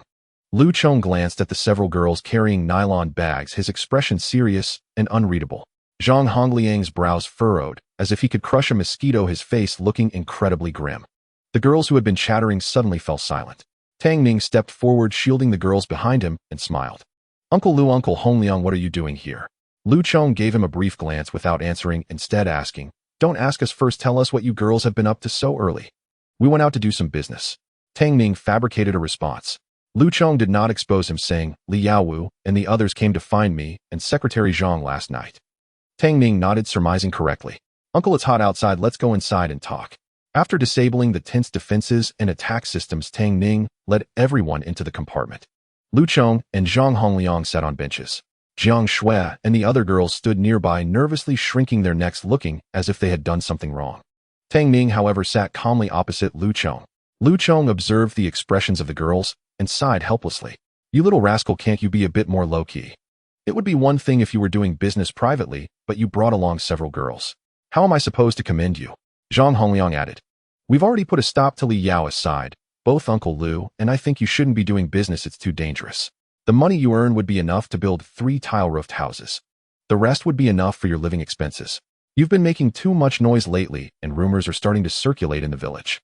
If someone gets jealous and reports you to the commune, we wouldn't be able to protect you even if we wanted to. Listen to your uncle. From now on, just work honestly and earn your work points. You can manage alone." Jiang Xue and her friends initially thought the secretary and village head were coming to hold them accountable. Unexpectedly, they would actually defend Tang Ning, and they immediately felt relieved. As long as they didn't pursue the matter, they could stop the business. Although she was reluctant to give up, the village head knew about it, and it seemed impossible to continue. Zhang Hongliang thought this heartfelt conversation would move Tang Ning. To his surprise, Tang Ning actually smiled. "Uncle, do you know how much we can earn in a day if we work and fill our work points?" Zhang Hongliang scowled. As the secretary, how could he not know how much they earned? "Your way of thinking is very dangerous. Although you earn little working, it is stable." His words were cut off by Tang Ning's light laughter, and he shook his head. "Uncle, the premise of stability is that the whole family has to go hungry. Do you know how much I earned tonight?" Zhang Hongliang and Lu Chong looked at him with a hint of surprise. Tang Ning said 60 yuan. Even though Zhang Hongliang and Lu Chong were somewhat prepared, they still gasped in shock. 60. He earned as much in one night as they did in half a year. Tang Ning looked at the two seriously. "Uncle, I want to make money. Oh, I want to live a good life. I don't want to marry a wife in the future and have her and the children go hungry with me. Sai, who wouldn't want that?" Zhang Hongliang and Lu Chong sighed together. Having lived to this age, they could handle eating simple meals themselves, but seeing their children's pale faces made their hearts ache. They all dreamed of allowing their families to eat well and live a good life. It was just that. There were policies to follow from above. Seeing the two men move, Tang Ning spoke directly. "Uncle, to be honest, I want to do business with the villagers, make big money, and let everyone live a good life, where they can eat meat whenever they want and have white flour whenever they want." Not only Lu Chong and Zhang Hongliang, but even Jiang Xue and the other girls were stunned. Lu Chong thought of his grandson, who cried out from hunger and couldn't help but ask, "How much can you earn a day doing business with you?" Zhang Hongliang's eyes widened. "Old Lu." Lu Chong glanced at him and smiled bitterly. "Hongliang, I also want my whole family to eat enough. Ooh, I believe no one doesn't want that. Fearing both the wolf and the tiger and going hungry, perhaps we can let Tang Ning try leading everyone. If something goes wrong, I am willing to take the blame alone." Zhang Hongliang's eyes turned red, and he turned his head to take a deep breath before turning back and gritting his teeth. Who doesn't want their family to eat enough? "Tang Ning, are you sure you can lead everyone to make money?" Tang Ning replied seriously. "As long as you believe in me, let me do it. I promise to ensure that everyone in the village can eat meat, have white flour, and even afford electricity so that there will be no need for oil lamps in the future." "Okay," Zhang Hongliang said. "I will trust you this once. Later, I will gather the village representatives together with Uncle Lu and let the representatives go door to door to ask who is willing to do business with you. Tang Ning, as long as you can fulfill your promise, if something really happens, we will take the responsibility for you." For his family, he was willing to take this risk. At worst, he wouldn't be the secretary anymore. For some reason, with this decision, made a surge of passion suddenly welled up in his chest. Lu Chong wiped his moist eyes and asked, By the way, Tang Ning, what kind of business are you doing? Tang Ning smiled. I trade in various items for sale, including food, clothing, and daily necessities. Those willing to make money can come to me for supplies. Currently, I have mosquito coils, whole roasted lamb, green onions, soda quilts, apples, and pears available for sale. The prices vary depending on the goods. Hearing Tang Ning's words, everyone widened their eyes once again. Lu Chong and Zhang Hongliang thought this kid usually seems so quiet, yet he can manage to bring out so many good things. The four girls Jiang Xue and her friends exclaimed, "What?" Aside from mosquito coils, apples, and pears, Tang Ning was able to get so many things. Lu Chong and Zhang Hongliang exchanged glances, and it was Lu Chong who asked, "Tang Ning, where did you get all this? Is that person reliable?" After all, this involved the whole village, and if something went wrong, he and Zhang Hongliang would be the first to bear the brunt. He had to be cautious about this matter. Tang Ning smiled and said, "I got it from a big brother I know. Uncle, you can rest assured this big brother and I have a life-and-death friendship, and he is absolutely reliable. However, his identity is special and cannot be disclosed. I must keep it a secret. Uncle, I can definitely help everyone make money, but I need you to inform everyone not to inquire about things they shouldn't. Otherwise, I will cancel our cooperation." Lu Chong and Zhang Hongliang were both clever men, and they immediately understood upon hearing this. Tang Ning was in business, and someone was backing him. The two felt a surge of confidence. "All right, leave this to us." Tang Ning, unaware that they had misunderstood, would be pleased to see it succeed. After all, his only goal was to involve everyone. As he finished speaking, the dawn light pierced through the clouds, illuminating the distant mountains and awakening the earth. Lu Chong knocked the ash off his pipe and stood up from the bench. "Well, I'll go back with you, Uncle Hongliang, to find the village representative for a meeting." Seeing the two about to leave, Tang Ning quickly said, "Uncle, wait for me a moment." He hurried into the bedroom, avoiding everyone's gaze, and retrieved 2 boxes of apples from his space. These apples were what he had specifically set aside to sell, with 10 pounds in each box. To be fair, Lu Chong and Zhang Hongliang treated him quite well. Whether it was building houses or dealing with Li Yao's trouble, they had always supported him. Sending some fruit as a token of appreciation was only right. After thinking, Tang Ning took out 400 yuan from his space, put it in his pocket, and then carried the 2 boxes of apples outside. "What is this?" Looking at the 2 boxes of bright red apples, Zhang Hongliang unconsciously swallowed. Tang Ning smiled and said, "Uncle, you've been working hard helping me build the house during this time, so take these apples back to try." Lu Chong repeatedly waved his hands. No, these apples are big and red. They look expensive. You should keep them to sell." Previously, Tang Ning had already given him 2 pounds of lamb. He felt too embarrassed to accept any more apples. He didn't want them, and neither did Zhang Hongliang. Tang Ning pretended to be angry and said, "Uncle, I will still need your help with my house in the future. If you refuse now, I won't dare to come to you for help later." Lu Chong and Zhang Hongliang exchanged glances and could only accept. Tang Ning then took out 400 yuan from his pocket and handed it to Lu Chong. "I see that after buying bricks, tiles, and sand, there's not much money left in the account. Take this 400 yuan and ask Uncle Winshan to run to the county for me to order some large glass. I want to set up a sunroom." Seeing Tang Ning casually pull out 400 yuan, everyone was at a loss for what expression to make. This guy is truly wealthy now. Li Yao still calls him a poor loser. Who's the real poor loser? In the entire Lu Tang village, there is no one wealthier than Tang Ning. Lu Chong, with a complex expression, accepted the money, greeted everyone, and left with Zhang Hongliang. It wasn't until the 2 figures disappeared from view that Jiang Xue and her 3 friends let out a sigh of relief. "That scared me. I thought the village head and the secretary would punish us. I didn't expect that not only did he not punish us, but he also agreed for us to continue doing business." Jiang Ai patted her chest, looking somewhat scared. Li Wenwan was all smiles. "I didn't expect the village head would truly agree for Tang Ning to lead everyone in doing business. With that said, we won't have to do things secretly in the future. With the whole village doing business, no one would be envious, and there was no need to worry about being reported." Feng Hui nodded with a smile. "Tang Ning, you really are impressive. I'm becoming more and more impressed by you. If you can truly help everyone make money, everyone will be grateful to you." However, Jiang Xue showed a worried expression, biting her lip. "Tang Ning, isn't it too risky to lead the whole village in doing business? The one who stands out gets shot down. If the villagers can earn money, that's one thing. But what if they don't earn money and end up losing? When the time comes, they won't think about the good intentions behind Tang Ning leading them in business. They will only blame him. How will Tang Ning survive in the village then?" As she finished speaking, Feng Hui and the others also reacted, all looking at Tang Ning with concern. Tang Ning smiled. "Don't worry, I have a purpose in bringing everyone to make money. I'm not a saint, why should I care if others are hungry? The reason I said so in front of Lu Chong and Zhang Hongliang was merely to resonate with them, so they would agree to let me lead the villagers in business." "What purpose?" Jiang Xue blinked in confusion and asked. Tang Ning replied. First, to earn more money. The more people help me sell, the more I earn. Second, you should understand the principle that the law does not punish the masses. By bringing everyone along, I can have them help me cover for any mistakes. If something goes wrong one day, it won't be just me violating the rules. When the time comes, even if the higher-ups want to punish someone, they will likely only pick a few representatives. I'm confident that once the villagers taste the benefits, they will likely protect me and not throw me under the bus. After all, if something happens to me, the villagers won't be able to make money. Jiang Xue's eyes lit up. She wasn't foolish and quickly understood Tang Ning's meaning. You really think things through. She tiptoed to touch his head and smiled. How is your mind so sharp? I could never think of these things. Tang Ning took her hand down and pinched it playfully, jokingly saying, I guess I've eaten too many smart melons. All right, it's getting late. Hey, let's get something to eat, and after eating, hurry back to rest and recharge for another big endeavor tonight. The four girls cheered and began to prepare breakfast in unison. On the way, Lu Chong glanced at the tempting apples in the box, his mind filled with the image of Tang Ning, casually pulling out 400 yuan, and he sighed. That kid Tang Ning has really changed a lot during this time. He once doubted if this was still the same Tang Ning who used to be so timid and was bullied without daring to resist. Just half a month ago, he was still such a humble and weak person. Now he has become confident and strong. Clearly, he is spending money that took others years to earn, yet he doesn't even blink. Money can truly change a person. Zhang Hongliang smiled and said, I see hope for our village in him. Perhaps this kid can really lead everyone to a better life. Let's call a meeting. Lutang Village, the brigade headquarters meeting room. Zhang Hongliang stood in front of the 8 immortals table, his gaze sweeping across the faces of the crowd. Everyone sat up straight.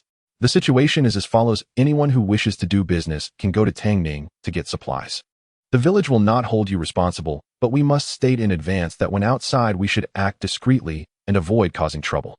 Otherwise, if we attract attention from above, we will all be in deep trouble. After speaking, Zhang Hongliang picked up his teacup and took a sip to soothe his throat. Yet his eyes pierced through the mist, secretly assessing the expressions of the crowd. Except for him and Lu Chong, everyone appeared startled for a brief moment before a wave of discussions erupted. What? Doing business with Tang Ning? That kid can't even produce a fart with 3 sticks. Oh, what can he bring us in business? Yes, secretary, we don't have much money on hand. What if we give all our money to that kid and he runs off with it? Who will we turn to for help? After a moment of surprise, Tang Wenshan glanced at the speaker. We shouldn't say that. I think Tang Ning is a decent kid, righteous. He does business and thinks about everyone. If he had bad intentions, wouldn't he just close the door and make money for himself? I've always had a good impression of Tang Ning. He's honest and straightforward. Especially after this period of contact, I've come to appreciate him even more. Exactly, Tang Ning is not like the Tang Erniu family. This kid's character is solid. When my mother suddenly fell ill, it was Tang Ning who carried her to the clinic. I trust Tang Ning. Besides, he's already built a house. Where could he possibly run off to? We shouldn't say that. Some people may look trustworthy, but will do anything for money. I've worked hard all my life, and we don't have much money at home. Seeing my children grow up, I can't afford to lose our savings. I can't afford to either. There are policies from above. If we engage in business and get caught, there will be no good end to it. As the crowd began to argue heatedly, Zhang Hongliang and Lu Chong exchanged a glance, both seeing helplessness in each other's eyes. They hadn't anticipated encountering resistance from the village representatives. It seems they wouldn't need to ask each household. Someone would have to earn money first for them to see, and they wouldn't fear joining. Lu Chong tapped the table with his dry cigarette, causing the crowd to pause, and turned to him. He stood up from the bench, resting one hand on the table. Everyone, what I mean together with old Zhang is that it's voluntary. Those who want to do it, feel free to go ahead. If anything happens, old Zhang and I will take responsibility. Of course, for those who don't want to participate, keep your mouth shut. If anyone says another word outside. He slapped the table sharply, causing the tea to ripple, showcasing the village chief's authority. Don't blame me for being unsympathetic. His sharp gaze fell on whoever he looked at, making them hurriedly avoid his scrutiny. In this day and age, the village chief and secretary are like local emperors. No one dares to easily challenge their authority. Zhang Hongliang cleared his throat and inquired. So those willing to do business with Tang Ning, please raise your hands. As he spoke, he raised his own hand first. Lu Chong, Tang Wenshan, and Tian Guang quickly followed suit. The remaining 10 village representatives exchanged glances, and after a few moments, 3 of them hesitantly raised their hands. 2 were young men around 30, both surnamed Tang. The taller one was called Tang Shui, and the one with a square face was Tang Gaiyuan. The other was an elderly man with a long beard who was a distant relative of Lu Chong, named Lu Aigua. Village chief secretary, we want to give it a try. Zhang Hongliang's gaze swept over the others. So the rest are not participating, right? Everyone's eyes shifted and no one responded. Zhang Hongliang put his hand down. Alright, so currently the 7 families willing to do business with Tang Ning are us. In the future, if anyone changes their mind, feel free to come find me or Village Chief Lu. Additionally, I hope that once we leave this door, everyone keeps their mouths shut. Otherwise, don't blame me for being rude to you. After a round of admonitions, Zhang Hongliang finally let everyone leave. The 10 village representatives returned home, inevitably facing inquiries from their families. What did the village chief and secretary say in the meeting? Can we get a little more grain? It's so hot these days, and we only eat 2 meals a day. The elderly and children really can't handle it. What grain can we add?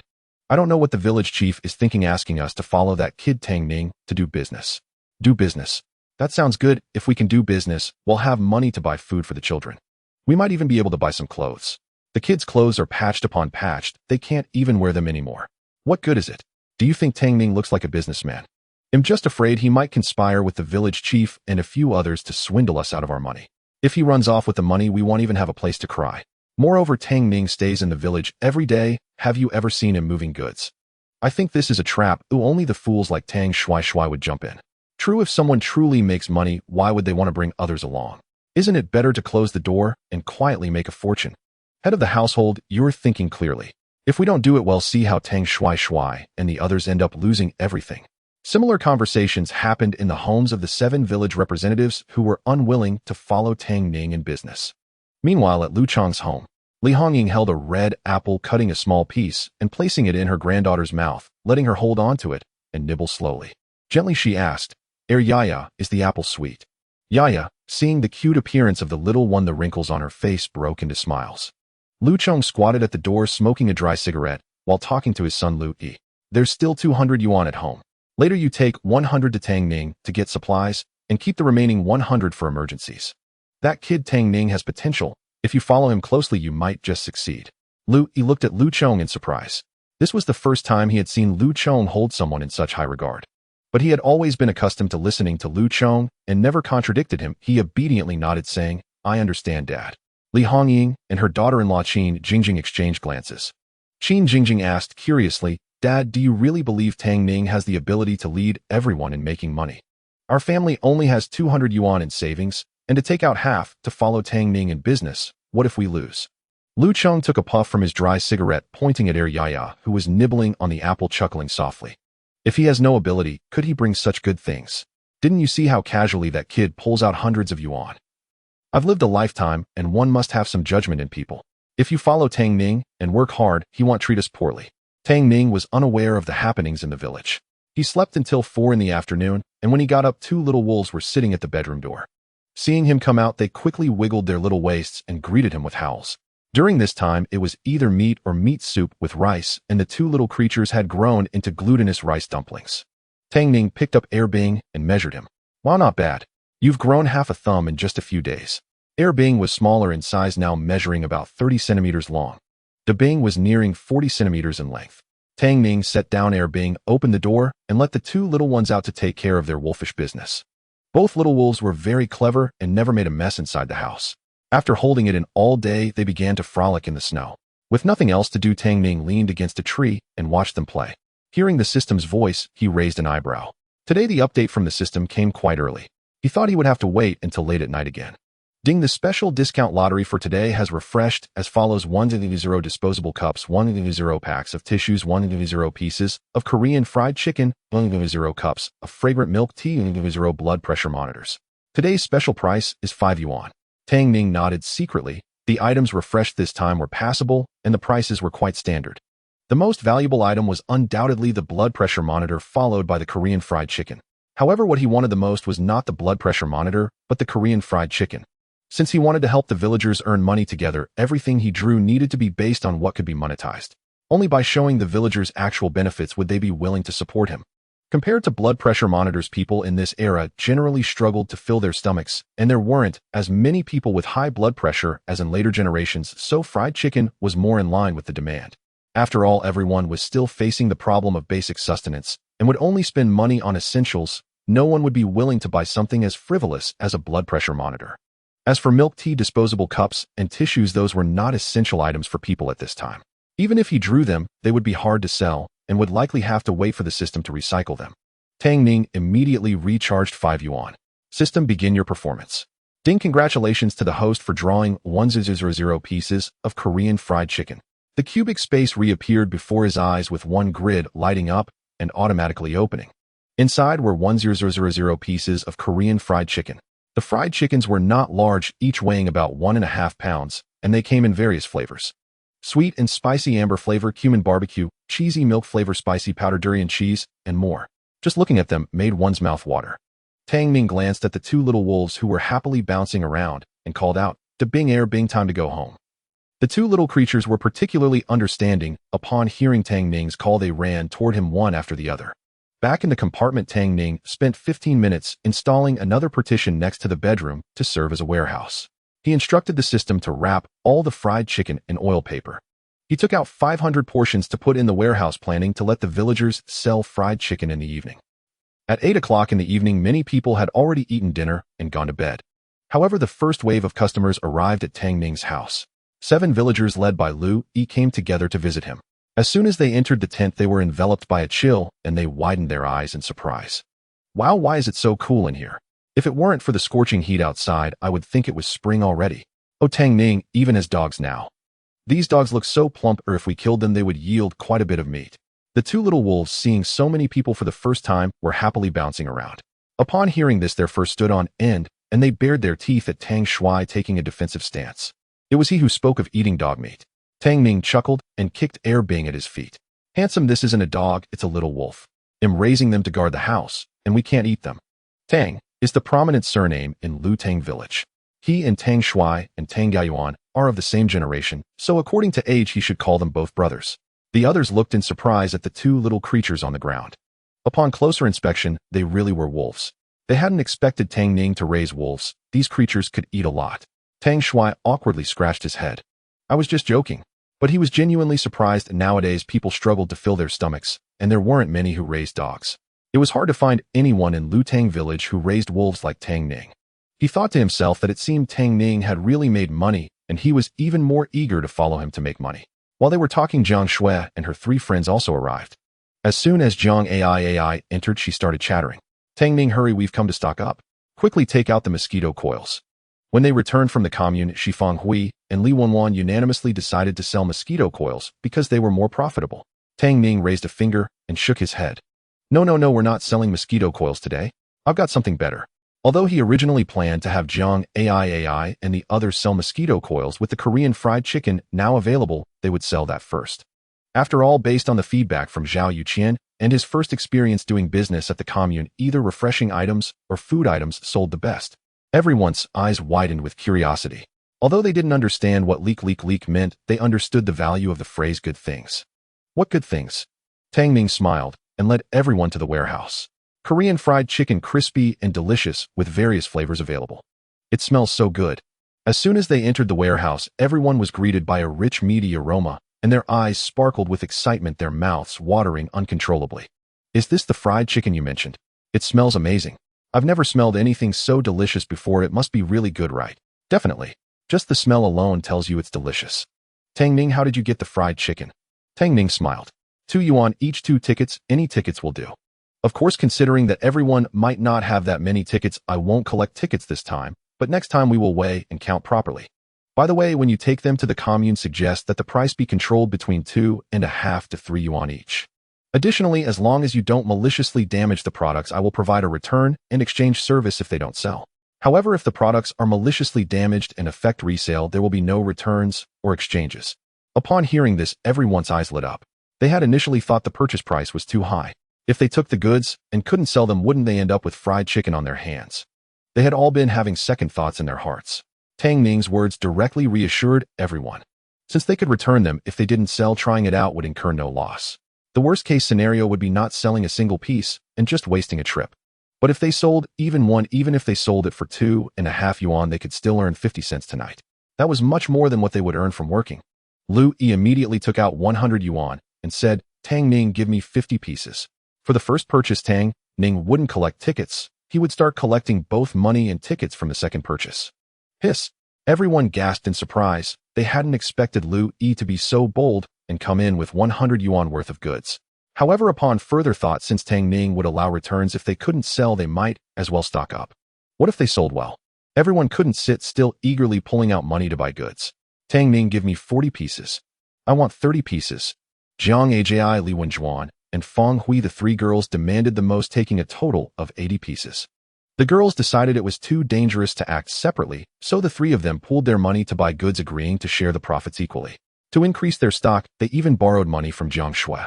Tang Ning took the money and stuffed it all into Jiang Xue's arms. What are you waiting for? Quickly collect the money, my little manager. Jiang Xue blushed, giving him a reproachful glance. This person is really... With so many people around, why does he say everything out loud? Feng Hui and the others were already used to it. Instead, Lu Yi, Tang Shui, Tang Geiyuan, and the other 7 were taken aback, then suddenly realized, casting meaningful glances at Tang Ning and Jiang Xue. Those who hadn't paid directly handed their money to Jiang Xue, teasing her. Sister-in-law, give me 10 pieces of fried chicken. Sister-in-law, I want 15 pieces. Jiang Xue stomped her feet in embarrassment, but a sweet smile remained on her face. While collecting money, she busily helped Tang Ning to get supplies for everyone, thoroughly enjoying herself. By the way, brothers and sisters, the commune is mixed with all kinds of people. You must learn to be observant and attentive to your surroundings. If you encounter someone from the commune, run quickly. Your safety is the priority, understood? Hearing this, everyone felt warm in their hearts and nodded. Don't worry, brother, we all know what to do. If something really happened, they would protect their belongings at all costs, as these things represented a significant portion of their assets. At that moment, Li Yaowu was frowning, wandering aimlessly outside. Damn it! Tang Ning didn't steal the village's grain to sell. What are he and Jiang Xue scheming behind the scenes? After suffering losses at Tang Ning's hands, Li Yao's feelings towards Jiang Xue had long turned from love to hatred. He not only wanted to get rid of Tang Ning, but also sought to capture Jiang Xue, the shameless girl, to humiliate her. He wanted the little vixen to regret not choosing him. Thinking of Jiang Xue screaming and begging for mercy in front of him, while Tang Ning knelt on the ground calling him father, he felt a thrill of excitement that kept him awake. He simply put on his clothes and left the youth station. He needed to think carefully about how to bring down that dog Tang Ning. Suddenly, a commotion attracted Li Yao's attention. He looked up and realized he had unknowingly come close to Tang Ning's tent. What's going on? Why are there so many people coming out of Tang Ning's tent? What schemes is that dog plotting again? Seeing the person at the front, he widened his eyes. Lu Yi, Jiang Xue, how did they end up here? What were they carrying on their backs? Jiang Xue was the son of Zhang Hongliang. Lu Yi and Jiang Xue walked at the forefront. Both of them were shouldering large bundles that clearly looked like they were made from bed sheets, bulging and unable to discern what was inside. Seeing everyone walking this way, Li Yaowu glanced around and quickly hid behind a large mound of dirt. Jiang Xue smiled at Lu Yi, who was bending down under the weight. Lu Yi, I didn't expect you to bring in goods worth 100 yuan. Uncle Lu is quite generous. Lu Yi glanced at him, curling the corners of his mouth. Did you not also bring in goods worth 100 yuan? You didn't bring in less than me. Jiang Xue chuckled a couple of times. I hadn't planned to bring in so much, but when Tang Ning said that if it doesn't sell I can return it, I decided to bring in a bit more. This fried chicken smells so good. Ew, I have a feeling it should sell well. What if it sells out and I don't have enough stock? Where would I cry? Lu Yi nodded. Me too. I have a feeling that by doing business with Tang Ning, we should be able to make quite a bit of money. While they were talking, Lu Yi felt a poke on his arm and turned to see it was Tianguang's younger brother Tian Youtiao. After all, Tianguang was the captain of the production team, and both the village head and secretary sent their family members to do business, so he couldn't directly participate. Instead, he let his younger brother follow Tang Ning in business. Tian Youtiao had a baby face and was only 16 years old this year. Although he was young, he was exceptionally sharp. He gestured to Lu Yi and Jiang Xue, whispering, "Brothers, please be quiet. Be careful not to let others hear." Lu Yi and the others immediately fell silent, closing their mouths. Once everyone had walked far away, Li Yaowu stroked his chin and emerged from behind the dirt mound. After glancing towards Tang Ning's house and the direction in which everyone had disappeared, he quickly sorted through the information he had gathered and understood what was happening. Damn it! I said, how come Lu Chong and Zhang Hongliang always defend that dog Tang Ning so much? It turns out they really accepted benefits from Tang Ning. Damn it, do they think I'm a sick cat just because I don't show my might? Just wait, I will report you bastards to the commune. While cursing, he rushed toward the youth station. He had to quickly go back and write a letter of complaint. Tang Ning made so much money from private business and colluded with village officials to violate policies. Ew, I don't believe that I can't deal with this bastard this time. Thinking of this, he suddenly paused. No way. What did Louis just say about how much goods he brought from Tang Ning? 100. Li Yao's eyes widened in shock. Jiang Xue also brought in goods worth 100 yuan. Adding the girls Jiang Ai and the others, does that mean Tang Ning made at least 300 yuan tonight? He licked his lips, his face filled with greed. First he'll go ask Tang Ning for money, then he'll deal with that bastard. Since he had Tang Ning's handle now, he wasn't afraid Tang Ning wouldn't pay. He not only wanted to demand money from Tang Ning, but he also wanted him to kneel in front of him and beg for mercy. And Jiang Xue, that little vixen. He wanted Tang Ning to personally deliver the little vixen to his bed and watch how he played with her. Thinking of this, Li Yaowu let out a cold, sinister laugh. He turned around and strode into Tang Ning's tent. Li Yaowu looked at the large tent in front of him, recalling the last time he was blasted away by the tent covered in filth. He nervously swallowed. Tentatively, he reached out his hand. The tent didn't bounce him back this time. Li Yaowu immediately straightened his back. At this moment, Jiang Xue was happily counting money while sitting on Tang Ning's lap. Tang Ning, feel my heartbeat, is it fast? I can't believe this is real. We made 590 yuan in such a short time. Tang Ning smiled upon hearing this and did as she said. Jiang Xue then realized, her face instantly turning as red as an apple. She panicked and tried to hide, but Tang Ning was not willing to let her go. Li Yaowu froze, his eyes turning red with jealousy, his teeth grinding together. That little bitch pretending to be a virtuous lady in front of me, but being wild behind my back. Watching for a while, he thought about how he would make her suffer. Hearing that Tang Ning made nearly 600 yuan, his heart raced with excitement. Soon this 590 yuan would be his. Thinking of this, he barged in. Tang Ning, that bastard, get out here. Tang Ning, who was kneading dough with a blissful expression, immediately darkened when he heard Li Yao's voice. He hadn't set up surveillance and defense systems in the tent at home. He didn't expect that idiot Li Yao would come. Jiang Xue quickly stood up from Tang Ning's lap and turned her back to button her clothes. Tang Ning told her to wait inside while he went out to confront that idiot. Oh, isn't this my dear grandson? What? You want to kneel before grandpa again? You? Li Yaowu choked, recalling the purpose of his visit. He swallowed his anger and sneered. Tang Ning, you're facing death, and you still dare to be smug. I saw it all. You actually colluded with village officials to violate regulations and conduct business privately. If I report you to the commune. Just as Jiang Xue came out of the partition, she happened to hear this, her delicate face turning pale and a layer of cold sweat forming in her palms. Tang Ning's expression darkened. He guessed that it must have been Lu Yi and the others who were seen by this bastard when they took goods from him. What do you want? Li Yaowu said smugly, raising his index finger.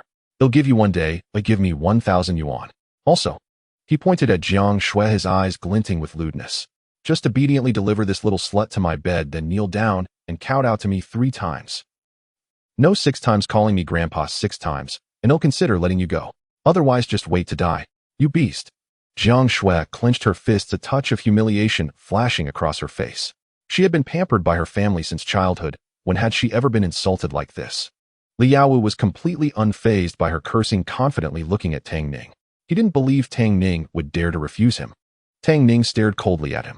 He had originally thought this guy was just a little pest not worth fearing, but unexpectedly, he had the audacity to threaten him like this.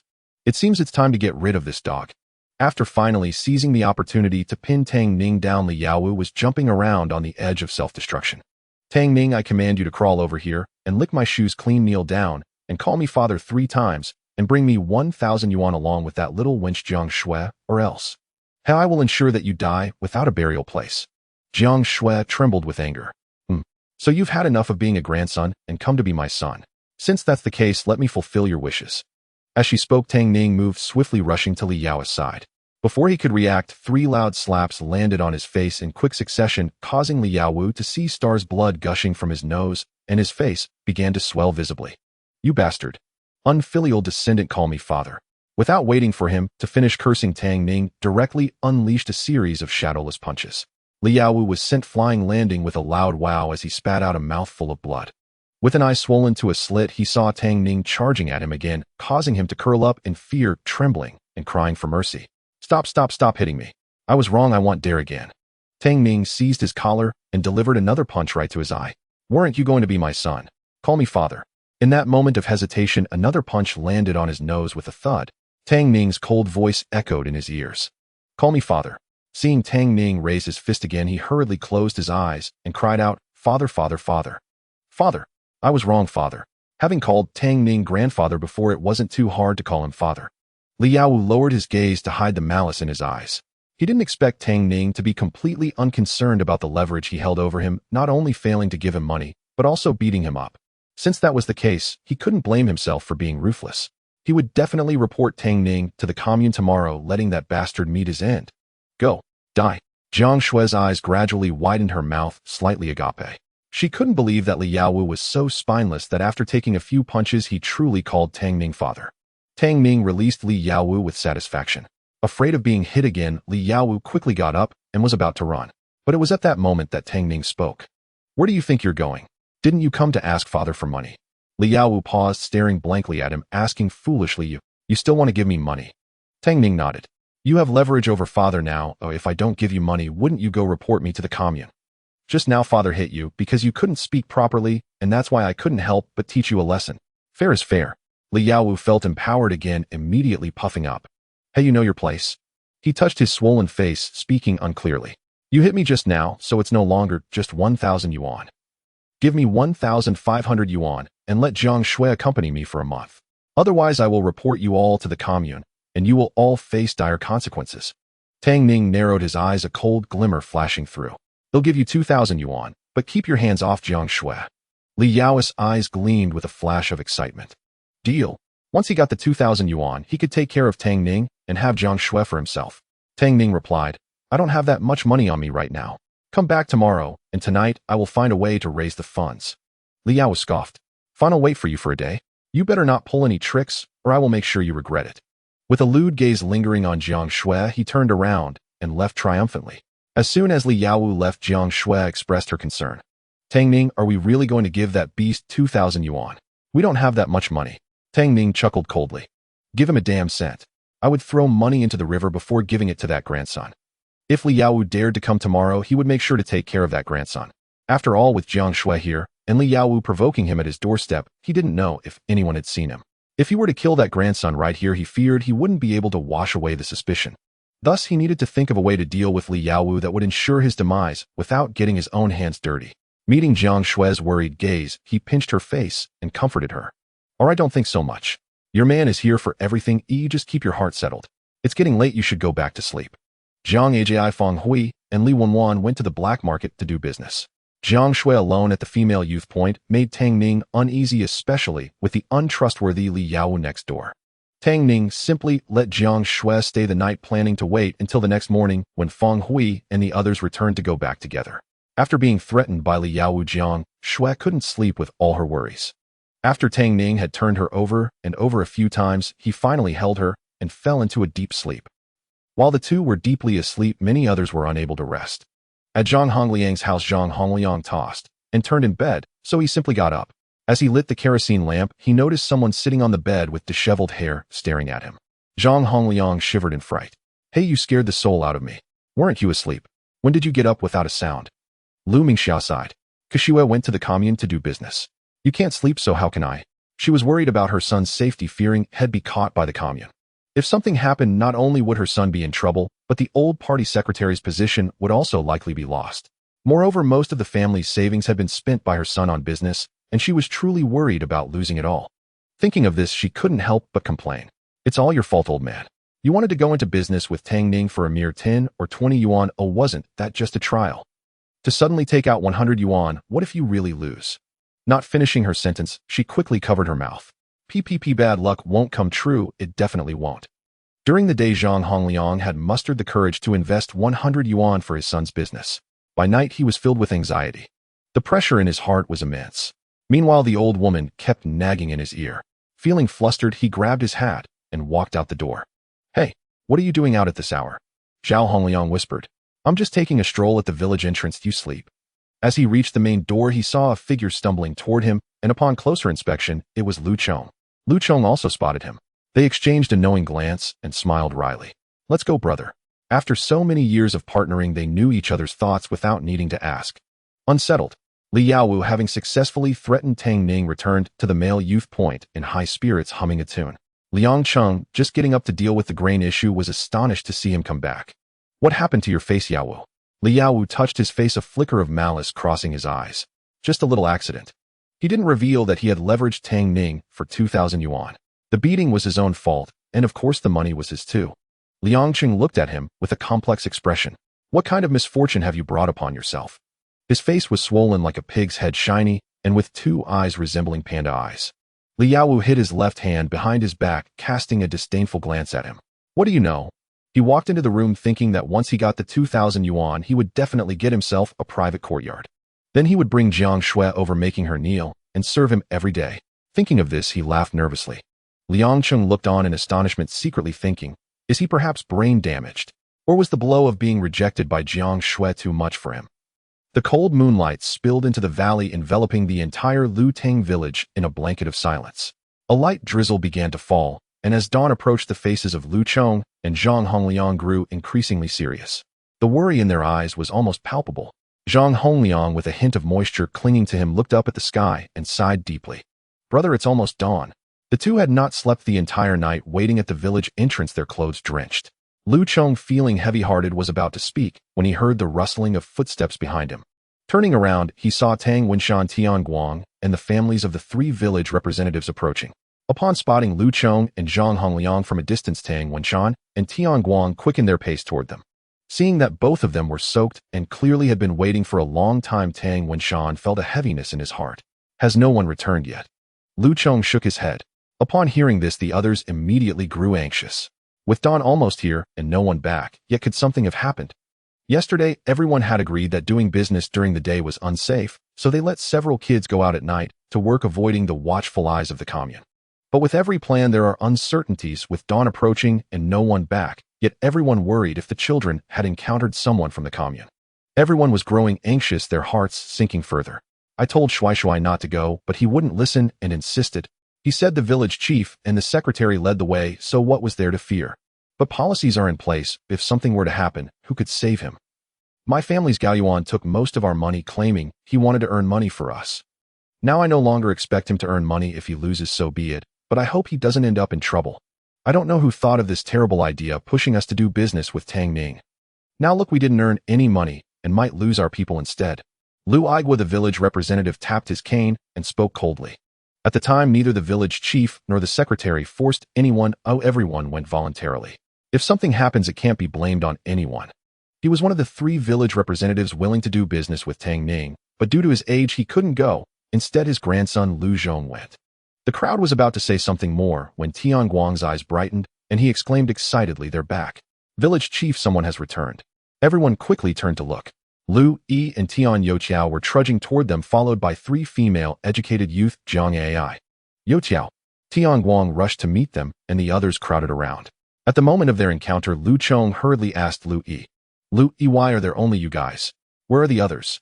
Lu Yi smiled and replied, "Dad, we were afraid to all go to one factory. Competition would be fierce and things wouldn't sell well. So we split into small groups to go to different factories. Youqiao and I teamed up, and once we sold our stuff, we hurried back. We ran into Feng Hui and the other 3 knowledgeable youth on the way and returned together.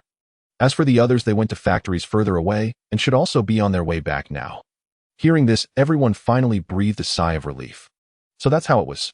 Lutang village was closest to the steel plant and brick factory, while the other factories were farther away, so it was normal for them to be delayed on the road. Zhang Hongliang looked at the empty bundles in their hands, and his eyes lit up, eagerly asking, "What did you sell? How was business?" Before Lu Yi could respond, Tian Youqiao excitedly shouted, "Secretary, we sold fried chicken, and the business was booming. You should have seen the scene. Lu Yi made 100 yuan worth of goods, and they were all sold out, making a profit of 25 yuan. I made 5 yuan too." Hiss! The crowd gasped in astonishment. Earning 25 yuan in one night. What does that mean? They wouldn't even earn that much in 3 months without eating or drinking. Jiang Ai excitedly nodded like someone who had been through it. "What's so impressive about your 25 yuan? We made 40 yuan directly." Hiss! Another collective gasp filled the air. Heavens! Earning 40 yuan in one night. They were simply outrageous. Was earning money that easy? Tianguang looked at Tian Youqiao with suspicion. "Youqiao, did you really earn 5 yuan? I've seen people set up stalls at the commune earning only 3 to 5 dimes in one night. How did you earn so much?" Tian Youqiao excitedly nodded repeatedly, pulling out a handful of money from his pocket and handing it to Tianguang. "Really, brother, my business and Lu Yi's were the best at the factory gate. The main reason is that the fried chicken from brother Tang Ning is delicious and everyone wants to buy it." He truly admired Tang Ning now. At this point, everyone believed him. Working with Tang Ning really was that profitable. While they spoke, Tang Geyuan, Tang Shuai, Zhang Kishua, and others returned in succession. Just by looking at the smiles on their faces, it was clear that they had also made money. Indeed, as soon as they saw their families, they spontaneously reported how much they had earned. The most earned over 20 and the least made 4 to 5 yuan. The crowd erupted in excitement, joyfully celebrating. I told Xue early this morning, no matter what, listening to the village chief and secretary is always right. They said following Tang Ning in business would make money, and it surely did. That kid Tang Ning is also quite capable. Quietly leading everyone to earn so much money is truly impressive. Lu Igua was not one to coddle them, he directly said with a forced smile. But just a moment ago, didn't you say it was a bad idea that would cost money and lives? The group fell silent, but thinking about how they had made money, they were too happy to care about that comment. Seeing everyone was back and had made money, Lu Chong and Zhang Hongliang exchanged relieved smiles. Lu Chong waved his hand and smiled. All right, the kids haven't slept all night and are tired. I'll let them go home and get some good rest first. Anyone wanting to continue doing business with Tang Ning should go get goods from him tonight. I still say went out and about, keep a low profile. Everyone nodded and huddled together as they headed home. By noon, the news of Lu Yi and their big earnings had reached the ears of the representatives from 7 other villages. Some village representatives were dragged to the brigade office by their wives, begging Lu Chong to let them join. Others were directly pushed there by their parents. Without exception, they all wanted to do business with Tang Ning. Tang Ning was completely unaware of this. He had just delivered goods to Zhao Yuqian. All 383 solar-powered small fans had been taken by Zhao Yuqian. He successfully earned 766 yuan, plus the 590 yuan from last night. In 2 days, he had earned a total of 1,356 yuan. Adding the 45 yuan earned from selling mosquito coils, apples, and pears, originally 60, he paid 15 yuan in wages to Feng Hui and the others. He had a total of 1,401 yuan. He had Lu Chong order a large glass piece for himself costing 400 yuan, and after deducting expenses from several system lotteries, he had a total of 1,996 yuan left. Nearly 2,000 yuan in savings. Tang Ning smirked with satisfaction. This money is enough to build a 2-story small villa. Just as he finished speaking, ding, today's special lottery has been updated. 100 Chanel lipsticks. 10000 tickets for the Phoenix Legend concert. 10000 free experience cards for health services. 10000 bottles of apple-flavored Mirinda. 10000 bottles of Erguo 2. Tang Ning stared thoughtfully at the third option. What did I do to make Brother Tongzi think I need such services? After 100 health services, will I even be alive? He shook his head to clear the chaotic thoughts from his mind. Looking at the other lottery options, his eyes suddenly lit up when he saw the last one. He thought of a brilliant way to deal with Li Yaowu. Brother Tongzi, what is the prize for today's lottery? Tang Ning asked proactively, without waiting for the system's prompt. Tang Ning didn't bother with small talk and immediately took out money to recharge. Start the lottery. The golden pointer quickly began to spin. Congratulations, host, you have won 10000 bottles of Erguo 2. With that, a flash of golden light appeared, and a square in the magical space automatically popped out. It neatly stacked 100 bottles of Erguo 2, each bottle containing 1 gene. He scanned the magical cube with his gaze. Including the Erguo 2 he had drawn today, he had won a total of 12 types of products, with the spaces containing goods emitting a faint glow. The spaces without goods were dull and gray. He had emptied all the solar-powered fans, and the space that originally held the fans had reverted to its gray state. So now there were only 11 spaces glowing faintly in the magical cube. Tang Ning curled his lips, put away the magical space, and slowly walked back to the tent. Lu Yi and the others would come to collect the goods around 10:30 or 11, and Jiang Xue would come back with Feng Hui and a few girls.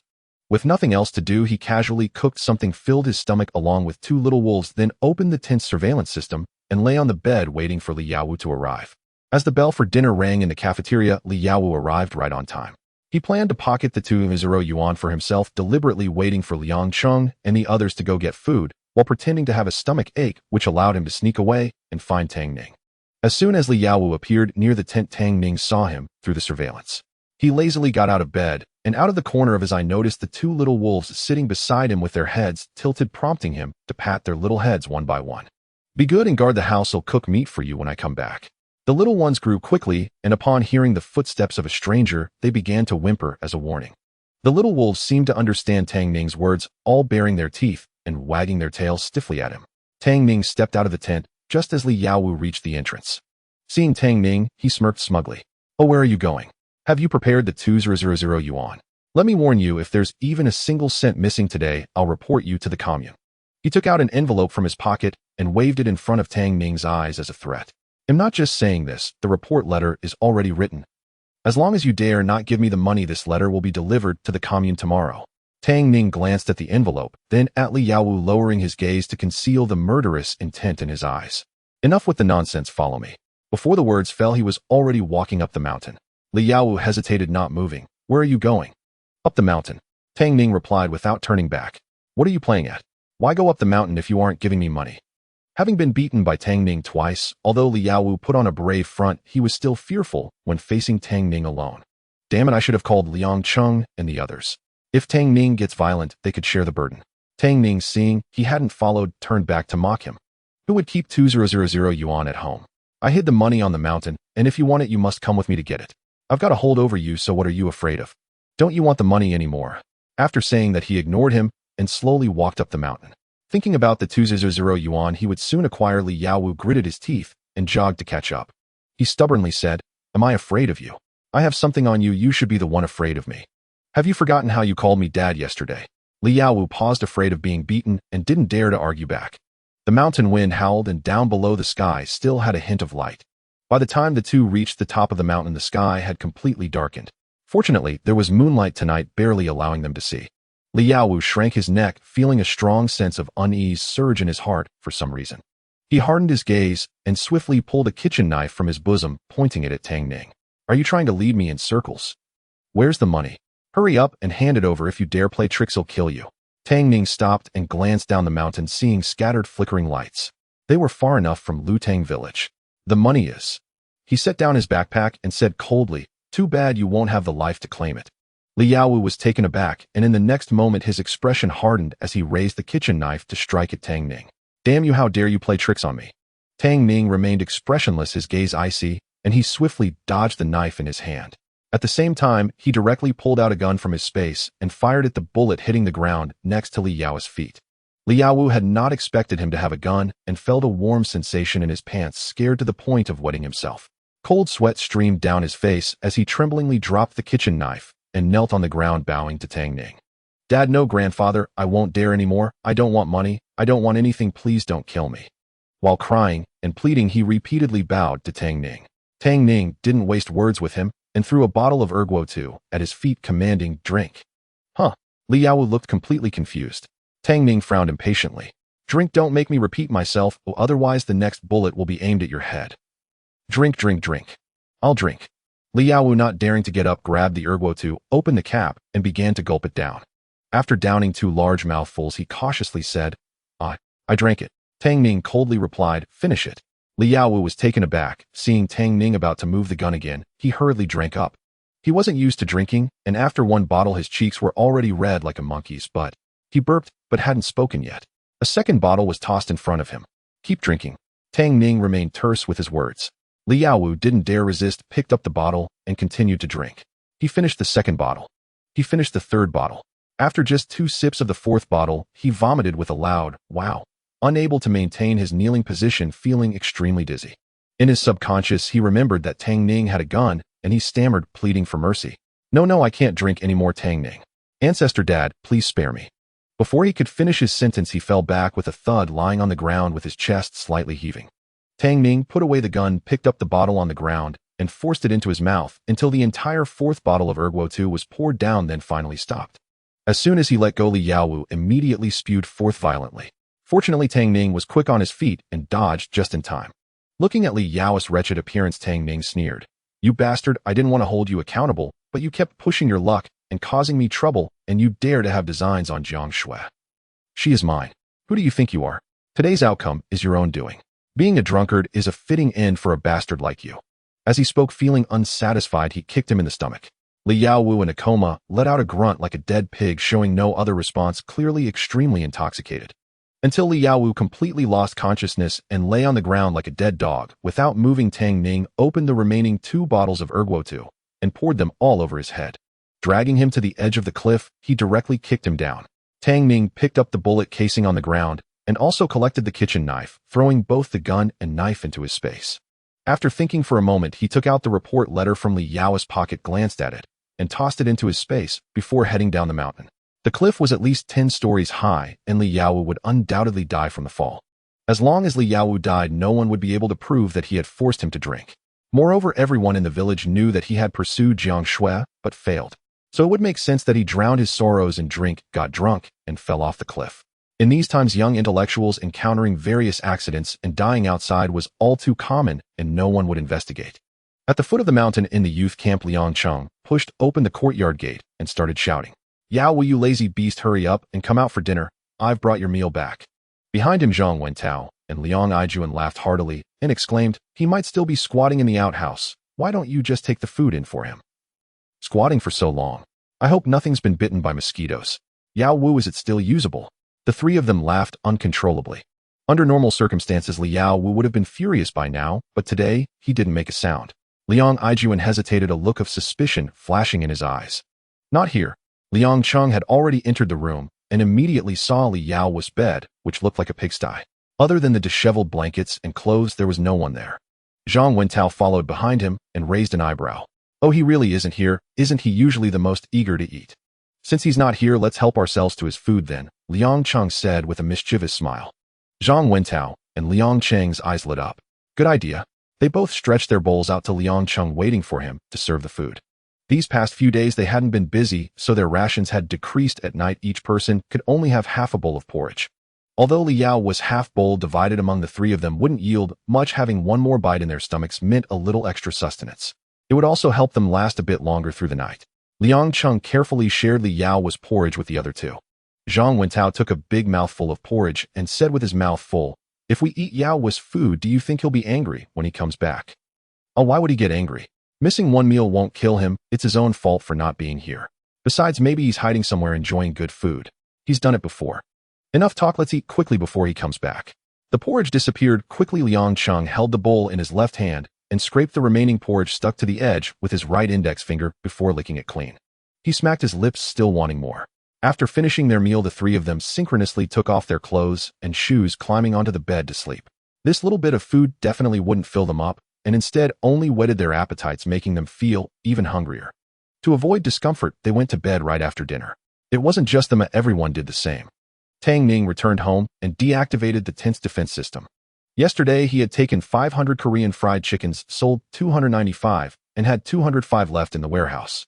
After thinking for a moment, he took another 500 fried chickens from his storage to put in the warehouse, preventing Lu Yi and the others from not having enough stock when they came to get more. At 10:30 p.m., the buyers started coming over one after another. The first ones to arrive were four girls: Jiang Xue Fong, Hui Zhang AI, and Li Wenwan. As soon as Jiang Xue arrived, she nervously observed Tang Ning's expression.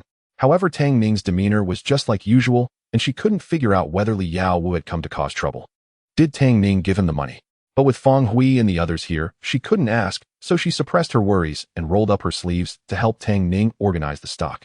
"Brother Tang Ning, these fried chickens you brought are really selling well, though everyone's going crazy over them at $2.50 each. Lu Yi and the others made quite a profit too. I heard many village representatives went to talk to the village head and secretary during the day, wanting to do business with you." Jiang AI, without any ulterior motives, burst out with everything that happened in the village during the day as soon as she entered. She even let slip the prices they were selling at. However, even if Tang Ning found out, it was no big deal. They trusted him completely. Moreover, Tang Ning made more than they did, and he wouldn't care about such a small amount. Fong Hui wasn't as carefree as she was, but she wasn't joking either. "Tang Ning, this time we want to take more stock. Let's take 100 pieces directly." 100 pieces wasn't too much. The three girls could easily carry over 30 each. Li Wenwan nodded vigorously and pulled out a straw hat from her pocket, handing it to Tang Ning. "By the way, Tang Ning, this straw hat was bought by the three of us at the commune last night. It's a gift for you. Thanks for taking care of us during this time." Although Tang Ning had brought them along for his own purposes, treating them to meat and soup was incidental. He had truly not expected them to repay him. Jiang Xue was taken aback. She accepted the straw hat from Li Wenwan and stuffed it into his hands. "Take it, these girls bought one for me too, but I didn't bring it since it's not sunny tonight." Tang Ning smirked, tried on the straw hat, and said, "It fits perfectly, thank you." As he spoke, others began to come in one after another to get their stock. Not to mention Jiang AI was surprisingly well informed. Besides the people who came to get stock yesterday, Lu Cheng also brought 10 able-bodied men to find Tang Ning for supplies. These 10 young men were village representatives who had previously been unwilling to do business with Tang Ning, with some being family members of the representatives. However, this was their first time, and they didn't dare to take stock like Louis did. They only dared to take 8 or 9 pieces, or a dozen, to test the waters. Of course, some wanted to take more, but their family conditions didn't allow it. Even so, the 705 fried chickens Tang Ning had prepared were all sold out. When everyone had left, the warehouse was in disarray. Jiang Xue wiped the sweat from her forehead, her eyes sparkling. Tang Ning, how much did we earn tonight? Tang Ning counted the bills in his hand and smiled. $1,410. Jiang Xue was momentarily stunned, then erupted into a high-pitched scream. Aunt! She jumped onto Tang Ning, wrapping her legs around his waist, excitedly kissing him several times. Tang Ning, you're amazing, amazing, amazing. How do you make so much money? Before she could finish, she suddenly froze.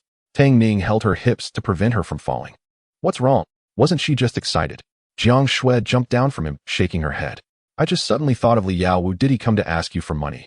Although Tang Ning beat Li Yaowu yesterday, he still held something over Tang Ning's head. Li Yaowu was a selfish person who would forget all morals for profit. Without gaining any actual benefit, he wouldn't let Tang Ning go. No. But asking Tang Ning for $2,000, and not to mention Tang Ning, even Jiang Xue wouldn't accept it. He can't come here, Tang Ning thought to himself, but on the surface he pretended to be confused. He didn't come looking for me. He's not plotting something again, is he? Jiang Xue gritted her teeth in anger. Li Yaowu is a heartless scoundrel. Doesn't he fear the heavens striking him down? The heavens wouldn't strike him down, but he would die. However, Tang Ning didn't say that. Seeing her fuming like a pufferfish, he poked her cheek. All right, it's a good thing he isn't coming, isn't it? At 3 o'clock in the morning, it was the time for a deep sleep. Lu Chong smacked his lips and turned over, intending to continue sleeping. Bang, bang, bang. A hurried knocking on the door echoed from outside the courtyard, accompanied by the shouts of Liang Cheng and others. Village chief, come out quickly, something big has happened. Inside, Arya trembled in fright and burst into tears. Infuriated, Li Hongying kicked Lu Chong on the leg. Can't you let someone sleep peacefully for a day? Why aren't you going out to see what's happening? Having been woken up multiple times in the middle of the night, Lu Chong's expression was also dark and gloomy. Little brat. He donned his clothes and cursed as he walked out. Only then did he realize that it had started to rain again, and the ground, which had just dried up, was now puddled with water. Lu Chong couldn't help but frown. There had been an unusually high amount of rain this year, and he wondered when they could start planting. He pulled open the door and shouted angrily, without even looking at the few people. What do you want to accuse Tang Ning of this time? Liang Cheng was taken aback, but quickly responded. No, village chief, it's Li Yaowu. He's missing. He and Zhang Wentao thought Li Yaowu had secretly hidden away to enjoy some good food. So after finishing Li Yaowu's portion of food, the three of them went to sleep early. However, when he got up in the middle of the night to use the toilet, he found that Li Yaowu had not yet returned. Only then did they realize that he was missing. Fearing something had happened, they hurriedly braved the rain to report the situation to the village chief. Lu Chong widened his eyes. What do you mean? Missing? Village chief, it's like this. Liang Aiju and saw that Liang Chen couldn't explain clearly and hurriedly laid out the sequence of events. We've searched all the usual places he would go to and still haven't found him. Village chief, please arrange for someone to help us look for him quickly. It's still raining, and we're really afraid something has happened to him. Lu Chong's expression grew terrifyingly grim. You few go quickly, split up to call people. Wake up Secretary Zhang and Team Leader Tian. Tell Team Leader Tian not to come to the brigade office, but to take the patrol team to find him. Hurry. It's raining, and a person going missing is no joke. No matter how much Lu Chong looked down on Li Yaowu, it was still a life. Oh, understood. Liang Cheng and the other three received their orders and quickly split up to take action. The snow was blowing, making it hard for people to open their eyes. Lu Chong dashed into the kitchen and grabbed a torch. Li Hongying, hearing the commotion, hurried out to check the situation. Old man, what happened? Lu Chong lit the torch and headed outside. Li Yaowu is in trouble. I'm going to look for him. You and Jingjing stay home and make sure to secure the door tight. It's raining, the ground is slippery, so be careful. Li Hongying looked at his hurried figure, feeling uneasy and giving him a reminder. When Lu Chong and Zhang Hongliang came to look for Tang Ning, he was sound asleep holding Jiang Xue. When he heard someone approaching, Jiang Xue shrank slightly. Tang Ning gently patted her shoulder and whispered, I'll go check it out, don't come out. They hadn't married yet, and it wouldn't be good for their reputation to be seen with Jiang Xue sleeping at his place. It didn't matter that Feng Hui and the other three had a good relationship with Jiang Xue. They joked with each other, but wouldn't say anything outside. When Tang Ning walked out of the partition, he noticed that it was indeed raining outside. Lu Chong and Zhang Hongliang were wearing raincoats which were already covered in water. The torch flickered in the wind and rain. He quickly approached them, inquiring with concern. Uncle Lu, Uncle Hongliang, why are you here so late?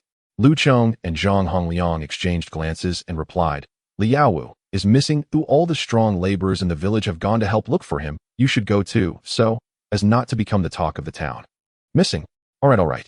Uncle, wait for me a moment. I'll go put on a raincoat and be right out.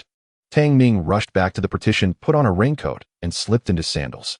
Jiang Xue, seeing he was going out, curiously asked from the bed, What's happening? Why are you going out so late? The village chief said Li Yaowu is missing and asked me to help look for him.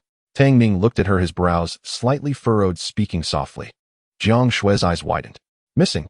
So something did happen, and no wonder he didn't ask you for money. After doing so many bad things, he deserves whatever happens to him. Tang Ning smiled slightly and kissed her cheek. You keep sleeping, I'll go find someone. The village chief and the others are still waiting for me outside. As he spoke, he strode out, activating all the surveillance, attack, and defense systems of the tent before leaving.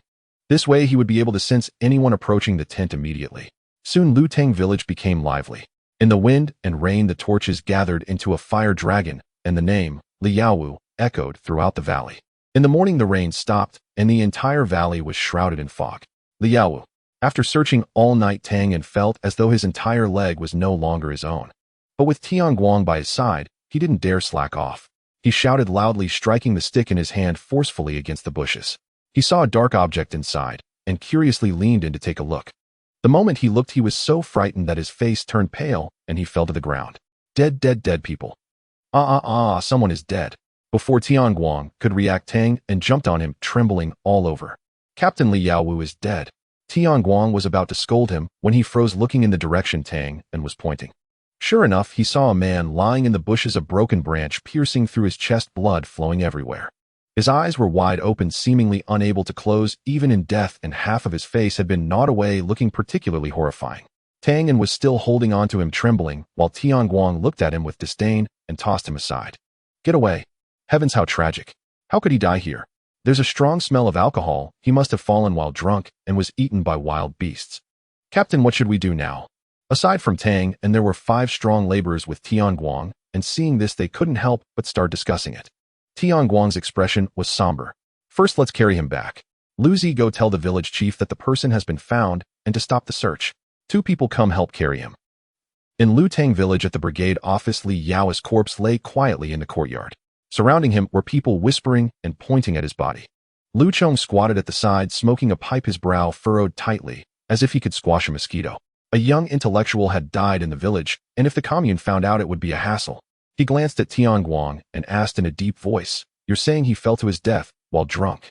Tianguang nodded, pointing to several empty wine bottles on the ground with a complex expression. He drank all 6 bottles. Who knows what got into his head to run up the mountain to drink at night? The bottles were found on the cliff above Li Yao's corpse, and he was stunned at the sight. He had seen people drink, but it was his first time seeing someone drink themselves to death. Tang Ning stood among the crowd, tiredly pinching his brow, playing the role of an invisible man diligently. As expected, things were developing in the direction he had predicted, and it was time for this to come to an end. Just then, Tang Tsong suddenly rushed out, pointing at Tang Ning and shouting. Li Yao was killed by Tang Ning. Tang Ning's heart skipped a beat. What nonsense are you talking about? Yesterday, when he went up the mountain with Li Yao, they happened to coincide with mealtime at the cafeteria, and everyone went to eat. His home was located on the outskirts of the village, so logically, he shouldn't have been seen. Could it be that Tang Tsong was trying to trick him? Tang Ning felt a surge of panic, and in an instant countless thoughts flashed through his mind, yet he maintained an outward calm. At such a moment, he could not show any signs of abnormality. Tang Tsong pointed at him, speaking with conviction. You killed Li Yaowu. I saw it with my own eyes. Li Yaowu went up the mountain with you yesterday evening. Now that he is dead, how can you stand here unharmed? If you didn't kill him, then who did? His gaze towards Tang Ning was filled with triumph. Having suffered losses at Tang Ning's hands repeatedly, Tang Tsong had learned to be clever. He no longer confronted Tang Ning hidden, knowing he couldn't win, but secretly scheming against him was still an option. Thus, every day he would deliberately keep an eye on him, hoping to catch Tang Ning's weakness and end his life.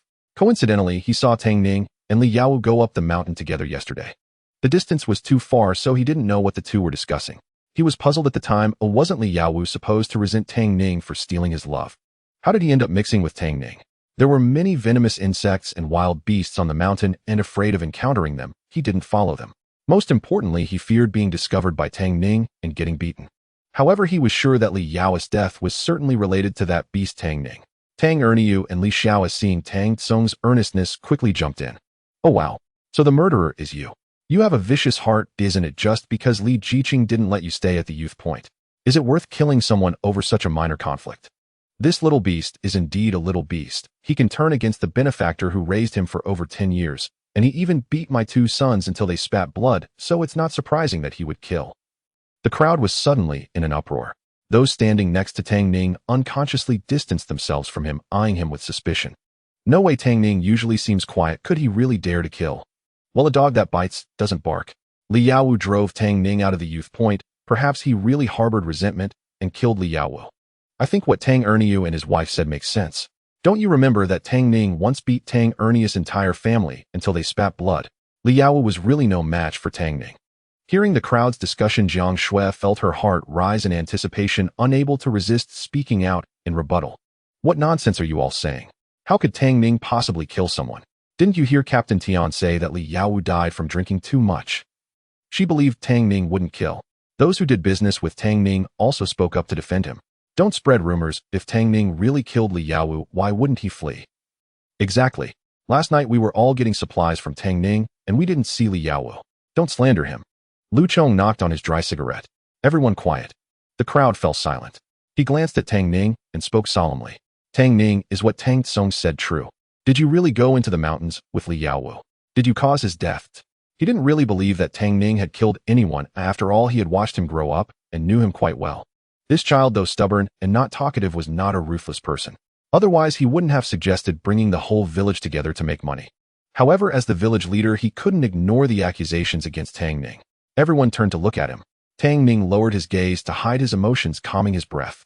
He shook his head and replied firmly. Village head, I never saw Li Yaowu yesterday. He turned around, casting a heavy gaze at Tang Tsung, then looked at the crowd and spoke loudly. Dear uncles, aunts, brothers, and sisters, you all know what kind of life I used to lead. Tang Erniu's family disregarded my father's life-saving grace, seized my land, and took advantage of my illness to drive me out of my home, robbing me of all my money and treating me like a beast. I only acted against them because they were too much to bear, and I had to fight back to survive. I have conflicts with their family, and Tang Tsung's claim that I killed Li Yaowu is just to frame me. As Brother Louis said, if I really killed Li Yaowu, why would I not flee? Am I just waiting here to be caught? Tang Tsung saw the expressions of the crowd soften, clearly believing Tang Ning's words, and immediately grew anxious. You must believe me, I really saw him go up the mountain with Li Yaowu. He is the one who killed Li Yaowu. Don't be fooled by him. Tang Ning stepped forward, coldly staring at him. You say I killed Li Yaowu. Do you have any evidence? Besides seeing me go up the mountain with Li Yaowu, is there anyone else who witnessed it? Also, even if I truly killed Li Yaowu, would he just stand there waiting for me to kill him without resisting? But everyone, look for yourselves. Are there any signs of struggle on Li Yao's body? And what about me? Look closely. Are there any wounds from a fight on me? As he spoke, Tang Ning deliberately took off his shirt to show everyone. Seeing that there were indeed no scars on his arms, the crowd fell silent. Tang Ning continued, furthermore, even if I did go up the mountain with Li Yaowu, if he wanted to drink, could I have stopped him? If he drank himself to death or fell and died, how is that related to me? Tang Tsung was stunned. Since he hadn't followed them, how could he possibly have evidence? At that time, everyone had gone to the cafeteria for a meal, and besides him, no one else had seen Tang Ning with Li Yaowu. Li Xiao, seeing that he had silenced Tang Tsung with just a few words, was infuriated. I saw it. I saw you kill Li Yaowu. Tang Ning glanced at her. What you saw doesn't count. You have a grudge against me. The lady in charge of serving food laughed. Li Xiao, I saw you at the cafeteria yesterday. Do you have eyes that can see far enough to witness Tang Ning killing Li Yaowu? Several people echoed in agreement. Right? Last night, I saw Li Xiao and Tang Erniu draining water in the yard. So are Tang Erniu and his family really lying? How cruel-hearted they must be. After all, Tang Ning has been working for them for over 10 years, and yet they wrongfully accuse him of murder. Hey, didn't you hear Tang Ning say? Tang Erniu's family wants his land. If Tang Ning dies, the land will belong to them. Hiss, that's terrifying when you think about it. None of that family is good. Tang Tsung was so anxious that he was jumping up and down, pointing at Liang Cheng and a few others, shouting loudly.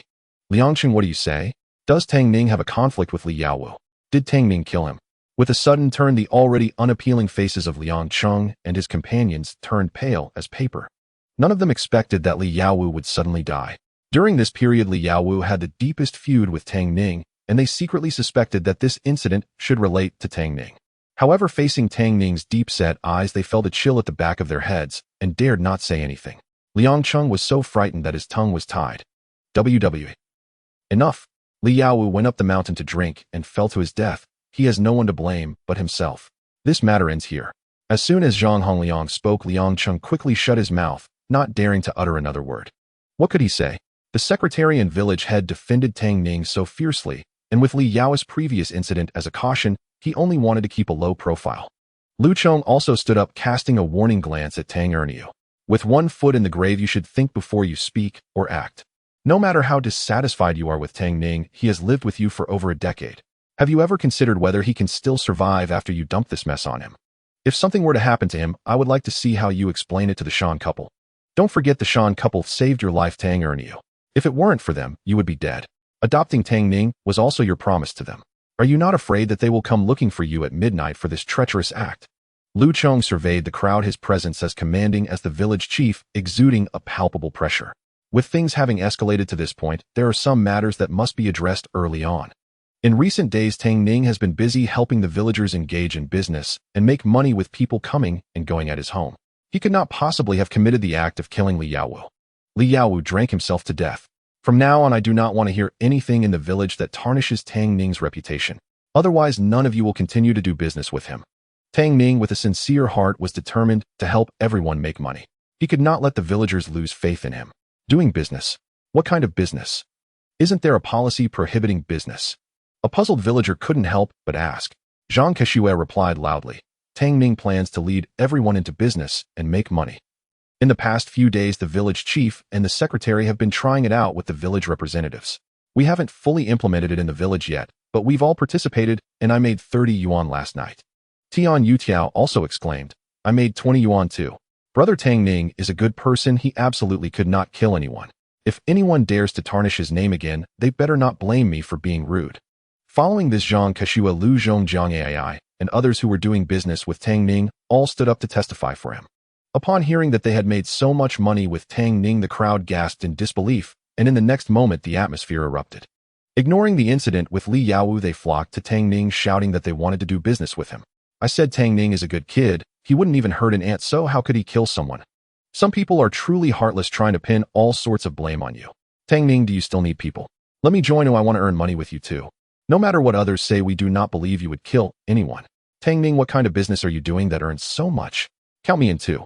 If anyone says again that Tang Ning has killed someone, I will be the first to tear their mouth apart. Such a good kid, how could he possibly kill someone? Tang Ning, do you think your aunt can join you in business? Tang Ning, brother, take me along. Tang Ning, brother, count me in too. Liang Cheng and the others were pushed into a corner, trembling. The family of Tang Erniu stared in disbelief at the scene before them. They couldn't fathom how Tang Ning had suddenly transformed from a murderer into such a sought-after figure. What shocked them even more was that Tang Ning was secretly doing business. No wonder he had been building houses and buying meat and beds lately. So he was making a fortune.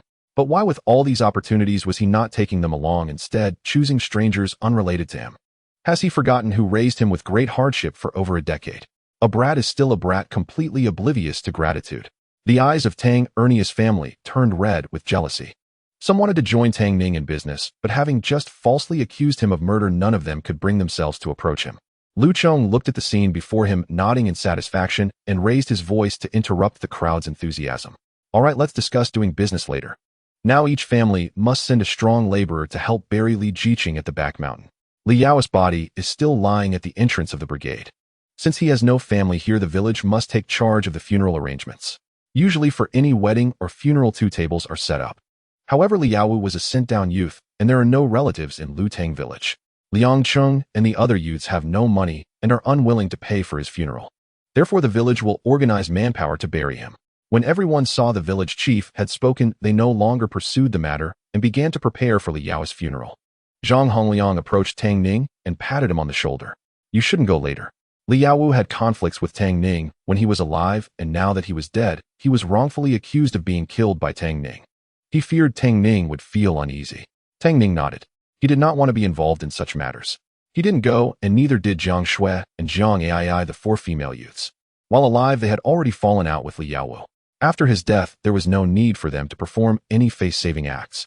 With this time, they might as well go back to sleep, especially after a busy night yesterday. Li Yaowu was buried by the villagers in the back mountain. Liang Chengzhang Wentao and Liang Aijuan followed the villagers down the mountain with red eyes. After all, they had lived with Li Yaowu for several years. With his sudden death, they couldn't possibly feel indifferent. Liang Cheng wiped away a tear from the corner of his eye and glanced back at Li Yao's small grave mound. His mouth moved. Wentao Aijuan, do you think Li Yao's death is really related to Tang Ning? Before he could finish his sentence, Zhang Wentao covered his mouth. Shoo, are you looking for death? His memory returned to the night before last. He usually had poor sleep quality and could be easily awakened by the slightest noise. He had been sleeping soundly when Li Yaowu elbowed him awake. He was about to explode when he heard that guy cursing Tang Ning. That bastard Tang Ning, the moment I get the money you're dead. At that time, he didn't take it to heart, thinking Li Yaowu was just haunted by thoughts of hate for Tang Ning. It wasn't until he discovered Li Yaowu's corpse on the mountain that he finally realized. He feared that Li Yaowu had secretly done something that completely angered Tang Ning, leading to his untimely demise.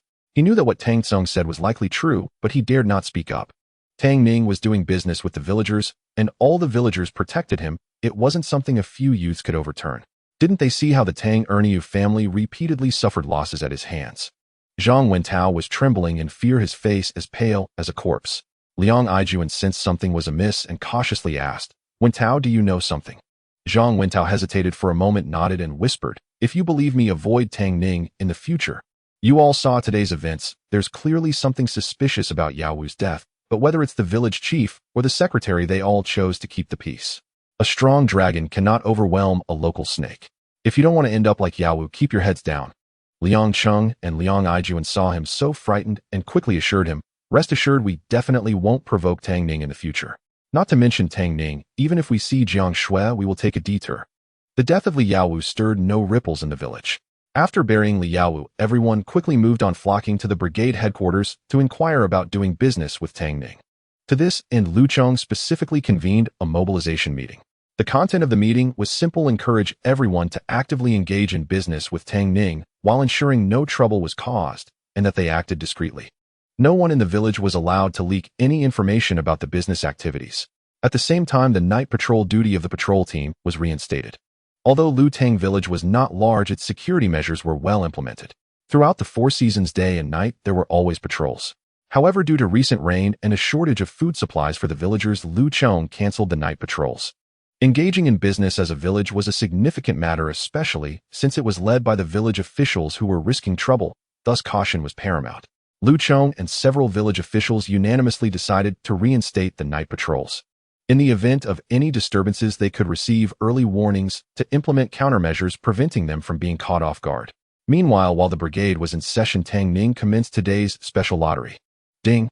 Today's special lottery updates are as follows: 1,000 bags of premium flour, 1,000 rainbow lollipops, 1,000 phone stands, 1,000 bottles of Qingdao beer, 1,000 world maps.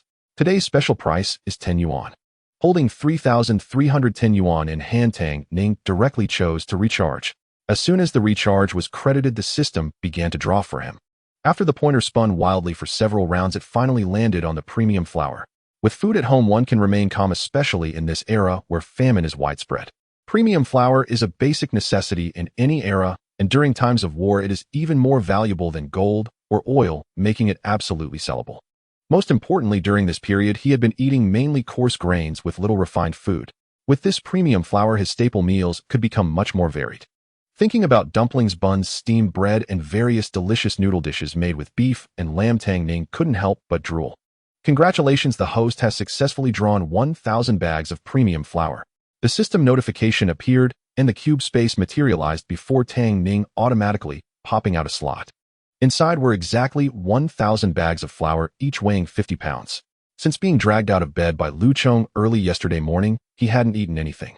Glancing at the sun, he estimated it was almost noon. Well, he might as well combine breakfast and lunch. Tang Ning directly took out a bag of flour and placed it in the kitchen. He first grabbed some mineral water, then took out some green onions from the space planning to make green onion pancakes. After mixing the flour, chopped green onions, and mineral water into a batter, he heated the oil and started frying the pancakes. While busy, he also took out a whole roasted lamb from the space, tearing it into pieces and placing them on a plate. The little wolf with its sharp nose had already caught the scent and ran over, whining continuously. Tang Ning smiled and tossed the bone with meat to them. Catched! A woo! The agile big pancake jumped up and caught the meat bone, running away with it in its mouth to avoid being robbed by the second pancake. As expected, the second pancake turned around to chase after it. Tang Ning looked at the meat in his hands and shook his head. Their intelligence is concerning. Soon he had everything ready. After leaving the brigade headquarters, Jiang Xue followed Feng Hui and the others back to the female-educated youth point. Thus Tang Ning was left alone to eat. He savored a green onion pancake alongside some roasted lamb, enjoying his meal slowly. After lunch, Tang Ning rested for a while. Around 2 in the afternoon, Tang Wen-shan arrived. Today was the auspicious day calculated by Granny Zhang for starting construction. However, since the incident with Li Yaowu happened that morning, Tang Wen-shan was concerned that Tang Ning might mind and specifically came to ask, "Tang Ning, how about we postpone the construction for a few days? After all, I think your tent is quite comfortable and there's no rush in the next couple of days." He was also feeling uncertain. Granny Zhang's calculation this time was not accurate. A person had died on the auspicious day for starting construction, and that death had almost been connected to Tang Ning. At first glance, it certainly didn't seem like a good day. Tang Ning shook his head. "It's fine, uncle, I don't mind these things. Let's start construction today." Seeing that he was truly unconcerned, Tang Wen-shan nodded in agreement. He returned to call the workers over and set off a string of firecrackers at Tang Ning's entrance. The crackling sound of the firecrackers attracted the attention of the villagers. Upon seeing that construction was about to begin at Tang Ning's place, everyone eagerly wanted to help him. Without anyone needing to call them, they all came over to assist. In addition to the 8 workers that Tang Wen-shan had found, the 7 village representatives who were also doing business with Tang Ning brought people to help. Many other villagers who wanted to do business with Tang Ning also came, and in no time the tent was bustling with noise and activity. The old house was constructed of mud bricks and straw, making it easy to dismantle. Moreover, with so many hands, the work progressed quickly, and by the time the sun was still up, they had finished tearing down the house. Tang Wen-shan clapped the dust off his hands and smiled. "We'll finish tearing down the house today, and tomorrow we can start digging the foundation. Your tent is cool, everyone can work more efficiently. I guarantee you'll be living in a solid brick house in less than 2 months. Other villagers couldn't help but echo his sentiments. "Wow, Tang Ning will be the first in our village to live in a brick house. Truly remarkable. It's a pity that Mr. and Mrs. Shantang left early and couldn't enjoy the blessings. Alas, sigh, if Mr. and Mrs. Shantang were aware of this, they would certainly be proud of Tang Ning's capabilities." Tang Wen-shan, fearing that everyone would touch on Tang Ning's sore spot, quickly waved his hands to stop the chatter and smiled at Tang Ning. "Well, we'll head back first and come back tomorrow." Thinking of how Tang Ning was going to do business with everyone, he paused and added, "If you have any business to attend to, go ahead. As for the project over here, I, the village chief, and the secretary will keep an eye on it for you, so there won't be any issues." Tang Ning nodded. After the construction began, it would be inconvenient for him to move around the tent. It seemed that in the future he should let the villagers fetch goods from the canyon. Otherwise, if the workers didn't see someone delivering goods to him and asked, it would be difficult for him to explain the source of the items. Seeing that Tang Wen-shan was about to leave, Tang Ning hurriedly ran back to the tent to avoid everyone's gaze and took out 2 bags of flour, 50 pounds of green onions, and 10 whole roasted lambs. In front of everyone's astonished eyes, he smiled and said, "Everyone worked hard today. I'm not much of a cook, so I won't invite everyone to stay for a meal. These items, Uncle Wen-shan, please arrange for the uncles and brothers to have a treat. I will have to trouble you all more for my house in the future." As the aroma of the roasted lamb wafted through, everyone swallowed hard. Tang Ning really made a profit. He just pulled out so much meat like it was nothing. And the green onions, he just produced such a huge bundle. Those 2 bags must be flour, right? I can smell it from here. How much did all this cost? Tang Wen-shan shook his head with a wry smile. This kid really didn't want to owe anyone any favors. "Tang Ning, you are helping everyone make money by doing business together. Everyone is grateful to you. Helping you with some work is only right. You don't have to be like this." Tang Ning smiled. "Uncle, business is business. Everyone's life is tough. How could I let you work for me for free? This is just a small token of my appreciation." He brought these items out also to show the villagers his strength. Human nature always prioritizes benefits. Only when the villagers genuinely gained something from him would they truly respect him. Only then would they willingly support him, and he wouldn't have to be as cautious in his actions in the village as he was now. With the conversation having reached this point, Tang Wen-shan had no choice but to let someone take the items back to the brigade headquarters, ensuring that everyone who helped Tang Ning would receive their share. Starting from 9:30 p.m., the villagers began to come one after another to collect their goods. Tang Ning took a rough look. Apart from Tang Erniu's family and 3 male educated youth from Liangcheng, the entire young and middle-aged population of Lutang village was mobilized, with some couples coming together. Under Lu Chang's arrangements, the patrol team focused on patrolling at the village entrances. They must ensure that no outsiders suddenly intruded, nor should anyone with ulterior motives go out to report. Tang Ning was busy and bustling on this side. Zhao Yuqian had just crawled out of bed, stretching his messy hair and yawning long. Wife, what's for dinner tonight? His youngest son suddenly jumped from the Kong onto him, blinking his eyes and whispering. Dad, Mom said we are having pork and radish dumplings for dinner. She's cooking them in the kitchen now. Zhao Yuqian laughed heartily, bouncing the little fellow. You rascal, you've gained some weight recently, haven't you? The little guy, just over 4 years old, instantly burst into giggles. Seeing this, the other 3 children also stretched out their arms and clamored, Dad, I want a hug too. Zhao Yuqian had 4 children. The 2 older ones were daughters while the younger 2 were sons. His eldest daughter was only 10 years old. At that moment, Zhao Yuqian's wife Tian Xia came in holding a large bowl. Seeing the little ones making a fuss, her face darkened as she softly scolded them. Be quiet or you'll wake others up, and then I'll see if you still get to eat dumplings. The temptation of the dumplings was too strong. The children immediately fell silent, covering their mouths and looking timidly at Tian Xia. Zhao Yuqian chuckled and patted his eldest daughter Zhao Aixiao on the head. Big girl, what are you dawdling for? Hurry and help your mother set the table. It's time to eat dumplings. Zhao Aixiao smiled and quickly jumped off the bed to help Tian Xia set up the table. Tian Xia shot Zhao Yuqian a glare. It's all your fault for spoiling them. They used to go to bed at dusk, but now they cling to me every night, wanting me to make them delicious food. While saying this, she placed a large bowl on the table, first serving Zhao Yuqian a bowl of dumplings, and then serving each of the children a bowl. Zhao Yuqian glanced at the large bowl. After ladling out 5 bowls of dumplings, only a bit of soup was left in the bowl, and Tian Xia had none for herself. He handed his bowl to Tian Xia. Wife, you eat. Tian Xia lightly slapped him, laughing. You eat, there's still some in the pot. It'll wait for a bit. Before she could finish her sentence, Zhao Yuqian stuffed a dumpling into her mouth. He glanced at Zhao Aixiao and ordered her. Big girl, go serve your mother some dumplings. Zhao Aixiao happily ran off with the bowl. Tian Xia playfully pouted, I'm not even hungry. Yet her heart felt sweet. She married a good man. Zhao Yuqian treated her well when he was poor, and now that they had money, he treated her even better. Zhao Yuqian stuffed a dumpling into his mouth, chewing with a smack. If you're going to eat, then eat with us. What do you think it looks like for you to just watch us eat? In the past, when they were poor and couldn't eat, that was one thing. But now that they had money, why act as if I'm mistreating you? It's as if I'm just waiting to stuff you in my pocket to pamper you. In the time he had been doing business with Tang Ning, he had already saved 400 to 500 yuan. This money was set aside for spending in the household. He also had 600 yuan on hand, which was meant for purchasing goods from Tang Ning. Given their situation, they might not eat meat every day, but at least they wouldn't go hungry. The children had grown a bit and could wear new clothes now. They even had fans. He indeed managed to get one for both his and his parents' homes. His parents and children could all sleep well at night. Tian Xia lightly slapped him, scolding, The children are right here. What are you rambling on about? Zhao Yuqian chuckled a few times and fell silent. Tian Xia glanced outside and said with concern, It's raining again outside. Maybe you shouldn't go today. How can I not go? How can I make money if I don't go? If I don't earn money, what will you and the kids eat? Just breathe the dry air. Tian Xia sighed. But you go out in the wind and rain every day, and I worry about you and the kids. Suddenly, as if recalling something, her eyes brightened. Right, dear, can you possibly sell the goods to others like that brother of yours? That way we can make money, and you won't have to suffer daily.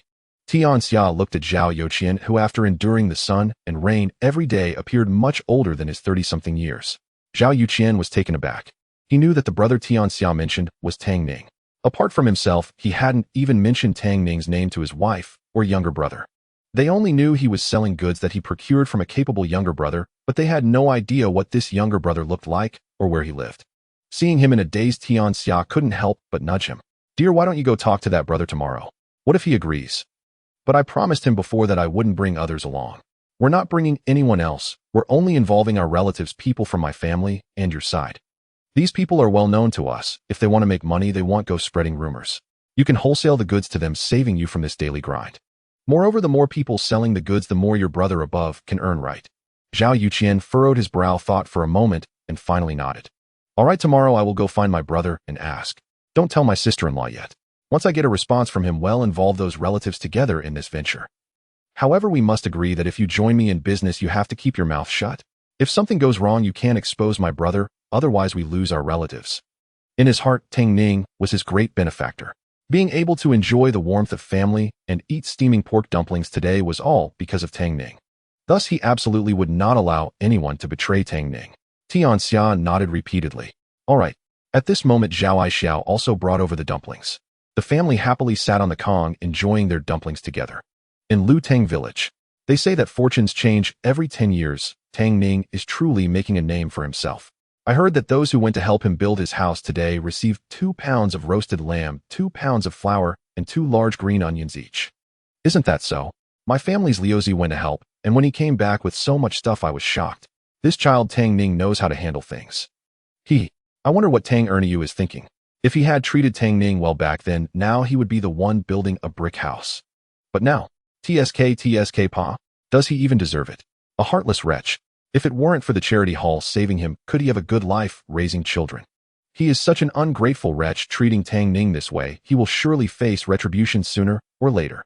By the way, how much did you all take? Well, my family doesn't have much money. I only took 30 yuan worth of goods. What about you? I took even less, only 20 yuan worth. I saw Shui Gao Yuan and Lu Zhong, the ones who started business with Tang Ning, all took a lot directly, taking goods worth 100 yuan. So that means Tang Ning made quite a fortune tonight. Truly impressive. If we work well with Tang Ning, we can also enjoy meat and soup together. Tang Erniu squatted at the door of the hall listening to the discussions outside with a gloomy face. Tang and Tang Tsong and Li Xiao also looked displeased. In the past at this time, they would have already been sound asleep. But looking at the bustling crowd outside, everyone going to Tang Ning to take goods, how could they possibly sleep? Li Xiao glanced at Tang Erniu. Head of the family, do you think Tang Ning has really earned so much money? My goodness, to earn back several hundred in one night. If this money were ours, what kind of daughter-in-law could we find for our son? Would we still be bickering over that 10 or 8 yuan in betrothal gifts?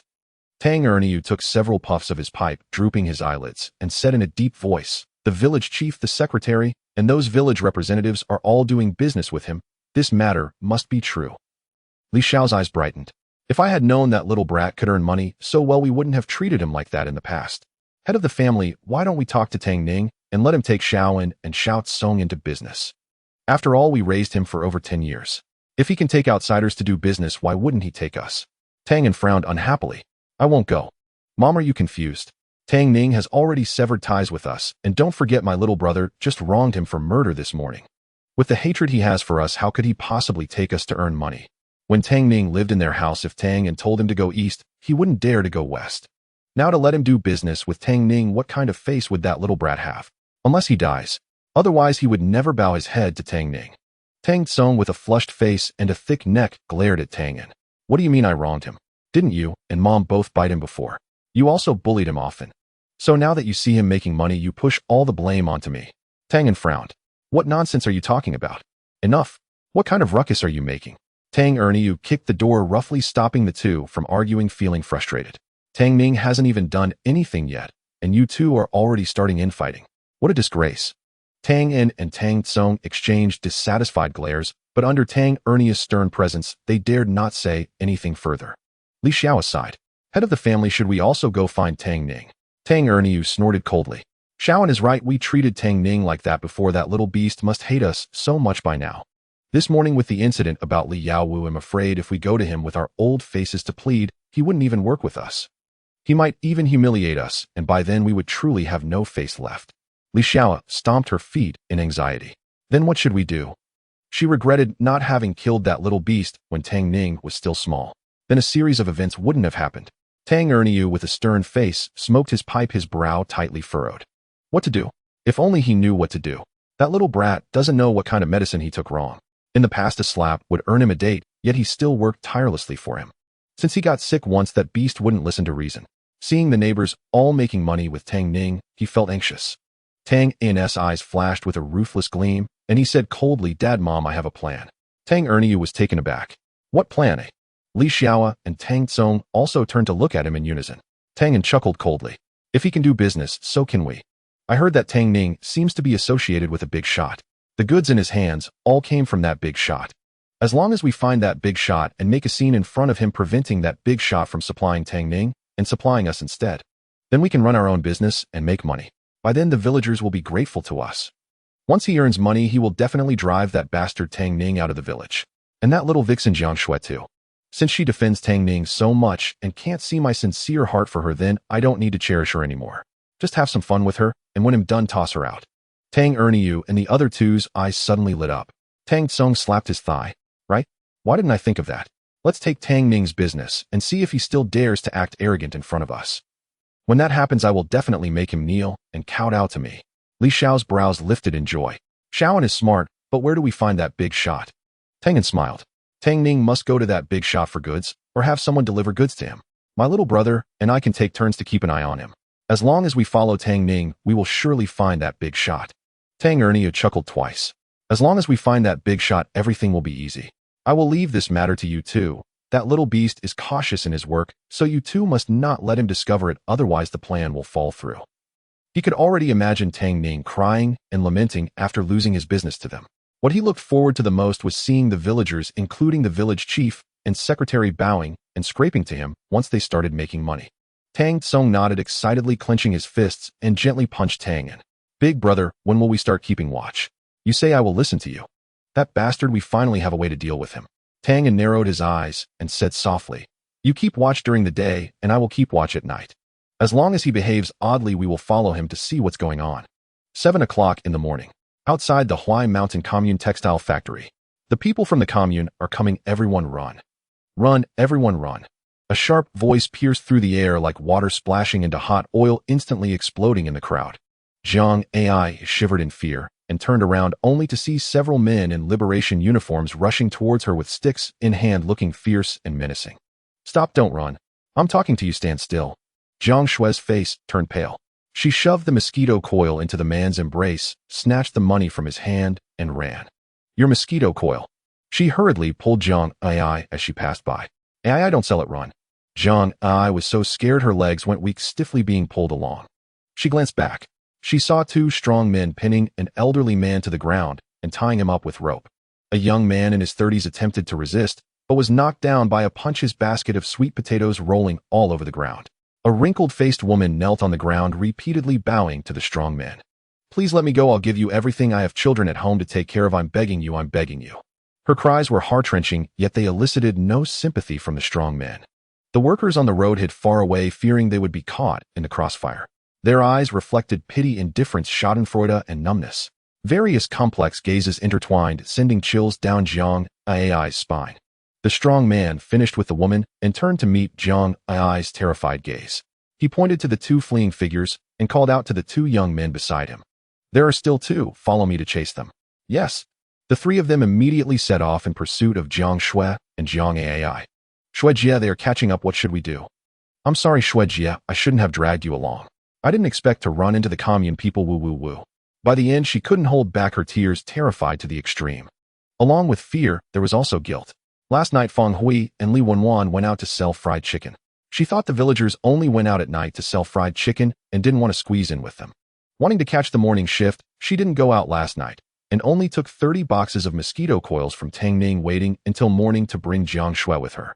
Who would have thought that those who sold fried chicken last night had no issues, but today they would run into trouble? Jiang Xue was also scared and glanced back at the three strong men who were hot on their heels, her heart racing. She tried hard to calm herself, her brain racing. Let's not talk, just run. Ai, let's split up. If one of us can get away, that's good enough. She had come to the commune not only to help Ai sell goods, but also to call her father to ask if he had investigated that Tongzi Gu thoroughly. Tang Ning was now doing business with the whole village. Although they made a lot, she was always on edge. She just didn't expect to run into the commune people before finishing selling the goods. Jiang Ai took a deep breath and nodded vigorously. Okay. However, before the two could split up, they were surrounded by the men behind them. Jiang Xue and Jiang Ai hurriedly stopped, anxiously looking at the men who had encircled them from all sides.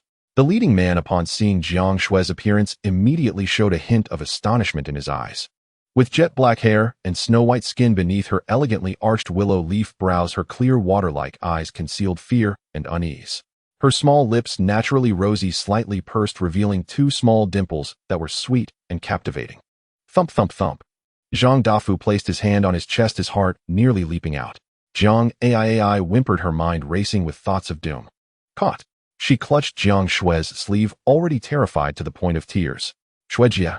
Jiang Xue trembled in fear, as well, her eyes red as she hugged her and pretended to be calm. You. The other two strong men glared fiercely, speaking in a rough voice. What do you mean by you? How dare you engage in illegal trade and run away? Just wait and see how I deal with you when we get back. The sentence was not finished before Zhang Dafu slapped him on the head. Shut up. The strong man was taken aback and glanced at Jiang Xue, and Ai silently closing his mouth. After all, Zhang Dafu's father was the director of the commune, who wouldn't give him some face. Zhang Dafu sized up the two girls and finally fixed his gaze on Jiang Xue. Seeing her shiver slightly, he hurriedly forced out a gentle smile and reassured her, "Don't be afraid, don't be afraid. We are from the commune, we are good people, not bad people." Jiang Xue recalled how he had just been beating people and couldn't believe his words. It was precisely because he was from the commune that he was frightening. Seeing that he didn't make a move against them, Jiang Xue felt a bit braver and nodded lightly. "Comrade, could you please let us go? We can let you go, but you violated regulations and must come back with us to register first. Which village are you from? What are your names? Show me your ID first." Jiang Xue was taken aback. Naturally, she didn't want Zhang Dafu to know which village she was from or her name. After all, the villagers of Lutang village were all doing business now. Oh, if the commune people went to investigate Tang Ning, and the villagers would be in even more danger. Jiang Xue was sweating profusely, thinking left and right, but couldn't come up with a perfect solution. Seeing Zhang Dafu speaking gently, she felt he might be easier to talk to, so she mustered her courage and said, "Comrade, I don't know what you mean. We sisters just came out for a stroll, we haven't done anything illegal." Jiang Ai also calmed down and pleaded pitifully, "Yes, comrade, we just came out to buy some things." "Buying things? Why were you running then?" Zhang Dafu's companion interrupted her harshly. Jiang Ai blinked and whispered, "Well, you were chasing us, how could we not run?" Jiang Xue nodded. After all, they just wouldn't admit to engaging in illegal trade. The strong man was so amused he laughed, reaching out to grab her basket. "Buying things? Which family buys 7 or 8 boxes of mosquito coils at once? Are you trying to fool me?" Jiang Ai was momentarily at a loss. There were still 8 or 9 boxes left in the basket. The other strong man, growing impatient, reached out and began to tug at the two of them. "Enough, stop the nonsense, hand over the goods and come with me to the police station." His large hand gripped her basket like a vice while the other hand restrained her, lifting her like a chick. Jiang Ai struggled incessantly, her face turning bright red. "Let go of me, let go of me." Zhang Dafu glanced at Jiang Xue and smiled. "Let's go for a trip, I assure you that nothing will happen to you." Jiang Xue looked at him, then at another burly man, eyeing her intently. Biting her lip, she had no choice but to turn and follow. Zhang Dafu signaled to the burly man. The man scrutinized Jiang Xue from head to toe, revealing an ambiguous smile before striding forward. Only Zhang Dafu remained beside Jiang Xue. After taking just a couple of steps, Zhang Dafu's gaze was drawn to a piece of paper. Jiang Xue noticed it too. It was Jiang Ai's introduction letter. It must have fallen to the ground when she was struggling. Jiang Xue's expression changed as she hurriedly bent down to pick it up, but Zhang Dafu was quicker and snatched it away. Zhang Dafu picked up the introduction letter, glanced at Jiang Xue, and saw her anxious expression, which gave him an understanding. His gaze fell on the letter as he quietly read it aloud. Jiang Ai, first production team of Lutang village. So you are from Lutang village. It's quite far from here. It takes at least an hour and a half on foot, right? He raised his arm, revealing the mechanical watch on his wrist. It's not even 8 o'clock yet. You all came out shopping quite early. The supply and marketing cooperative isn't even open yet. The supply and marketing cooperative opens at 8, and Jiang Ai's earlier lie about buying things was debunked. Jiang Xue clenched her fists, lowered her eyes, and remained silent.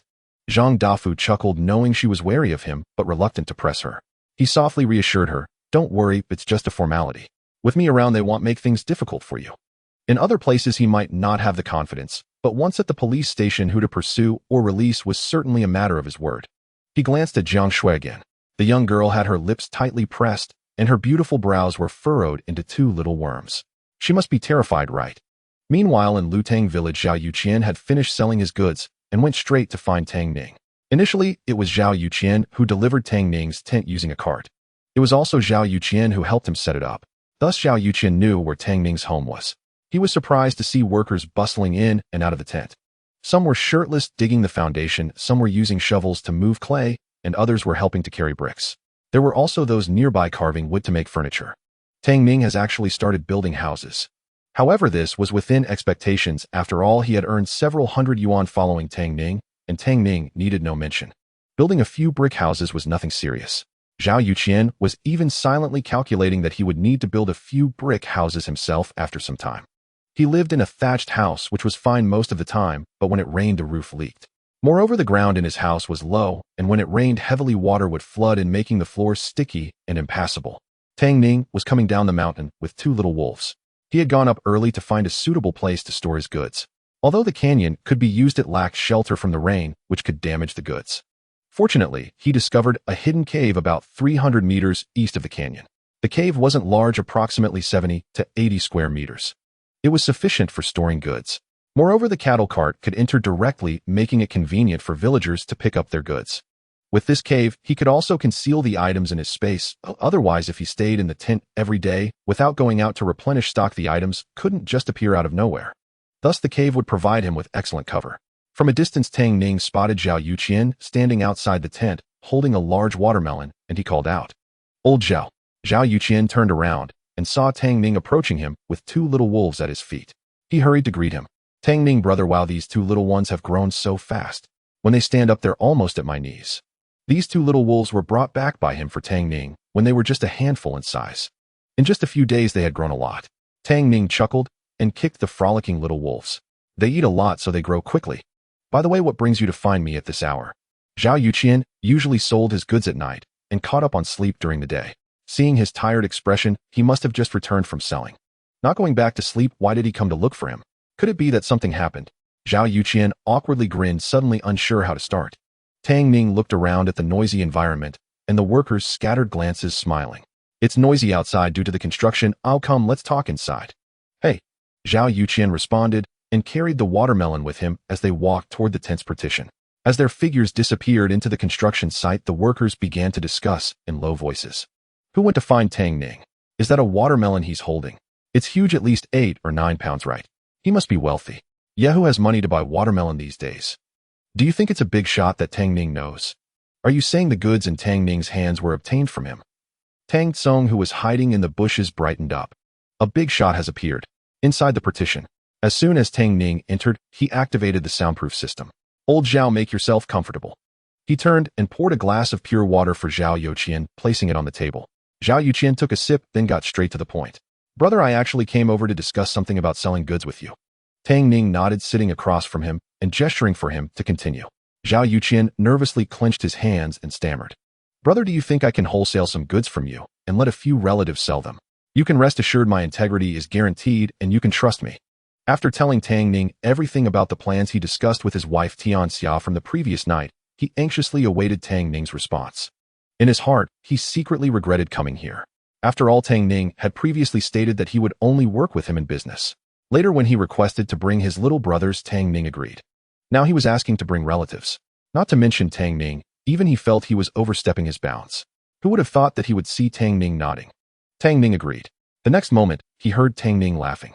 Sure, Zhao Yuqian said so much just to be able to be a supplier like Tang Ning, so he could wholesale goods to others without having to go through the hardships himself. As long as he wasn't involved, Zhao Yuqian could take whoever he wanted. Zhao Yuqian couldn't believe it. Really? Tang Ning nodded. Yes, you can not only bring your relatives, but people from your village can also join. However, just like we agreed at the beginning, I will only deal with you regarding money and goods, and no one else is allowed to meet. If I find out you betrayed me, our cooperation will cease immediately.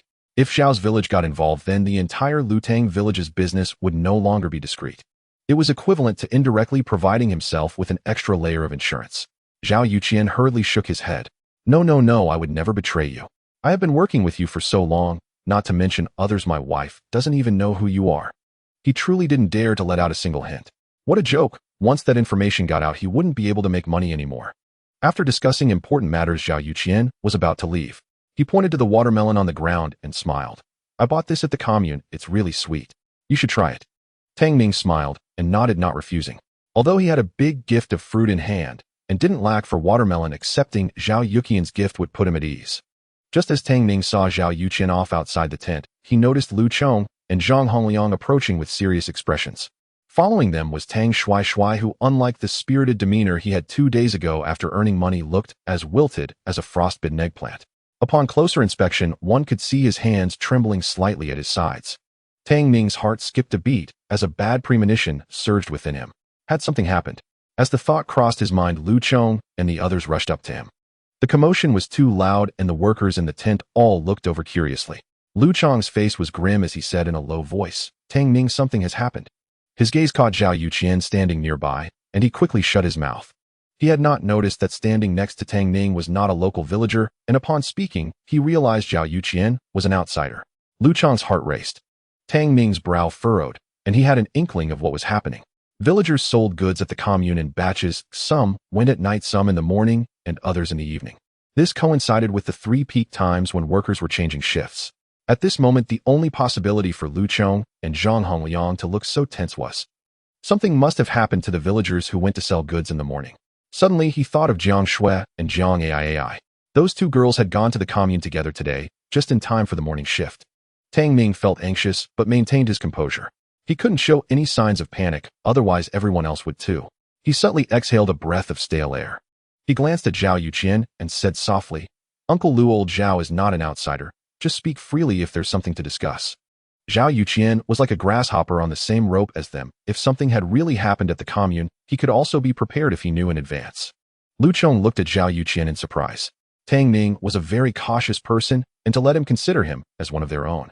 Could it be that the person in front of him was the one delivering goods for Tang Ning? He quickly gathered his thoughts, for the situation was urgent. Looking at the terrified Tang Xue, he said in a serious tone, "Xue, you tell them." Tang Xue rubbed his face hard to calm himself down. "Tang Ning, we encountered people from the commune while selling goods. Gao Yuan Yu Tiao and Lu Zhong were all captured. Fortunately, I ran fast, so I escaped." At that time, they had just gathered at the entrance of the brick factory to sell goods, when a group of strong men in liberation uniforms suddenly jumped out. He was so scared that he didn't even have time to collect the money, grabbing his things and running. Tang Gao Yuan and the others were slower to react than him and were all captured. Just thinking about how the commune would press the captured people to the ground and confiscate all their belongings and money made his heart race. If the commune found out that people from their village were doing business, then the more he thought about it, the more terrified he became, and his body trembled slightly. As soon as Tang Xue finished speaking, the surroundings fell into a dead silence. Suddenly, a woman wearing a gray towel on her head weakened her legs and sat directly on the ground. "What? Our Gao Yuan has been captured. My heavens, that's my lifeline. Village chief, what should we do? Village chief, will the commune find out about us? Will Yu Tiao and Gao Yuan spill the beans about us? What if the commune finds out that we are all doing business? Village chief." "Everyone quiet." Zhang Hongliang shouted loudly, his face so grim it seemed like water could drip from it. He who never smoked snatched the cigarette from Lu Chong's hand and took a deep puff. "The situation isn't serious enough yet. If something really happens, I and the village chief will stand in front. Everyone don't panic, yet let's hear what Tang Ning has to say." Immediately all eyes turned to Tang Ning. Tang Ning clenched his fists and looked at Tang Xue, saying, "Xue, go aside from the brick factory. What about the other factories?" At that moment, several villagers stood up, one after another, lowering their heads to say, "The steel factory was swept by the commune people. The meat processing plant too. The textile factory as well." Hearing about the textile factory, Tang Ning's heart sank heavily. If he remembered correctly, yesterday Jiang Xue was just saying that today she would go to the textile factory to sell goods with Jiang Ai. Many villagers had escaped back, but Jiang Xue and Jiang Ai were missing. They might have been captured too. Tang Ning's brain was racing and his words were rapid but very clear. "The situation is worse than I imagined. Starting today, everyone must stop selling goods. We need to avoid the heat for now. Everyone must hide their goods. If the commune sends people to check, we must ensure that they can't find even a trace of the goods. Of course, those who trust me can also temporarily hand over their goods to me. Once the heat passes, I will return them to everyone." He had to prepare for the worst. In case Tang Gao Yuan Tian Yu Tiao and Lu Zhong revealed that the entire village was doing business, he had space. As long as he put all the goods in the space, no one would be able to find them. Without evidence, even the commune people wouldn't be able to do anything to them. Of course, he still believed that Tang Gao Yuan and the others wouldn't betray Lu Tang village after all their parents and children were still in the village. However, he was used to preparing for the worst. Zhang Hongliang and Lu Chong were the first to nod. "We trust you. We will hand over all the goods at home to you for safekeeping." It was Tang Ning who led them to make money. If they didn't trust Tang Ning, who else could they trust? As soon as Zhang Hongliang and Lu Chong spoke, everyone expressed their agreement. "We also trust you. Whatever you say goes." Tang Ning nodded. "All right, have all the adults and children at home mobilize and move all the goods to the tent. I will handle it. Uncle Winshan, please help keep track of the accounts for everyone. Once the heat passes, I will return the goods to everyone according to the numbers." Tang Winshan nodded and hurriedly called the villagers. "Quick, don't just stand there. Hurry back and move the goods." At once, all the villagers surrounding them ran back home. The situation was urgent, and there was no time to lose. He also said to Lu Chong and Zhang Hongliang, "Uncle Lu, Uncle Hongliang, the patrols in the village need to be strengthened. If any unfamiliar faces approach the village, capture them immediately and report it. Also, no matter who questions about Gao Yuan and their business, everyone must maintain a consistent stance of ignorance. Say you don't know anything." The two nodded. "I've already had Tian Guang handle it. The number of patrols has doubled. and they will be on duty 24 hours a day without interruption. They arranged it as soon as they received the news, fearing that the commune people would suddenly chase after them and catch them off guard. Tang Ning turned to look at the tent and said calmly, I will also stop work here. It just so happens that the rain has stopped these past 2 days. Uncle Lu, if the ground is not muddy, we can arrange for everyone to start farming. Additionally, arrange for someone to inquire at the commune to see if there's a way to rescue the person. Tang Ning continued. Thinking of Jiang Xue's fair and delicate face, he felt a sense of helplessness for the first time. He was still too weak. In this era, he had no family, no connections, and all his confidence came from the system. Without the system, he might still be struggling to make ends meet, possibly even going hungry. Tang Ning took a deep breath, his gaze shifting from anxious to determined. No matter how difficult it was, he must carve out a place for himself in this era. Only then would he have the ability to protect those he wanted to safeguard. Instead of being constrained at every turn as he was now, Lu Chong and Zhang Hongliang looked troubled. Their ancestors had been upright farmers for 3 generations, and in Lu Tang village they could still have a say. The commune was a completely different realm. They truly had no influence there. However, even if they had no influence, they had to give it a try, otherwise these children would face dire consequences. At that moment, Zhao Youqian, who had been silent, suddenly spoke up. I'm quite familiar with the commune. I'll go over and help you inquire. He had fought a guerrilla war with the people at the commune for several years and knew where to start asking. He wouldn't be like Lu Chong and the others flailing about like headless flies. At the same time, he felt relieved that he had sold his goods at night, otherwise he might also have been captured by the commune today. Tang Ning nodded. Fine. The commune has just had an incident. Allow Zhao, let's put what you mentioned today on hold. Don't let anyone know, and we'll talk again after this storm passes. Zhao Youqian nodded. He had the same thought. He would have to tell his younger brother to halt the business for a while and keep a low profile. Fortunately, they had finished dealing with their stock, and today they hadn't had time to get more goods, so they didn't need to find a way to handle their inventory. However, he still needed to find a way to hide the cash he had and instruct his wife and children not to go out unnecessarily or speak carelessly. After bidding farewell to Tang Ning, Zhao Youqian hurried towards the commune. Just after leaving Lu Tang village, he heard footsteps behind him. Big shot, wait for me. Zhao Youqian chuckled. Was someone really calling him that? What a peculiar flower indeed. However, he quickened his pace. After all, he couldn't afford to waste even a moment on the matter at hand. Tang Tsung was already out of breath. Seeing that the more he shouted big shot, the faster Zhao Youqian walked, he gritted his teeth and quickened his pace to catch up. He directly overtook Zhao Youqian and blocked his way. Zhao Youqian looked at the young man in front of him with suspicion, a hint of caution rising in his heart. Tang Tsung placed his hands on his hips, panting, and cautiously asked, Big shot, you were the one supplying goods to Tang Ning, right? Zhao Youqian. Was it him who had just called him a big shot from behind? But was the big shot he referred to himself? Unbeknownst to him, Zhao Youqian's contemplative expression was taken by Tang Tsung as a tacit acknowledgement. Tang Tsung was instantly excited, nervously rubbing his hands, a flattering smile appearing on his face as he began to speak rapidly. Big shot, my name is Tang Tsung, also from Lu Tang village. I know you are doing business with Tang Ning, but you shouldn't partner with him. His character is questionable. Zhao Youqian frowned at him, opening his mouth to speak. What kind of nonsensical talk was this? Who said Tang Ning was the one following him in business? It was clearly himself who had teamed up with Tang Ning. Moreover, how was Tang Ning's character questionable? However, Tang Tsung didn't give him a chance to speak. To be honest, I'm Tang Ning's half-brother. My parents raised him for over 10 years. This ungrateful kid not only doesn't appreciate our family, but even made my parents vomit blood. Tang Ning is a white-eyed wolf. Partnering with him in business will lead to losses. You see, our village people all know that Tang Gaoyuan and the others were captured by the commune, yet this grandson Tang Ning is doing just fine. If you cooperate with him, who knows, the next moment he might sell you out. When Lu Chong and Zhang Hongliang were looking for Tang Ning, Tang Tsung was hiding in the shadows. He naturally also knew about Tang Gaoyuan and the others being caught while doing business. He had also heard the big shot mention being familiar with the commune. Tang Tsung analyzed that the big shot must have connections in the commune. As long as he clung to the big shot's thigh and did business together, the money he earned would definitely surpass that of Tang Ning. The more he thought about it, the more excited Tang Tsung became. He straightened his body, patted his chest, and assured, but I'm different, I'm a model youth. If you take me along in business, I will surely serve you loyally and will never betray you. Big shot, I can definitely do better than that grandson Tang Ning, you please consider me. Zhao Youqian examined Tang Tsung up and down. He realized that this guy was a dimwit. Moreover, he was a dimwit who held a grudge against Tang Ning. The way he gritted his teeth while mentioning Tang Ning, it was easy to spot his intentions.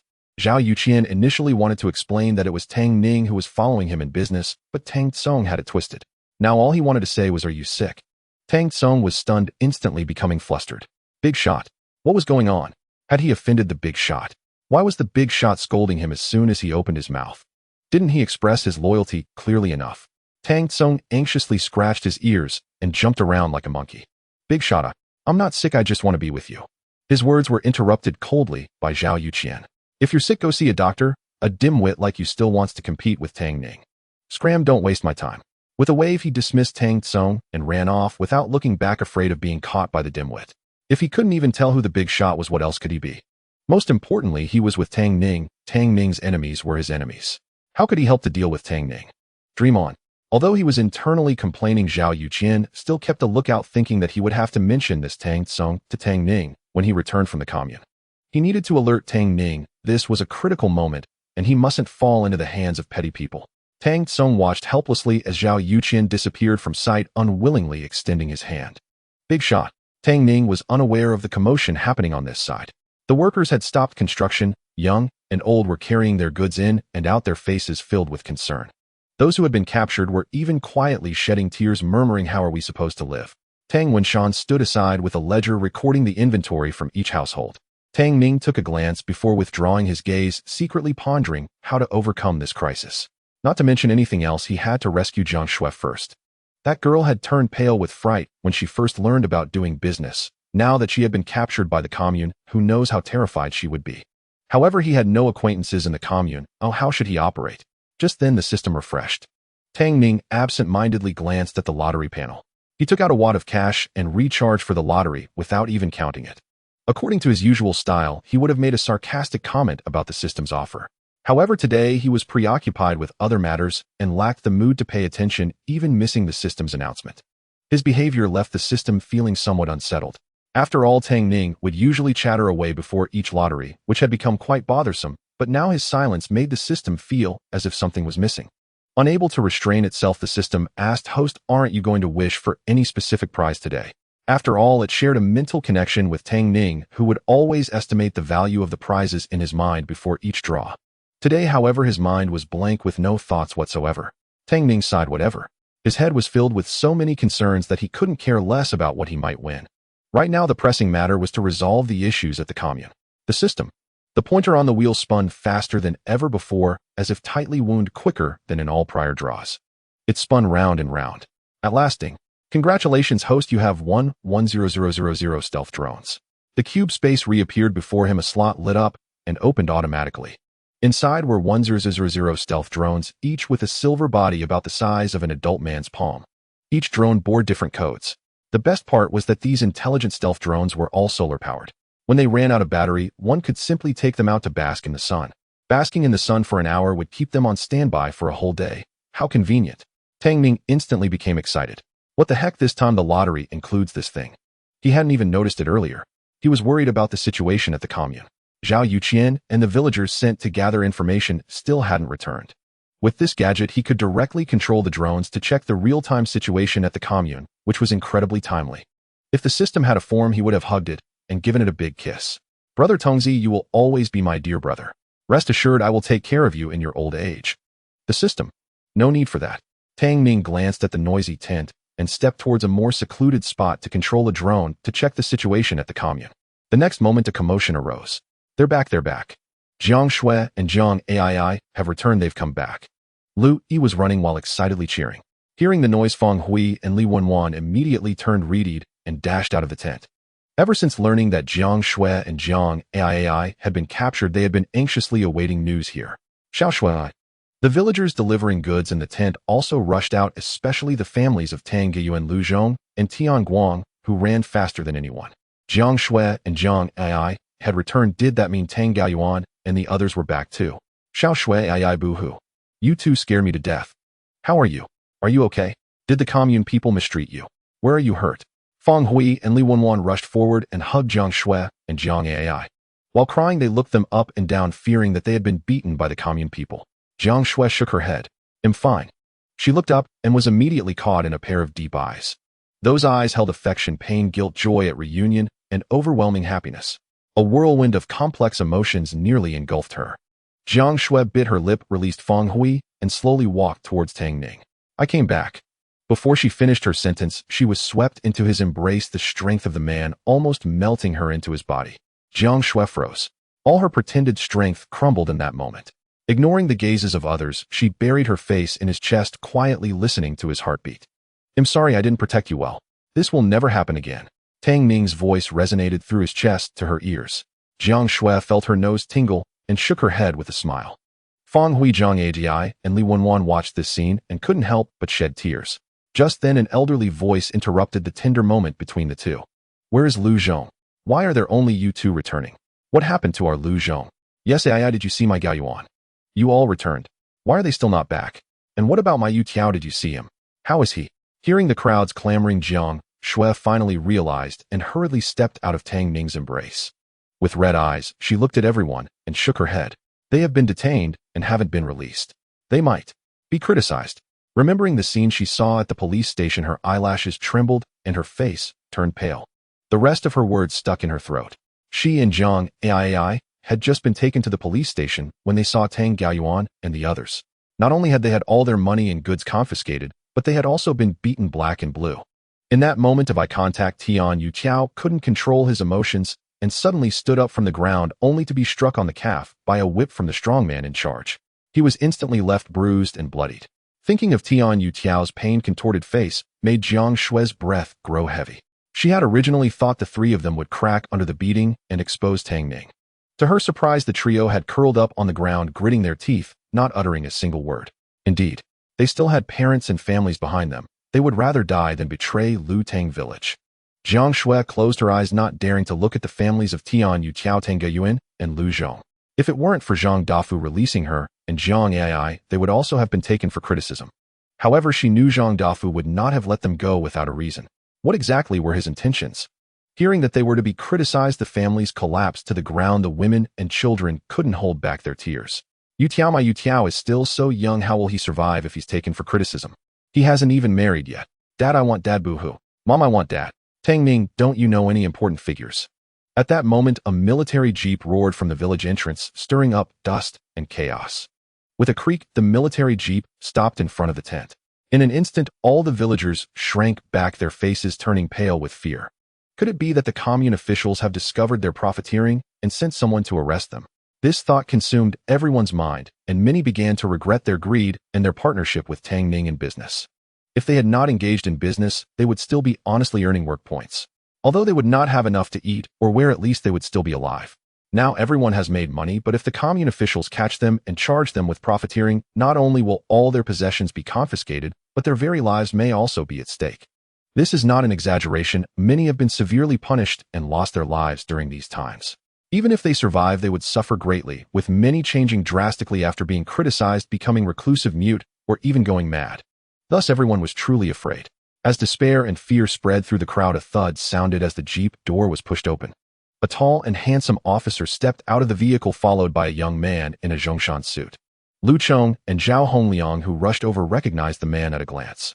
It was Gao Wei, the county party secretary of Shanghai County, whom they had seen once from a distance during a meeting at the commune. The two were instantly filled with dread. What wind had blown this eminent figure to them at this critical moment? And who was the man in military uniform? What an honor to have the county party secretary accompanying them. Jiang Ming's sharp gaze swept over the chaotic scene, his brow furrowing. At that moment, a surprised voice rang out. Brother. Seeing the man's face, Jiang Xue froze for a moment, her dark grape-like eyes widening, and the next second an excited smile appeared on her face. She joyfully rushed towards him. Jiang Ming's smiled, reached out to catch her, and effortlessly picked her up, spinning her around. After putting her down, he tidied her bangs and gave her a playful flick on the forehead, his tone reproachful, yet tinged with a barely perceptible affection. You wild girl, you've been out for so long and haven't even thought to come home. Do you still remember that you have a brother? There were only 2 children in the family, him and Jiang Xue, with Jiang Xue being nearly 10 years younger, so he had always spoiled her. 2 years ago, in response to the call, this girl had secretly gone to the countryside without telling her family. She might as well have gone to the countryside, but fearing her parents would drag her back, she had run all the way to the Huai Mountain commune. When their parents found out, they nearly choked in shock and hurriedly called the Huai County government, asking them to keep an eye on her, which slightly eased their worries. Tang Ning, standing not far away, looked on in astonishment. Judging by the medals on the man's military uniform, he should be a colonel. He had never imagined that Jiang Xue's elder brother was a soldier, but she had hidden it so well. He had previously speculated that Jiang Xue must come from a wealthy family given that she casually took out 50 yuan, something that was not possible for an ordinary household. However, he had not expected that there was even a soldier in her family. Judging by her brother's appearance, he seemed to be in his 30s, and at this age he had already reached the rank of colonel, a future full of potential. Jiang Xue covered her forehead, which had turned red from the flick, and chuckled softly. Catching sight of Tang Ning walking toward them from the corner of her eye, she quickly turned to pull him over, shyly introducing him to Jiang Mingze. Brother, this is my boyfriend Tang Ning. Tang Ning, this is my elder brother Jiang Mingze. She had mentioned her relationship when she had gone to the commune to ask her family to help check on her older brother. As she said the words boyfriend, Jiang Xue's pretty face turned slightly red. Hello, big brother. Tang Ning quickly extended his right hand, his expression carrying just the right amount of smile, his demeanor humble yet confident. Jiang Mingze nodded slightly. Although he was just a rural boy, his demeanor made it hard to underestimate him. However, whether he was worthy of his little sister still needed to be assessed. After all, his sister was the darling of the family, and finding a boyfriend was something that required caution. He had come not only to visit his sister, but also to meet this Tang Ning. With a myriad of thoughts swirling in his mind, he maintained a calm facade as he shook Tang Ning's right hand up and down. Hello, comrade Tang Ning, thank you for taking care of Xiao Xue during this time. As he spoke, he subtly applied pressure with his hand. Tang Ning glanced at their clasped hands. Jiang Mingze's grip was very strong, the veins on the back of his hand stood out, and he was continuously exerting force. Tang Ning felt as if his right hand was going numb. Suddenly he realized, this guy is a protective elder brother. After all, he was snatching someone's sister away. Oh, he could bear this little grievance. He smiled nonchalantly. She is my girlfriend, so taking care of her is my duty. You don't need to thank me, big brother. A flash of surprise quickly crossed Jiang Mingze's eyes. He was naturally quite strong, and even among his comrades few could withstand his full strength. He had not expected Tang Ning to be able to endure without a sound of pain. For a moment he felt a little more respect for him. He could barely be considered a man. Jiang Xue was oblivious to the undercurrents between the two men, still immersed in the joy of her brother's visit. Like a lark, she linked her arm with Jiang Mingze's. Brother, why did you suddenly come? You didn't even let me know in advance. Jiang Mingze released Tang Ning's hand with a smile. I came with the leader to inspect, and since we passed by here, I took leave to come and see you. At this moment, Gao Wei leaned his head out from behind him, smiling as he looked at Jiang Xue. Squad leader, is this our sister? The one you've been talking about the whole way here? Gao Wei, who was of a similar age to Jiang Mingze, had once been a soldier under Jiang Mingze, having supported him during the Peninsula conflict. They were sworn brothers. After the war ended, he was injured in service and assigned to work locally. Over the years, due to his exceptional abilities, he had become the county party secretary of Shanghai County. Jiang Mingze had remained in the army and had developed even better than him, but the two had never lost contact over the years. As soon as Jiang Mingze arrived in Shanghai County, he went to find Gao Wei, who had long heard that Jiang Mingze's sister was serving as an educated youth in the Huai Mountain commune, but had never had the chance to meet her. Upon learning that Jiang Mingze was coming to visit his sister, he had shamelessly followed along. Jiang Mingze paused, recalling that he needed to introduce this friend. Xiao Xue, this is Gao Wei, an old comrade of your brother. You can call him Gao de Go. Jiang Xue nodded and smiled. Gao de Go. Nice to meet you. Gao Wei smiled and waved his hand, pulling out a package of pastries from the jeep and placing it in Jiang Xue's hands. It's our first meeting. Gao de Go doesn't know what you like, so he just bought some pastries for you to try. Seeing this scene, Lu Chong and Zhang Hongliang instantly gasped in shock. They had always known that Jiang Xue's background was extraordinary, and the higher-ups had repeatedly instructed them to take good care of her. But they would never have imagined that Jiang Xue's family background was so formidable that even the county party secretary had to bring her gifts. After a round of cordial greetings, Jiang Mingze, Gao Wei, Jiang Xue, and Tang Ning followed the invitation of the village officials to the brigade office. Only after they left did the villagers who had been too afraid to speak begin to murmur quietly. My heavens, I didn't expect Jiang Xue's elder brother to be a soldier. Did you see that? Just his medals alone are enough to indicate how high his rank must be. He's definitely of a higher rank than our county secretary. Didn't you hear the county secretary calling him captain? Oh, isn't the most impressive one Tang Ning? He certainly has the best connections among us. With Jiang Xue's support, he will surely, what was it again? Rise to prominence. Oh right, rise to prominence, a meteoric rise. By the way, Jiang Xue's elder brother is so powerful. Gao Yuan's mother, why don't you go ask Jiang Xue? Perhaps her brother can help get Gao Yuan and the others out of the commune. As soon as the words were spoken, Lu Zisui, Gao Yuan's mother, glanced around and pushed her way through the crowd to chase after Jiang Xue and the others. If this were the past, she would have kept her distance from such a high-ranking official, but now her son was in trouble. She couldn't just stand by and watch her son get beaten to death. even if it meant risking everything she had to save him. Jiang Xue was still immersed in the joy of Jiang Ming's sudden visit, walking with her arm linked with his. Brother, I called home last time, and it seemed Dad had a cold. Is he better now? What about Mom? Is she eating regularly with her stomach issues? By the way, can you help me check on Tang Ning? Did you find anything? Where is his family from? How many people are there? What do they do specifically? Is he reliable? And how many days off did you take? Can you stay a few more days with me? I miss you so much. Her brother had come to visit her after a long time, and she was naturally overjoyed. She wished he could stay here longer. Although she hadn't been home for the past 2 years, she still thought about her family. You ask so many questions at once, how am I supposed to answer all of them? Despite his teasing, he still answered her questions seriously one by one. Mom and Dad are fine, you don't need to worry about them. As for me, unless something unexpected happens, I should be able to stay here for 3 days. But who could predict military affairs? He might suddenly receive an urgent mission that would summon him back. He briefly explained the family situation to Jiang Xue. When he mentioned Tang Ning, his expression suddenly became serious. He discreetly glanced at Tang Ning and lowered his voice.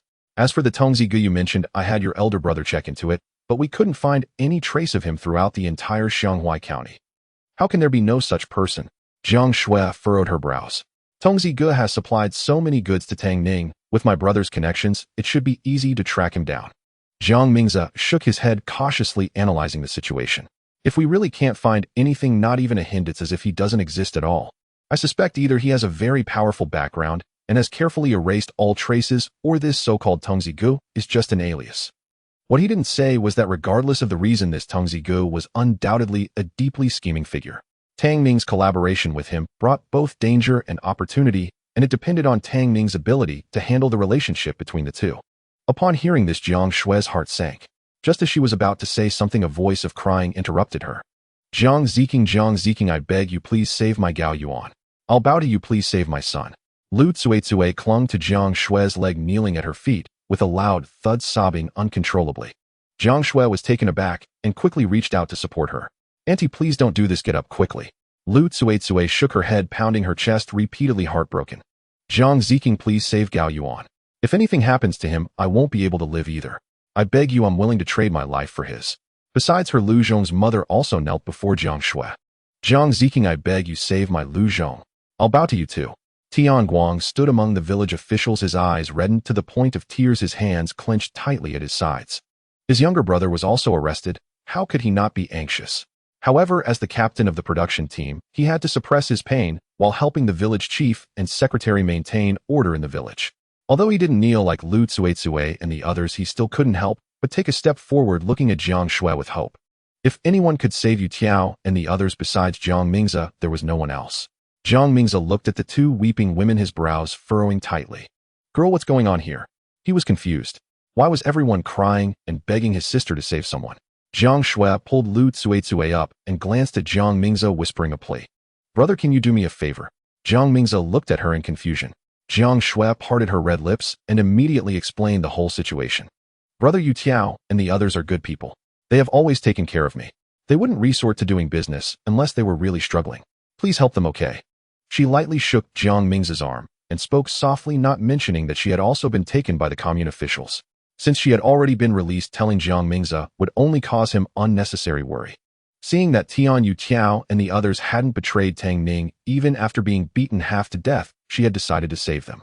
However, she had originally intended to speak to her brother privately. She didn't expect Lu Tsue and the others to suddenly kneel before her and plead. Jiang Mingze glanced at Gao Wei and teased, Xue, I can't handle this, you need to ask your elder brother Gao for help. Come on, it's all family. No need to be so formal. Since they are first-time offenders, just write a guarantee, and it will be fine from now on. Little sister, don't worry. Leave this to your elder brother Gao. I'll make sure to handle it beautifully, all right? He was joking. The old captain had always doted on this sister. Even when they were in the army, his words often revolved around her. Now that Jiang Xue had spoken, he had to give her some face. No, to be precise, he was giving the old captain face, ensuring the people would return safely. Otherwise, with Jiang Mingze's short temper, he would definitely kick him aside. Both being from military backgrounds and having fought side by side many times, although Jiang Mingze was the county secretary and Gao Wei was a colonel. However, privately they never stuck to identity issues, they acted as needed. Hearing this, everyone, including Jiang Xue, breathed a sigh of relief. If the county secretary said so, then Tang Gao Yuan and the others would definitely be fine. Jiang Xue smiled as she patted Lu Quicua's hand. And now you can rest assured Gao Yuan and the others will definitely return safely. Lu Tsuetsue wiped her tears with a smile, nodding incessantly. Hey, don't mention it, Jiang Jiqing. Thank you. You are our family's great benefactor. In the future, if you ever need anything, I will definitely help you, even if it means going through fire and water. I feel the same way, Lu Chang's mother quickly echoed. They genuinely appreciated Jiang Xue. Jiang Xue smiled softly, her dimples like two small suns warming the hearts of those around her. And don't say that it's what I should do. After all, they were caught because they were involved in business with Tang Ning and hadn't betrayed him even after being treated so harshly. Such people she was willing to save. Meanwhile, Tang Tsong returned home dejected after being scolded by Zhao Yuqian. Tang Erniu was squatting at the door of the main room smoking. Seeing him like a frostbitten eggplant, he couldn't help but frown. Aren't you supposed to be watching Tang Ning? Why are you back so early? He intentionally lowered his voice. Tang Ning was responsible for keeping watch at night and was still in the house catching up on sleep. By the way, it's noisy outside today. Oh, what happened? Since they publicly accused Tang Ning of killing Li Yao, the villagers had started looking at them with colored glasses. As soon as he stepped outside, he could hear everyone mocking him. Therefore, not only Tang Erniu, but even Li Xiao was too lazy to go out. Anyway, there was no work in the fields these days, so they simply stayed at home. This morning, they heard the commotion outside and wanted to find out what was going on, but as soon as the villagers saw him, they became wary and didn't say a word to him. Angered, he returned home and smoked 2 pipes of dry tobacco. Hearing this, Tang Tsong immediately perked up, his voice rising a few notches. Dad, good news, that bastard Tang Ning has got into trouble. Tang Erniu froze, his eyes instantly lighting up. Tang Ning, who was asleep, sat up, as if brought back to life, staring intently at Tang Tsong. Li Xiao immediately put down the shoe sole and rushed to Tang Tsong, excitedly asking, what happened to that little bastard? She prayed to the gods daily, hoping the little bastard would meet an early end. Did the gods really answer her prayers? Tang Tsong replied, Tang Giyuan, Tian Youqiao, and Lu Chong have all been taken away by the commune. By the way, Jiang Xue and Jiang Ai, those 2 little bitches, were also captured. This time Tang Ning was really going to be finished. The village chief and the others had already decided to stop everyone from doing business. Tang Gaoyuan and the others would surely implicate Tang Ning, and at that point the commune would take care of him without any need for them to intervene. After Zhao Yuqian left, Tang Tsong chased after him, but after being scolded, he went straight home and didn't continue to watch Tang Ning. Thus, he didn't know that Jiang Xue had already returned. For a moment, Tang Ning was lost in thought. Jiang Xue was captured. With a fierce gaze, he sneered, him, she deserves it. That little bitch brought this upon herself by insisting on associating with that bastard Tang Ning. Her fate today is a result of her own actions. Li Xiao slapped her thigh, her brows dancing with joy. Ha ha ha, retribution. It's all retribution. I said that little bastard wouldn't end well, and look, I was right. Relying on the villagers to do business and earn a few stinking coins, she looked down on us. Now she can't do business, can she? Ha ha. Once in the hands of the commune, even if she doesn't die, she'll be skinned alive. Finally, I can let out a breath of pent-up anger. Having suffered setbacks at Tang Ning's hands, Li Xiao had long hated him to the core. Knowing that Tang Ning was going to be in trouble, she was so happy that she almost wanted to set off firecrackers at the door to celebrate. Tang Erniu also grinned. This was truly good news. Evil will have its day of reckoning. He brought this upon himself. Tang Tsong nodded. By the way, Dad, there's one more thing. He glanced at the open door, immediately fell silent, and jogged over to close it before running back excitedly. Tang Erniu and the others looked at his mysterious demeanor, their faces showing suspicion. Li Xiao asked, Son, what are you doing? Just say what you need to say. Why close the door? Tang Tsong hushed them and whispered, Dad, I saw a big shot today. Tang Erniu frowned. What big shot? In an instant, he seemed to realize something, his eyes suddenly widening like copper bells, and his breathing quickened. Are you saying? The big shot who supplies Tang Ning? Tang En and Li Xiao were stunned. Tang En suddenly threw off the covers, jumped out of bed, and shook Tang Tsong's shoulder vigorously. You say you saw a big shot. Where is he? What's his name? Where does he live? How do we usually contact him? When will he supply us? Tang Ning is about to fall into misfortune, and as long as he can connect with the big shot and get goods from him, he will make a fortune. At that time, everyone in the village would have to flatter him. Wealth would be his and status would be his. He could have any kind of woman he wanted. The reason Jiang Xue followed Tang Ning was that she saw him making some money right, pretending to be a virtuous woman in front of him, but wasn't she just a greedy little whore? Once he had money, with just a slight beckon, Jiang Xue would kneel before him like a bitch. The more he thought about it, the more excited Tang and became, gripping Tang Tsong's arm tighter. Tang Tsong winced in pain and shook him off. What the hell is wrong with you? You're hurting me. Tang En was taken aback, waking up from his daydream. Although he was angered by Tang Tsong's words, he was still preoccupied with thoughts of the big shot and didn't argue back. Instead, he asked softly, "Quick, tell me about that big shot." Tang Tsung scratched his head, looking troubled. "I don't know the big shot's name, I don't know where he lives, and I don't know how to contact him. He didn't say anything about supplying us." Tang N's smile froze on his face, and he stared wide-eyed in disbelief. "You don't know anything? Didn't you chase after him to talk?" His voice sharpened a little. This fool met the big shot and knew nothing. What was he making a fuss about? Tang Tsung looked aggrieved as he scratched his head again. "I did chase him. I sincerely said I wanted to do business with him, and I even gave Tang Ning a hard time in front of him." Li Xiao eagerly asked, "What did the big shot say?" Tang Tsung pouted. "He told me to get lost and asked if I was sick." Tang Erniu, Li Xiao, and Tangin. Tang Tsung glanced at the three of them, looking downcast. "Dad, Mom, older brother, the big shot completely ignored us. What should we do?" Tangin looked up at the sky and sighed deeply after a while. "It's okay, as long as we keep an eye on Tang Ning, the big shot will definitely appear again. It must be that you offended the big shot with your words, which is why he doesn't want to do business with us. Next time I see the big shot, I will personally go find him. I will definitely make him take us into business." Gao Wei's efficiency in handling matters is remarkably high. That evening, Tang Geyuan, Tian Youtiao, and Lu Zhong were personally driven back by the commune personnel. The three of them bore bruises and scars from being beaten. Initially, they had resigned themselves to the thought of certain death, but unexpectedly they were pulled into a vehicle. Throughout the journey, they were filled with anxiety, fearing they would be taken to a deserted place to be executed. It was only when they returned to Lutang village and saw their families that they truly believed they had been saved, unable to hold back their tears as they embraced their loved ones. To express their gratitude to Jiang Xue for saving their children, the three families rushed to offer her the eggs and meat they had saved at home. However, Jiang Xue graciously declined their gifts. Under the village chief's arrangement, the cafeteria specially prepared a feast to welcome Jiang Mingze. Of course, most of the food was brought out of Tang Ning's space: roasted whole lamb, fried chicken, fruits, soda, white flour, green onions, and erguotu. He was generous with anything edible and even made a special trip with Jiang Xue to the commune to buy eggs, pork, fish, and more. With the addition of vegetables brought by the villagers, the table was filled to the brim with dishes. He displayed good manners in front of his brother-in-law.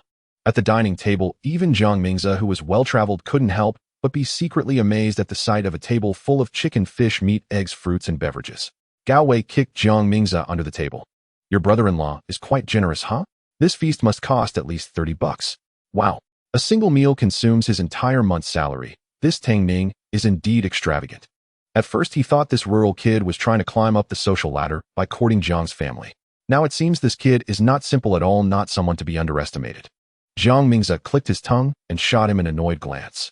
"What brother-in-law? It hasn't even started yet, don't call me that." In his heart, he believed Jiang Xue was merely dating Tang Ning. There are many talented youth in the capital. The line of suitors for Jiang Xue could extend from one end of the Great Wall to the other, and he had not agreed to Jiang Xue marrying Tang Ning. Gao Wei glanced at Jiang Xue across the table. The way that girl looked at Tang Ning could weave a thread. He smirked. "What you say may not count." After dinner, the village chief arranged for Jiang Mingze to stay at the male youth commune. Of course, it wasn't a shared dorm. He was placed in the west room that had been specially prepared for Tang Ning. Being close to Jiang Xue allowed the siblings to reminisce. After dinner, Gao Wei returned to the county town, leaving ample space for the siblings. Jiang Xue helped Jiang Mingze set up the bed and filled a teapot with hot water to prevent him from being thirsty at night. By the time she finished, it was nearly 8 in the evening. She plopped down on the bed, blinking her big watery eyes, looking as if she had something to say, but hesitated. Jiang Mingze glanced at her. "Is there something you want to say?" He casually poured himself a cup of warm water, adding some honey to it, sweet and good for dispelling the effects of alcohol. He felt a warmth in his heart. Jiang Xue tapped her fingers softly and whispered, "Brother, I want to get engaged to Tang Ning while you're here." Uffed. The water he had just sipped flew out of his mouth. Jiang Mingze choked and turned red. After managing to recover, he glared at her. "What did you just say?" His voice turned sharp from disbelief. What had he said to Gao Wei at the dining table? It hasn't even begun yet. And now his good little sister has already drawn a line. Jiang Mingze clenched his teeth, wishing he could grab Gao Wei and give him a good beating. Why does a good person have to have such a jinxed mouth? Jiang Xue stared at him firmly, stating, "I said I want to get engaged to Tang Ning. With our parents not here, brother, could you take their place and watch over my engagement, okay?" This had been secretly discussed with Tang Ning at the dining table. Everyone in Lutang village knows she is dating Tang Ning, and she doesn't know when she can return to the capital. They can't keep dragging this out forever. She is determined to marry Tang Ning, if she won't marry anyone else. If that's the case, it's better to settle it sooner rather than later. This way, when she's with Tang Ning, no one will gossip. The key point is that her elder brother happens to be here, and she hopes to have family by her side during the engagement. Jiang Ming's mind was racing, nearly on the verge of exploding, as he firmly refused. No way. He sat down beside Jiang Xue, earnestly advising her. Xiao Xue, I don't oppose you dating Tang Ning, but you can't hang all your hopes on one tree, right? There are so many good young men in the capital, but shouldn't you explore more? Maybe Tang Ning isn't the best fit for you. Jiang Xue pouted, mumbling softly, there are plenty of good young men, but I only like Tang Ning. I don't want anyone but Tang Ning. You. Jiang Mingze saw her stubborn expression and felt a throbbing headache. He wanted to catch Gao Wei and give him a beating. When one plan fails, he could only seek an alternative. Little sister, our parents haven't met Tang Ning yet. If you rush into an engagement, they definitely won't be happy if they find out. Also, you're not prepared for anything yet. It would be too unfair to you. How about this? When the new year comes, you can bring Tang Ning home to let our parents see him first, then decide on the engagement. His reasoning was simple. He would do whatever it takes to stop Jiang Xue from getting engaged. This is too absurd. How old is his little sister? There are plenty of good men for her to choose from. How could she just settle down so casually? In his heart, he cursed Tang Ning for being unworthy. What right does he have to take his little sister away without any preparation? What a pipe dream. Jiang Xue's eyes turned red, looking at him with a pitiful expression, her eyes blinking repeatedly as tears began to flow. Brother, everyone in the village knows I'm dating Tang Ning. If I don't get engaged, I'll be drowned in spit from all sides. Boohoo, getting engaged and then bringing Tang Ning back to the capital is the same. Besides, our parents love me so much, they will definitely respect my choice. Jiang Mingze panicked when he saw her like this, frantically wiping her tears. Don't cry, don't cry. Why are you crying when we were just having a good conversation? Boohoo, brother, you don't care about me anymore. Are you really going to let them talk behind my back? Of course not. I'm only looking out for you. For my own good, then agree to my engagement with Tang Ning, please, brother. With tears still on her eyelashes, Jiang Xue clung to his arm, swaying it while acting adorably. Brother, just agree to me, please. Jiang Mingze. He was at a loss against her charm. It was hard to let her be sad when they finally reunited. Even though he was reluctant, Jiang Mingze steeled himself and agreed. Okay, brother agrees. Just stop swaying him, getting dizzy. Just as Jiang Xue was playfully clinging to Jiang Mingze, Zhao Yuqian arrived under the cover of night to find Tang Ning. Brother Tang Ning, I went to the county town to inquire. At least over 40 people were arrested by the commune today. I've heard that leaders have been inspecting recently, which is why the commune is keeping a close watch. Those brothers who were arrested will likely be sentenced for speculation and profiteering, and there's no escaping severe punishment. In the past, if you paid more money, there might have been a chance to bail someone out, but at this crucial moment, trying to get someone released. He sighed and shook his head. It can only be said that their luck was poor. Those brothers happened to be caught just when the leaders were inspecting. The people from the commune won't easily let anyone go, especially to show the leaders they are taking action. Tang Ning smiled as he poured him a glass of water. Old Zhao, you've worked hard to make this trip. You don't need to worry about this matter anymore. The people have already been released. Zhao Yuqian looked at him in disbelief. They've been released. When did this happen? In the evening, the people from the commune personally drove them back. Upon hearing this, Zhao Yuqian's eyes flickered. After the incident, he hurriedly reached out to all the connections he could to gather that little bit of information. He originally thought that those from Tang Gaoyuan were doomed, yet unexpectedly they were released that night, and it was the people from the commune who personally returned them. He suddenly understood. It must have been Tang Ning who saved them. Instantly, Zhao Yuqian's respect for Tang Ning elevated to a whole new level. Suddenly recalling the crazy person who had blocked his way that morning, he glanced at Tang Ning and tentatively asked, Brother, is there someone named Tang Tsong in Lutang village? Tang Ning paused, nodded, and replied, Yes, how do you know him? Zhao Yuqian immediately recounted how Tang Tsong had stopped him that morning and insisted on having him take Tang Tsong into business. This guy might have misunderstood, thinking I was supplying goods to you and trying to steal your business. However, I ignored him and drove him away without revealing a word about you. After speaking, he didn't forget to pledge his loyalty. Tang Ning pondered for a moment, a glint of sharpness flashing in his eyes. Old Zhao, I need to ask you for a favor.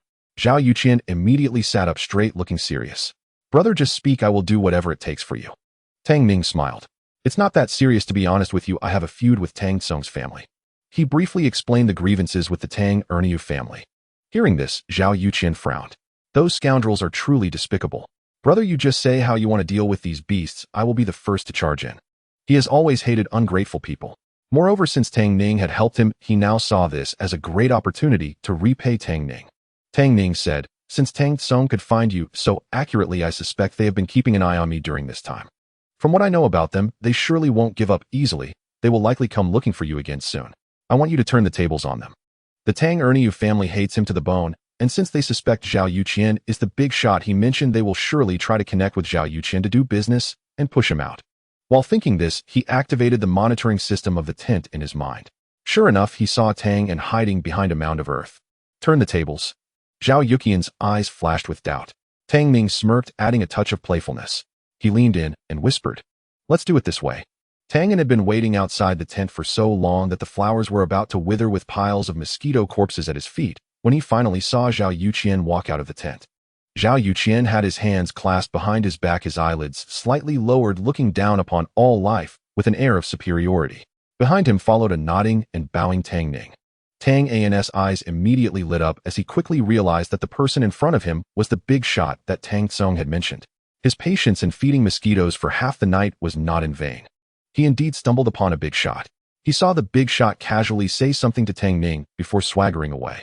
Tang Ning, like a sycophant, only returned to the tent happily after the big shot had walked far away. He couldn't shake the feeling that Tang Ning had glanced over here before entering the tent. Tang Ning snorted coldly. Damn, always acting all high and mighty, yet in front of the big shot, he's just like a dog. After cursing, he hurriedly chased after Zhao Yuqian. As expected, Zhao Yuqian was stopped again. "Big shot, my name is Tang Ning. The stupid guy from last time is my little brother. He can't speak and offended you. Please don't hold it against him." Zhao Yuqian secretly sighed at how astute Tang Ning was. The Tang Ernie of family had indeed come looking for him again. Yet on the surface he pretended to be aloof, impatiently interrupting Tang Ning. "What do you want to say?" Tang Ning paused, a flattering smile appearing on his face. "Big shot, we also want to do business with you. Trust me, we will definitely do better than Tang Ning." He had figured it out. After all, Tang Ning had been with the big shot for some time, and compared to their first meeting, the big shot would surely trust Tang Ning more. He didn't speak ill of Tang Ning in front of the big shot, but instead sought to gain the big shot's trust first, hoping the big shot would agree to supply him. After that, it wouldn't be too late to gradually push Tang Ning out. "You want to do business? Right now the commune isn't very stable. Aren't you afraid of getting caught by them?" Tang Ning immediately flattered him.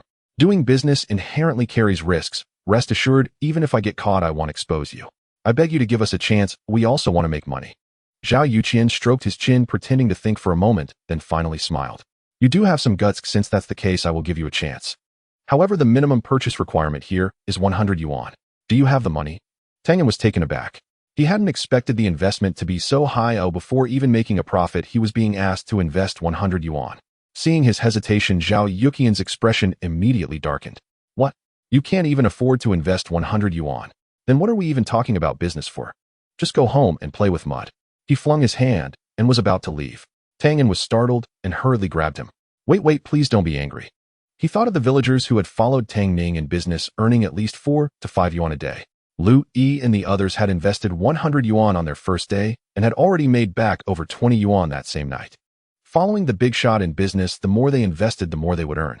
The more he earned, the greater the chance he had to push Tang Ning out. Thinking of this, Tang Ning's heart raced. He gritted his teeth. 100 yuan it is who we are willing to invest. Zhao Yuqian finally revealed a hint of appreciative smile. "That's more like it. In business, one must not fear investment. Otherwise how can one make money? When Tang Ning was with me back then, he didn't even blink when he took out 100 yuan. Look at him now, he has even built a brick house. Follow me and I guarantee you will make big money."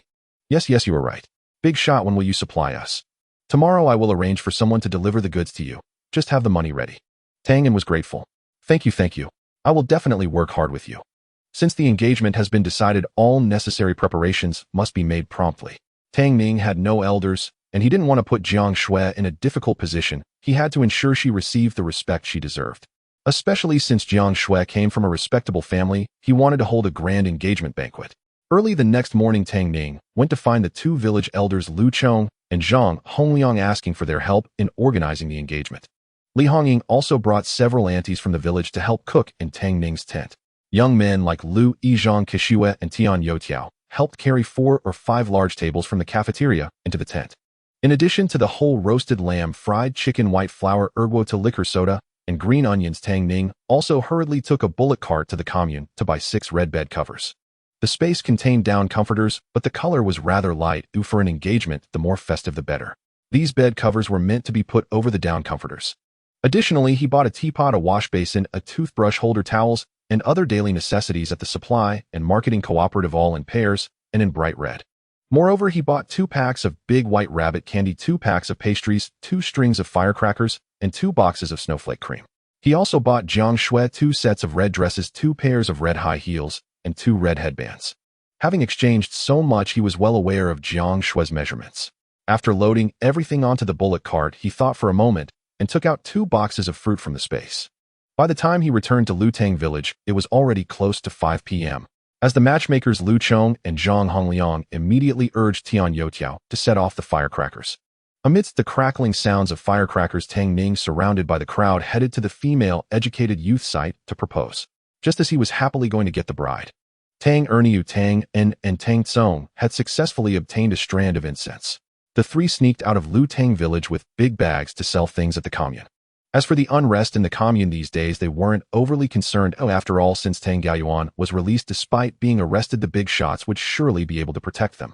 Furthermore, from the hints dropped by the big shots, it was clear that the reason Tang Gaoyuan and the others could emerge safely was due to the behind-the-scenes maneuvering by those big figures. With such powerful backing, they felt even more at ease. Jiang Xue had put in special effort to dress up today, wearing a red polka dot dress paired with the red sandals Tang Ning bought for her. With a layer of snowflake cream on her face, she appeared even more radiant, exuding a faint fragrance. Her full lips were adorned with lipstick resembling a blooming rose, enticing anyone to pick her.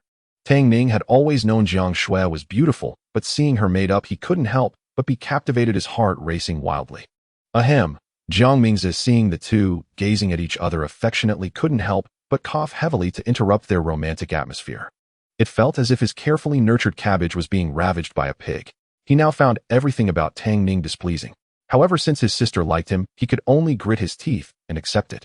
It was Zhang Hongliang who reacted, quickly stepping forward and saying, "Comrade Jiang Xue, today we are here on behalf of the Tang family to propose marriage. Now let village chief Lu read the marriage contract." Lu Chong, as the village chief, represented Tang Ning's elder in reading the marriage contract. He took out the marriage contract he had prepared early and began to read it aloud. The marriage between 2 families is bound a good fate, forever united. Look at this day, the peach blossoms are in full bloom, suitable for family and home. This is the certificate. As soon as he finished speaking, Zhang Hongliang spoke loudly again. To marry Comrade Jiang Xue, the Tang family is willing to provide a bride price of 1,000 yuan. In addition, there are 6 bedding sets, 2 boxes of fruits, 2 sets of dresses, and 2 pairs of leather shoes. The villagers and educated youth watching the spectacle, even Jiang Mingzi, were stunned. The items Tang Ning prepared exceeded their understanding. After all, everyone was poor now. Offering a few dollars as a token was common, and many didn't even offer any bride price. Who would go to such lengths as Tang Ning, hauling back so many things just to marry a wife? Fine. Although they knew that cartload of items must have cost a lot, it was easy to accept since they hadn't seen Tang Ning spend money in person. However, when they saw Tang Ning pull out 10 thick bundles of cash as the bride price, the shock was simply indescribable. Even Jiang Mingzi had to admit at that moment that Tang Ning truly valued Jiang Xue. This level of affection, even in the capital, was rare. Not many would be so extravagant as to pull out 1,000 yuan to marry a wife. Jiang Mingzi's dissatisfaction with Tang Ning instantly vanished. Willing to spend so much money on Jiang Xue clearly showed Tang Ning's deep feelings for her. Now he, as the elder brother, felt thoroughly reassured. After Zhang Hongliang finished reading the lengthy bride price list, it was finally Tang Ning's turn to speak. "Time is tight. I could only prepare these items, and I apologize for that. I promise that when we marry, I will give you a grand wedding. At that time, there will be bicycles, sewing machines, watches, and radios. Anything others have, you will also have, and even what others don't have, you will have." With a buzz, the crowd erupted again. A bride price of 1,000 yuan plus so many items was still considered inadequate for Jiang Xue. Oh my, what kind of celestial man is this? Many villagers began to regret secretly. Had they known Tang Ning was so capable, they should have moved in on him when he was younger. Now Jiang Xue had benefited. However, with her strong family background and good looks, the two looked like a golden boy and a beautiful girl standing together, making a perfect match. Jiang Xue was already moved to tears. She had thought that with the limited time, her engagement banquet would be very simple. She never expected he would prepare so many things. Jiang Mingzi secretly nodded, finally willing to acknowledge Tang Ning as his brother-in-law. He placed Jiang Xue's hand in Tang Ning's palm and solemnly said, "Kid, I'm entrusting my sister to you. Treat her well. If you dare to bully her, my gun won't recognize anyone." Tang Ning glanced at Jiang Xue, smiled, and solemnly promised, "Elder brother, don't worry. As long as I'm by Jiang Xue's side, I won't let her suffer any grievances." Jiang Ming's eyes turned red as he turned his head to wipe away the corners of his eyes. Forget it. No matter how reluctant a younger sister cannot be controlled by her brother. It's a blessing for her to have someone caring for her in this unfamiliar place. Seeing that Jiang Xue and Jiang Mingze had no objections, Zhang Hongliang quickly announced loudly, "All right, the engagement between the two families is settled. Set off the firecrackers." Wishing the two a speedy marriage and a chubby little boy. Jiang Xue's face turned red with embarrassment. Outside, the sound of firecrackers erupted again, along with the children's laughter and the chorus of congratulations. While responding, Tang Ning instructed people to scatter the wedding candies and treats for everyone to share in the joy. He also invited everyone to eat at the banquet in the tent. As the drinks and dishes flowed, the atmosphere was lively when a figure hurriedly ran in. "Village chief, something happened. Tang Erniu and the others have been captured by the commune. Something terrible has happened. Tang Erniu and the others have been taken by the commune." With this sharp voice, the lively scene suddenly fell silent. The sound of a pin dropping could be heard. Lu Chong was taken aback, suddenly standing up and knocking over the drinks in front of him. "What did you say? How could they be arrested? What did they do wrong?" Since Tang Erniu had a grudge against Tang Ning did not involve Tang Erniu in business. Therefore, no matter how hard Lu Chong thought, he could not figure out that they were arrested for speculation. He only thought they had committed an offense in the commune. Zhang Hongliang's expression was also unsightly. "Quick, tell us what happened." The three from Tang Gaoyuan had just been released. They had not yet caught their breath. Something had happened to Tang Erniu and the others. It wouldn't be a big deal if they had an issue, but Tang Erniu knew that the entire village was involved in business with Tang Ning. Tang Erniu was not a principled person. He was afraid that he might spill the beans on this matter. If that happened, the whole village would be doomed. A young man from the patrolling team, facing the simultaneous questioning from Lu Chong and Zhang Hongliang, scratched his head and pointed outside, saying, "I don't know either," as someone came from the commune. The crowd looked up to see a young man wearing glasses walk in. Tang Ning raised an eyebrow. It was actually Bao Tianyo, the secretary beside the commune director. Last night, it was he who personally drove Tang Guiyuan, Tian Youtiao, and Lu Zhong back. Unexpectedly, just a day later, Bao Tianyu had come again. It seemed the commune was now paying close attention to Lu Tang village. Bao Tianyu scanned the room and spotted Jiang Mingze at the main table. At that moment, he was lazily looking this way while holding a wine glass. Bao Tianyu's scalp tingled, and he quickly walked over, bowing respectfully beside him. "Director Jiang, the patrol team has captured 3 villagers from Lu Tang village, Tang Erniu Tang and Tang Song, who claim to be father and sons. The people under him didn't know how to handle these 3, so Director Zhang sent me to ask you. Yesterday, the police station had also captured 3 villagers from Lu Tang village, all personally returned by the director. However, today the people below were blind and arrested 3 more from Lu Tang village, scaring the person in charge into quickly calling to ask how to handle it. They were afraid of offending a big shot and suffering the consequences." Bao Tianyu really wanted to curse. How should he know how to handle it? But since the arrests happened in front of many witnesses, they couldn't just brazenly let them go. Therefore, Zhang Er quickly asked him to drive over to check if they were among those Jiang Mingze wanted to protect. Jiang Mingze swirled the wine glass in his hand and glanced at Jiang Xue sitting beside him. "Xiao Xue, what do you think?" He wasn't familiar with the villagers and didn't know the relationship between this so-called Tang Erniu and Jiang Xue. Thus, he decided to leave it to Jiang Xue to handle. The moment Bao Tianyu appeared, everyone silently focused on the situation here. Hearing Jiang Mingze ask for Jiang Xue's opinion, all eyes turned to her. Jiang Xue frowned slightly, turned her head to look at Tang Ning, and smiled. "I will listen to Tang Ning." Tang Erniu had a conflict with Tang Ning, so Tang Ning had the right to decide whether to save them. As soon as she spoke, Jiang Mingze beside her clicked his tongue. He was very dissatisfied with Jiang Xue's favoritism towards Tang Ning, but still followed the crowd, looking at Tang Ning slowly. Bao Tianyo, standing nearby, was sweating with anxiety. Isn't saving or not saving just a matter of a few words? Why was there a game of push and shove among these people? Didn't they know it was hard for the people below? Fortunately, this time Tang Ning did not shirk responsibility. He looked around and smiled. "Tang Erniu has no relation to me. He deserves to be caught for his misdeeds. I do not have the ability to save him. Whoever has the ability and wants to help him can go ahead. Save Tang Erniu." What a joke. He was the one who had teamed up with Zhao Yuqian to push him out so they wouldn't have to keep an eye on him every day. Now that they had been taken by the commune, it was good enough that he didn't clap his hands in delight. How could he possibly save them? Upon hearing this, everyone except the unaware Jiang Mingze showed expressions of understanding. It was indeed the case. Tang Erniu had a grudge against Tang Ning. With the 3 of them captured, it was already good that Tang Ning didn't kick them when they were down. How could he possibly save them? However, after all, it was Tang Erniu's family that bullied Tang Ning first. Even if Tang Ning didn't save them, they felt it was only natural and wouldn't harbor any resentment. To put it bluntly, it was Tang Ernei's own doing. On the contrary, Lu Chong and Zhang Hongliang looked worried and frowned. However, since Tang Ning was unwilling to save them, they could not force him. They only thought about arranging people to ask the commune tomorrow, hoping to get them out if possible. After all, it was 3 lives. Jiang Mingze raised an eyebrow, but did not say much. Whether to release them was just a matter of a few words, but since Tang Ning was unwilling to release them, he also didn't want to meddle. Without Jiang Mingze needing to speak, Bao Tianyu nodded with understanding. Okay, I know how to handle it. After Bao Tianyu left, the villagers quietly discussed the matter of Tang Erneiu and the others being arrested, but with delicious food in front of them, they quickly cast it aside. It wasn't until nearly 1:10 p.m. that the engagement banquet ended, and the villagers helped clean up before heading home. Instead, Zhang Hongliang and Lu Chong stayed behind. Seeing the two of them hesitating to speak, Tang Ning knew they had something to say to him. He ruffled Jiang Xue's hair and smiled. You and your brother should go back first. After a long day, you need to rest well. I will talk to Uncle Lu and the others about some matters. Both of them are engaged now, and while he also wanted to have a deep conversation with Jiang Xue, their previous interactions had been too superficial and lacked depth. But his brother-in-law was still around. With Jiang Mingze looking so vigilant, he believed that as long as he dared to keep Jiang Xue overnight, Jiang Mingze would dare to take action against him. Sure enough, seeing him so perceptive, Jiang Mingze revealed a satisfied smile. Before Jiang Xue could say anything, he pulled her away. Then I'll take Xiao Xue back to rest. You all can continue with your work. Jiang Xue stumbled slightly as she was pulled, laughing at Jiang Mingze's overly cautious demeanor. She softly said to Tang Ning, don't work too late and rest early.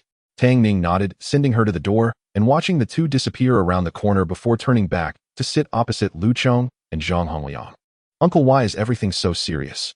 He had consumed quite a bit of alcohol today, and as soon as he opened his mouth, the smell of alcohol wafted out. He rubbed his temples, feeling a headache. Lu Chong and Zhang Hongliang exchanged glances, and it was Lu Chong who spoke first. Under normal circumstances on such a joyous day, we shouldn't bring this up with you. But first, several people from Gaoyuan were arrested, and today Tang Erneiu and the others were also captured. We both feel uneasy and want to discuss whether we should continue with our business or not. Zhang Hongliang quickly interjected. Don't feel too pressured. Both of us think it's fine if we stop. During this time, everyone has made quite a bit of money with you, enough to enjoy a good new year. After all, there are policies from above, and the situation is still tense. Although we may be poor, we can still get by without having to walk on a tightrope every day. His mood over the past few days could be described as heart-stopping. Working with Tang Ning to make money was indeed profitable, but it was also genuinely thrilling. At any moment, something could go wrong, and the entire village could be swept away. Just like this time, if it weren't for Jiang Mingze stepping in, the kids from Tang Gaoyuan would have truly been unable to be saved. But Jiang Mingze couldn't protect them forever. Should they keep relying on him every time something happens? Moreover, Jiang Mingze was leaving tomorrow with the mountains high and the roads far. Even if he wanted to help, he wouldn't be able to. Tang Ning frowned and thought for a moment. The commune had indeed been unstable these days. It would be fine to temporarily stop the business. After all, he had several thousand yuan in savings, enough to build a house, and as for the rest, he would take it step by step. He nodded. Then let's listen to Uncle and stop the business for now. Before he could finish, he heard a ding. The system had refreshed. Ding, today's special prize draw has been refreshed as follows: 1 night lights, 1 fortune beads, 1 car ornaments, 1 sets of disposable underwear, 1 sets of smart small wireless intercoms. Tang Ning couldn't help but curl his lips at the products that appeared on the prize wheel. Brother Tongzi, the things you are refreshing are getting worse and worse. Previously, whether it was a whole roasted lamb, a solar-powered fan, or items like mosquito coils and fruits, at least he could sell them for money, and even if it was a tent, he could live in it himself. But what were these things that were refreshed today? There wasn't a single item he could sell. There wasn't a single item he could use either. The smart small wireless intercom was the funniest. He wasn't filming a Copandrobber movie or going undercover. Tang Ning paused and suddenly had a moment of inspiration. He might not be going undercover, but this smart intercom could be used to communicate with the villagers. He slapped his forehead. Right, he also had a smart stealth drone. Combining the drone with the wireless intercom was equivalent to a ready-made surveillance system. He could have the villagers take the wireless intercoms to the commune to sell goods, and he could control the stealth drone from home to scout the movements of the commune. As long as there were any disturbances in the commune, he could promptly instruct the villagers to leave. This way the business could continue. The more Tang Ning thought about it, the more excited he became, unable to resist rubbing his hands. Brother Tongzi, you must be more generous this time and help me draw the smart wireless intercom. The system ignored him and directly coldly reminded him. Today's special price is 3 yuan. Tang Ning's eyes lit up. At least today Brother Tongzi was being reasonable and didn't cheat him. He immediately took out 3 yuan to recharge. Draw immediately. The golden pointer began to spin rapidly. After about 3 seconds it slowed down, wavering between the disposable underwear and the smart wireless intercom. Tang Ning widened his eyes, clenched his fists, and nervously stared at the pointer, silently chanting in his heart. Intercom, intercom, intercom. Click. With a sound, the pointer ultimately stopped with a slight margin on the smart wireless intercom. Ding! Congratulations to the host for drawing 100 sets of smart small wireless intercoms. Damn it. Overwhelmed with excitement, Tang Ning suddenly stood up from the bench and vigorously waved his fist. When he turned around, he met 2 pairs of astonished eyes. Tang Ning, are you okay?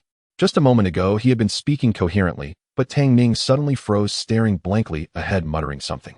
Lu Chong and Zhang Hongliang still hadn't figured out what was going on. He suddenly shouted, "Damn it," and then seemed to go crazy, standing up from the bench and throwing punches. It looked increasingly abnormal. This kid wouldn't be going mad from the stress of not being able to continue the business, would he? Tang Ning. His smile gradually faded. Damn. He was so focused on the prize draw that he completely forgot there were 2 people at home. Thankfully, during the draw, the system directly deducted the money from his space, and all the actions were completed in his consciousness. Otherwise, he would have truly exposed himself. He awkwardly coughed and pretended to stretch his muscles. Ahem. Well, Uncle, I'm fine. I just stood up to stretch after sitting for too long. Zhang Hongliang and Lu Chong nodded. Zhang Hongliang asked, "So are we stopping our business?" Although Tang Ning hadn't finished his sentence, his tone suggested he was also in favor of stopping. Tang Ning shook his head and smiled. "No, let's continue doing business." "What?" Lu Chong and the others looked at him in surprise. Just a moment ago, he said they couldn't continue. How could he suddenly say they should? Lu Chong earnestly advised him. Tang Ning, the news from the commune is getting tighter. Doing business is too dangerous. If someone gets caught again, our entire Lu Tang village might be doomed. Tang Ning smiled confidently. Uncle, I suddenly thought of a good way that would allow everyone to avoid being caught while still making money. After all, with the smart stealth drone and the smart wireless intercom, every move of the commune would be under his watch. Even if they wanted to catch them, it would be impossible. Zhang Hongliang's eyes brightened. What good method? To be honest, if Tang Ning truly had a way to keep everyone out of danger, he really wouldn't want to stop the business. After all, it was really profitable. Tang Ning chuckled. I can't tell you yet. I'll prepare tonight and let you know tomorrow. After sending Lu Chong and Zhang Hongliang away, Tang Ning closed the door and eagerly opened the magic cube space. The magic cube space indeed had another slot lit up neatly, containing 100 sets of smart wireless intercoms. He couldn't help but take out a set to examine closely. This smart small wireless intercom was black, smaller than the wireless Bluetooth headsets of later generations, and could be directly inserted into the ear canal, making it difficult to fall out even with significant movement. Moreover, it was solar-powered, capable of storing unlimited power as long as there was sunlight, with a 1-hour charge providing at least 60 hours of battery life. According to the system's introduction, this wireless intercom could operate independently or connect freely. This meant that Tang Ning could communicate directly with everyone wearing this headset, either simultaneously or individually, and the communication distance was not limited.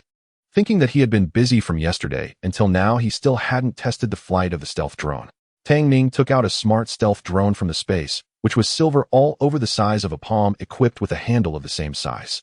But the system introduced that Tang Ning could also control it directly using the system's intelligent brain, just like the wireless intercom. With a thought, the drone's wings flickered twice, and then buzzed as it slowly took off, hovering steadily 3 meters in front of him, making almost no noise.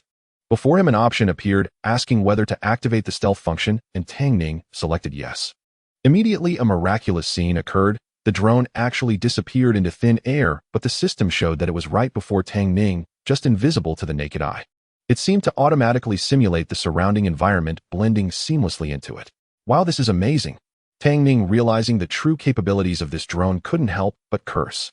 Disabling the stealth function, the drone reappeared out of thin air. Tang Ning instinctively controlled it to fly toward him. The 2 little wolves, having eaten to their fill, were lying by Tang Ning's feet, and upon seeing this, they curiously pounced toward the drone. The little guys were also capable of fighting side by side, one on the left and one on the right, encircling the drone, and at the moment, they both jumped simultaneously. Tang Ning immediately maneuvered the drone to evade, and it zipped out. The 2 little wolves crashed together with a loud bang, tumbling over. Tang Ning chuckled and shook his head, controlling the drone to fly quickly toward the commune. The intelligent stealth drone, as long as it has enough battery, can fly not only to the commune, but also to the county seat, or even the provincial capital. This drone produced by the system can charge while operating as long as there is light, therefore theoretically it can achieve nearly unlimited endurance. Looking at the footage returned by the drone, Tang Ning was once again amazed. It must be past 1 in the morning now, and with no streetlights around, everything was pitch black. He had expected the image quality to be quite blurry, but to his surprise the footage returned was actually at the clarity of a stunning 1080p colored view. Every detail from a fallen leaf to an insect and a running beast was clearly visible, and it was even in 3D. It was no different from watching a blockbuster in a cinema. Most importantly, Tang Ning discovered a screencasting feature and immediately projected the image onto the wall. Suddenly, the virtual screen that was originally in front of him expanded to fill the wall, and it was incredibly enjoyable. Tang Ning casually half lay on the bed watching the projected image while controlling the stealth drone to fly towards the commune. The drone was very fast. A journey that would take 1 or 2 hours on foot was completed in just a few minutes. He flew into the police station according to his memory, and as soon as he entered, he heard a conversation coming from a half-open window. The voices were very familiar. Tang Ning raised his eyebrows and directly controlled the drone to become invisible as it flew towards that window. The footage showed Tang Ning and his son both beaten and bruised. The three of them had likely all been whipped, their skin lacerated, and their clothes stained with blood. Tang Tsung was curled up in a corner, looking resentfully at Tang Ning. "Brother, didn't you say that the big shot would rescue us? Why are we still being beaten so badly?" Tang Ning trembled in pain and couldn't help but ask. "Yes, Xiao, and when will the big shot come to save us? Father can't hold on much longer. They had already been beaten 3 times today." Tang Ning looked steadily at the half-open window and said firmly, "Just wait a little longer. The big shot will definitely rescue us tomorrow. Aren't the people from our village all working with him in business? If he could rescue Tang Gaoyuan, he would surely rescue us as well.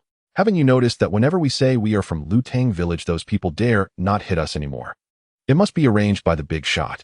Tang Ning and Tang Tsung rekindled their hope upon hearing this and nodded in agreement. Yes, they must be afraid of the big shot, which is why they don't dare to continue beating us." Tang Ning widened his eyes in surprise, not expecting that even at this point they still believed in that so-called big shot. For a moment, he didn't know whether to lament the depth of Zhao Yuqian's performance or to lament that Tang Ning and the others were foolish and unaware. Having gotten used to operating the intelligent stealth drone, Tang Ning no longer looked at the miserable state of Tang Ning and the others. He controlled the drone to fly back to the tent and put it away in the space. Time passed quickly. Watching Jiang Xue and Tang Ning finish their wedding ceremony, Jiang Mingze was also due to return to the military district. In addition to Lu Chongzhang, Hongliang Tianguang, and other village officials who came to see him off, the families of Tang Gaoyuan and Lu Zhong expressed their gratitude to Jiang Mingze for rescuing them by specially bringing eggs and chickens from home. Their words were full of thanks, but Jiang Mingze declined, stating that he was a soldier and could not take even a stitch from the masses. Moreover, Jiang Xue had benefited from everyone's care during her time in Lutang village and would need to trouble everyone in the future. Everyone felt both admiration and joy from his words, vowing that they would take good care of Jiang Xue and not let her be bullied. In addition, Gao Wei also drove to bring Zhang Er and Bao Tianyu to see him off. Glancing at Jiang Xue, whose eyes were red and reluctant to part, Gao Wei directly pulled Zhang Er over and smiled. "Xiao Xue, let me introduce you to Brother Gao. This is Director Zhang from our Huai Mountain Commune. Director Zhang, this is the girl I mentioned to you. This little girl traveled a long way to come here. It's not easy. On your territory, you must treat her well and not let her suffer any grievances." Jiang Xue smiled and extended her right hand, saying generously, "Hello, Director Zhang." "Oh, hello. Since you are here, we are all one family. If you need anything in the future, don't be polite, just say it." Zhang Er was trying his best to flatter her, seizing the rare opportunity to impress the higher-ups. Gao Wei then pointed to Tang Ning and said, "This is Xiao Xue's fiancée named Tang Ning. They just got engaged yesterday." He shot a dissatisfied glare at Jiang Mingze as he said this. "You didn't tell me in advance that our sister was getting engaged, causing me to rush over without even preparing a gift." He only found out on the way that Jiang Xue got engaged to Tang Ning yesterday. Jiang Mingze smirked, acting a bit playfully. "Anyway, she's with you now, so you can take your time with the gift." The two had a good relationship and spoke casually. Gao Wei clicked his tongue and pointed at him from a distance, but he still took out a red envelope from his pocket and handed it to Jiang Xue. "Sister, take this. Let's consider the engagement settled, but don't forget to invite Brother Gao to have a drink at the wedding." Jiang Xue looked at Jiang Mingze and, seeing him nod, smiled and accepted it. At this moment, Zhang Er had also finished chatting with Tang Ning and quickly took out a red envelope from his pocket to give to Jiang Xue. "This is a little token of my appreciation. I wish you both a swift marriage and a harmonious union for 100 years. Jiang Xue and Tang Ning thanked him at the same time. Once the pleasantries were mostly done, Jiang Mingze ruffled Jiang Xue's hair and smiled, saying, "Brother is leaving now." He glanced at Tang Ning and reminded him, "I'm leaving her in your care. You must watch over her. If a single hair goes missing, I will hold you accountable." Tang Ning held Jiang Xue's hand, earnestly promising, "Don't worry, brother. I will definitely not let Jiang Xue suffer any grievances. By the way, brother, I put some local specialties in your car for you to take back and try." While Jiang Xue and her brother were talking, he had placed 2 boxes of fruits, 2 whole roasted lambs, and 10 fried chickens in Jiang Mingze's car. All of them were packed in empty fruit boxes. He had considered giving Jiang Mingze some guns from his space, as he was a soldier and would definitely need them. However, first, he couldn't explain the source of the guns. Second, he was afraid that suddenly presenting so many guns would make him suspected of being an enemy agent, and being captured would not be fun. After thinking it over, he decided it was safer to only prepare some food for Jiang Mingze. As for other high-tech items, he would find opportunities to donate them to the country later. Otherwise, he certainly didn't want to be taken for dissection. After Jiang Mingze left, Tang Ning began to train the villagers, intensively teaching them how to use the smart wireless intercom. Currently, there are a total of 45 households doing business with Tang Ning. Everyone obediently sat in the courtyard of the brigade headquarters, curiously looking at the small device in their hands. "Tang Ning, you didn't call us over just to teach us how to do business, right? Won't we get caught by the commune people? What is this small device you gave us for?" As soon as this was said, everyone began to chatter excitedly. Tang Ning raised his hand to signal for everyone to be quiet. At the same time, he demonstrated the smart wireless intercom in his hand to everyone. "Dear uncles and brothers, what you have in your hands is an intercom. When doing business, you just need to place it in your ear like this, and a light tap on the center will turn it on. Once it's on, I can talk to you. I will monitor the situation over at the commune in real time, and once the commune people are about to come out to arrest anyone, I will relay the information to you through the intercom.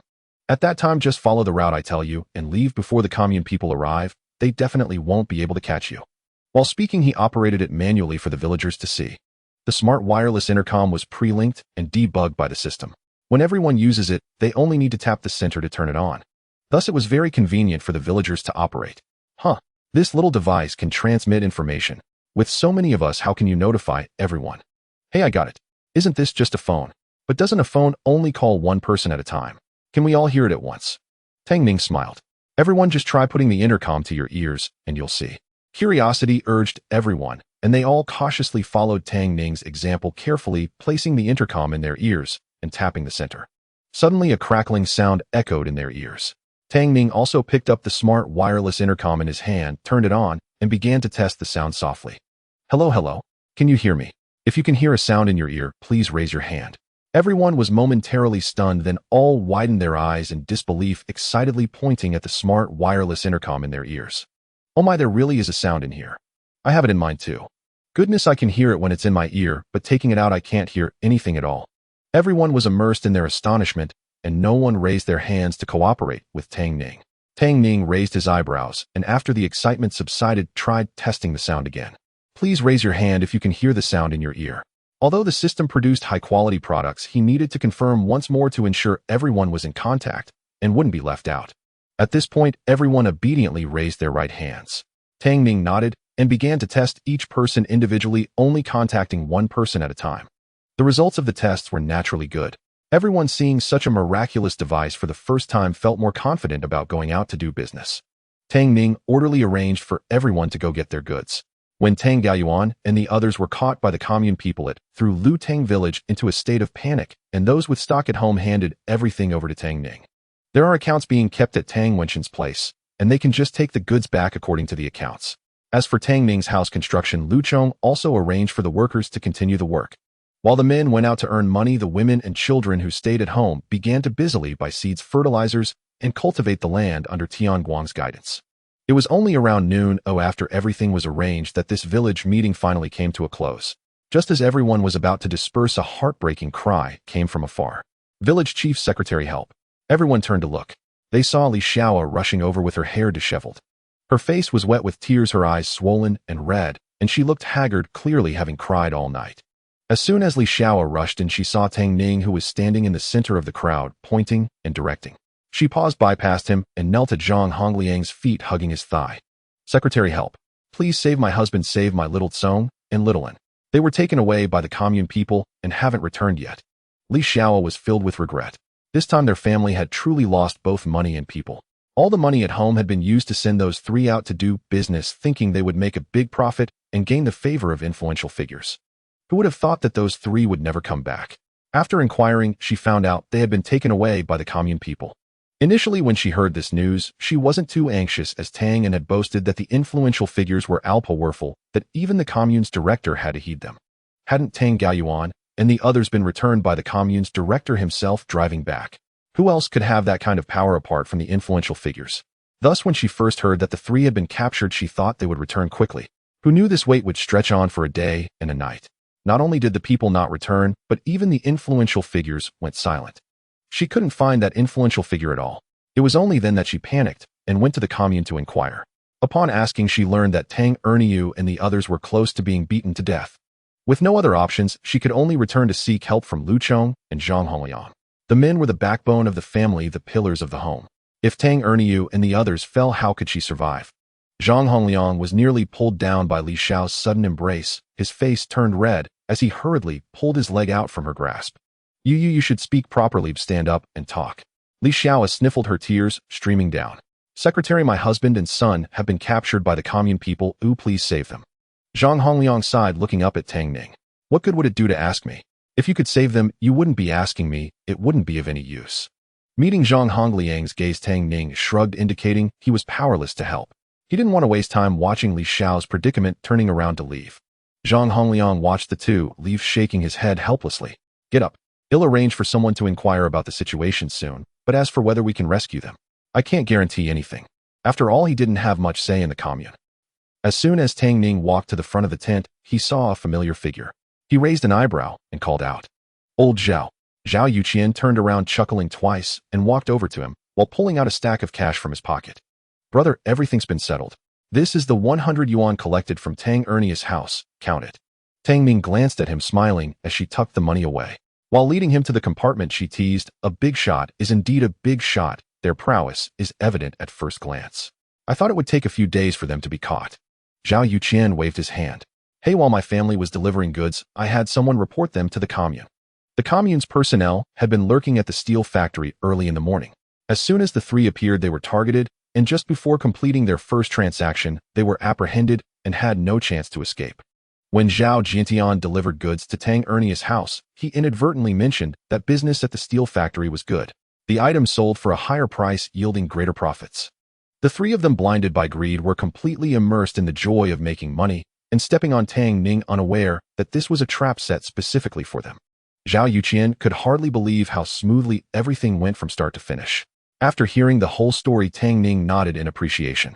Though the idea was his, the entire scheme was orchestrated by Zhao Yuqian, which spoke volumes about his execution capability. Tang Ning poured Zhao Yuqian a glass of water and began discussing business matters. Upon mentioning this, Zhao Yuqian immediately sat up straight. Isn't the situation at the commune tense lately? Isn't it too risky to start a business now? Of course, he hoped to make money through business, but he was also afraid of being caught by the commune. Tang Ning shook his head and took out 15 smart wireless walkie-talkies from the warehouse, placing them in front of him.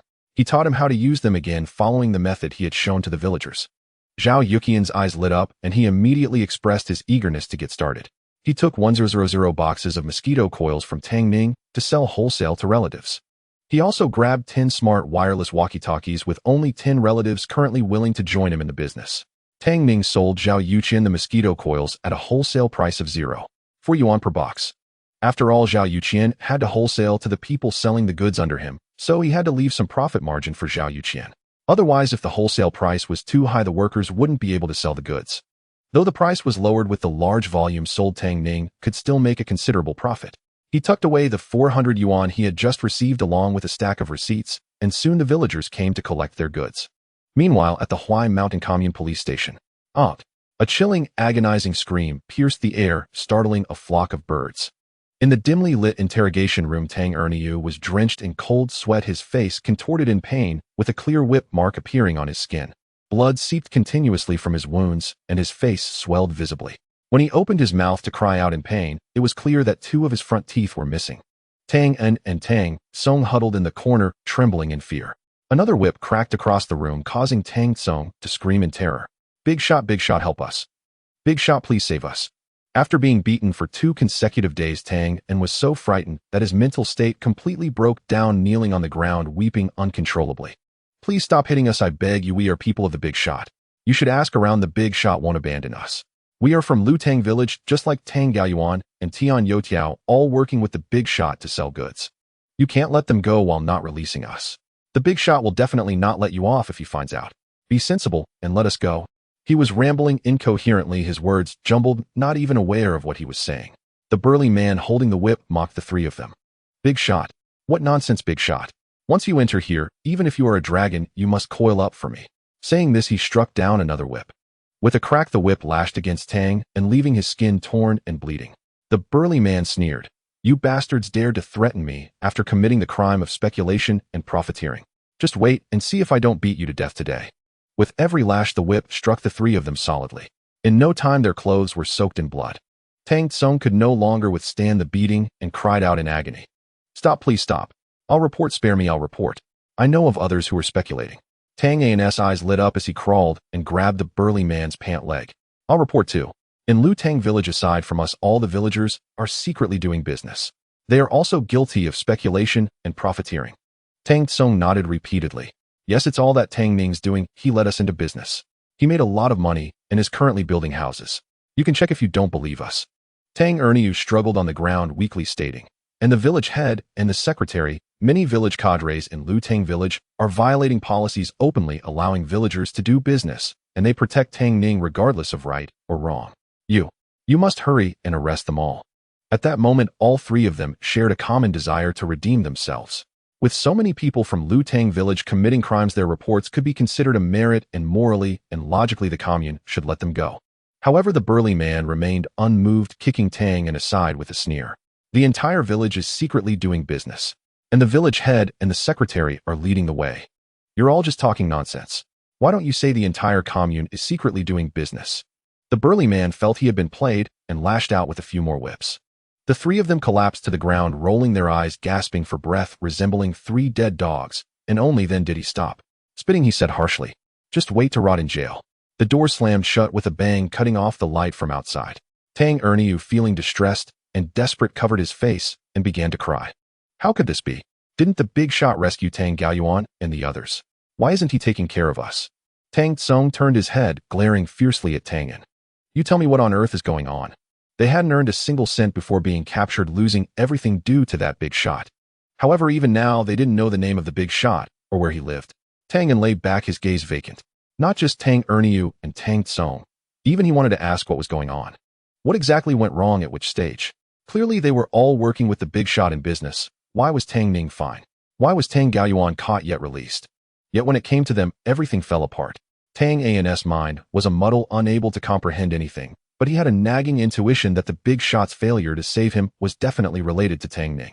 It must be that Tang Ning had slandered him in front of the Big Shot. He gritted his teeth, feeling both regretful and resentful towards Tang Ning. He was unwilling to accept it. Why was he always losing to Tang Ning? It must have been that bastard Tang Ning. He's the one stirring trouble behind the scenes. Otherwise, the Big Shot would not have left us to our fate. While Tang Ning and his companions were being beaten, Tang Ning lay on his bed, watching the images projected onto the wall.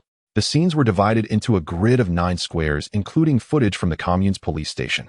Images from several main business sites, such as the steel factory, textile factory, brick factory, and meat processing plant, were displayed. The entire Lutang village was under his surveillance. Hey, Tang Ning, are you there? Are we safe? The commune people haven't come over, have they? If they do, you must tell us. A nervous voice emanated from the smart wireless intercom. It was Tang Gaoyuan. Tang Ning glanced at the screen on the wall and saw Tang Gaoyuan cowering in a corner, looking like a thief caught in the act. He was almost writing speculation on his face. Tang Ning. He twitched his lips, popped a giant grape into his mouth, and with a satisfying burst of juice, he mumbled indistinctly. Gaoyuan, relax a bit. I'm keeping an eye out here. There's no movement from the commune. If anything happens, I'll inform you. Just sell your goods and stop looking like a thief. Oh, okay. Tang Gaoyuan's cautious voice came through. Tang Ning shook his head in exasperation. After being caught and beaten by the commune, Tang Gaoyuan was a bit timid about doing business. He directly cut off the intercom, no longer listening to the conversation on the other end. He focused on the surveillance footage. At that moment, a notification chimed. Ding, today's special offer lottery has been refreshed as follows. Tang Ning's eyes brightened. Oh, the system has refreshed. 100 New Year's couplets, 100 handheld makeup mirrors, 100 peach wood combs, 100 fish, 100 pounds of eggs. Today's special price, 15 yuan. The items refreshed today did not amaze him at first glance. However, the eggs and fish could indeed be sold for money. However, if the fish were frozen goods, they probably wouldn't sell well. Most importantly, he loved fresh fish. Considering this, he would rather draw eggs. He took out 15 yuan to recharge. Tongzi, give me 100 pounds of eggs. The system ignored him, and as soon as the money arrived, the pointer began to spin rapidly. Ding, congratulations, the host has drawn 100 fish. Tang Ning, damn, money wasted. I wanted eggs, not fish. Tongzi, why aren't you following the rules? The system continued to ignore him. Meanwhile, a grid in the dimensional space lit up again and opened automatically. Inside were 100 fish. Upon seeing the fish inside, Tang Ning jumped up from his bed, his eyes wide and bright. What the hell, live fish? It was indeed live fish. He saw not only carp, flatfish, blackfish, and bass, but also yellow croaker, tuna, sturgeon, and cod. The varieties were numerous, and many were precious types of fish that Tang Ning had never seen or eaten in his past life. They varied in size, with the smallest weighing only a few taels and the largest several dozen pounds. The key point was that all these fish were alive. Tang Ning paused for breath. Ever since he awakened the system, everything he had drawn had been lifeless. This was the first time he had drawn live fish. If that's the case, does this mean there might also be a chance to draw live chickens, ducks, or pigs in the future? Perhaps sensing Tang Ning's confusion, the system's cold voice echoed again. Ding detected that the host's lottery attempts have reached 17 times, and the system space has upgraded one grid, which can be used to store any living creatures produced by the system, excluding living creatures from the real world. Tang Ning nodded understanding. So the system rewards and storage space upgraded automatically with the accumulation of lottery attempts. He upgraded one space grid after 17 attempts. Does this mean that if he draws 17 more times, the space will continue to upgrade? Thinking of this, he asked. However, this time the system did not answer him. Tang Ning shrugged helplessly. All right, Tongzi was still the same Tongzi. When he didn't want to say anything, he wouldn't say a word more. It seemed he still didn't know enough about the system, but that was okay. He would slowly explore it later. Tang Ning, am done washing. Just as Tang Ning was lost in thought, a clear voice entered his ears. He looked up sharply to see Jiang Xue wearing his white tank top. The tank top barely covered her hips, revealing two long, curvy, and straight, beautiful legs. Her fair jade-like feet were in his slippers, and perhaps noticing his gaze, she curled up a bit in discomfort, looking adorably tense. Looking up, the girl's hair was damp with droplets of water sliding down her cheeks to her neck. Gulp. Tang Ning swallowed, lifted the blanket, and walked toward her. Jiang Xue nervously took a step back. I'll go dry my hair first. Jiang Xue had been called over by Tang Ning, and they were already engaged, so Tang Ning was a bit unable to hold back. This girl had deep feelings for Tang Ning, and thinking about their engagement, she took the opportunity to say she wanted to move in and live together with him. However, considering that cohabitation before marriage was a bit too forward, and to avoid gossip from the villagers, Tang Ning did not let Jiang Xue move in. He wanted her because he loved her, but he didn't want her to become the subject of gossip, which was also due to his love for her. These two did not conflict. Jiang Xue naturally understood Tang Ning's feelings for her and obeyed his arrangements. After they had dinner together, feeling hot, she wanted to take a shower first. Just as she took a step, she was pulled back by Tang Ning. He directly Princess carried her, placed her on the bed, and pinched her face, which was flushed from the steam. Wait, I'll dry you off. He turned around and grabbed a dry towel, climbed onto the bed, and began to dry her hair earnestly from behind. At first, Jiang Xue was a little nervous, but Tang Ning was very gentle, and she unconsciously relaxed her body, enjoying it with her eyes narrowed like a lazy cat. Tang Ning raised an eyebrow. As her hair dried halfway, his hand slowed down. He tentatively brushed the back of his right hand against her cheek, sliding down her face. Hiss! Jiang Xue suddenly opened her eyes wide, gasping in surprise, her face turning red at a visible pace. You. She leaned in and bit her plump, tempting lip, her words lingering on her tongue, both flirtatious and shy. Sister, I'm so thirsty. Oh, I want to eat peaches. Jiang Xue truly thought he was thirsty. She pushed him gently and said sweetly, You step aside. I'll go get some for you. Here there was never a lack of fruit. The kitchen had clean peaches, grapes, and cantaloupes. After meals, he liked to have some fruit, and she prepared some for Tang Ning every day. Before Feng Hui and the other two girls returned, Tang Ning sent Jiang Xue back. The two had spent a night entwined, leaving Tang Ning utterly exhausted, so he returned home to catch up on sleep. Upon waking again, the sky was already bright. As he stepped out of the cubicle, he saw Li Xiaoan kneeling at the door, crying her eyes out. Upon seeing Tang Ning, her eyes lit up, and she rushed towards him. Tang Ning, please save your uncle and your two brothers. They have been taken for struggle sessions. Look at it from the perspective of the years we raised you. Please help them out.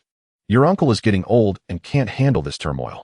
And your two brothers haven't even found partners yet. If they are taken for public humiliation, their lives will be ruined. Tang Ning, Annie begs you, please help me find someone important to plead for them. Let them go. Li Xiao cried, her voice hoarse from desperation. She had just returned from the brigade headquarters where someone told her that Tang Ning and the others had been taken for struggle sessions. After enduring such sessions, they would also have to face public humiliation, and it was said they might even be sentenced. When Li Xiao first heard this news, her legs turned to jelly. After much contemplation, she could only come to plead with Tang Ning. After all, he was the closest to the influential figures, only he could speak to them. Li Xiao didn't even know the names or addresses of these influential figures. Moreover, she had heard that Tang Guiyuan, Tian Youqiao, and Lu Zhong were released by the commune because of Tang Ning. Although she was reluctant, she could not rely on Lu Zhong and Zhang Hongliang, so she could only plead with Tang Ning. At that moment, it was the time for workers to come and build houses, and her cries had already attracted the attention of many. Tang Ning glanced at her and then turned his gaze away. I don't know any influential figures. Was she still attempting to morally coerce him at this point? Besides, the original owner had been harmed by this very family. He had worked hard to dig a pit for them. How could he possibly save them? Tang Ning lifted his foot to walk away, but Li Xiao clutched his leg tightly. You can't leave. You must save your uncle if you still have a conscience. Otherwise, I won't let you live in peace. Seeing that Tang Ning was unmoved, she threatened him with a fierce expression. Just then Lu Chong and Zhang Hongliang arrived and overheard her words. Lu Chong took a step forward and pulled her away, saying angrily, no one here can save Tang Ning. If you have the ability, go plead with the influential figures yourself. Don't just cry and make a scene here. Looking at it from the perspective of being fellow villagers, he and Zhang Hongliang also wanted to save them. Unexpectedly, Tang Ning had exposed the villagers of Lu Tang village for doing business. When he heard the news, his heart sank. The desire to save Tang Ning and the others was completely extinguished. Why save such people? Such people deserve to rot in prison. Zhang Hongliang signaled to Tian Guang. Tian Guang ordered the patrol team to take them away. Li Xiao was being physically restrained by two young men, her feet kicking the ground as she struggled. No, I won't go. Tang Ning, please save your two brothers. I beg you. If you don't save them, you will not die a good death. Your ingratitude will bring down divine retribution. Her curses gradually faded from his ears. Lu Chong said to Tang Ning, Tang Ning, something's happened. Lu Zi went to the commune to inquire, and Tang Ning and those three scoundrels have reported us. They reported that our entire Lu Tang village is engaging in speculation. Otherwise, should we halt our business for a while? Lu Chong's face turned ashen with anger. Tang Ning clearly wanted to drag everyone down with him. How could someone be so malicious? Zhang Hongliang added, my uncle and I are afraid that the commune will come to investigate, and will get caught in the crossfire. Everyone will be in trouble then. Money can be earned slowly, but a person can't be sacrificed. Upon hearing Lu Chong and Zhang Hongliang, everyone finally understood that Tang Ning and his companions had sold out the entire Lu Tang village to lessen their punishment. Suddenly, everyone couldn't help but curse Tang Ning and his family for being inhumane. They had followed Tang Ning to do business, and it had been hard to feed their families. Tang Ning's betrayal had directly cut off their source of income. Initially, some had sympathized with them, but now all felt a deep hatred. Tang Ning thought for a moment and shook his head. I've been keeping an eye on the commune. There's been no movement for now. Business will continue as usual, and I will inform everyone if there's any news. Moreover, the brothers of the patrol team should strengthen their patrols. If anyone comes asking about our village's business, don't say a word.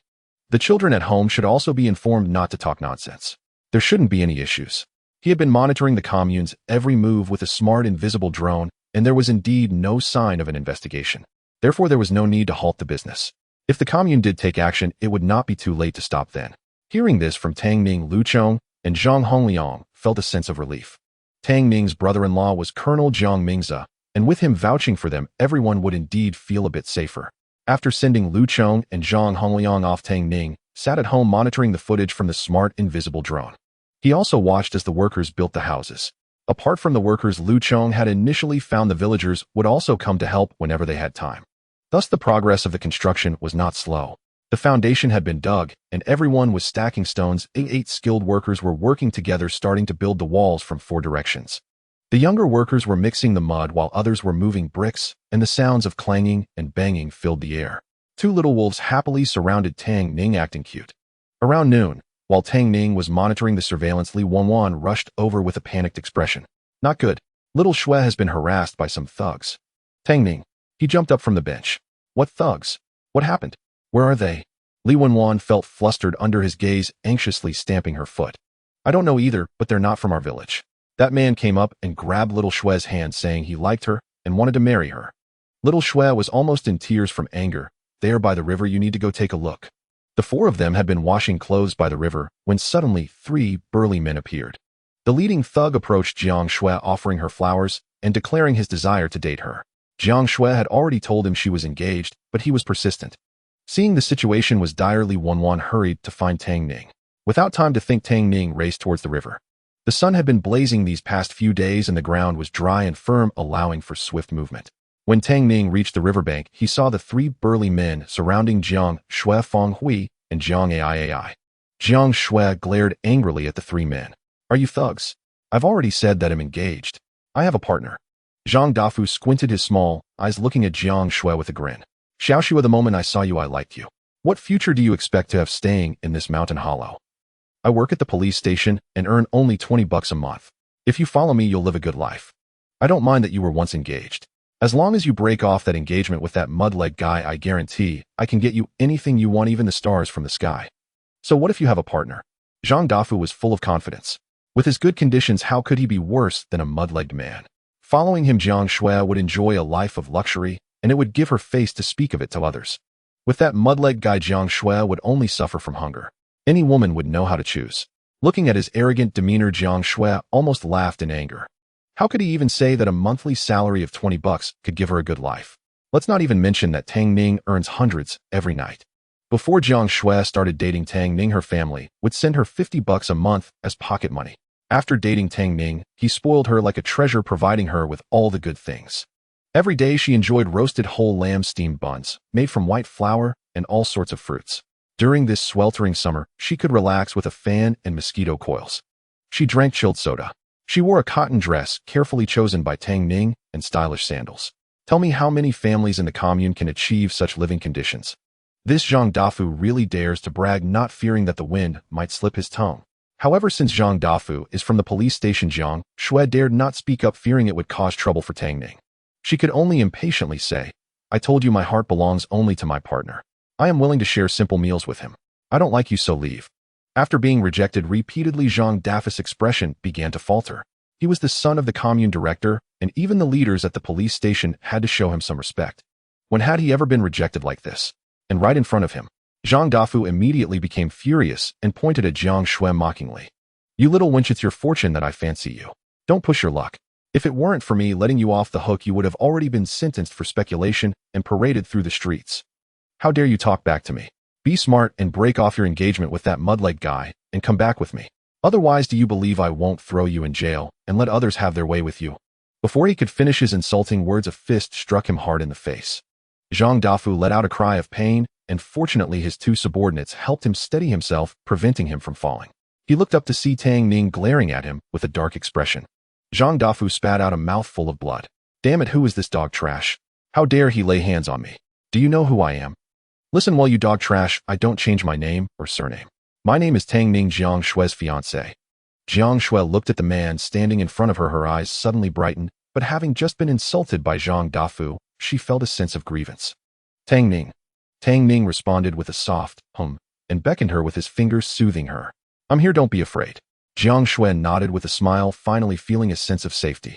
Li Wenwan hurried over to stand with Feng Hui and the others. Jiang Ai glanced at the pale-faced Zhang Dafu and whispered, Tang Ning, be careful, he's from the police station. Last time she and Jiang Xue were taken to the police station by Zhang Dafu.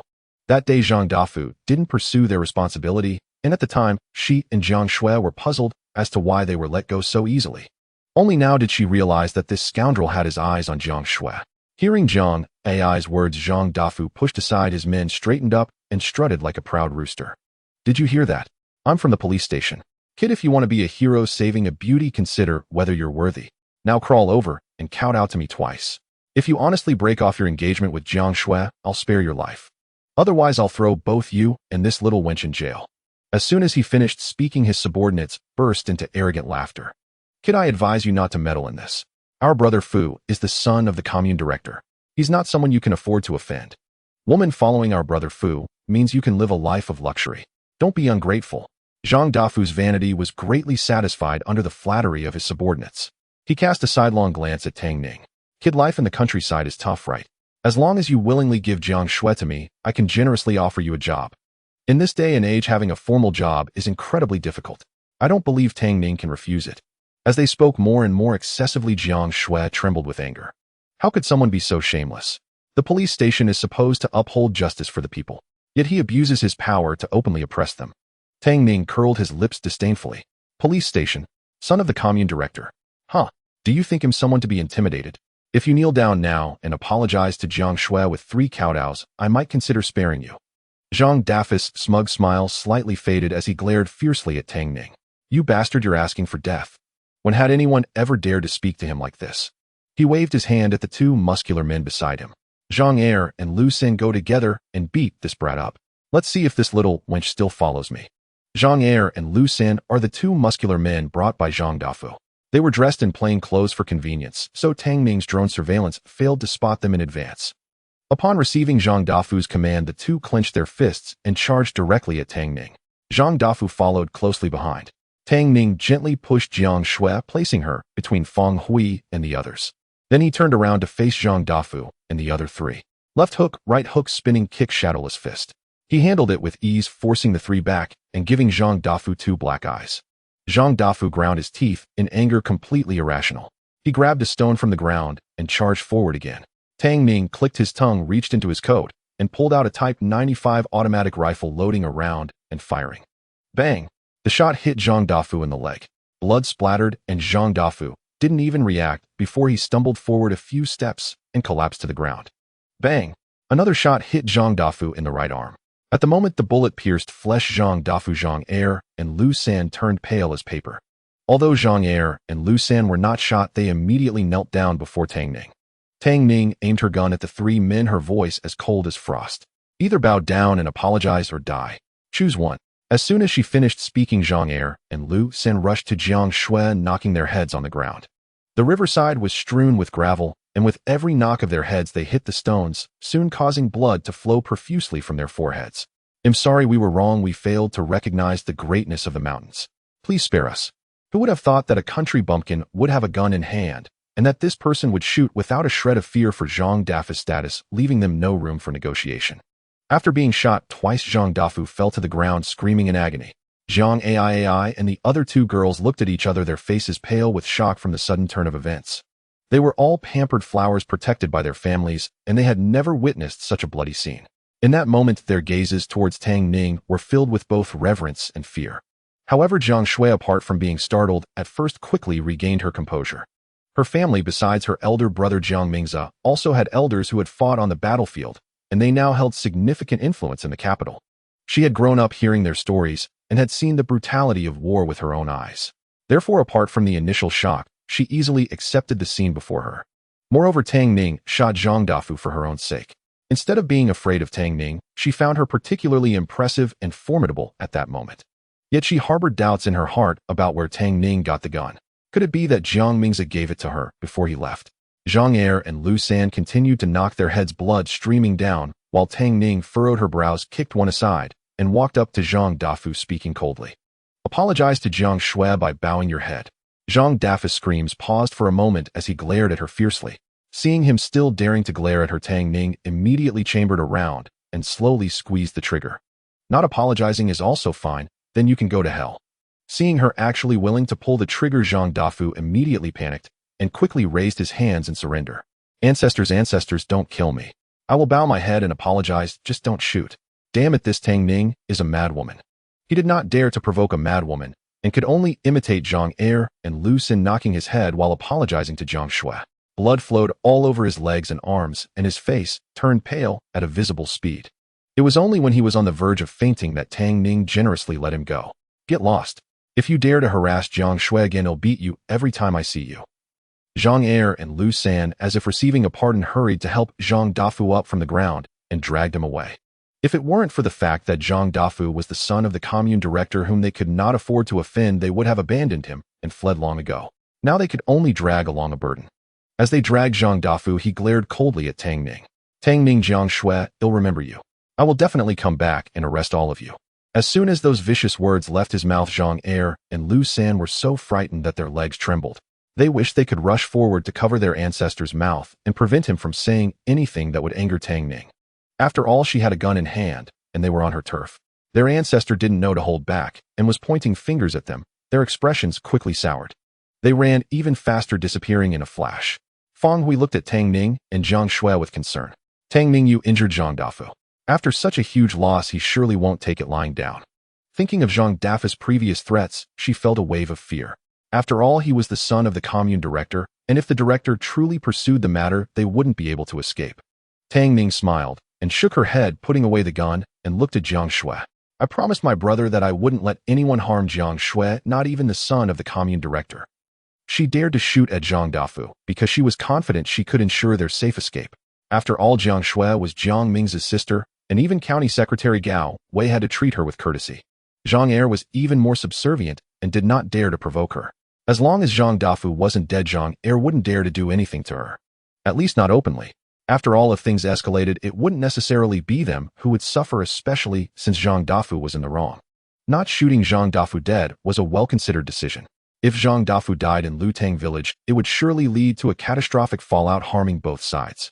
Thus, teaching Zhang Dafu a lesson with a gun was acceptable, but killing him directly was out of the question, at least not here. When Jiang Xue and Lu San brought Zhang Dafu back to the commune and rushed him to the hospital, he had already fallen into a coma. Jiang Xue stayed to look after Zhang Dafu, while Lu Xue hurried to inform Jiang Xue. By the time the surgery to remove the bullet was over, Jiang Xue and his secretary Bao Tianyo had rushed over. Where is my son? How is Dafu? Who the hell dared to hurt my son? Are they looking to die? He had just finished a meeting when Lu Xue ran over to tell him that Zhang Dafu had been shot.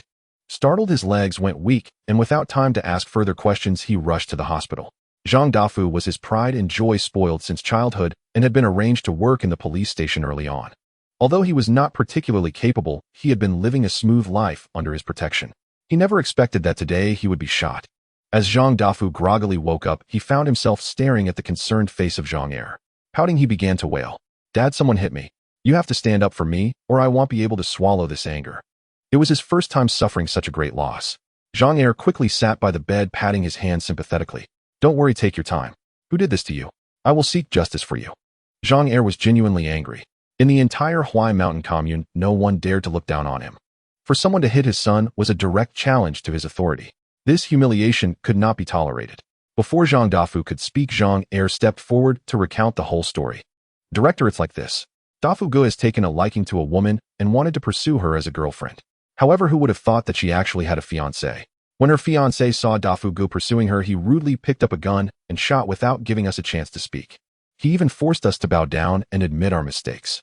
If we hadn't run fast, we would have been killed by him. As soon as he finished speaking, Jiang Xue slammed his hand on the table beside the hospital bed. Lawless. Truly lawless. To dare shoot someone in broad daylight, such a person is a disaster to keep around. Where does he live? Take me to him. Zhang Dafu excitedly sat up in bed. Dad, I want to go too. I want to see that beast beg for his life with my own eyes. Zhang Dafu, seeing that Jiang Xue was going to personally support him, excitedly sat up from the bed. Father, that bastard is in Lutang village. He shot at me. Lock him up and bring that little wench back to me. Ooh, I want to play with her until she dies. As he spoke passionately, he forgot the wound on his arm, and with both fists raised in the air, he swung them vigorously, pulling at the injury and letting out a pained scream. Cradling his arm, he fell back onto the bed. Aunt. Jiang Xue was startled and hurried over to check. Son, please don't go. I'll bring the person back for you, and you can deal with them however you want. Bao Tianyo, hurry and call a doctor. Can't you see Dafu is in immense pain? Bao Tianyu froze for a moment upon hearing Lutang village, just when he was about to ask who from Lutang village had injured Zhang Dafu. This sudden scene startled him so much that he forgot his question entirely and rushed to call for a doctor. In the corridor, they could still hear Zhang Dafu's ghostly wails. Father, I must go. I need to make that grandson apologize to me personally and bring him back myself. All right, go. Seeing his determination, Jiang Xue could only comply. Noticing that Jiang Xue and Lu San were still frozen in place, he couldn't help but shout angrily. What are you two still dawdling for? Hurry and go get the stretcher. Dafu's leg is injured like this. Are you going to let him run? Jiang Xue and Lu San, already feeling guilty for not protecting Zhang Dafu, were even more frightened by his roar. Forgetting to mention Tang Ning and Jiang Xue's names, they hurriedly went to prepare the stretcher. When the group arrived at Lutang village, Tang Ning was fiddling with an intelligent stealth drone at the brigade office. After inquiring about the system, he learned that the intelligent stealth drone was capable of facial recognition. Therefore, he needed to input the villagers of Lutang village into the facial recognition system. In that case, if a face not in the system appeared within the drone's surveillance range, the drone would issue a warning. This was to prevent, like this time, the commune personnel from appearing in plain clothes in Lutang village without the drone detecting them. One could say that Zhang Dafus' recent misfortune served as a timely reminder. Just as the villagers who had gone out to sell goods returned, he withdrew the drone's surveillance and individually recorded the villagers' facial recognition. Everyone just needed to line up and walk past him. The intelligent stealth drone would automatically record anyone's face it scanned into the recognition system. Even the children were not spared, taking over half an hour to input all the villagers. Just as Tang Ning finished putting away the intelligent stealth drone, 3 jeeps screeched to a halt at the brigade office's entrance. First, Bao Tianyu got out from the front passenger seat, quickly walked to the back, and opened the car door, revealing Zhang Er's sullen face. Zhang Er and Lu San then pulled out the wailing Zhang Dafu from the other side. 10 police officers emerged from the other 2 vehicles, all armed and looking solemn. The villagers were directly frightened by this display, retreating in fear and looking at them with dread. Even the children hid behind their parents, covering their eyes in fear, their small bodies trembling. Knowing what was happening, Fang Huili Wenjuan and Jiang Ai turned pale with fright, tightly gripping Jiang Xue's hand. Zhang Dafu pulled from the car, cried out in pain. Ouch, it hurts so much. Can't you two be gentler? Zhang Er's heart ached as he glared, slapping Zhang Er and Lu San each. Be gentler. After being slapped, Zhang Er and Lu San dared not protest, nodding and agreeing. Zhang Er turned around and saw Tang Ning standing among the crowd. He was tall and handsome, making him the most eye-catching among the villagers. Moreover, standing next to him was Jiang Xue, the younger sister of Colonel Jiang, whom he wanted to curry favor with. However, meeting Tang Ning's seemingly smiling, yet serious gaze, he felt a sudden pang in his heart. With a flattering smile quickly appearing on his face, he stepped forward to greet the two. Just then, Zhang Dafus' roar echoed from behind. Father, it's him, it's that son of a bitch. He shot at me. Publicly carrying a gun to injure a public servant. Tang Ning, you bastard, you can't escape today. I said I would personally lock you up and let you suffer until you die. And that little wench Jiang Xue, you colluded with me and were caught red-handed by me. If it weren't for me, you would still be in prison getting beaten. If you don't behave well with me, I will lock you all up and let that bastard Tang Ning see how I handle you. He relied on Zhang Er being the commune director and brought 10 armed police officers for support, making him suddenly feel bold. Pointing at Tang Ning and Jiang Xue, he shouted profanities that were hard to bear. Zhang Er shivered, his heart skipping a beat. He turned sharply to see his eldest son smugly pointing ahead. Following his gaze, he directly met Tang Ning's gloomy eyes and Jiang Xue's furious little face. Zhang Er quickly averted his gaze and turned to look anxiously and expectantly at Zhang Dafu. Who do you say hurt you?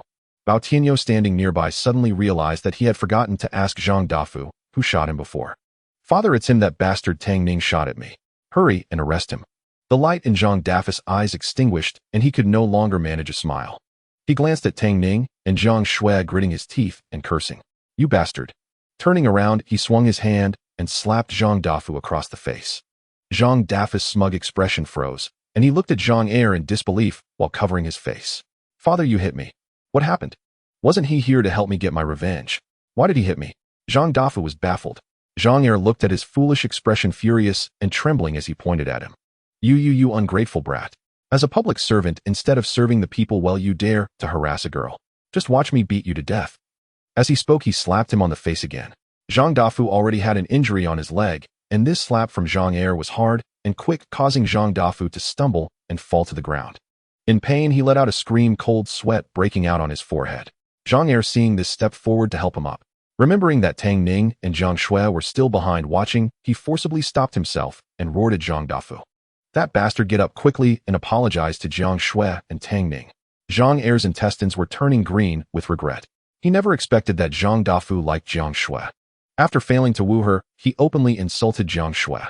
No wonder he got shot twice. With Zhang Dafu's filthy mouth, if Tang Ning really shot him dead, he would be powerless to help. The key was, if Colonel Jiang found out about this, his political career would come to an end. Apologize to Tang Ning. Zhang Dafu trembled with anger, his eyes widened as he shouted in disbelief. Me apologize? Dad, what madness are you talking about? It was that bastard Tang Ning who shot me. You want me to apologize to those 2 scoundrels? Are you out of your mind? He was the one rejected in love, he was the one shot, and now he was the one being publicly humiliated. He had lost all face. Jiang Xue had clearly promised to seek justice for him when he arrived. Why had he suddenly changed his tune? Not only did they refuse to arrest the two scoundrels Tang Ning and Jiang Xue, but they even hit him. Bao Tian saw that Zhang Dafu was getting more outrageous and hurriedly ran over to cover his mouth. In a low voice filled with frustration, he said, "Ancestor, please stop scolding. Do you have any idea who those two people you mentioned are? Enough is enough. Does this person lack brains?" Jiang Xue had to keep a low profile in front of Jiang Xue and Tang Ning. He, a mere nobody, without any official position, relied on Jiang Xue to exert power at the police station. Who did he provoke? He provoked two big Buddhas. Zhang Dafu was taken aback, his face full of disbelief. What can those two possibly be? No matter how big they are, can they be bigger than my dad? His father was the head of the commune, and Tang Ning and Jiang Xue were just two country bumpkins. How could they possibly challenge his father? Bao Tianyu looked desperate, gritting his teeth as he said, "Jiang Xue's older brother is Colonel Jiang. Forget about Director Zhang, even our county secretary Gao would have to show him some respect. With someone like that, how could you dare to provoke him? The three from Tangaiyuan are just villagers from Lutang village, right? They were caught for speculation, and it was Secretary Gao who personally called Director Zhang to have them released. You didn't know about this. It's truly unbelievable that Tangaiyuan was unscathed while this fool openly accused Jiang Xue of speculation. What do they dare to arrest Jiang Xue for speculation? And why did he have to compete for a woman with Tang Ning? Tang Ning is the brother-in-law personally acknowledged by Colonel Jiang, and they had already held an engagement banquet with Zhang Xue, giving a red envelope. Zhang Dafu, after failing in love, wanted to resort to violence to snatch her away. Tang Ning was already showing him mercy by not shooting him. Zhang Dafu was stunned. A colonel, Jiang Xue's older brother, is actually a colonel. He truly didn't know about this. However, he did know that just a few nights ago Zhang Xue had rushed to the police station to demand someone. But at that time he happened to be out drinking with a few friends, so he didn't pay much attention. Who would have known Jiang Xue was involved? Zhang Dafu stared blankly as he looked up. He saw his father with a sycophantic smile approaching the two and bowing and scraping to plead for him. Miss Jiang, Mr. Tang, my son Dafu has been spoiled by me and acted outrageously. I will definitely teach him a lesson when we get home. He will never dare again. Please, esteemed ones, overlook his transgressions just this once. Zhang Dafu had offended them so badly that he didn't dare to get close to Jiang Xue and Tang Ning anymore. He could only humbly use honorifics, hoping they would forgive Zhang Dafu. Tang Ning snorted coldly. He just humiliated both me and Jiang Xue. You think we can just let this go? My brother-in-law instructed me before he left not to let Jiang Xue suffer even the slightest grievance. You should personally explain this to him. Zhang Xue was frightened and shook his head repeatedly. He felt helpless. Had he known that Zhang Dafu had offended these two, he would have held him back. Who would dare to bring people to make trouble? No, that's not what I meant. He caught a glimpse of Zhang Dafu, who was in a daze, his face dark with despair. It was all this little brat's fault. If he didn't placate these two ancestors today, he feared his own career would be ruined. He walked up to Zhang Dafu and slapped him across the face, gritting his teeth. Beast, are you not going to kneel and apologize to Miss Jiang and Mr. Tang? You ignorant fool, you're going to ruin me. Zhang Dafu snapped back to reality from the slap, finally understanding the seriousness of the situation. He disregarded the wounds on his legs and arms and hurriedly knelt down, banging his head on the ground towards Jiang Xue and Tang Ning 3 times. While banging his head, he slapped his own face, and in no time his face became swollen. 3 was wrong. I'm sorry, I was ignorant. Please, esteemed ones, have mercy and spare me this once. I deserve to die. Oh, I truly deserve to die. I know I was wrong. I really know I was wrong. Zhang Xue couldn't bear to watch his son like this and turned his head away. But he had no way to plead for him. If Jiang Xue wasn't placated, their family would be finished. Seeing Zhang Xue and Lu Sen staring blankly at Zhang Dafu, slapping himself, Zhang Xue was so enraged that he stepped forward and kicked both of their knees. He kicked them straight down to the ground. It's you two bastards. When you see him acting foolishly, why don't you pull him back? Kneel down and apologize to Miss Jiang and Mr. Tang. If they don't forgive you, you'll kneel to death here. Zhang Xue kicked them down, and they didn't dare to resist. They mimicked Zhang Dafu kneeling on the ground and slapping their own faces, weeping and begging for mercy. Who could have known these two had such a powerful background? Forget about them. Even the villagers of Lutang were shocked by this scene. Zhang Xue barged into Lutang village with over 10 police officers, and they initially thought he was here to arrest someone. Unexpectedly, he publicly slapped his own son and made him apologize to Tang Ning and Jiang Xue. In an instant, everyone looked at Jiang Xue and Tang Ning with both respect and fear, secretly deciding they must cling tightly to these two from now on. The sounds of slaps echoed continuously, and Jiang Xue was already losing patience. She tugged at Tang Ning's sleeve. Seeing this, Tang Ning said in a deep voice, "All right, stop hitting. Zhang Dafu, Zhang Er, and Lu Sin all paused and looked up at the two. Tang Ning glanced at Zhang Er and said softly, "Director Zhang, let's end this matter here today. I do not wish for there to be a next time." Zhang Er hurriedly said, Yes, Dafu knows he was wrong, he knows he was wrong. You can rest assured he will never dare again." Saying this, he gave Zhang Dafu a meaningful look. Zhang Dafu also hurriedly expressed that he would definitely change and become a better person. The group came in fiercely but left in disgrace.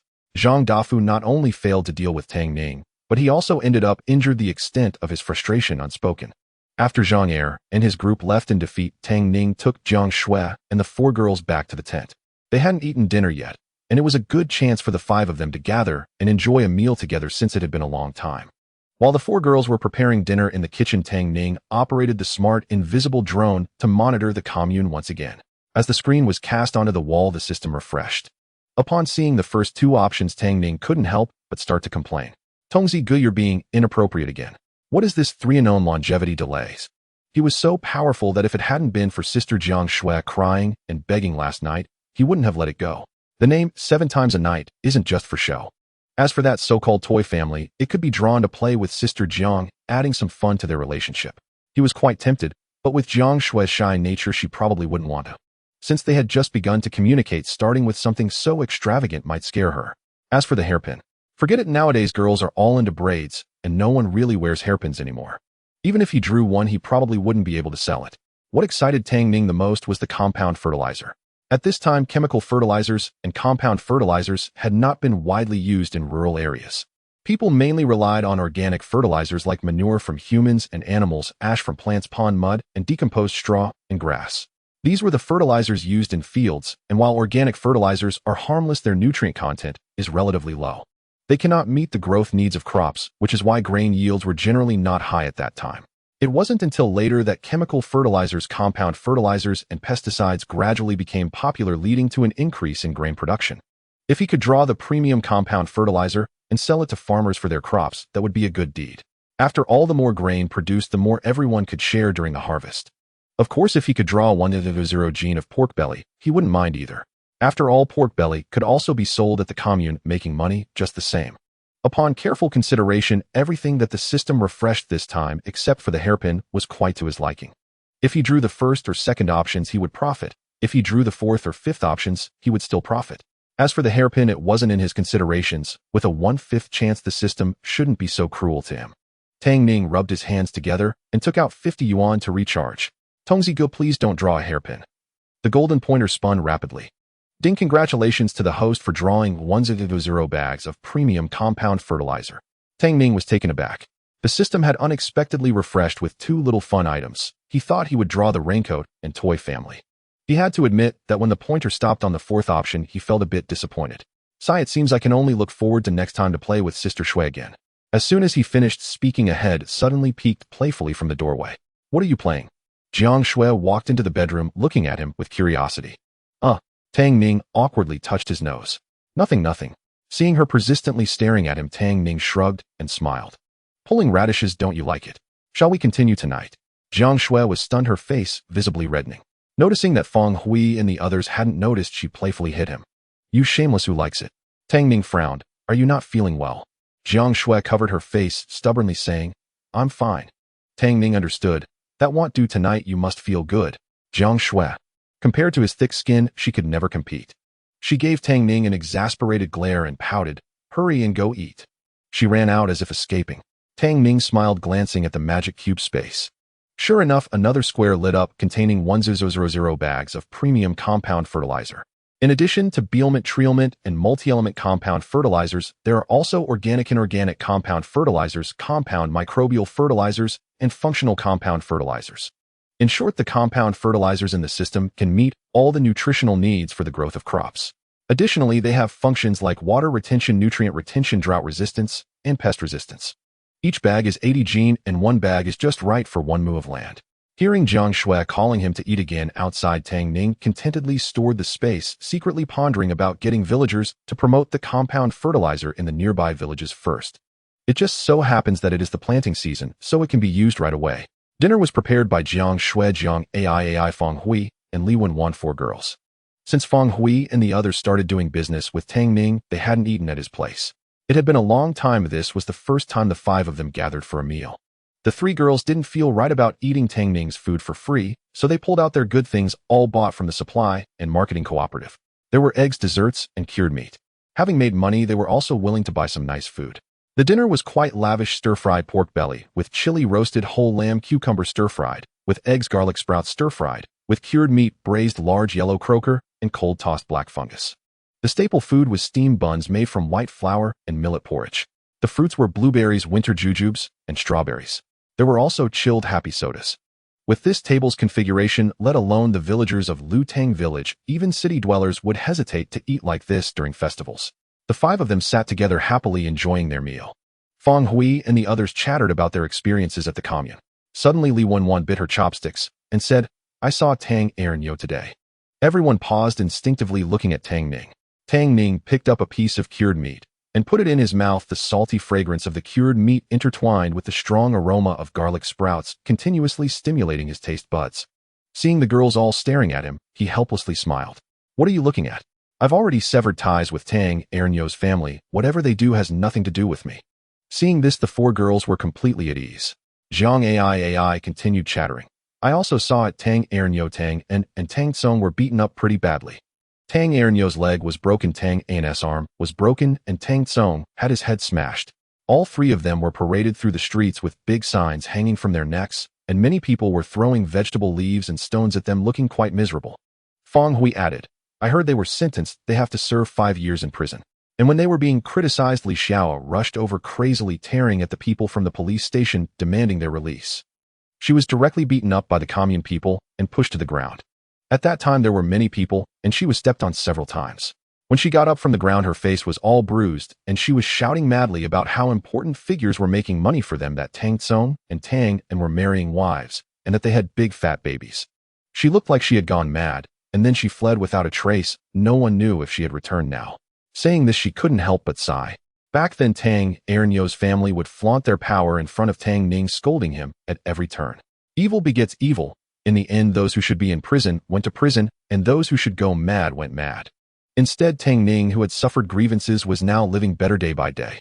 Who knows if given another chance would they treat Tang Ning any better. After dinner, Jiang Xue and Feng Hui, along with the other girls, finished tidying up and left together. Tang Ning wanted Jiang Xue to stay, but since Feng Hui and the others weren't going out to sell goods tonight, he didn't press the issue. Once they left, Tang Ning stroked his chin and thought for a moment, then took out 500 bags of premium compound fertilizer from his space and put them into the warehouse. He also counted his assets. 990 roasted whole lambs. 999 boxes of special antipyretic medicine. All solar-powered fans have been sold out. 1,095 type automatic rifles. 999 double-sized Simmons beds. 993 sets of bedding. 8,899 boxes of mosquito coils. 9,900 bottles of happy soda. 999 ultra-smart luxury tents. 9,900 barrels of 5L bottled water. 8,773 pieces of Korean fried chicken. 990 fruit gift packs. 9,000 green onions. 950 bags of premium white flour. 9,950 bottles of Erguo 2. 10,000 intelligent stealth drones. 9,945 intelligent wireless intercoms. 9,999 fish. 10,000 bags of premium compound fertilizer. His original savings were nearly 5,000 yuan. After deducting 1,000 yuan for the engagement expenses for building a house, lottery tickets, and various living expenses, he now had 3,000 yuan in cash. Various vouchers for cloth, steel, fertilizer, rice flour, cooking oil, chicken, fish, and meat. With this setup, he dared to say that the villagers in Lutang village wouldn't be able to finish it all in a year, even if they did nothing. Tang Ning found a backpack and laid down some newspaper inside. He opened a bag of compound fertilizer and poured it in. After strapping the backpack on, he headed towards Lu Chang's house. Upon arriving at Lu Chang's house, they were having dinner. The dinner consisted of mixed grain rice, sweet potato, chicken soup, and cucumber salad. Li Hongying was holding area, feeding her chicken soup, and the little one was happily bouncing after every sip. Seeing Tang Ning, she pointed with her little hand and greeted him with a babble. Only then did everyone notice Tang Ning's arrival, and Lu Chang quickly wiped the grease from the corner of his mouth and stood up. "Tang Ning, why have you come at this hour? Have you eaten? Quickly sit down." Qin Jingjing hurriedly moved a stool for him, warmly inviting him. "We just made chicken soup. I'll get you a bowl to try." Being able to drink a bowl of chicken soup and eat a bowl of mixed grain rice was all thanks to Lu Yi making money by doing business with Tang Ning. Otherwise, the whole family would still be hungry, and she wouldn't have the milk to feed Arya. Since the family had money, Lu Yi would secretly bring back some meat from the commune each time, allowing her to eat well and have enough milk. Arya had become chubby from her feedings, and she no longer wailed at night from hunger. Not just Arya, even the in-laws had gained some weight. They were no longer skin and bones. Therefore, Qin Jingjing sincerely thanked Tang Ning. Even if he caught them sneaking food, she wouldn't be afraid. Not just their family and all of Lu Tang village whose family didn't sneak a little extra food. After all, conditions were better now, and it wasn't that they couldn't afford to eat. Life was flourishing, and there was hope. Of course, everyone still went to the canteen. They had to maintain appearances. Tang Ning quickly interrupted her. Sister-in-law, don't fuss. I've eaten at home and can't drink anymore. Li Hongying persuaded a couple of times, and seeing that he really didn't want to drink, she stopped. Lu Yi was out doing business, and Lu Chong didn't treat Tang Ning as an outsider. He placed a bowl on the table and squatted down in front of him to chat. What's up? Looking for uncle for something? Tang Ning nodded, placed the backpack on the ground, lifted the towel covering it, and smiled. Uncle, take a look at this. Not just Lu Chong, Li Hongying and Qin Jingjing also leaned in with Arya. What caught their eyes were grayish-white pellets about 23 millimeters in diameter, with a pungent smell wafting up, leaving the three adults puzzled. None of them had seen this before and truly did not know what it was. Lu Chong reached out to grab a handful of pellets. They felt cool to the touch and melted due to the warmth of his hand, giving a burning sensation once melted. He frowned and stared at it for a long while. What is this? Having lived for most of his life, he genuinely did not recognize it. Seeing Arya reaching her little arms toward it, Tang Ning smiled, took Arya from Li Hongying's arms, let her bounce on his lap, and then replied. It's compound fertilizer used for farming. After a pause, he continued to explain. Uncle, you can think of this as processed farm manure, but with higher nutrient content than regular manure. Sprinkling this stuff on the ground can prevent crops from being eaten by pests, and it can also resist drought and retain moisture. It can greatly increase crop yields. Lu Chong and the others exchanged glances, their eyes wide in disbelief. Are you saying this is what kind of fertilizer? Compound fertilizer. Right, this compound fertilizer can increase grain yields. Has anyone done experiments? How come I never heard of this before? It wasn't that he doubted Tang Ning was tricking him, he was just afraid that Tang Ning had been deceived by someone else. If this was really so amazing, why hadn't the higher-ups promoted it? Tang Ning removed Arya's little fist from his face and casually replied. Uncle Lu, I know what you're worried about. This compound fertilizer is a great product my brother brought back from the big city. It has already been put to use in the big city, it's just that it hasn't reached us yet. It has been experimentally validated. Using this thing for farming can double the grain yield. You can use it with confidence. Really? Li Hongying exclaimed. Oh, this is truly wonderful. Most of the land allocated to our production team is sandy soil, and every year our harvest is among the lowest in the entire team. If this compound fertilizer can genuinely enhance grain yields, maybe next season's harvest our team won't be in last place. She happily patted Lu Chong on the shoulder. Head of the household, you won't have to face criticism from the leaders every time. Every production team has tasks. The land allocated to their village was poor, and they couldn't complete the tasks assigned by the leaders each year. This led to most villagers in the village not only having no surplus grain, but also owing grain to the higher-ups. With no grain and no money, everyone was starving and barely getting by for an entire year. Over time, everyone became numb to it. If it weren't for Tang Ning helping them make money and improve their lives, who knows how many people would have starved to death. Lu Chong's eyes brightened as he looked at Tang Ning and chuckled twice, repeatedly saying, this stuff is good, this stuff is good. Ning, how do you use this compound fertilizer? Arya's eyes twinkled like stars, and hearing her grandpa's words, she chimed in with a couple of oh-ohs. Tang Ning found her adorable and couldn't help but pinch her little face. He thought to himself that if he had a child with Jiang Xue, they would surely be just as cute as Arya. Just evenly sprinkle it in the field before plowing. Use 1 bag for an acre. After the seedlings grow and you weed, sprinkle it again, and once they start to ear, sprinkle it 1 more time, and it will be done. There are no special techniques required, it's simple to operate. Tang Ning patiently explained according to the system's prompts. Lu Chong nodded. All right, tomorrow I will hold a meeting with Uncle Hong Liang and the others, and we will use this compound fertilizer for farming this year. By the way, Tang Ning, how much is the compound fertilizer sold for? Tang Ning pondered for a moment and said softly, 3 yuan per bag. Based on labor points, a strong man could only earn 5 or 6 yuan a month. If the price is too high, no matter how well he speaks, the farmers would be unwilling to buy it. After all, the costs are too high, and if they invest all their money, what will they eat and drink? Lu Chong nodded and immediately exclaimed, 3 yuan a bag isn't expensive. Everyone fell silent, all looking at him in surprise. Lu Chong quickly realized how he surprisingly didn't think 3 yuan was much anymore. If he had known, he would have hesitated over spending even a single cent, making sure it was spent wisely. Thinking of this, he cast a grateful glance at Tang Ning. Kid Uncle Lu has to thank you. If it weren't for you, we would still be hungry right now. And this compound fertilizer too, if it really can increase the yield, you would be our village's great benefactor. If it weren't for the crackdown on feudal superstitions, he would have wanted to set up an altar for Tang Ning. This child is a great benefactor, and he will surely be rewarded in the future. Tang Ning smiled and saw that Arya was sleepy after eating, her little head nodding as she fought to stay awake. He quickly handed her over to Qin Jingjing. Until Qin Jingjing put the little one to sleep, Tang Ning could still smell the lingering scent of milk in the air. Uncle, let's not talk about that. I mentioned before that as long as everyone follows me in business, I will definitely ensure that everyone can have enough to eat, use electricity, and live a good life. For now, it is merely about filling our stomachs. The revolution has not yet succeeded. His playful words made Lu Chong chuckle repeatedly. Tang Ning continued, by the way, Uncle, there's one more thing. I will keep enough compound fertilizer for our village, and I want to sell the rest to other villages. This matter will have to be handled by you and Uncle Zhang Hongliang. Compound fertilizer is an agricultural product unlike soda or mosquito coils, which can be bought privately. The land now belongs to the public, and the crop seeds are uniformly provided by the state. Agricultural tools and organic fertilizers are also allocated by the village. Therefore, the sale of compound fertilizer cannot be done like mosquito coils where villagers drag them to the commune to sell. No one would buy it. It can only be negotiated by Lu Chong or Zhang Hongliang, who are influential village leaders, with the leaders of other villages. Whatever amount they need, will send it to them. Lu Chong was taken aback and tentatively asked, you want to sell to other villages? With such a good product, can't we keep it for ourselves? If we can't use it all this season, we can use it next season. Li Hongying and Qin Jingjing nodded in agreement, disapproving of Tang Ning selling the compound fertilizer. Tang Ning felt helpless. Uncle, the weather is hot now, and compound fertilizer can easily dissolve. If we don't sell it, it will turn to water. He looked around the dim room and smiled. If we sell it, I will find a way to have that older brother get a generator back for me. By then, our village will have electric lights, and you all will be able to use electricity.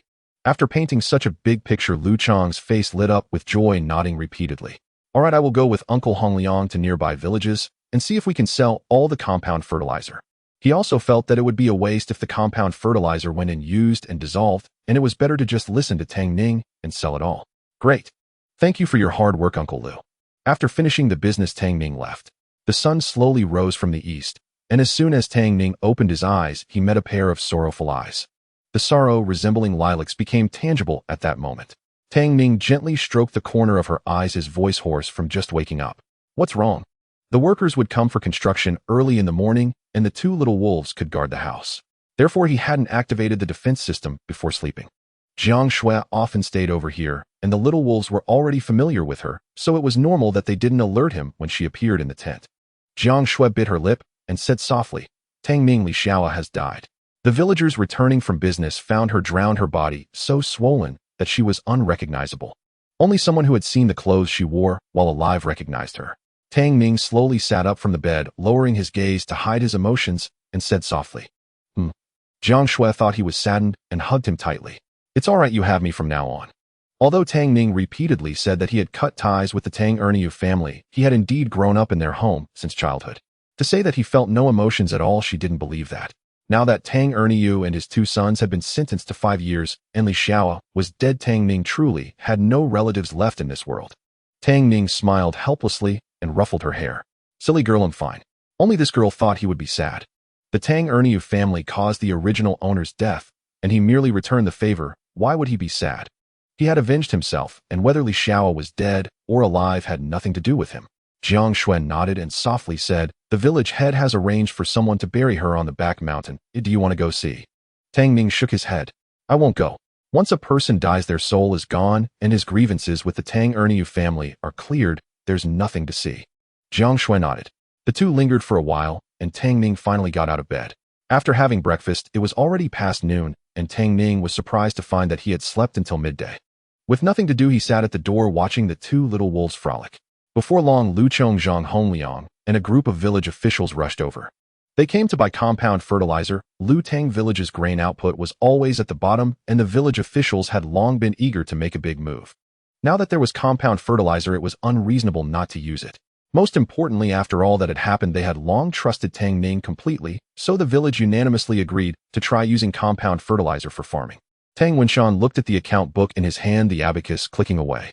Our village has a total cultivated area of about 221.9 acres, calculating as 225 acres. 1 bag of compound fertilizer is needed per acre, totaling 225 bags, and a single crop requires fertilization 3 times, which means 675 bags of compound fertilizer are needed. In total, we need to pay you 2,025 yuan. Tang Winshan directly took out a savings book from his pocket and handed it to Tang Ning. The savings book has exactly 2,025 yuan. I won't go to the commune to withdraw it.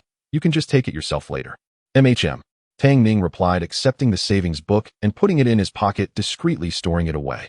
At the same time, he had the system take out 500 bags of compound fertilizer to stock in the warehouse. He didn't know how many acres of cultivated land the village had. He had only prepared 500 bags yesterday, which was obviously not enough. A couple of days ago, the village began plowing the fields, but unlike in later generations where farming is mechanized, they are currently using old yellow oxen to pull the plows. After plowing, the soil must be harrowed to break the large clumps into smaller particles, ensuring the soil remains loose and retains moisture. At the same time, this process can also bring the weeds to the surface. Therefore, farming is a significant undertaking now, and it cannot be completed in less than a month. Currently, less than half of the village's fields have been plowed, so it is just the right time to scatter the compound fertilizer. Even if the fields were fully plowed, it would not matter. By scattering the fertilizer and then harrowing, it can be thoroughly mixed into the soil. Lu Chong and Zhang Hongliang are both action-oriented individuals. After paying, they immediately arranged for the villagers to move the compound fertilizer. Women, the elderly, and the youth all pitched in. Before long, all 675 bags of compound fertilizer were loaded onto the ox cart and taken away. After the villagers left, Tang Ning peeled a pomelo, sat in his room, and watched the surveillance footage projected onto the wall. The intelligent stealth drone continuously monitors the movements of the commune 24 hours a day. During his free time, Tang Ning quietly recorded all the people from the commune into the facial recognition system. As long as they appear within a mile of the steel mill, brick factory, or other locations, the intelligent stealth drone will issue a warning. Tang Ning can immediately notify the villagers through the smart wireless intercom to escape quickly. If the intelligent stealth drone does not issue a warning, there is no need to pay much attention. The reason Tang Ning was fixated on the surveillance was that he had noticed a problem. In recent days, the goods sold by the villagers have decreased significantly, leading to fewer people coming to collect goods. Since Zhao Yuqian took 1,000 boxes of mosquito coils last time, he has not returned. Tang Ning's brows furrowed deeper. It seemed the market had become saturated. After all, the Huai Mountain commune is only so large with a limited number of workers and purchasing power. No matter how good the products are, if no one buys them, it is all in vain. It seems he needs to think of a way to expand the market quickly, but he needs to consider who would be the best choice to do so. Just as Tang Ning was lost in thought, a sudden alarm rang out. He quickly looked up to see over a dozen strong men in liberation uniforms rushing out of the police station with weapons in hand. Everyone wore solemn expressions, splitting into 3 groups upon reaching the entrance of the commune, running toward the meat processing plant, brick factory, and textile factory. Quick, someone reported that there are people speculating at the meat processing plant, brick factory, and textile factory. Act quickly and bring them all back. Tang Ning's heart sank as he hurried to check the corresponding surveillance screens at the entrances of the 3 factories. Tang Guiyuan, Tian Youtiao, Jiang Ai, Fong, Huai Li Wenjuan, and others appeared on the screen. He fixed his gaze on the movements of the commune's people and quickly used the intercom to contact Tang Guiyuan and the others. Attention, attention, all those at the meat processing plant, brick factory, and textile factory, immediately cease transactions and leave quickly. The commune's people are already on their way. Let me repeat, all those at the meat processing plant. While issuing the notification, Tang Ning's eyes remained glued to the surveillance video. He watched as Tang Guiyuan and the others, after a moment of panic upon receiving the notification, quickly calmed down and began dispersing in an orderly fashion to retreat. By the time the commune's people arrived at the factories, the individuals had long since vanished. Strange. Didn't they say there were people illegally trading here? Where is everyone? Perhaps the information was incorrect. It might also be that they sold out and left early. What a waste, we came for nothing. Let's regroup and leave. Watching their puzzled expressions through the surveillance video, Tang Ning took a satisfied bite of the pomelo. Huff, huff. Tang Ning, are we safe now? Huff, huff. Jiang Ai's heavy breathing came through the smart wireless intercom.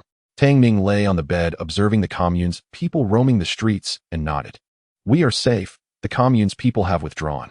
However, for safety's sake, don't engage in business today. Come back first to prevent them from launching a counterattack. By the way, don't take the Renmin Middle Road, take the back roads instead. The commune's people were heading toward Renmin Middle Road. Okay. Not only Jiang Xue, but Tang Gaoyuan and the others also replied in unison. With this surveillance system and smart wireless intercom, they truly felt a sense of security. Except for the last time, they had never been captured by the commune's people. Time passed quickly, the sounds of construction from the workers outside diminished, and the sun had set. The horizon was ablaze with magnificent sunset clouds. Zhao Yuqian arrived with his ox cart outside Tang Ning's tent, and upon seeing Tang Ning sighed heavily. Brother, can you see if you can exchange a batch of goods for me? This stuff isn't selling well. He had taken a total of 1000 boxes of mosquito coils and brought along 10 relatives to sell, with each person only getting 100 boxes. He originally thought they would sell out quickly, but several days had passed, and they hadn't sold even 200 boxes. Business could be described as extremely bleak. Zhao Yuqian's subordinates were immediately unhappy. After all, they had joined him to make money. Now their investment was in the goods arrived, yet it wasn't selling as Zhao Yuqian had claimed.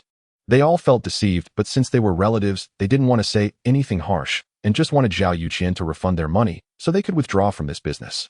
Having already received the money, Zhao Yuqian naturally did not wish to refund it and persuaded everyone to persist and try selling a bit longer. However, today's sales were even worse. The 10 people had barely sold 2 boxes, making it feel like a wasted trip. Now everyone couldn't sit still any longer, insisting that Zhao Yuqian refund their money. After much persuasion, Zhao Yuqian finally calmed them down, promising to get different goods for them to try, which eased their anger. However, when he mentioned changing goods to Tang Ning, he was clearly lacking confidence, afraid that Tang Ning would be upset and refuse to work with him. Even if I change your goods, they probably won't sell well. The problem doesn't lie with the goods. Zhao Yuqian's eyes widened, his mouth slightly agape. Then where does the problem lie? Previously, sales had been good, those workers had money and were willing to spend on new and interesting items. The solar-powered mini fans were a prime example, right? Logically speaking, with so many mosquitoes and summer mosquito coils should sell very well, yet how come they aren't selling at all? Zhao Yuqian was perplexed. Tang Ning tapped the table and calmly said, "The market." Zhao Yuqian scratched his head. What does that mean? In simple terms, there are too many goods and too few people. Everyone can't buy that much, so the goods won't sell. The demand is there. Even if you switch to other products, they probably won't sell well either. After all, Tang Gaoyuan and the others are currently selling happiness soda, and their sales are just average. Zhao Yuqian furrowed his brows. Then what should we do? Tang Ning took a sip of water and spoke softly. At present, the best solution is to explore new markets. If the Huai Mountain commune cannot absorb more, it will be up to you to visit other communes or the county town. Relatively speaking, the living conditions in the city are better, and their purchasing power is stronger than ours, making business relatively easier. The county town is only about 20 miles from Lutang village, and he can use intelligent stealth drones to set up monitoring points, ensuring that the patrol team cannot catch Zhao Yuqian and the others. Intelligent stealth drones can charge in the light and can work continuously without worrying about running out of power. The smart wireless intercoms are the same, with no distance limitations, allowing for constant communication and information exchange. Thinking of this, Tang Ning couldn't help but admire once more that the products from the system are truly excellent, completely alleviating his worries. Zhao Yuqian is a clever person, and after working with Tang Ning in business for so long, he understood immediately. Suddenly, everything became clear. I heard that the county town is under strict control. Is it too risky for me to go there with 10 people, especially since I am unfamiliar with the area? After all, I am bringing my relatives with me. If something goes wrong, I fear it might ruin our family ties. This matter must be approached with caution. Tang Ning was confident about this matter, as he had been contemplating the next steps since the afternoon. There are certainly risks, but high risks are often accompanied by high opportunities. You should first check with your subordinates. If anyone is willing to go to the county town to do business, take them to explore the market. If someone is truly afraid and unwilling to go, let them sell goods in the nearby communes. Even though the nearby market is nearly saturated, it doesn't mean everything cannot be sold, it just means the profits will be a bit lower. Zhao Yuqian nodded, taking it seriously. All right, I'll go back and hold a meeting with my family to see who is willing to accompany me to the county town. During this time, I have been following Tang Ning, making dozens to hundreds of dollars daily. Now earning just a little over $1 per night is no longer satisfying for me. He is definitely going to the county town to earn more money and build a brick house. With the rain pouring outside, his family's dilapidated house was leaking, soaking the bedding. Tang Ning said, "Moreover, we need to change our business model when we go to the county town." Upon hearing this, Zhao Yuqian sat up straight, looking at him with suspicion. What do you mean by changing? Isn't doing business just about proactively asking people if they need something? How do we change that? Tang Ning replied. We cannot just stand at the factory gate asking everyone if they need something, nor can we go door to door knocking. That would be too conspicuous. You should first bring 2 trustworthy brothers to scout the black market situation in the county town. We will sell our goods directly to the black market vendors who are well acquainted with the ins and outs there. By selling the goods to them, you won't have to take on such great risks, and the money will still come in. This was the safest method he could think of for now. By developing layers of connections, he would have people selling his goods without even leaving his home. In case someone gets caught, he could swiftly cut off ties with them to protect himself. Besides Zhao Yuqian, no one else knows of his existence, so even if someone wanted to expose him, they couldn't. Of course, Zhao Yuqian was an exception, or if he turned against him, it would take considerable effort to deal with it. However, after cooperating with Zhao Yuqian for so long, he had already understood Zhao Yuqian's character. The likelihood of this guy betraying him was extremely low. This is why he had only interacted with Zhao Yuqian among the outsiders, avoiding contact with Zhao Yuqian's family. Zhao Yuqian's eyes brightened and a hint of excitement showed on his face. You're right. We can sell goods to the vendors. Although the profits are lower, it's safer. Brother, you're really smart. I hadn't thought of that. At that moment, he admired Tang Ning even more. No wonder he could make so much money. His mind was indeed sharp. Tang Ning smiled, thought for a moment, and gave him another reassurance. You must remember to be careful when doing business in the county town. If by chance you fall into the hands of the patrol team, don't be too afraid. The county party secretary, Secretary Gao, is a friend of my uncle. As long as you don't speak carelessly, I have a way to get you out. Just keep this matter to yourself. Don't spread it around. If it becomes widely known, it would make things difficult for me. As the saying goes, one must never let down their guard. He was also worried that if Zhao Yuqian was truly caught and couldn't withstand the torture, he might expose him. Mentioning his uncle was also to give Zhao Yuqian some reassurance, making him aware of what to say and what not to say. Zhao Yuqian's eyes flickered, his heart tumultuous. His previous suspicions were finally confirmed. He had mentioned before that Tang Ning's strength was unfathomable. Without any backing, how could Tang Ning possibly acquire so many good things? Moreover, the last time Tang Gaoyuan and the others had been caught by the commune, they had only received a few lashes and were not sentenced, which suggested that someone had intervened to let them off lightly. It turned out that he had the county party secretary vouching for him. Thinking of this, Zhao Yuqian's resolve to support Tang Ning only grew stronger, his gaze firm, as if he were joining a party, repeatedly assuring, Brother, you know what kind of person I am. What I say today will stay with me. I won't tell anyone. I swear on my whole family, even if I am caught by the patrol team, I will never implicate you, brother, not even a word.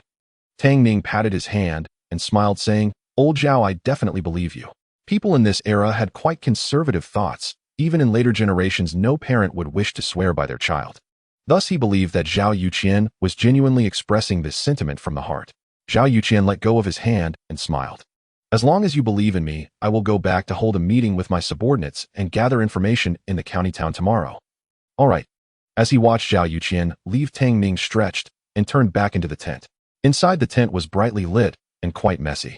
There were halved red bricks, mud splattered everywhere, workers' footprints, and wood scattered haphazardly. The workers were quite fast. The walls of the main house had already been built up to nearly 3 meters high. At this rate, in just a couple of months, he would be able to move into a new house. Life indeed held promise. Thinking that the system had not refreshed yet, he couldn't help but open it. Ding! Today's special lottery has refreshed as follows. Upon seeing the hot pot base, Tang Ning's eyes sparkled. Ever since he arrived in this world, he had not tasted hot pot, and at the sight of the base, his cravings were immediately ignited, making his mouth water. There was no shortage of vegetables at home, all given to him by the villagers who felt they had earned money by following him. Sweet potatoes, small greens, tomatoes, winter melons, and radishes were all plentiful. A few days ago, Feng Hui had even made radish balls and sent him a big bowl, which he had yet to finish. The balls, soaked in hot pot broth, were so delicious that they took his soul away with each bite. He still had fish in hand sliced into fillets. They were perfect for hot pot. Of course, osmanthus brown sugar tea was also quite delightful. In this era, brown sugar was a rare commodity, something women consumed during confinement. Selling it at a low price should be quite profitable. As for the other 3 options, Tang Ning chose to ignore them. He took out 25 yuan to recharge. Recharge immediately. His eyes were fixed on the hot pot base. He wasn't short on money right now and just wanted to enjoy a hot pot meal. Ding! Congratulations to the host for drawing 100 tons of diesel. Tang Ning's smile vanished. He stared blankly as the space cube lit up a grid, which opened automatically. Inside was 100 tons of diesel, the pungent smell filling his nostrils, all neatly packed in barrels. Each barrel weighed about 100 jin, making them easy to handle. Having drawn it, Tang Ning couldn't refuse. He could only accept it for now and see if it would be useful later. If not, the system could recycle it later, so it wasn't a big deal. After the draw, Tang Ning shooed the two little wolves into the next room, washed up, and went to bed. The next day, at 10:00 a.m., Tang Ning was squatting at the door with a bowl of rice, chatting with the workers while eating. Ding-ling-ling, ding-ling-ling. A series of bell sounds entered his ears, causing all the workers, including Tang Ning, to turn their heads. He saw Zhang Hongliang riding an old 2/8 bicycle with Lu Chong sitting behind. The mountain roads were bumpy and difficult to navigate. Lu Chong was bouncing behind, grinning and grimacing, a sight both amusing and chaotic. Despite its shabby condition, this 2/8 bicycle was the only one in the entire Lutang village. It was usually kept at the village office, available for anyone with an urgent matter to borrow, making it convenient for villagers to travel. As the 2/8 bicycle drew closer, Tang Ning's eyes flickered. If he remembered correctly, today was Jiang Xue's birthday, just in time to buy her a bicycle. He could also buy one for himself. While it wasn't as fast as a car, it was still convenient for travel, at least faster than the bus he took every day. Just as he was lost in thought, Zhang Hongliang and Lu Chong stopped in front of him. The workers greeted them warmly. "Secretary Village Head, what are you up to so early?" Lu Chong jumped off the bicycle, rubbed his almost jostled backside, and waved with a grin. "Nothing major, just get back to work." He shot a glare at Zhang Hongliang. "You old rascal, were you doing this on purpose? Why take the bumpy road when there's a good one? You've made this old bone of mine rattle to bits." The bicycle's kickstand was broken, forcing Zhang Hongliang to lean it against a tree. Hearing Lu Chong's words, Zhang Hongliang looked at him with an innocent face. "But the road is full of bumps, I couldn't avoid it. You asked me to ride with you, but you couldn't handle it." Watching the two bicker like children, Tang Ning shook his head in amusement. Standing up from the ground, he called out, "Uncle Hongliang, Uncle Lu, come sit inside." The two rode the bicycle, clearly having just returned from outside the village. Tang Ning guessed they must have gone to a few nearby villages to discuss selling compound fertilizer. After all, he had just spoken to Lu Chong about selling compound fertilizer the day before. Apart from that, Tang Ning couldn't think of any other reason for them to come looking for him. Zhang Hongliang and Lu Chong immediately stopped their playful banter and followed Tang Ning into the room, sitting on the bench. As usual, Tang Ning poured them each a cup of warm water and brought out a sliced watermelon. "Uncle, have a piece of watermelon to cool off." It had been quite hot after a series of rainy days. Standing outside for a while without doing anything made him sweat all over. Having run around several villages that morning, Zhang Hongliang and Lu Chong were already soaked in sweat. Upon seeing the chilled watermelon, their eyes lit up, and without hesitation they grabbed a piece and started eating eagerly. After consuming 2 pieces of watermelon, they finally felt the heat dissipate a little.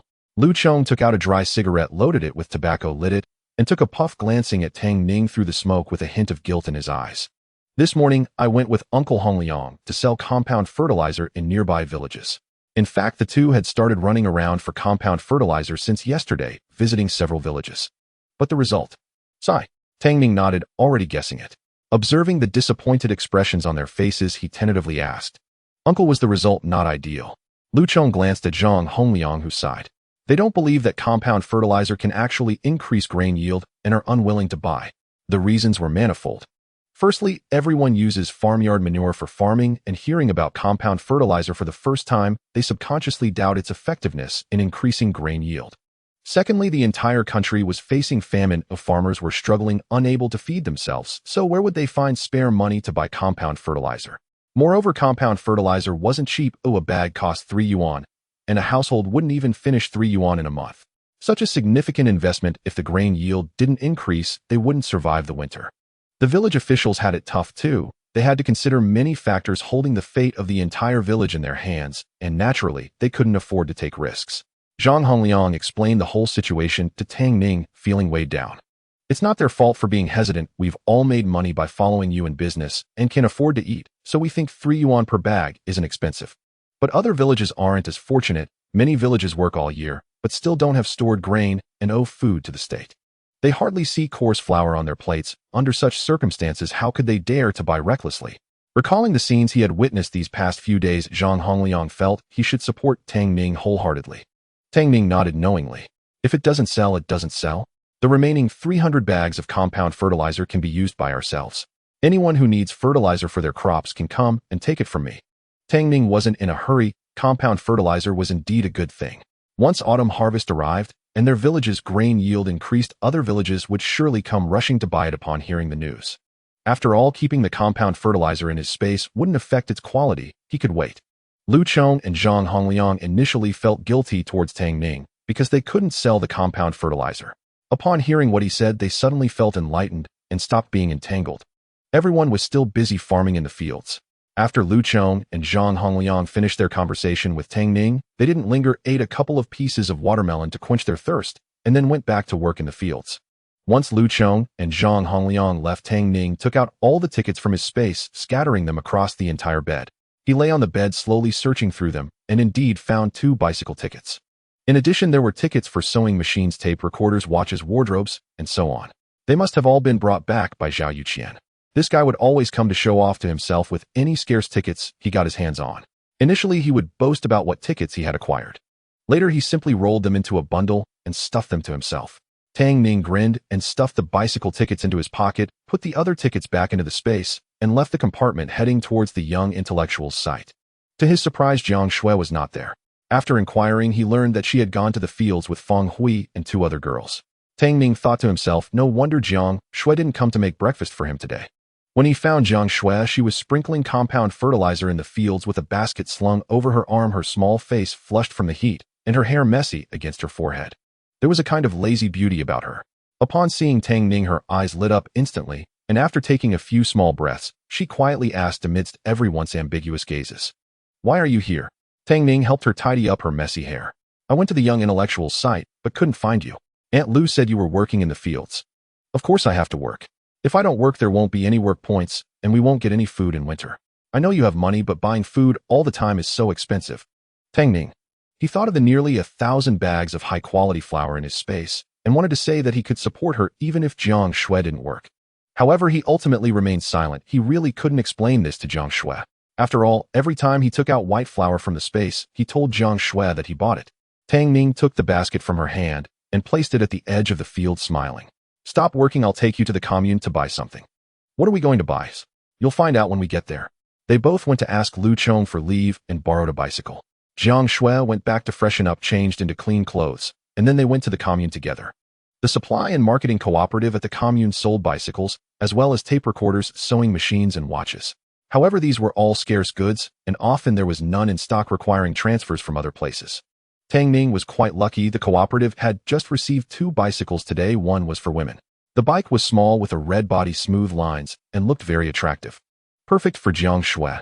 The other one was a classic black bike, shiny with a mirror-like finish reflecting people's shadows clearly. "Comrade, how much is that bicycle?" The salesman looked up at Tang Ning, and then at the women's bicycle he was pointing at, muttering, 159 plus 1 bicycle ticket. Tang Ning nodded. "And what about that classic black bike?" The salesman became a bit impatient since he only asked about the price, rolling his eyes. 169 plus 1 bicycle ticket. "I ask you, are you buying or not? If not, don't ask so many questions here. Can't you see I'm busy?" Just as Tang Ning was about to speak, he was interrupted by a sharp reprimand. Turning around, he saw a 30-something female salesman walking towards them with a frown. Tang Ning recognized her. She was the female salesperson who served them last time when he brought Jiang Xue to buy clothes. Zhang Lu first smiled apologetically at Tang Ning, then sternly reprimanded the bicycle salesgirl. "Xiao Zhu, how can you serve customers like this? Have you forgotten what the director said in yesterday's meeting?" The girl named Xiao Zhu just opened her mouth, but didn't dare to retort. After finishing the reprimand, Zhang Lu politely turned to Tang Ning and Jiang Xue. "Are you 2 here to look at bicycles? Which one do you like? I can bring it out for you to experience up close." Zhang Lu greeted them warmly yet courteously. She had a very deep impression of Tang Ning. When she first served him, she assumed he was poor and looked down on him. However, that day Tang Ning spent over 20 yuan in the store, completely refreshing her worldview. When Tang Ning came to buy things after getting engaged, she happened to serve him again, and that day Tang Ning spent more than 100 yuan buying 6 sets of sheets and pillowcases. Due to her excellent performance, the director directly promoted her. Therefore, as soon as she saw Tang Ning, she hurried over and coincidentally heard Xiao just sarcastic remarks towards him. Xiao Zhu, being a new employee, didn't recognize Tang Ning, and fearing that she had offended him, she quickly reprimanded her. Tang Ning was well aware of the typical behavior of these salespeople and didn't take it to heart. Pointing at both bicycles, he said calmly, "I'll take both." Jiang Xue was startled and quickly tugged at his sleeve. "You want to buy a bicycle? One is enough."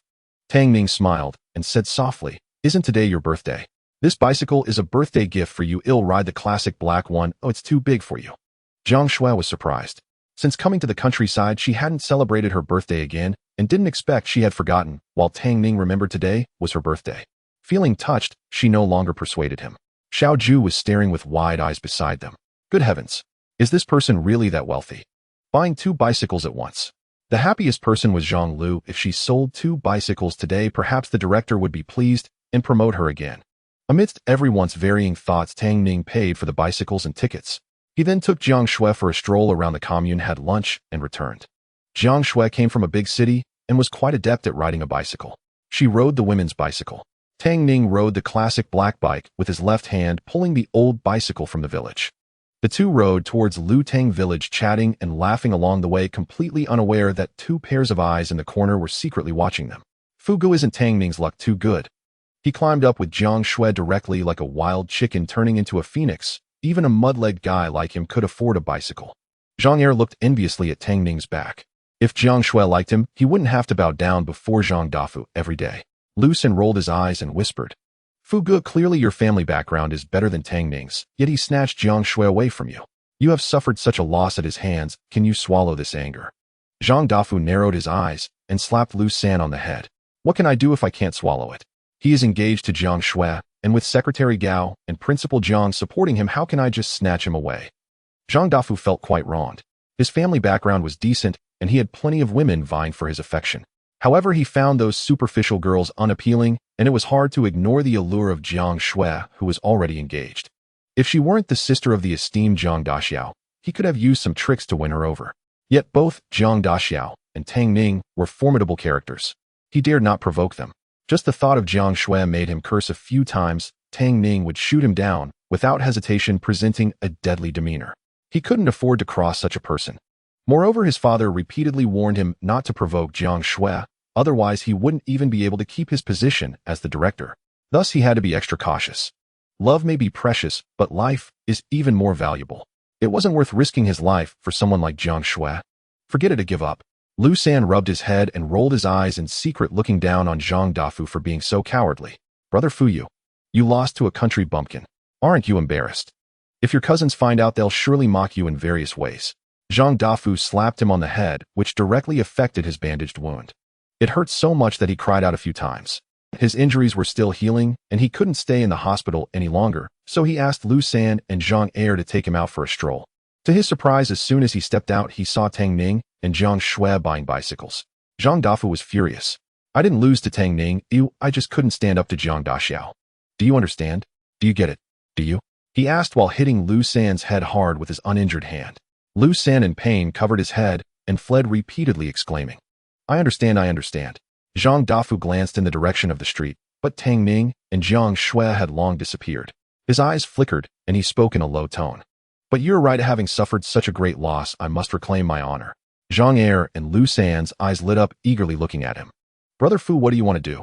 Just give the order. Zhang Er and I are willing to go through fire and water for you. Zhang Dafu's face darkened as he gritted his teeth. I want to invite Tang Ning to dinner.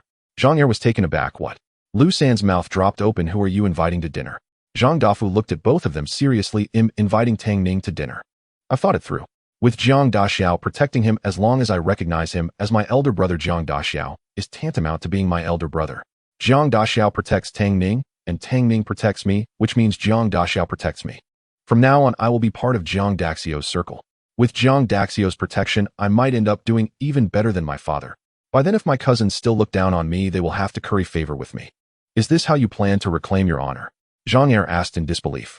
By aligning with Jiang Daxiao, haven't I reclaimed my honor in front of my cousins? Zhang Er and Lu San were speechless. The three of them were unaware that Tang Ning and Jiang Xue were oblivious to their conversation. As the two rode bicycles back to Lutang village, the villagers had just finished their work. Men and women carried hoes and baskets with their pants rolled up to their calves, their feet and legs covered in mud. Upon seeing the two return on bicycles, they swarmed around them.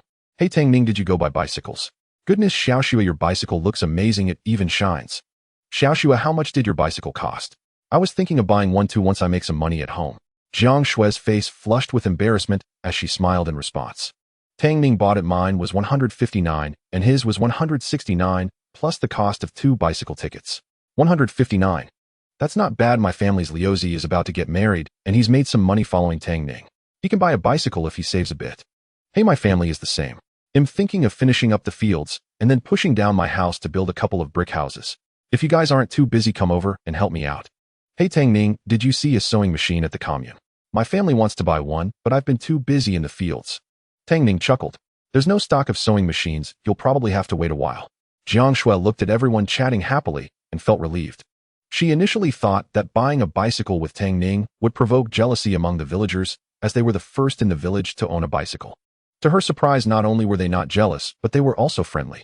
After all, Tang Ning had helped everyone make quite a bit of money, and now their living conditions had improved. Many families could now afford bicycles and sewing machines, so naturally they wouldn't envy her. Watching Tang Ning chat with everyone, Jiang Xue felt her heart race a bit faster. After bidding farewell to the villagers and returning the old bicycle to the team office, they rode back to the tent together. The workers had already gone home for dinner, and two little wolves were lying at the entrance guarding their home. Upon seeing them return, they jumped up excitedly and curiously sniffed the bicycle with their front paws. Tang Ning patted Deeping's head and pushed the bicycle inside the tent. Jiang Xue followed closely behind. After playing with Deeping and Erbying for a while, they began to prepare dinner. Jiang Xue wanted to follow him into the kitchen, but was pushed out by Tang Ning. Today is your birthday, you rest, I'll handle it. This was the first birthday he spent with Jiang Xue. In his heart, he wanted to enjoy a world of just the two of them, so he didn't invite Feng Hui and others. Jiang Xue, with a happy smile on her face, couldn't help but lean in to kiss him gently. I want to be with you. Tang Ning couldn't resist her coquetry and kissed the back of her head. After the kiss, the two sweetly continued to cook. Dinner consisted of oil-braised eggplant, steamed base, scallion tofu, and braised pork. The staple food was longevity noodles. At this time, there was no cake, and Tang Ning couldn't bake, so he took out 6 pieces of sponge cake, arranged them on a plate, and placed a candle on top, considering it a birthday cake. They sang the birthday song together. Jiang Xue, with teary eyes, made a wish. After the meal, the two sat in the tent, gazing at the moon. Tang Ning opened the tent to a panoramic view. Jiang Xue leaned her head on Tang Ning's shoulder and said softly, Tang Ning, I miss my parents. Shall I accompany you to Beijing to see them? Jiang Xue's eyes glistened with tears as she sniffed and replied softly, okay.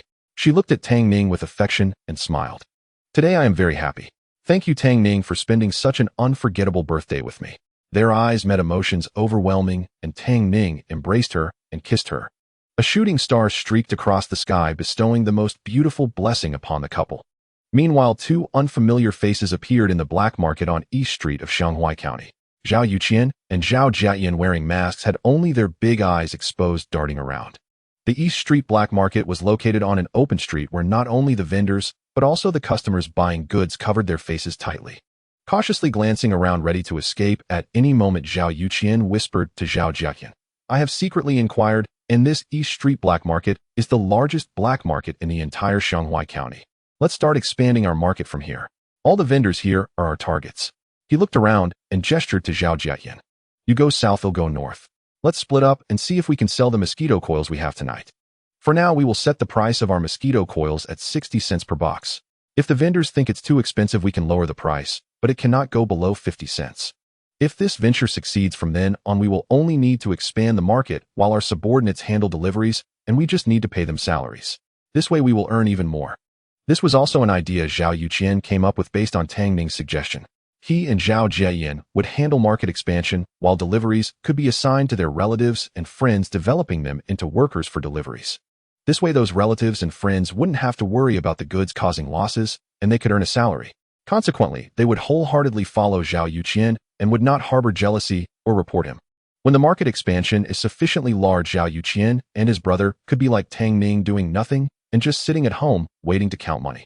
Thinking of this, a dreamy smile appeared on Zhao Yuqian's face. Zhao Jiayan nodded excitedly. Brother, I understand. I will listen to you completely. The two split up. Zhao Yuqian spotted a vendor selling grains and approached him with a smile. Brother, want to smoke? Facing the vendor's cautious gaze, he first pulled out a pack of Deqianmen from his pocket and offered it to the vendor. The vendor's wariness immediately vanished, replaced by a friendly smile. He took the cigarette from Zhao Yuqian, placing it behind his ear, and silently asked, Brother, what do you want to discuss? Zhao Yuqian glanced around and replied in a low voice, Brother, I have a lucrative deal. I want to cooperate with you. Seeing the vendor's gaze turn cautious again, Zhao Yuqian quickly pulled out a box of non-toxic mosquito coils from his backpack. Brother, I have a batch of mosquito coils at a low price. Let me know if you need them. I guarantee these sell better than your grains. I've tried them myself. Each box contains 40 plates. Once lit, they are non-toxic and smoke-free, not irritating to the eyes, yet they kill off mosquitoes and small flies in droves. There won't even be a single fly left in the room. He passionately promoted the product to the vendor mimicking Tang Ning. Having already surveyed the area, he noticed the vendor's business wasn't doing well, which is why he chose to pitch to him. The vendor looked at the mosquito coils with suspicion. Is this really as good as you say? Zhao Yuqian, being bold, immediately opened a box, took out a plate, lit it, and placed it at the vendor's feet. What I say may not be as convincing as you trying it yourself. I've already been bitten a dozen times on my legs. Right now, check if there are any mosquitoes near your feet. Zhao Yuqian was no longer the same Zhao Yuqian as before. Previously, he wouldn't have dared to open a box of mosquito coils for a customer to try. However, now he had plenty of mosquito coils and wasn't short on money, so wasting one box wasn't a big deal. After all, to win over customers, one had to speak with facts. After the mosquito coils were lit, the vendor was astonished to find that there were indeed no mosquitoes around him. Zhao Yuqian took out a flashlight from his backpack and shone it on the ground. In just this short amount of time, a bunch of mosquitoes had already fallen on the ground. Some were completely dead, while others had just been affected, dazed, and struggling aimlessly on the ground. In addition to the mosquitoes, there were even a few big horseflies. These things are quite fierce and sting painfully. The vendor was utterly astonished. My goodness, it can even kill horseflies. That's impressive. He seemed to sniff out a business opportunity, his eyes fixated on the lit mosquito coils on the ground. He quietly asked, "Brother, how do you source these mosquito coils?" Zhao Yuqian smiled. "Cheap, 60 cents per box, no restrictions on tickets, as long as you have 2 tickets. His initial purchase price from Tang Ning was 40 cents, selling them for 60 cents wholesale, leaving himself a profit of 20 cents. As for tickets, Tang Ning only required 1 from him, and he collected 2 from the vendor, which wasn't too much. This 20 cents would also have to be shared with the delivery workers, so after deducting these costs, his profit wasn't substantial. But since they were just starting out, making a little less was fine. Accumulating a customer base would yield more profits later." The vendor took a sharp breath. 60 cents with tickets? That seems too expensive. Not expensive, brother. I was retailing at 80 cents per box before, and everyone was scrambling to buy. The vendor interrupted him skeptically. If they sell so well, why don't you sell them yourself? Zhao Yuqian was taken aback, his expression changed. He lit a cigarette for himself, took a deep drag, and exhaled a puff of smoke, speaking in a low tone. "Brother, you don't know my boss above took off with my sister-in-law." A story filled with mystery, horror, love, and betrayal was narrated successfully, bringing tears to the vendor's eyes. The vendor wiped his tears, empathizing. My wife also left me for my brother-in-law, because I was poor." Zhao Yuqian sighed, pulling out another cigarette, lighting it, and offering it to the vendor while patting his shoulder in sympathy. "Smoke this. After finishing this cigarette, let's sell mosquito coils and make a fortune. Let those women who look down on us think twice about climbing up to us. My story was purely fabricated, but you, my friend, truly got the green hat. How miserable." The vendor, invigorated, wiped away his tears, clenched his fists, and declared, "You're right, brother. I can't continue being so pathetic. I need to make money. With money, what kind of woman can I find? Give me 20 boxes of those mosquito coils for now." Zhao Yuqian broke into a big smile. "All right." After exchanging money for goods, Zhao Yuqian looked at the vendor and said, "Brother, if you want more goods, next time you can go under the big bridge 2 miles east of the black market. Even if I'm not there, my brothers will supply you." Before coming here, he had already familiarized himself with the routes and buildings near the black market. The vendor busily arranged the newly acquired mosquito coils on his stall, responding without looking up. Zhao Yuqian grinned, stood up, and scanned the area, quickly spotting Zhao Jiaxian stuffing money into his pocket. Their eyes met, revealing a tacit understanding and a shared smile. Continuing to search for the next customer. As the sun rises and sets, another day passes. Jiang Xue did not expect Tang Ning to actually take her back to the capital. Around noon, he really did pull her to ask the village chief for leave to return. Seeing the brigade headquarters close at hand, she quickly grabbed Tang Ning's arm. "Tang Ning, it's a busy time now. Isn't it inappropriate for us to take leave to go back to the capital?" Although she missed her parents very much, it was the busy farming season after all, and everyone was rushing to plant. If she took leave now, it would feel like she was slacking off, which made her feel guilty. Tang Ning grinned. "Didn't you say yesterday that you missed your uncle and aunt?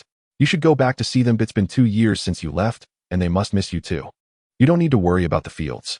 With your small frame, whether you're here or not, everyone can manage to plant the crops." His last 2 sentences were said in a joking tone. Jiang Xue initially felt a bit burdened, but upon hearing his words, she immediately became indignant, placing her hands on her hips and pretending to be spoiled. "Who says that? I'm also very capable, okay?" Just then a chuckle interrupted them from behind. Tang Ning and Jiang Xue turned around in unison to see Lu Chong and Zhao Hongliang standing at the entrance of the brigade headquarters, watching them flirt. Jiang Xue's face instantly flushed red like a ripe apple, both pink and tender. Lu Chong flicked the cigarette in his hand and looked at Tang Ning. "What are you two up to this early?" Tang Ning chuckled. and walked towards them with Jiang Xue. Uncle Lu, Uncle Hongliang, we want to ask for a leave. Lu Chong and Zhao Hongliang exchanged glances. Leave? Tang Ning immediately explained the situation to them. Zhao Hongliang glanced at Jiang Xue, then at Tang Ning, smiling. Comrade Jiang Xue has lived with us for over 2 years, never fearing hardship or toil, always at the forefront of everything. We all see that clearly. Having been away for so long and not visiting home during the holidays, it's only right for her to go back and take a look. We'll approve this leave for both of you. In this era, the collective production labor model required a formal leave request with approval and a stamp to take time off work. Without such a request, it was impossible to buy a train ticket. Even if one managed to board a train, they would be kicked off. Lu Chong naturally had no objections, but he suddenly thought of something. If you go to the capital with Jiang Xue, what will happen to our village's business? Although everyone was busy planting now, each family would still send out one person to do business to earn some extra cash. Moreover, when they were out doing business, Tang Ning was responsible for keeping watch and would notify everyone promptly if anything happened. Thus, everyone had developed a reliance on Tang Ning. With him suddenly going to the capital, Lu Chong felt uneasy, sensing instability. Hearing this, Zhao Hongliang and Jiang Xue turned to look at Tang Ning. Tang Ning smiled. I thought about this yesterday. While I'm away, you all can handle the goods you have on hand. Just don't go out selling for now. I'll focus on planting the crops first. I still have some goods piled up there. When someone comes to pick them up, I'll trouble everyone to help with the delivery. I'll pay everyone daily. Zhao Yuqian had already gone to expand the market. He would likely need restocks from time to time, and the villagers could help pack and deliver. Lu Chong nodded. There really was no better solution. He certainly couldn't stop Tang Ning from going to the capital, especially since Tang Ning had already gotten engaged to Jiang Xue. It was only proper for him to meet the parents of his fiancée. That works. After thinking for a moment, Tang Ning took out 1,000 yuan from his pocket and handed it to Lu Chong. Facing Lu Chong's surprised gaze, he said softly, Uncle, take this 1,000 yuan first. Please keep an eye on my house. If you need any materials, don't hesitate to buy what's necessary regardless of the cost. Also, don't withhold anyone's wages. Everyone should be paid on time. This 1,000 yuan was reserved for Lu Chong, as he didn't know when he would return from the capital. In case money was needed here and he couldn't send it back in time, it would delay matters. Moreover, after dealing with Lu Chong for so long, Tang Ning was well aware of what kind of person he was. Giving him the money made Tang Ning feel at ease. Furthermore, with Zhang Hongliang nearby, keeping watch, this money was essentially entrusted to the village for safekeeping. After all, they were counting on Tang Ning to help everyone do business together. Seeing that he had considered everything, Lu Chong nodded and accepted the money. All right, you two come inside, I'll issue you the leave certificate. The certificate was easy to issue, and soon Tang Ning and Jiang Xue came out of the brigade headquarters holding the leave request and certificate. Jiang Xue looked at the leave request in her hand, feeling somewhat dazed. Am I really going back to the capital?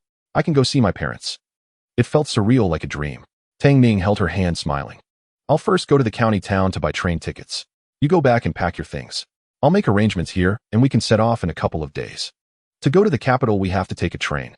The Huai Mountain commune doesn't have a train station. However, there is a transfer station in Xianghuai County where we can buy tickets and take the train. We'll need to change trains 2 or 3 times to reach the capital. The entire journey would take about 2 to 3 days at best, or even 4 to 5 days, or a week at worst. Although the time was long, with the beauty by his side and the scenery to enjoy along the way, he was still looking forward to it. Besides, he wasn't short on money. Buying 2 sleeper tickets meant he could lie down comfortably and sleep when tired, waking up to admire the scenery with Jiang Xue, which was a kind of romance in itself. Jiang Xue's eyes turned red with excitement upon hearing this. She nodded repeatedly, tears streaming down as she blinked. Okay. Tang Ning sent Jiang Xue back to the female youth dormitory, took her household registration book, and returned to the tent on his bicycle. It would take about 4 hours to ride a bicycle from Lutang village to Xianghuai County. Tang Ning had prepared for the possibility of not making it back that night and spending the night in the county. There was no choice that this time transportation was backward. It was either the 11 bus or ox carts. Even with bicycles, the speed was equally slow. Unlike later generations where cars made travel fast and convenient. However, Tang Ning had grown weary of the fast-paced life of the previous generation. Now he truly enjoyed the slow-paced life, relying on letters for communication. Before he could return to the tent, Tang Ning noticed a jeep parked in front of his house from afar. 3 young men stood in front of the jeep, one of whom had a bandage wrapped around one of his legs, tiptoeing to avoid putting weight on it. Another arm and his forehead were also bandaged. With his monkey-like posture, he looked somewhat comical yet pitiful. However, Tang Ning didn't feel pity because those injuries were inflicted by him. Tang Ning frowned at Zhang Dafu and coldly questioned, "What are you doing here?" He went to ask for leave with Jiang Xue not watching the surveillance, so he was unaware that Zhang Dafu had come over. In that moment, many thoughts flashed through Tang Ning's mind. Could it be that one of the brothers who went out to do business got caught? Or perhaps Zhang Dafu was coveting Jiang Xue got shot at by him, publicly bowed to apologize, harbored resentment, and specially came to cause trouble. Zhang Dafu was startled by him and turned around abruptly to see Tang Ning squinting at him with a dangerous gaze. He quickly stood straight, but accidentally touched his wound, gritting his teeth in pain without daring to make a sound. Instead, he was sweating profusely, looking at Tang Ning with a flattering expression and called out in a high-pitched voice, "Brother Tang Ning, I came to invite you to dinner." Tang Ning was irritated by his affected voice, causing a shiver down his spine, and goosebumps immediately covered his body. "Are you sick?" Family members who can understand. A burly man acting cute is unbearable for anyone. Is this thing even human? Not long ago, he was arrogant while harassing Jiang Xue. What turned him into this state? Zhang Er and Lu Sen were also frightened by Zhang Dafu covering their mouths to avoid throwing up. Zhang Dafu looked aggrieved, but finally returned to normal. He limped toward Tang Ning and sincerely said, "Brother Tang Ning, I'm here to apologize for my previous recklessness. I would like to invite you and Jiang Xue to dinner as a token of my apology." Tang Ning couldn't figure out what his intentions were and instinctively refused. "No need, you already apologized last time. I shot you twice and our previous grudges have long been settled." He paused and added, "Besides, you are obviously older than me, don't call me brother." He's not a delicate little beauty. Being called brother. Tang Ning sends chills down his spine. Hearing this, Zhang Dafu became anxious and quickly blocked Tang Ning's way. Okay, whatever you say. But Tang Ning, I truly want to invite you to dinner and sincerely want to be friends with you. I have already given up on Jiang Xue. Don't worry, I absolutely won't pester her again. He was so anxious he was scratching his ears and cheeks, almost swearing to the heavens. Tang Ning paused, looking Zhang Dafu up and down. Surprisingly, he discovered that this guy really had no ulterior motives. Could it really be that he just wanted to be friends? Since he showed good intentions, Tang Ning saw no reason to keep his guard up. After all, Zhang Dafu was backed by Zhang Er, the director of the commune. If he could befriend Zhang Dafu, it wouldn't be a bad thing for him. Thinking of this, Tang Ning nodded in agreement. Seeing this, Zhang Dafu's eyes lit up, and he quickly signaled Lu San to open the car door to let him in. The few of them went to pick up Jiang Xue at the female educated youth point and headed towards the commune. Zhang Dafu invited them to dine at the largest state-run restaurant in Huai Mountain Commune.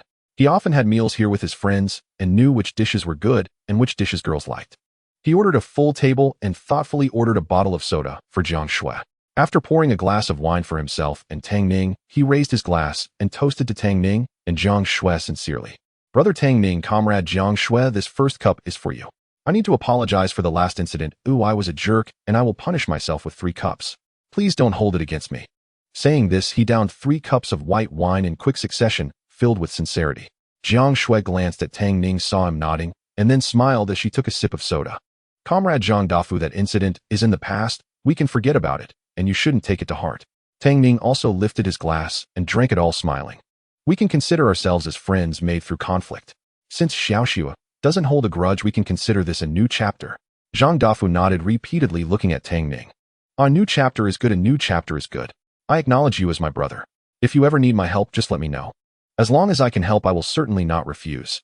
After a few rounds of dishes and drinks, even Zhang San and Lu Er put aside their grievances and started calling Tang Ning their brother.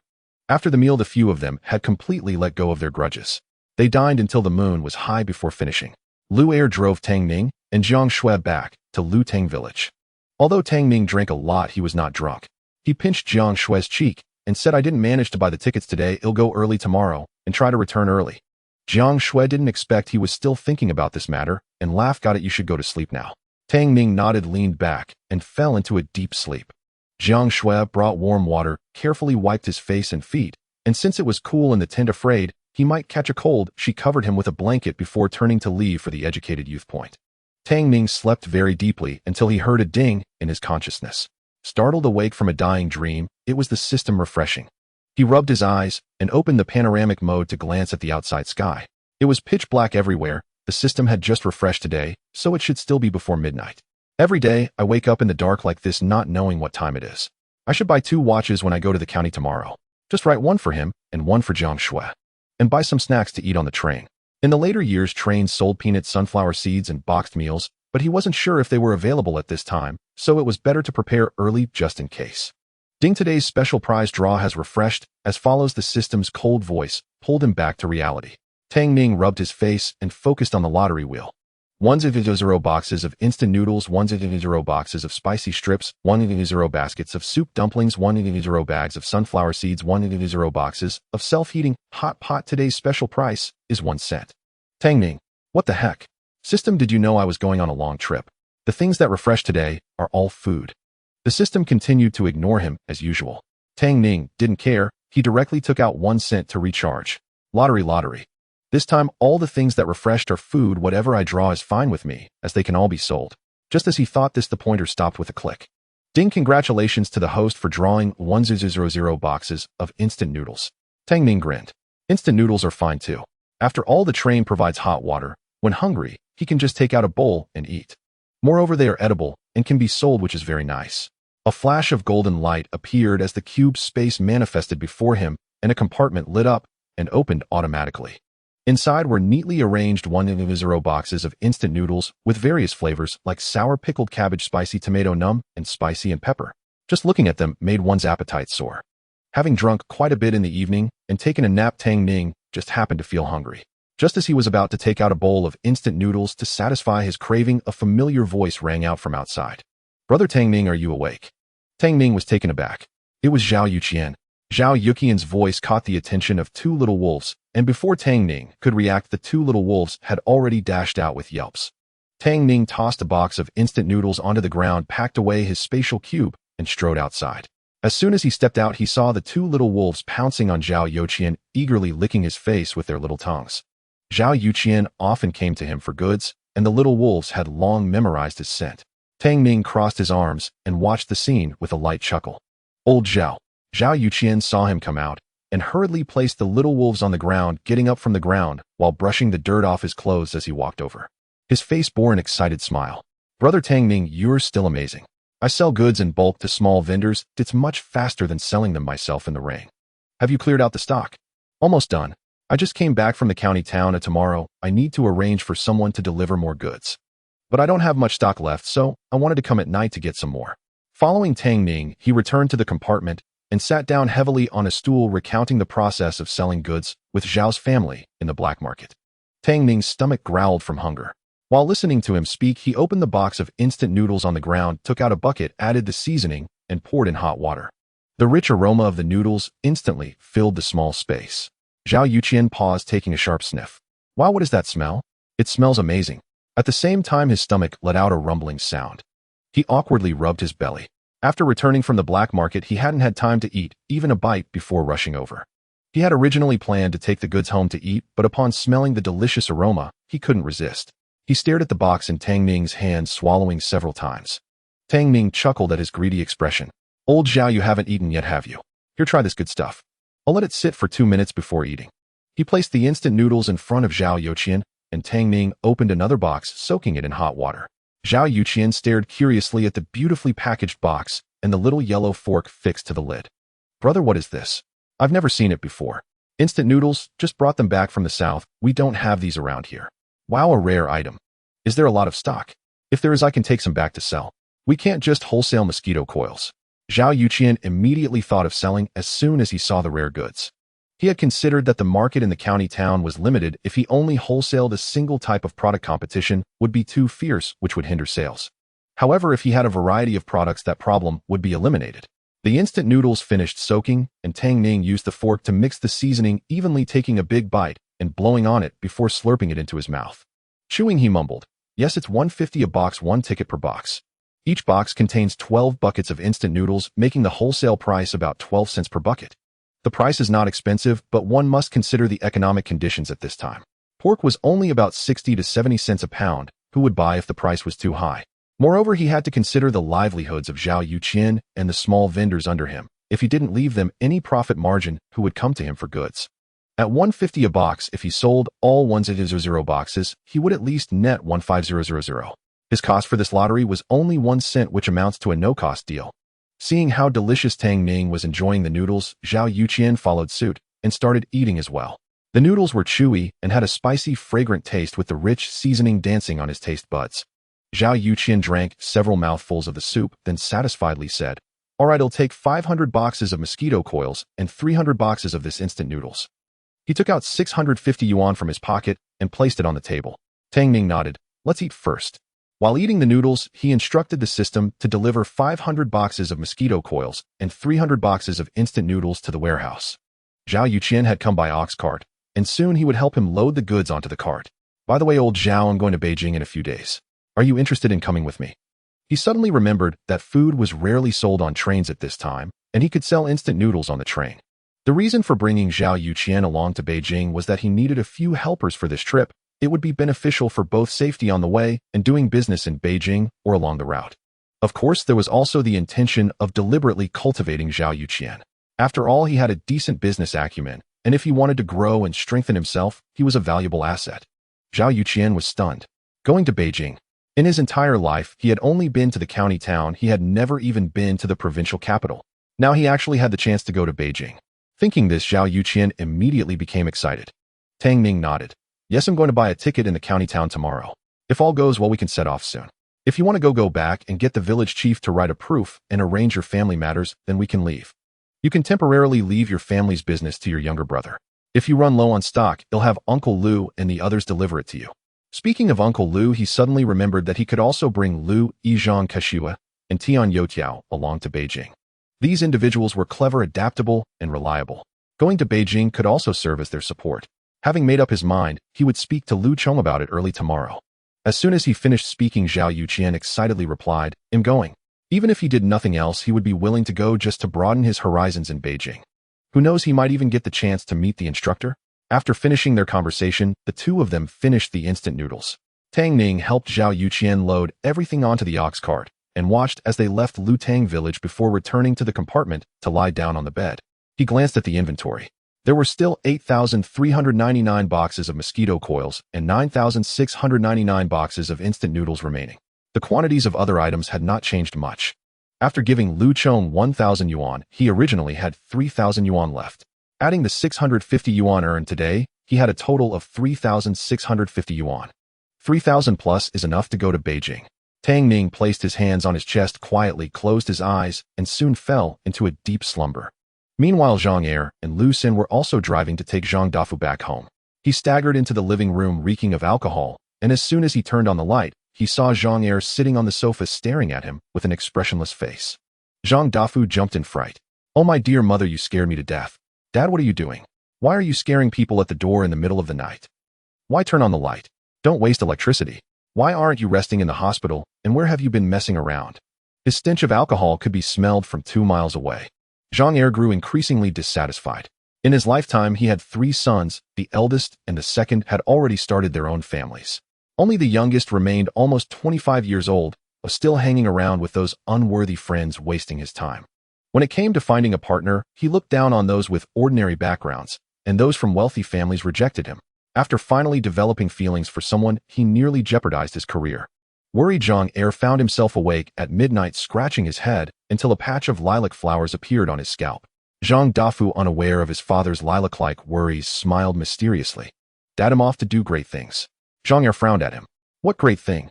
It was good enough if this kid didn't get into trouble. What could he possibly do that was great?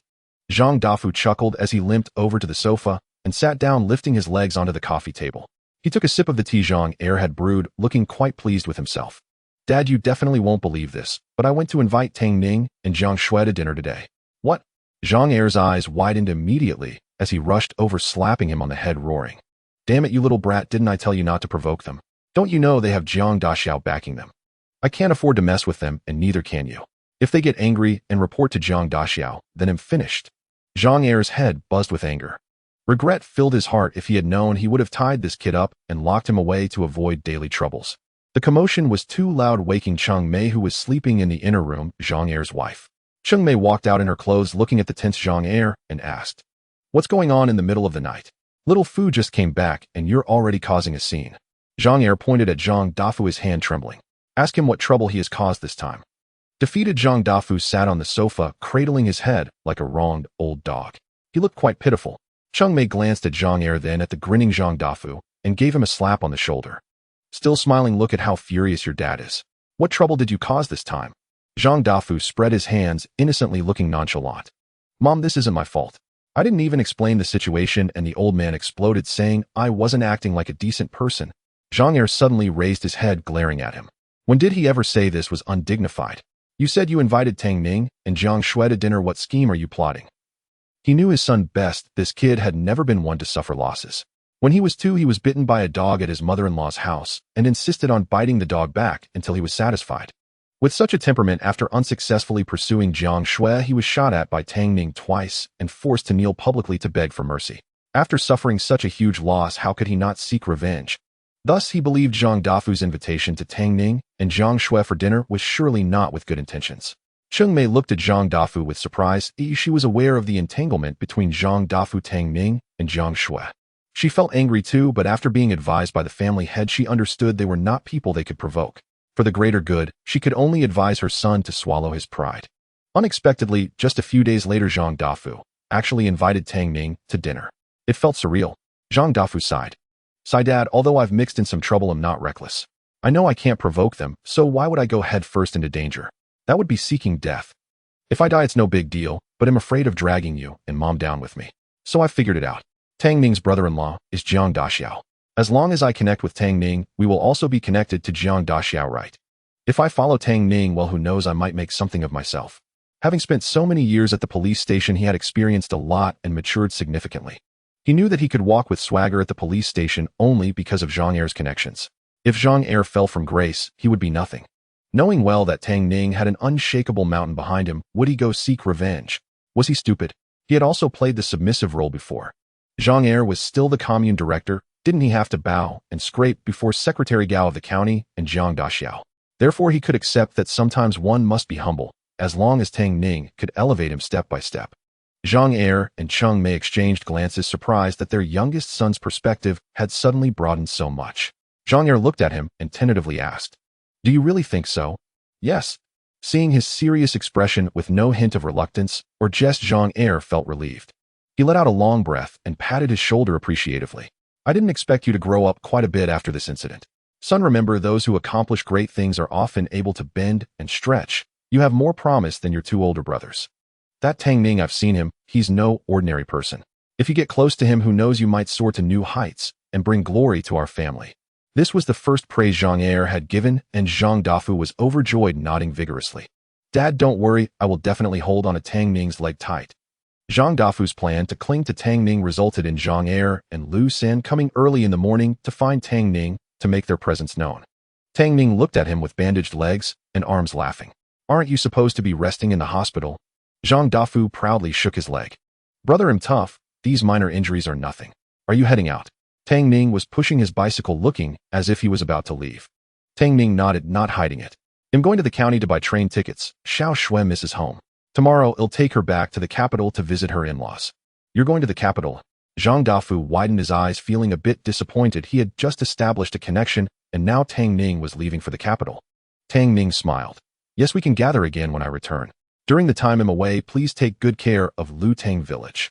I don't mind other things, but I'm worried some villagers might lose control and secretly engage in business. If they get caught by the commune folks while I'm away, it won't be good for them." He greeted Zhang Dafu. If anyone was caught for speculation and saw they were from Lu Tang village, at least Zhang Dafu would take care of them.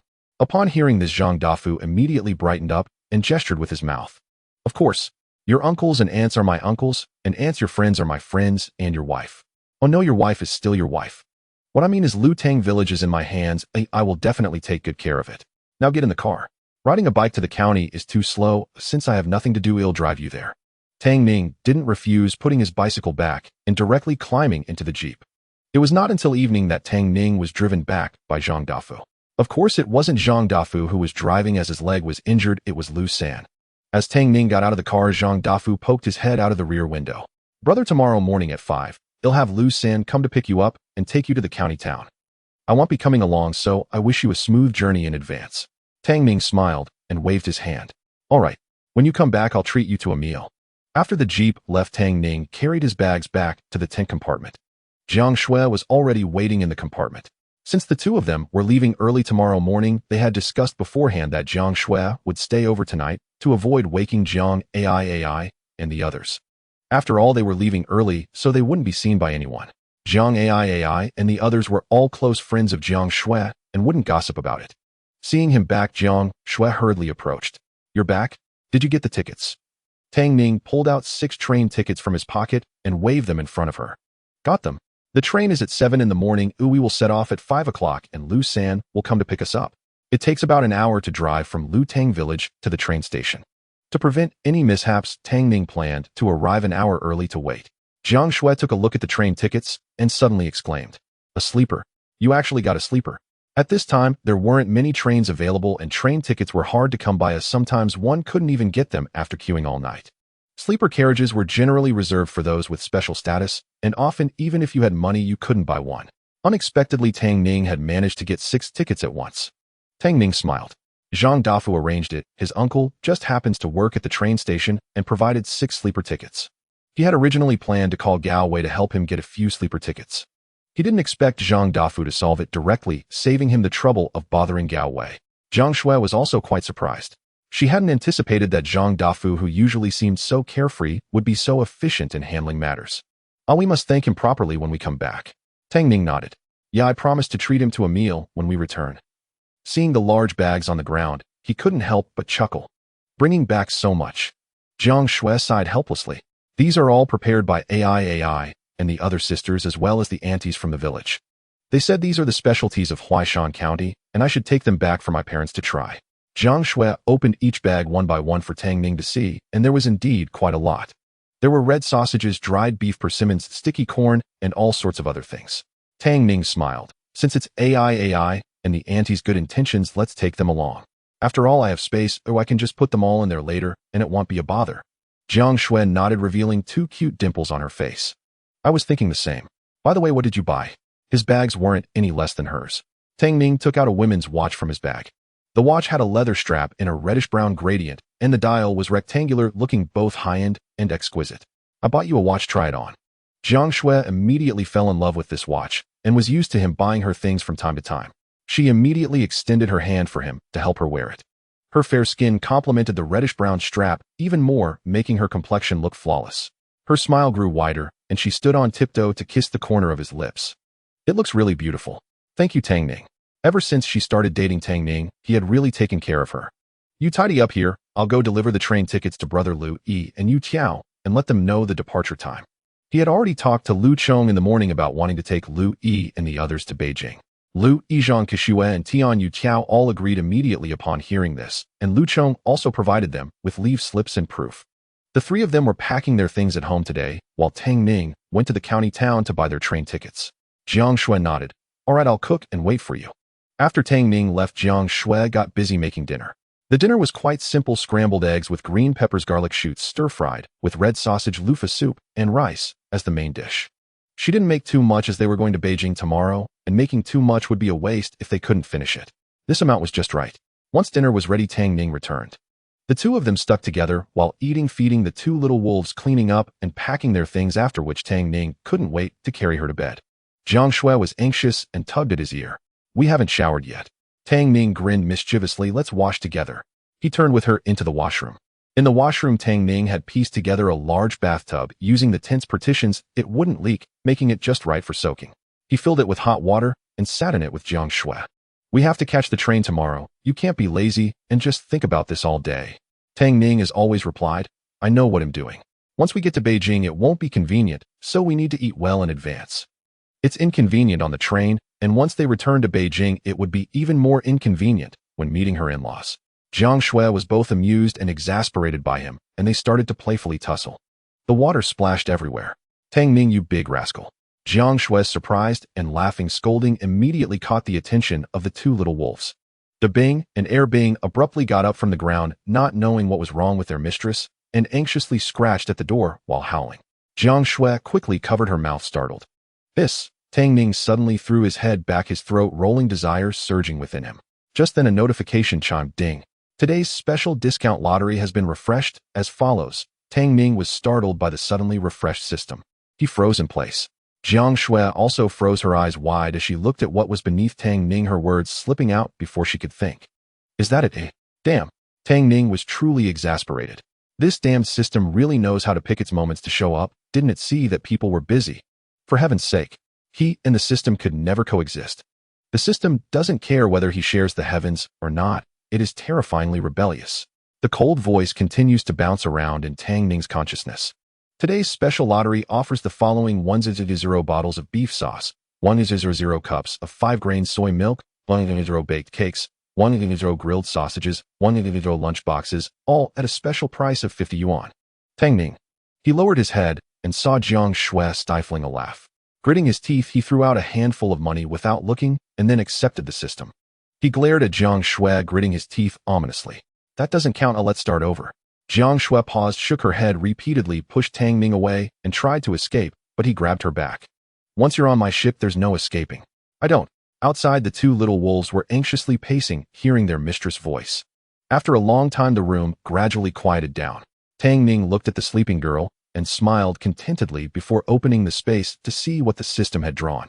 A burst of golden light flashed, and a compartment automatically opened, revealing 100 lunchboxes. The lunchboxes were large, containing both vegetables and meat: braised beef, braised pork, shredded potatoes, scrambled eggs, with tomatoes, spicy chicken, and fish-flavored shredded pork. Each portion was paired with 3 dishes. They were still steaming when taken out, and the ingredients were fresh, clearly just cooked. Tang Ning's eyes lit up. With the lunchboxes, they wouldn't have to eat instant noodles every day during their 7 days on the train. After all, while they could indulge in it occasionally, daily consumption was unbearable. Not only is it prone to causing heat, but it also lacks nutrition. Tang Ning lay back with one hand behind his head, holding his beloved with the other. Thinking about the timing of the system's refresh, he couldn't help but complain. System brother, you're already a mature system. Can't you show a little more insight next time? Though the system and he were on equal footing, its sudden appearance could easily startle someone. For the sake of future happiness, he needed to have a good talk with the system. However, after he posed his question, the system remained silent for a long time. Tang Ning. All right. After being busy all day, he was indeed tired and fell asleep shortly after. From Shanghai County to the capital, they needed to change at least 2 trains to reach the capital. They needed to take a train from Shanghai County to Xinxing, then transfer to another train to the capital. Just the travel time would take 3 to 4 hours plus breaks for transfers, making it at least 3 or 4 days. At this moment, Tang Ning, along with Zhao Youqian, Lu, Jiang Xue, and Yu Qiao, struggled through the crowd, carrying large bags to protect Jiang Xue, finally managing to board the train and find their sleeper. The 6 of them were in the same carriage with their positions connected for mutual support. Tang Ning and Jiang Xue took the lower bunk, while Zhao Youqian and the others were in the upper bunk, essentially creating a small, independent space for the 6 of them. Zhao Youqian placed a large bundle on the floor, panting heavily, and grumbled, "Damn, getting on a train feels like going to war. I'm soaked in sweat."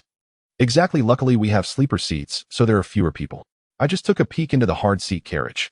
Goodness, people could be stacked up, and the aisle was filled with people with no space to step. Didn't you see? Many people climbed in through the windows when boarding. This was their first trip far away, and their expressions showed nervousness, excitement, and curiosity. Once the conversation started, it couldn't be stopped. Tang Ning pulled out 6 bottles of soda from the big bag, actually from the space, and handed one to each with a smile. With so many people on the train and all sorts of characters, it's good that we're together for support. Everyone stay alert tonight. Let's drink some soda to cool off first. There were many pickpockets on the train, and they were carrying a lot of things.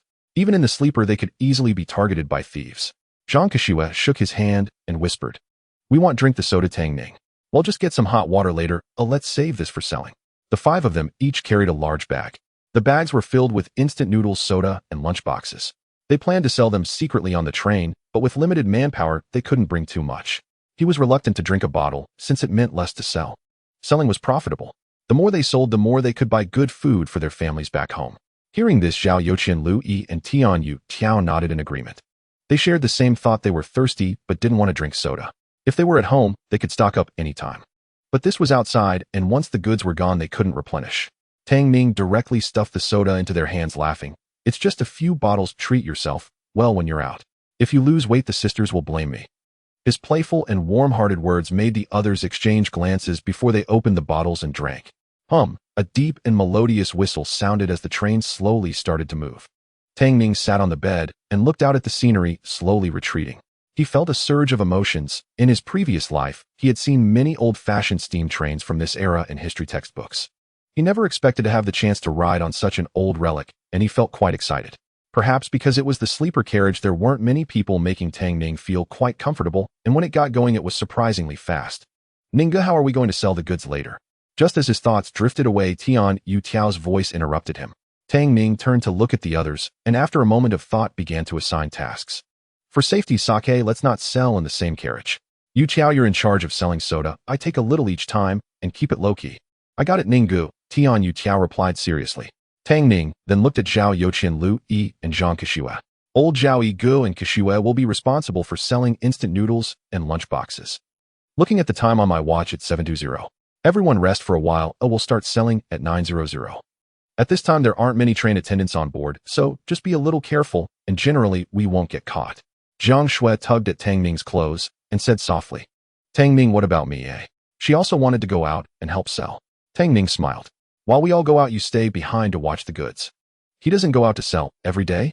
Right after boarding the train, he needed to scout the situation first. Moreover, there were all sorts of people on the train. Yesterday, he heard Zhang Dafu mention someone who had stabbed someone on the train.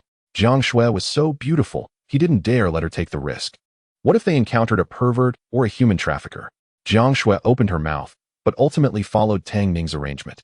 What he said made sense. They couldn't take too much at once, and if no one was watching the goods, what would happen if they got lost? The sound of a train echoed, woo woo, rumble rumble.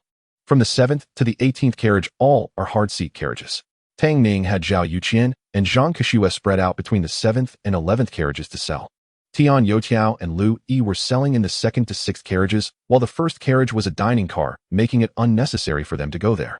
Tang Ning went to the 12th to 18th carriages.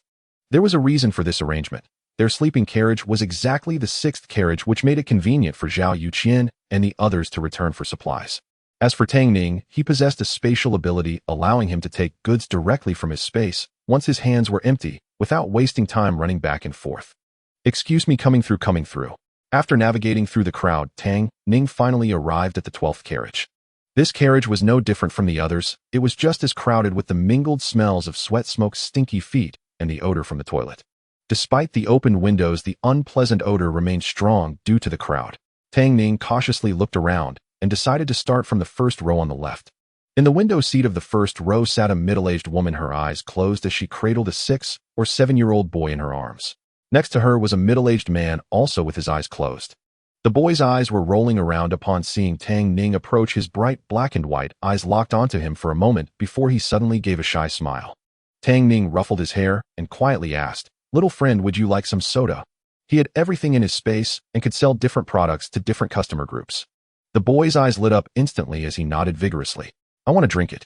The woman, who had been resting with her eyes closed, suddenly opened her eyes at the noise and stared cautiously at Tang Ning. Tang Ning quickly explained in a low voice, "Sister, it's so hot the little friend's face is all red. Let's buy him a bottle of soda. I'll sell it cheap for 3 cents a bottle, no ticket needed." At this time, ice cream was only about 4 cents each, so selling a bottle of soda for 3 cents was not expensive and definitely within everyone's acceptable range. Tang Ning looked around and noticed no one was paying attention to him. He pulled out a bottle of soda from his sleeve, actually from his space. The soda bottle was covered with a layer of water droplets, emitting a wisp of steam, looking incredibly refreshing.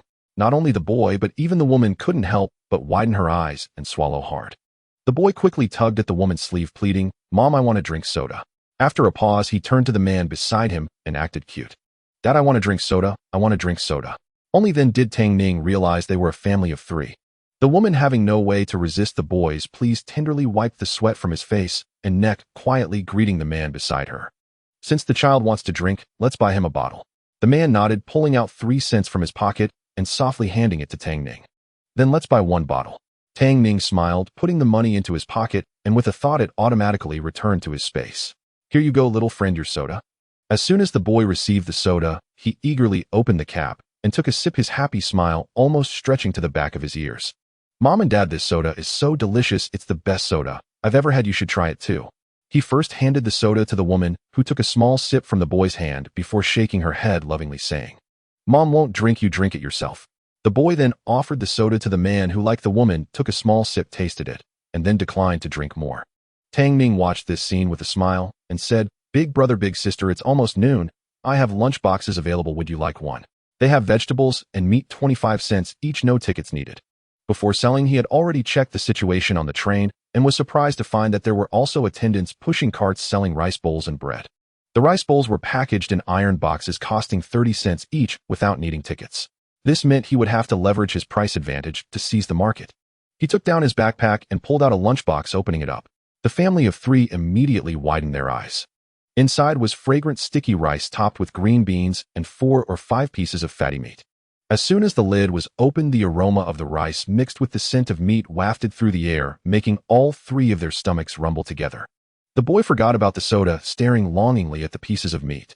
However, having just asked for soda, he didn't dare to ask for a lunchbox, only gazing at it with desire. The middle-aged man observed the boy's expression carefully. Gritting his teeth, he pulled out 50 cents from his pocket. Get 2 boxes and they all need to have meat. Tang Ning's lunchboxes were half a dime cheaper than those on the train, with better ingredients and more oil. Most importantly, he didn't want the child to suffer. Tang Ning nodded, took the money, and handed a meat lunchbox to the man. Just as he was about to put away his backpack and look for the next customer, 2 men from the back seat poked their heads out between the seats and said softly, "Brother, give me a lunchbox too, I want it with meat." "Me too." As soon as they finished speaking, a passenger from the adjacent seat raised his hand. "I want one too, and add a bottle of soda." It was tiring traveling, and naturally they wanted to eat something warm. Moreover, Tang Ning sold genuine high-quality white rice with both vegetables and meat inside for only 20 cents a box, which was far cheaper than on the train. Thus, Tang Ning's business was thriving. In just one carriage, he sold 50 lunchboxes and 60 bottles of soda, directly earning 14.3 yuan. Of course, both the lunchboxes and sodas were taken from his space under the cover of the backpack. Having finished sweeping through this carriage, Tang Ning put away his backpack and rushed to the 13th carriage, completely unaware of a pair of eyes watching his back intently. Seeing Tang Ning leave, the owner of the eyes rubbed his nose, and a charming smile appeared on his lips, cautiously following him. At the same time, Jiang Xue was sitting bored on the edge of the bed looking at the goods. Feeling hungry, she pulled out a cup of instant noodles from her backpack. Tang Ning had disturbed her too much the night before, leaving her feeling weak and unable to get up to make breakfast. Thus, she and Tang Ning had each eaten a cup of instant noodles to satisfy their hunger in the morning. So she knew how to eat this. Pouring in the seasoning packet, the unique, rich aroma of the instant noodles instantly spread throughout the entire carriage. This made the people in the carriage sniff and murmur. "What is that smell? It's so fragrant. Is the cafeteria cooking? Did the fragrance float over here? The cafeteria is in the first carriage. How could the smell travel that far? It smells like it's coming from the front. I can't take it anymore, as smelling this aroma makes me hungry. Does anyone know who is eating what?" Jiang Xue was positioned right in the middle row of the sleeping berths. The passengers in the front and back rows immediately locked onto her location. Slurp. After the instant noodles were ready, Jiang Xue mixed the sauce and took her first bite, only to catch a glimpse of 1, 2, 3, 4, 5, 6 heads peeking from the direction of the road. Their eyes were fixed on the instant noodles in her hand. Startled, Jiang Xue nearly dropped the noodles on the ground. "You guys?" a girl with braided pigtails asked with a smile. "Don't be afraid, comrade. We mean no harm. It's just that what you're eating smells too good, and we wanted to ask where you bought it." As she spoke, they stared at the box in her hand with greedy eyes. The box was brightly colored, adorned with images of rich red broth and plump meat pieces, making it very appetizing. Seeing that they truly had no ill intentions, Jiang Xue sighed in relief and smiled at the instant noodles in her hand. "You see, this is called instant noodles, also known as cup noodles. It's very convenient. Oh, just open the seasoning packet, pour it in, add boiling water, and after 2 to 3 minutes, it's ready to eat. This is a fresh item, not available on trains. My boyfriend brought it for himself. If you want to taste it, I can give you a discount." Her face turned slightly red when she mentioned my boyfriend. Those who could afford sleeper tickets weren't short on money. Upon hearing it was a fresh item, their eyes lit up, and they were even more eager to try. Instant noodles first appeared in China in 1964, produced by the Beijing Food Factory using duck oil for frying. However, many consumers found it had a strange taste, and it soon disappeared. It wasn't until 1970 that it officially started to gain traction, so of course no one had seen it before. "Comrade, how much is this instant noodle?" This question came from a young man with slicked back hair and leather shoes. Jiang Xue hurriedly replied, 20 cents a cup, no tickets. While Jiang Xue was nearby, when Tang Ning set the prices for Zhao Yuqian and the others, she knew the pricing. The crowd gasped in surprise. Currently, a bowl of plain noodles costs only 8 cents, and a boxed meal is just 30 cents. How could a cup of instant noodles cost 20 cents? That's a bit expensive.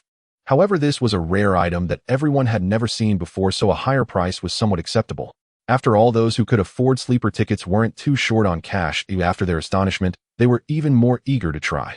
So everyone hurriedly dug into their pockets, vying to be the first. "Comrade, give me 1 cup. I want 2 cups. They'll take 1 cup. While everyone fished for money, they cautiously looked around. Jiang Xue didn't expect that simply eating instant noodles would draw so many customers. She quickly put down the instant noodles, collected the money, and cheerfully handed out the noodles while kindly asking them what flavor they wanted. Due to the low prices and the good quality of goods, not just Jiang Xue's side was bustling, the businesses of Zhao Youqian Zhang Kashuelu Yi and Tian Youtiao were thriving as well. In just 2 hours, they had already come back to get supplies 4 or 5 times. When they returned, they saw many passengers in the 6th carriage happily holding a cup of instant noodles. After finding out what was going on, they all gave Jiang Xue a thumbs up. At this moment, Tang Ning was being blocked at the junction of the 14th and 15th carriages. Tang Ning looked warily at the man blocking her path. Although the person in front had short hair, their face deliberately smeared with dirt, their voice intentionally made rough, and their movements were somewhat swaggering. Tang Ning could still tell at a glance that this short figure was a woman. She didn't let her guard down just because the person was a woman and asked calmly, "Comrade, what do you want?" Xue Xiao rubbed her nose, looked around, and took a step closer to Tang Ning, whispering, "Comrade, this train is my territory. You've taken my business and still ask me what I want." She was 20 years old, an orphan, and had been moving around on various trains since she was 16. The train was a mix of people. To protect herself, she cut her hair short and disguised herself as a man. She usually acted domineeringly, having gathered a group of younger followers. Whenever there was an issue, they would all join forces, and they had always had smooth sailing without anyone daring to bully them. Instead, they formed a considerable force on the train. Her territory. Tang Ning's gaze flickered. In this day and age, she had seen many men taking risks to run businesses, but this was her first time encountering such a bold woman. A plan quickly formed in her mind, even before she spoke. She saw the woman in front of her smirk, slightly looking somewhat handsome. She nodded her chin to the side. "If you don't want me to cause a scene, let's go chat." At that moment, just like in later years, the junction between 2 carriages was the restroom and the tea room. The woman's chin pointed to the tea room. Just then there was no one around, making it convenient for the two to talk. "Hep." Tang Ning chuckled lightly and stepped in first, with Xue Xiao following closely behind. The tea room was small, and as soon as they entered, the space was filled. "Let me introduce myself first. My name is Xue Xiao." Tang Ning raised an eyebrow and said, "Tang Ning." Xue Xiao nodded, continuing to take the initiative. "Let's get straight to the point. Ooh, I want the batch of goods you have in hand. Give me a discount." She had a group of over 10 younger followers who roamed different trains, and acquiring this batch of goods would allow her to distribute it among them for sale. Tang Ning's heart stirred. She had originally intended to sell her goods to Xue Xiao, and unexpectedly, she had the same intention, saving her the trouble of persuasion. "All right, soda is 3 cents a bottle and boxed meals are 20 cents each." Xue Xiao's expression changed as she stared at him with wide eyes. "No way, that's too expensive. Soda should be 2 cents and boxed meals 1.5 cents. Tang Ning's goods brought onto the train wouldn't be too many.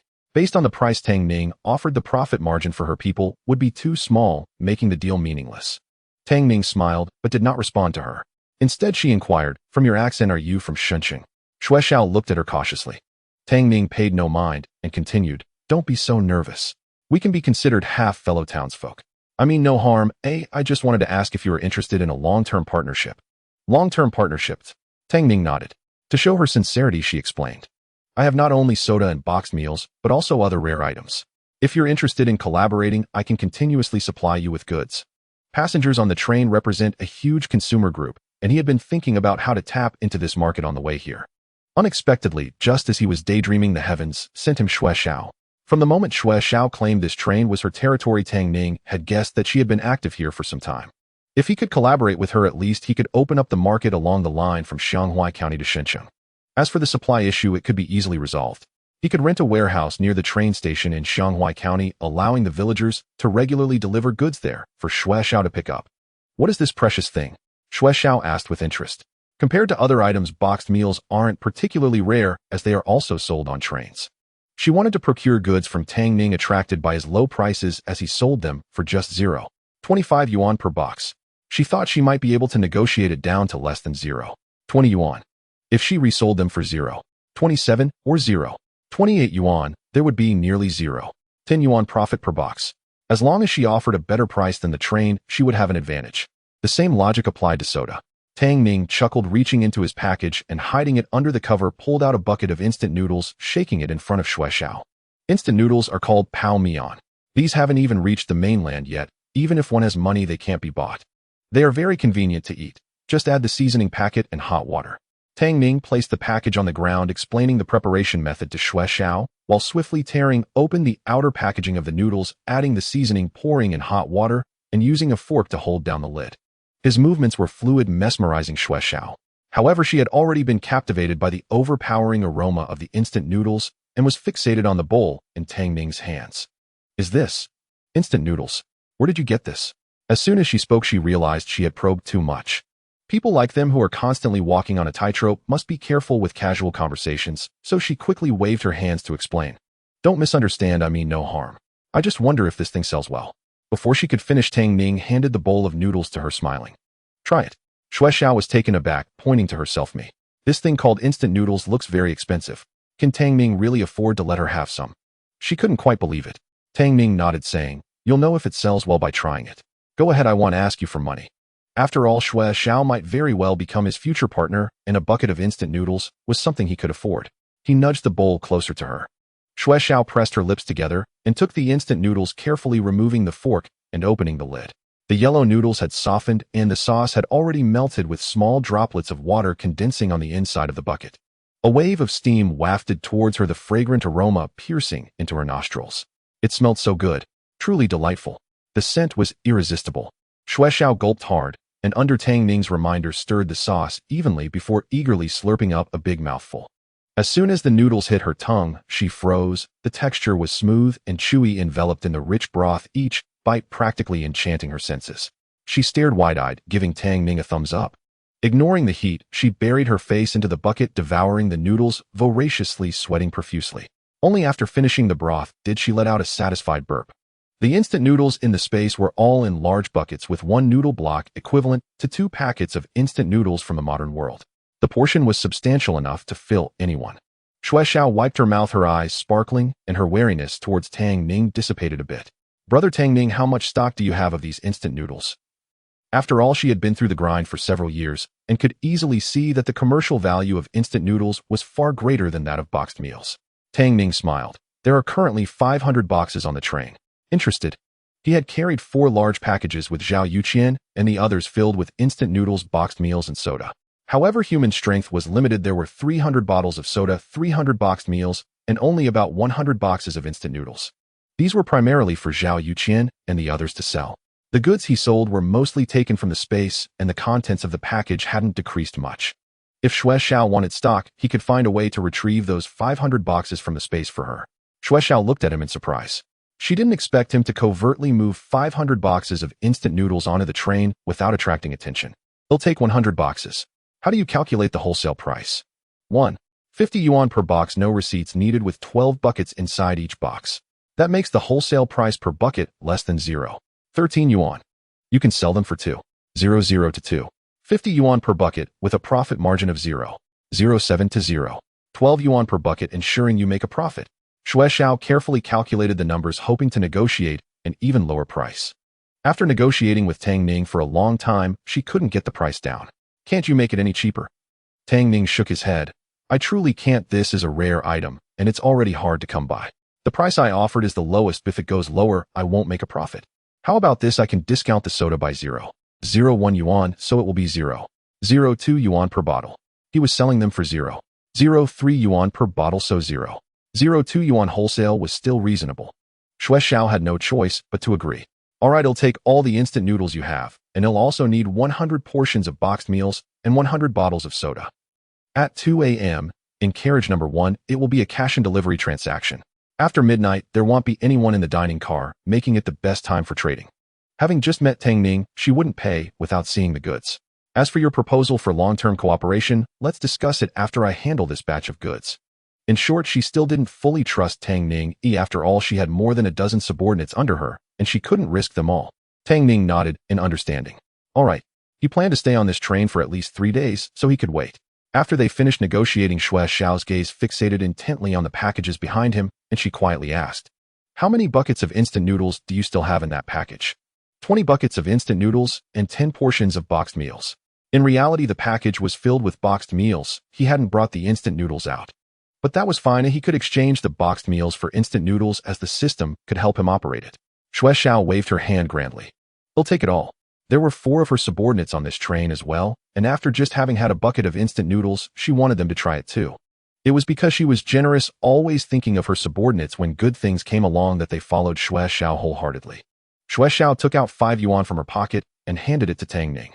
Tang Ning accepted the money and pulled out all the instant noodles and boxed meals from the package to give to her. Xue Xiao, with just her pockets, quickly stuffed everything inside, slinging the bag over her shoulder, and waved goodbye to Tang Ning with a smile. At 2 a.m., oh, don't be late. Don't be late. After seeing Xue Xiao pass through the heavy crowd and gradually disappear, Tang Ning took out another 10 portions of boxed meals, 20 bottles of soda, and 10 buckets of instant noodles from the space to put into the package. He continued to scour the train, heading towards carriage 18 with his package. As the sky gradually darkened, it was dinner time, and Tang Ning began to walk back from carriage 18 with his package. He planned to finish this round before going back to rest. Just then the system refreshed again. Tang Ning handed the instant noodles to the customer, collected the money, and stored it in his bag. Only then did he focus his attention on the lottery panel's prizes. For 2 consecutive days the system had only provided food items, and Tang Ning thought this situation would last until he got off the train. He didn't expect that today there would be only hamburgers as food. However, besides the series of products from Shou Wu, he could profit from any option he drew. Currently, the best 2 options were definitely the De Qianmen and the hamburger. The hamburger was a rare item, and De Qianmen cigarettes were the favorite among smokers, regarded as hard currency. Therefore, Tang Ning hesitated not a second and directly took out 3 yuan to recharge. Draw the lottery immediately. Ding. Congratulations, the host has drawn 100 De Qianmen. The cube space appeared before him, automatically opening another compartment, and unsurprisingly, it was filled with De Qianmen. The packaging box of De Qianmen was gray, and the door was written in traditional Chinese characters, with the image of Xingyang Tower in the center, looking quite exquisite. Tang Ning chuckled, not expecting the system to draw De Qianmen. Compared to the hamburger, he preferred De Qianmen, as there was already enough food in the space, and he was certainly happy to get something different this time. Looking around, many men in the carriage were seated together, smoking and playing cards with swirling smoke and a high ratio of women. Tang Ning stroked his chin and muttered to himself, De Qianmen is good. Oh, I can sell them and even gift them to my father-in-law when I get to the capital. Tang Ning smiled and directly asked the system to unpack 10 De Qianmen, taking one out to examine it, only to find that the current De Qianmen had no filter and was a thick stick. After putting all the unpacked De Qianmen into his bag, Tang Ning began selling again. A glance quickly found his target, and he stepped toward a few men playing cards in the aisle. The 4 middle-aged men were playing do di zhu, with passengers on both sides stretching their necks to watch the excitement. A crowd had gathered around them, including children holding chickens, women carrying baskets, and men smoking. The man dealing the cards threw down a set of 4 kings, directly ending the round, which caused the onlookers to exclaim in awe, more excited than the losers. It was at this moment that Tang Ning successfully squeezed in. While everyone was shuffling the cards, he approached the dealer who had just won and offered him a cigarette. Brother, good luck. Here, have a smoke. The man glanced at him. His first reaction was that he didn't recognize him. But it didn't matter. At this time the train was moving slowly, and everyone stayed on the train for days. Even on a short journey, one would still be on the train for 2 or 3 days, making it easy for everyone to become friends. The people he was playing cards with were all acquaintances from Do Di Zhu. Therefore, when Tang Ning struck up a conversation, the man only thought that Tang Ning admired his card skills. The man took the cigarette, looked at it, and his eyes immediately lit up. Hey, De Qianmen. Brother, this is quite generous. This pack must cost 0.3 yuan, right? De Qianmen was not something just anyone could afford. He didn't expect this young man to be so generous, offering him De Qianmen right away. The way he looked at Tang Ning changed instantly. Tang Ning smiled and waved his hand, speaking softly. Others charge 0.3 yuan per pack, but I'm offering it for only 0.25 yuan per pack. Brother, your luck is quite good. Oh, why not celebrate with a pack? He had never seen anyone selling De Qianmen on the train. This item was priced between 0.2 to 0.3 yuan per pack, and he set the price at a midpoint, which was 0.05 yuan cheaper than the supply and marketing agency, making it quite attractive. 0.25 yuan. The man was surprised. Are these genuine? Don't tell me they're mixed with fakes. This brother was quite cautious. Tang Ning chuckled, saying, Brother, you look like a person who does big things. How could fakes trick your mouth? I swear on the red flag brand, if there's even one fake, I'll give you 10. As he spoke, he took out the box of cigarettes he had just opened and pointed to the logo on it. Look here, produced by Haishi, it has a trademark, definitely genuine. The man had just won a round and took a puff from the De Qianmen in his hand. After a few flattering words from Tang Ning, he felt quite elated. Mainly, Tang Ning's prices were indeed much cheaper than those outside, and he didn't require tickets or industrial coupons, which made him consider buying. He was just worried about what gift to bring to his master. This De Qianmen was a timely rain. He smiled and said, in that case, he'll take 2 boxes. Sure thing. Tang Ning took out 2 boxes of De Qianmen from his bag and stuffed them into the man's hands, taking the money and putting it in his pocket. At this moment, a card player sitting across from the man leaned over. Brother, you're the one selling boxed meals in the morning, right? Are there any boxed meals left? Give me a box of boxed meals and also a pack of Deepening men. Here's the money. Also get me a pack of Deepening men. I've lost 2 rounds already. Oh, let me change my luck. While everyone was trading, a kind-hearted woman helped keep an eye out for the train attendant. She quickly reminded them as soon as there was any movement. Everyone gathered around buying cigarettes, boxed meals, and instant noodles, while those who were thirsty bought a bottle of soda. The atmosphere was just right. Even Tang Ning couldn't help but sigh that there were still many good people. He had swept from carriage 18 to carriage 6, and it was nearly 9 p.m. He had just finished selling 20 bottles of soda, 10 boxed meals, and 10 instant noodles in his bag, and also sold 10 packs of cigarettes. When he returned to the compartment, Zhao Youqian, Lu Yitian Youtiao, and Jiang Xue were all eating instant noodles, presumably just back. Seeing him return, Jiang Xue quickly made him a bowl of instant noodles. The boxed meals are sold out. Eat a bowl of instant noodles instead. Having worked all day, Tang Ning was already hungry. He nodded, took the instant noodles, and started eating. While eating the noodles, Lu Yi and the others reported to him about the sales situation. Tian Youtiao said, Brother Ning, we sold a total of 200 bottles of soda. Lu Yi added, we sold 40 buckets of instant noodles. Tang Ning nodded. This means Zhao Youqian and the others sold a total of 300 boxed meals, 200 bottles of soda, and 480 buckets of instant noodles. On the surface, they had earned 177 yuan today. However, Tang Ning's goods were taken from the space. He himself sold 200 bottles of soda, 100 boxed meals, 200 buckets of instant noodles, and 100 packs of Deepening men. Adding the wholesale goods sold to Xue Xiao, he made a profit of 273 yuan. Including the profits from Zhao Youqian and the others, they had a total income of 455 yuan today. This shows that the consumption level on the train is still quite good, and collaborating with Xue Xiao was a wise choice. Tang Ning also briefly shared his plan to take over the train market with them. However, the specifics of the cooperation will have to wait until we return from the capital. He didn't mention supplying goods to Xue Xiao tonight. After all, they had only brought so much stock, and where would he get so much more to scare anyone? Zhao Youqian couldn't help but give Tang Ning a thumbs up. Brother Tang Ning, you're amazing. I thought it was already impressive that you wanted me to take over the market in Shanghai County, but I didn't expect you to think of the train too. Jiang Xue, Tian Youtiao, and the others, though silent, also kept giving him thumbs up. Tang Ning smiled, pulled out a pack of Deepening men from his pocket, and tossed it to Zhao Youqian and the others. Except for Tian Youtiao, the others, including Zhao Youqian, had a smoking habit. Zhao Youqian took the cigarette, and his eyes lit up. Oh, Deepening men, where did you get this? I got it from a vendor. Go ahead and smoke it.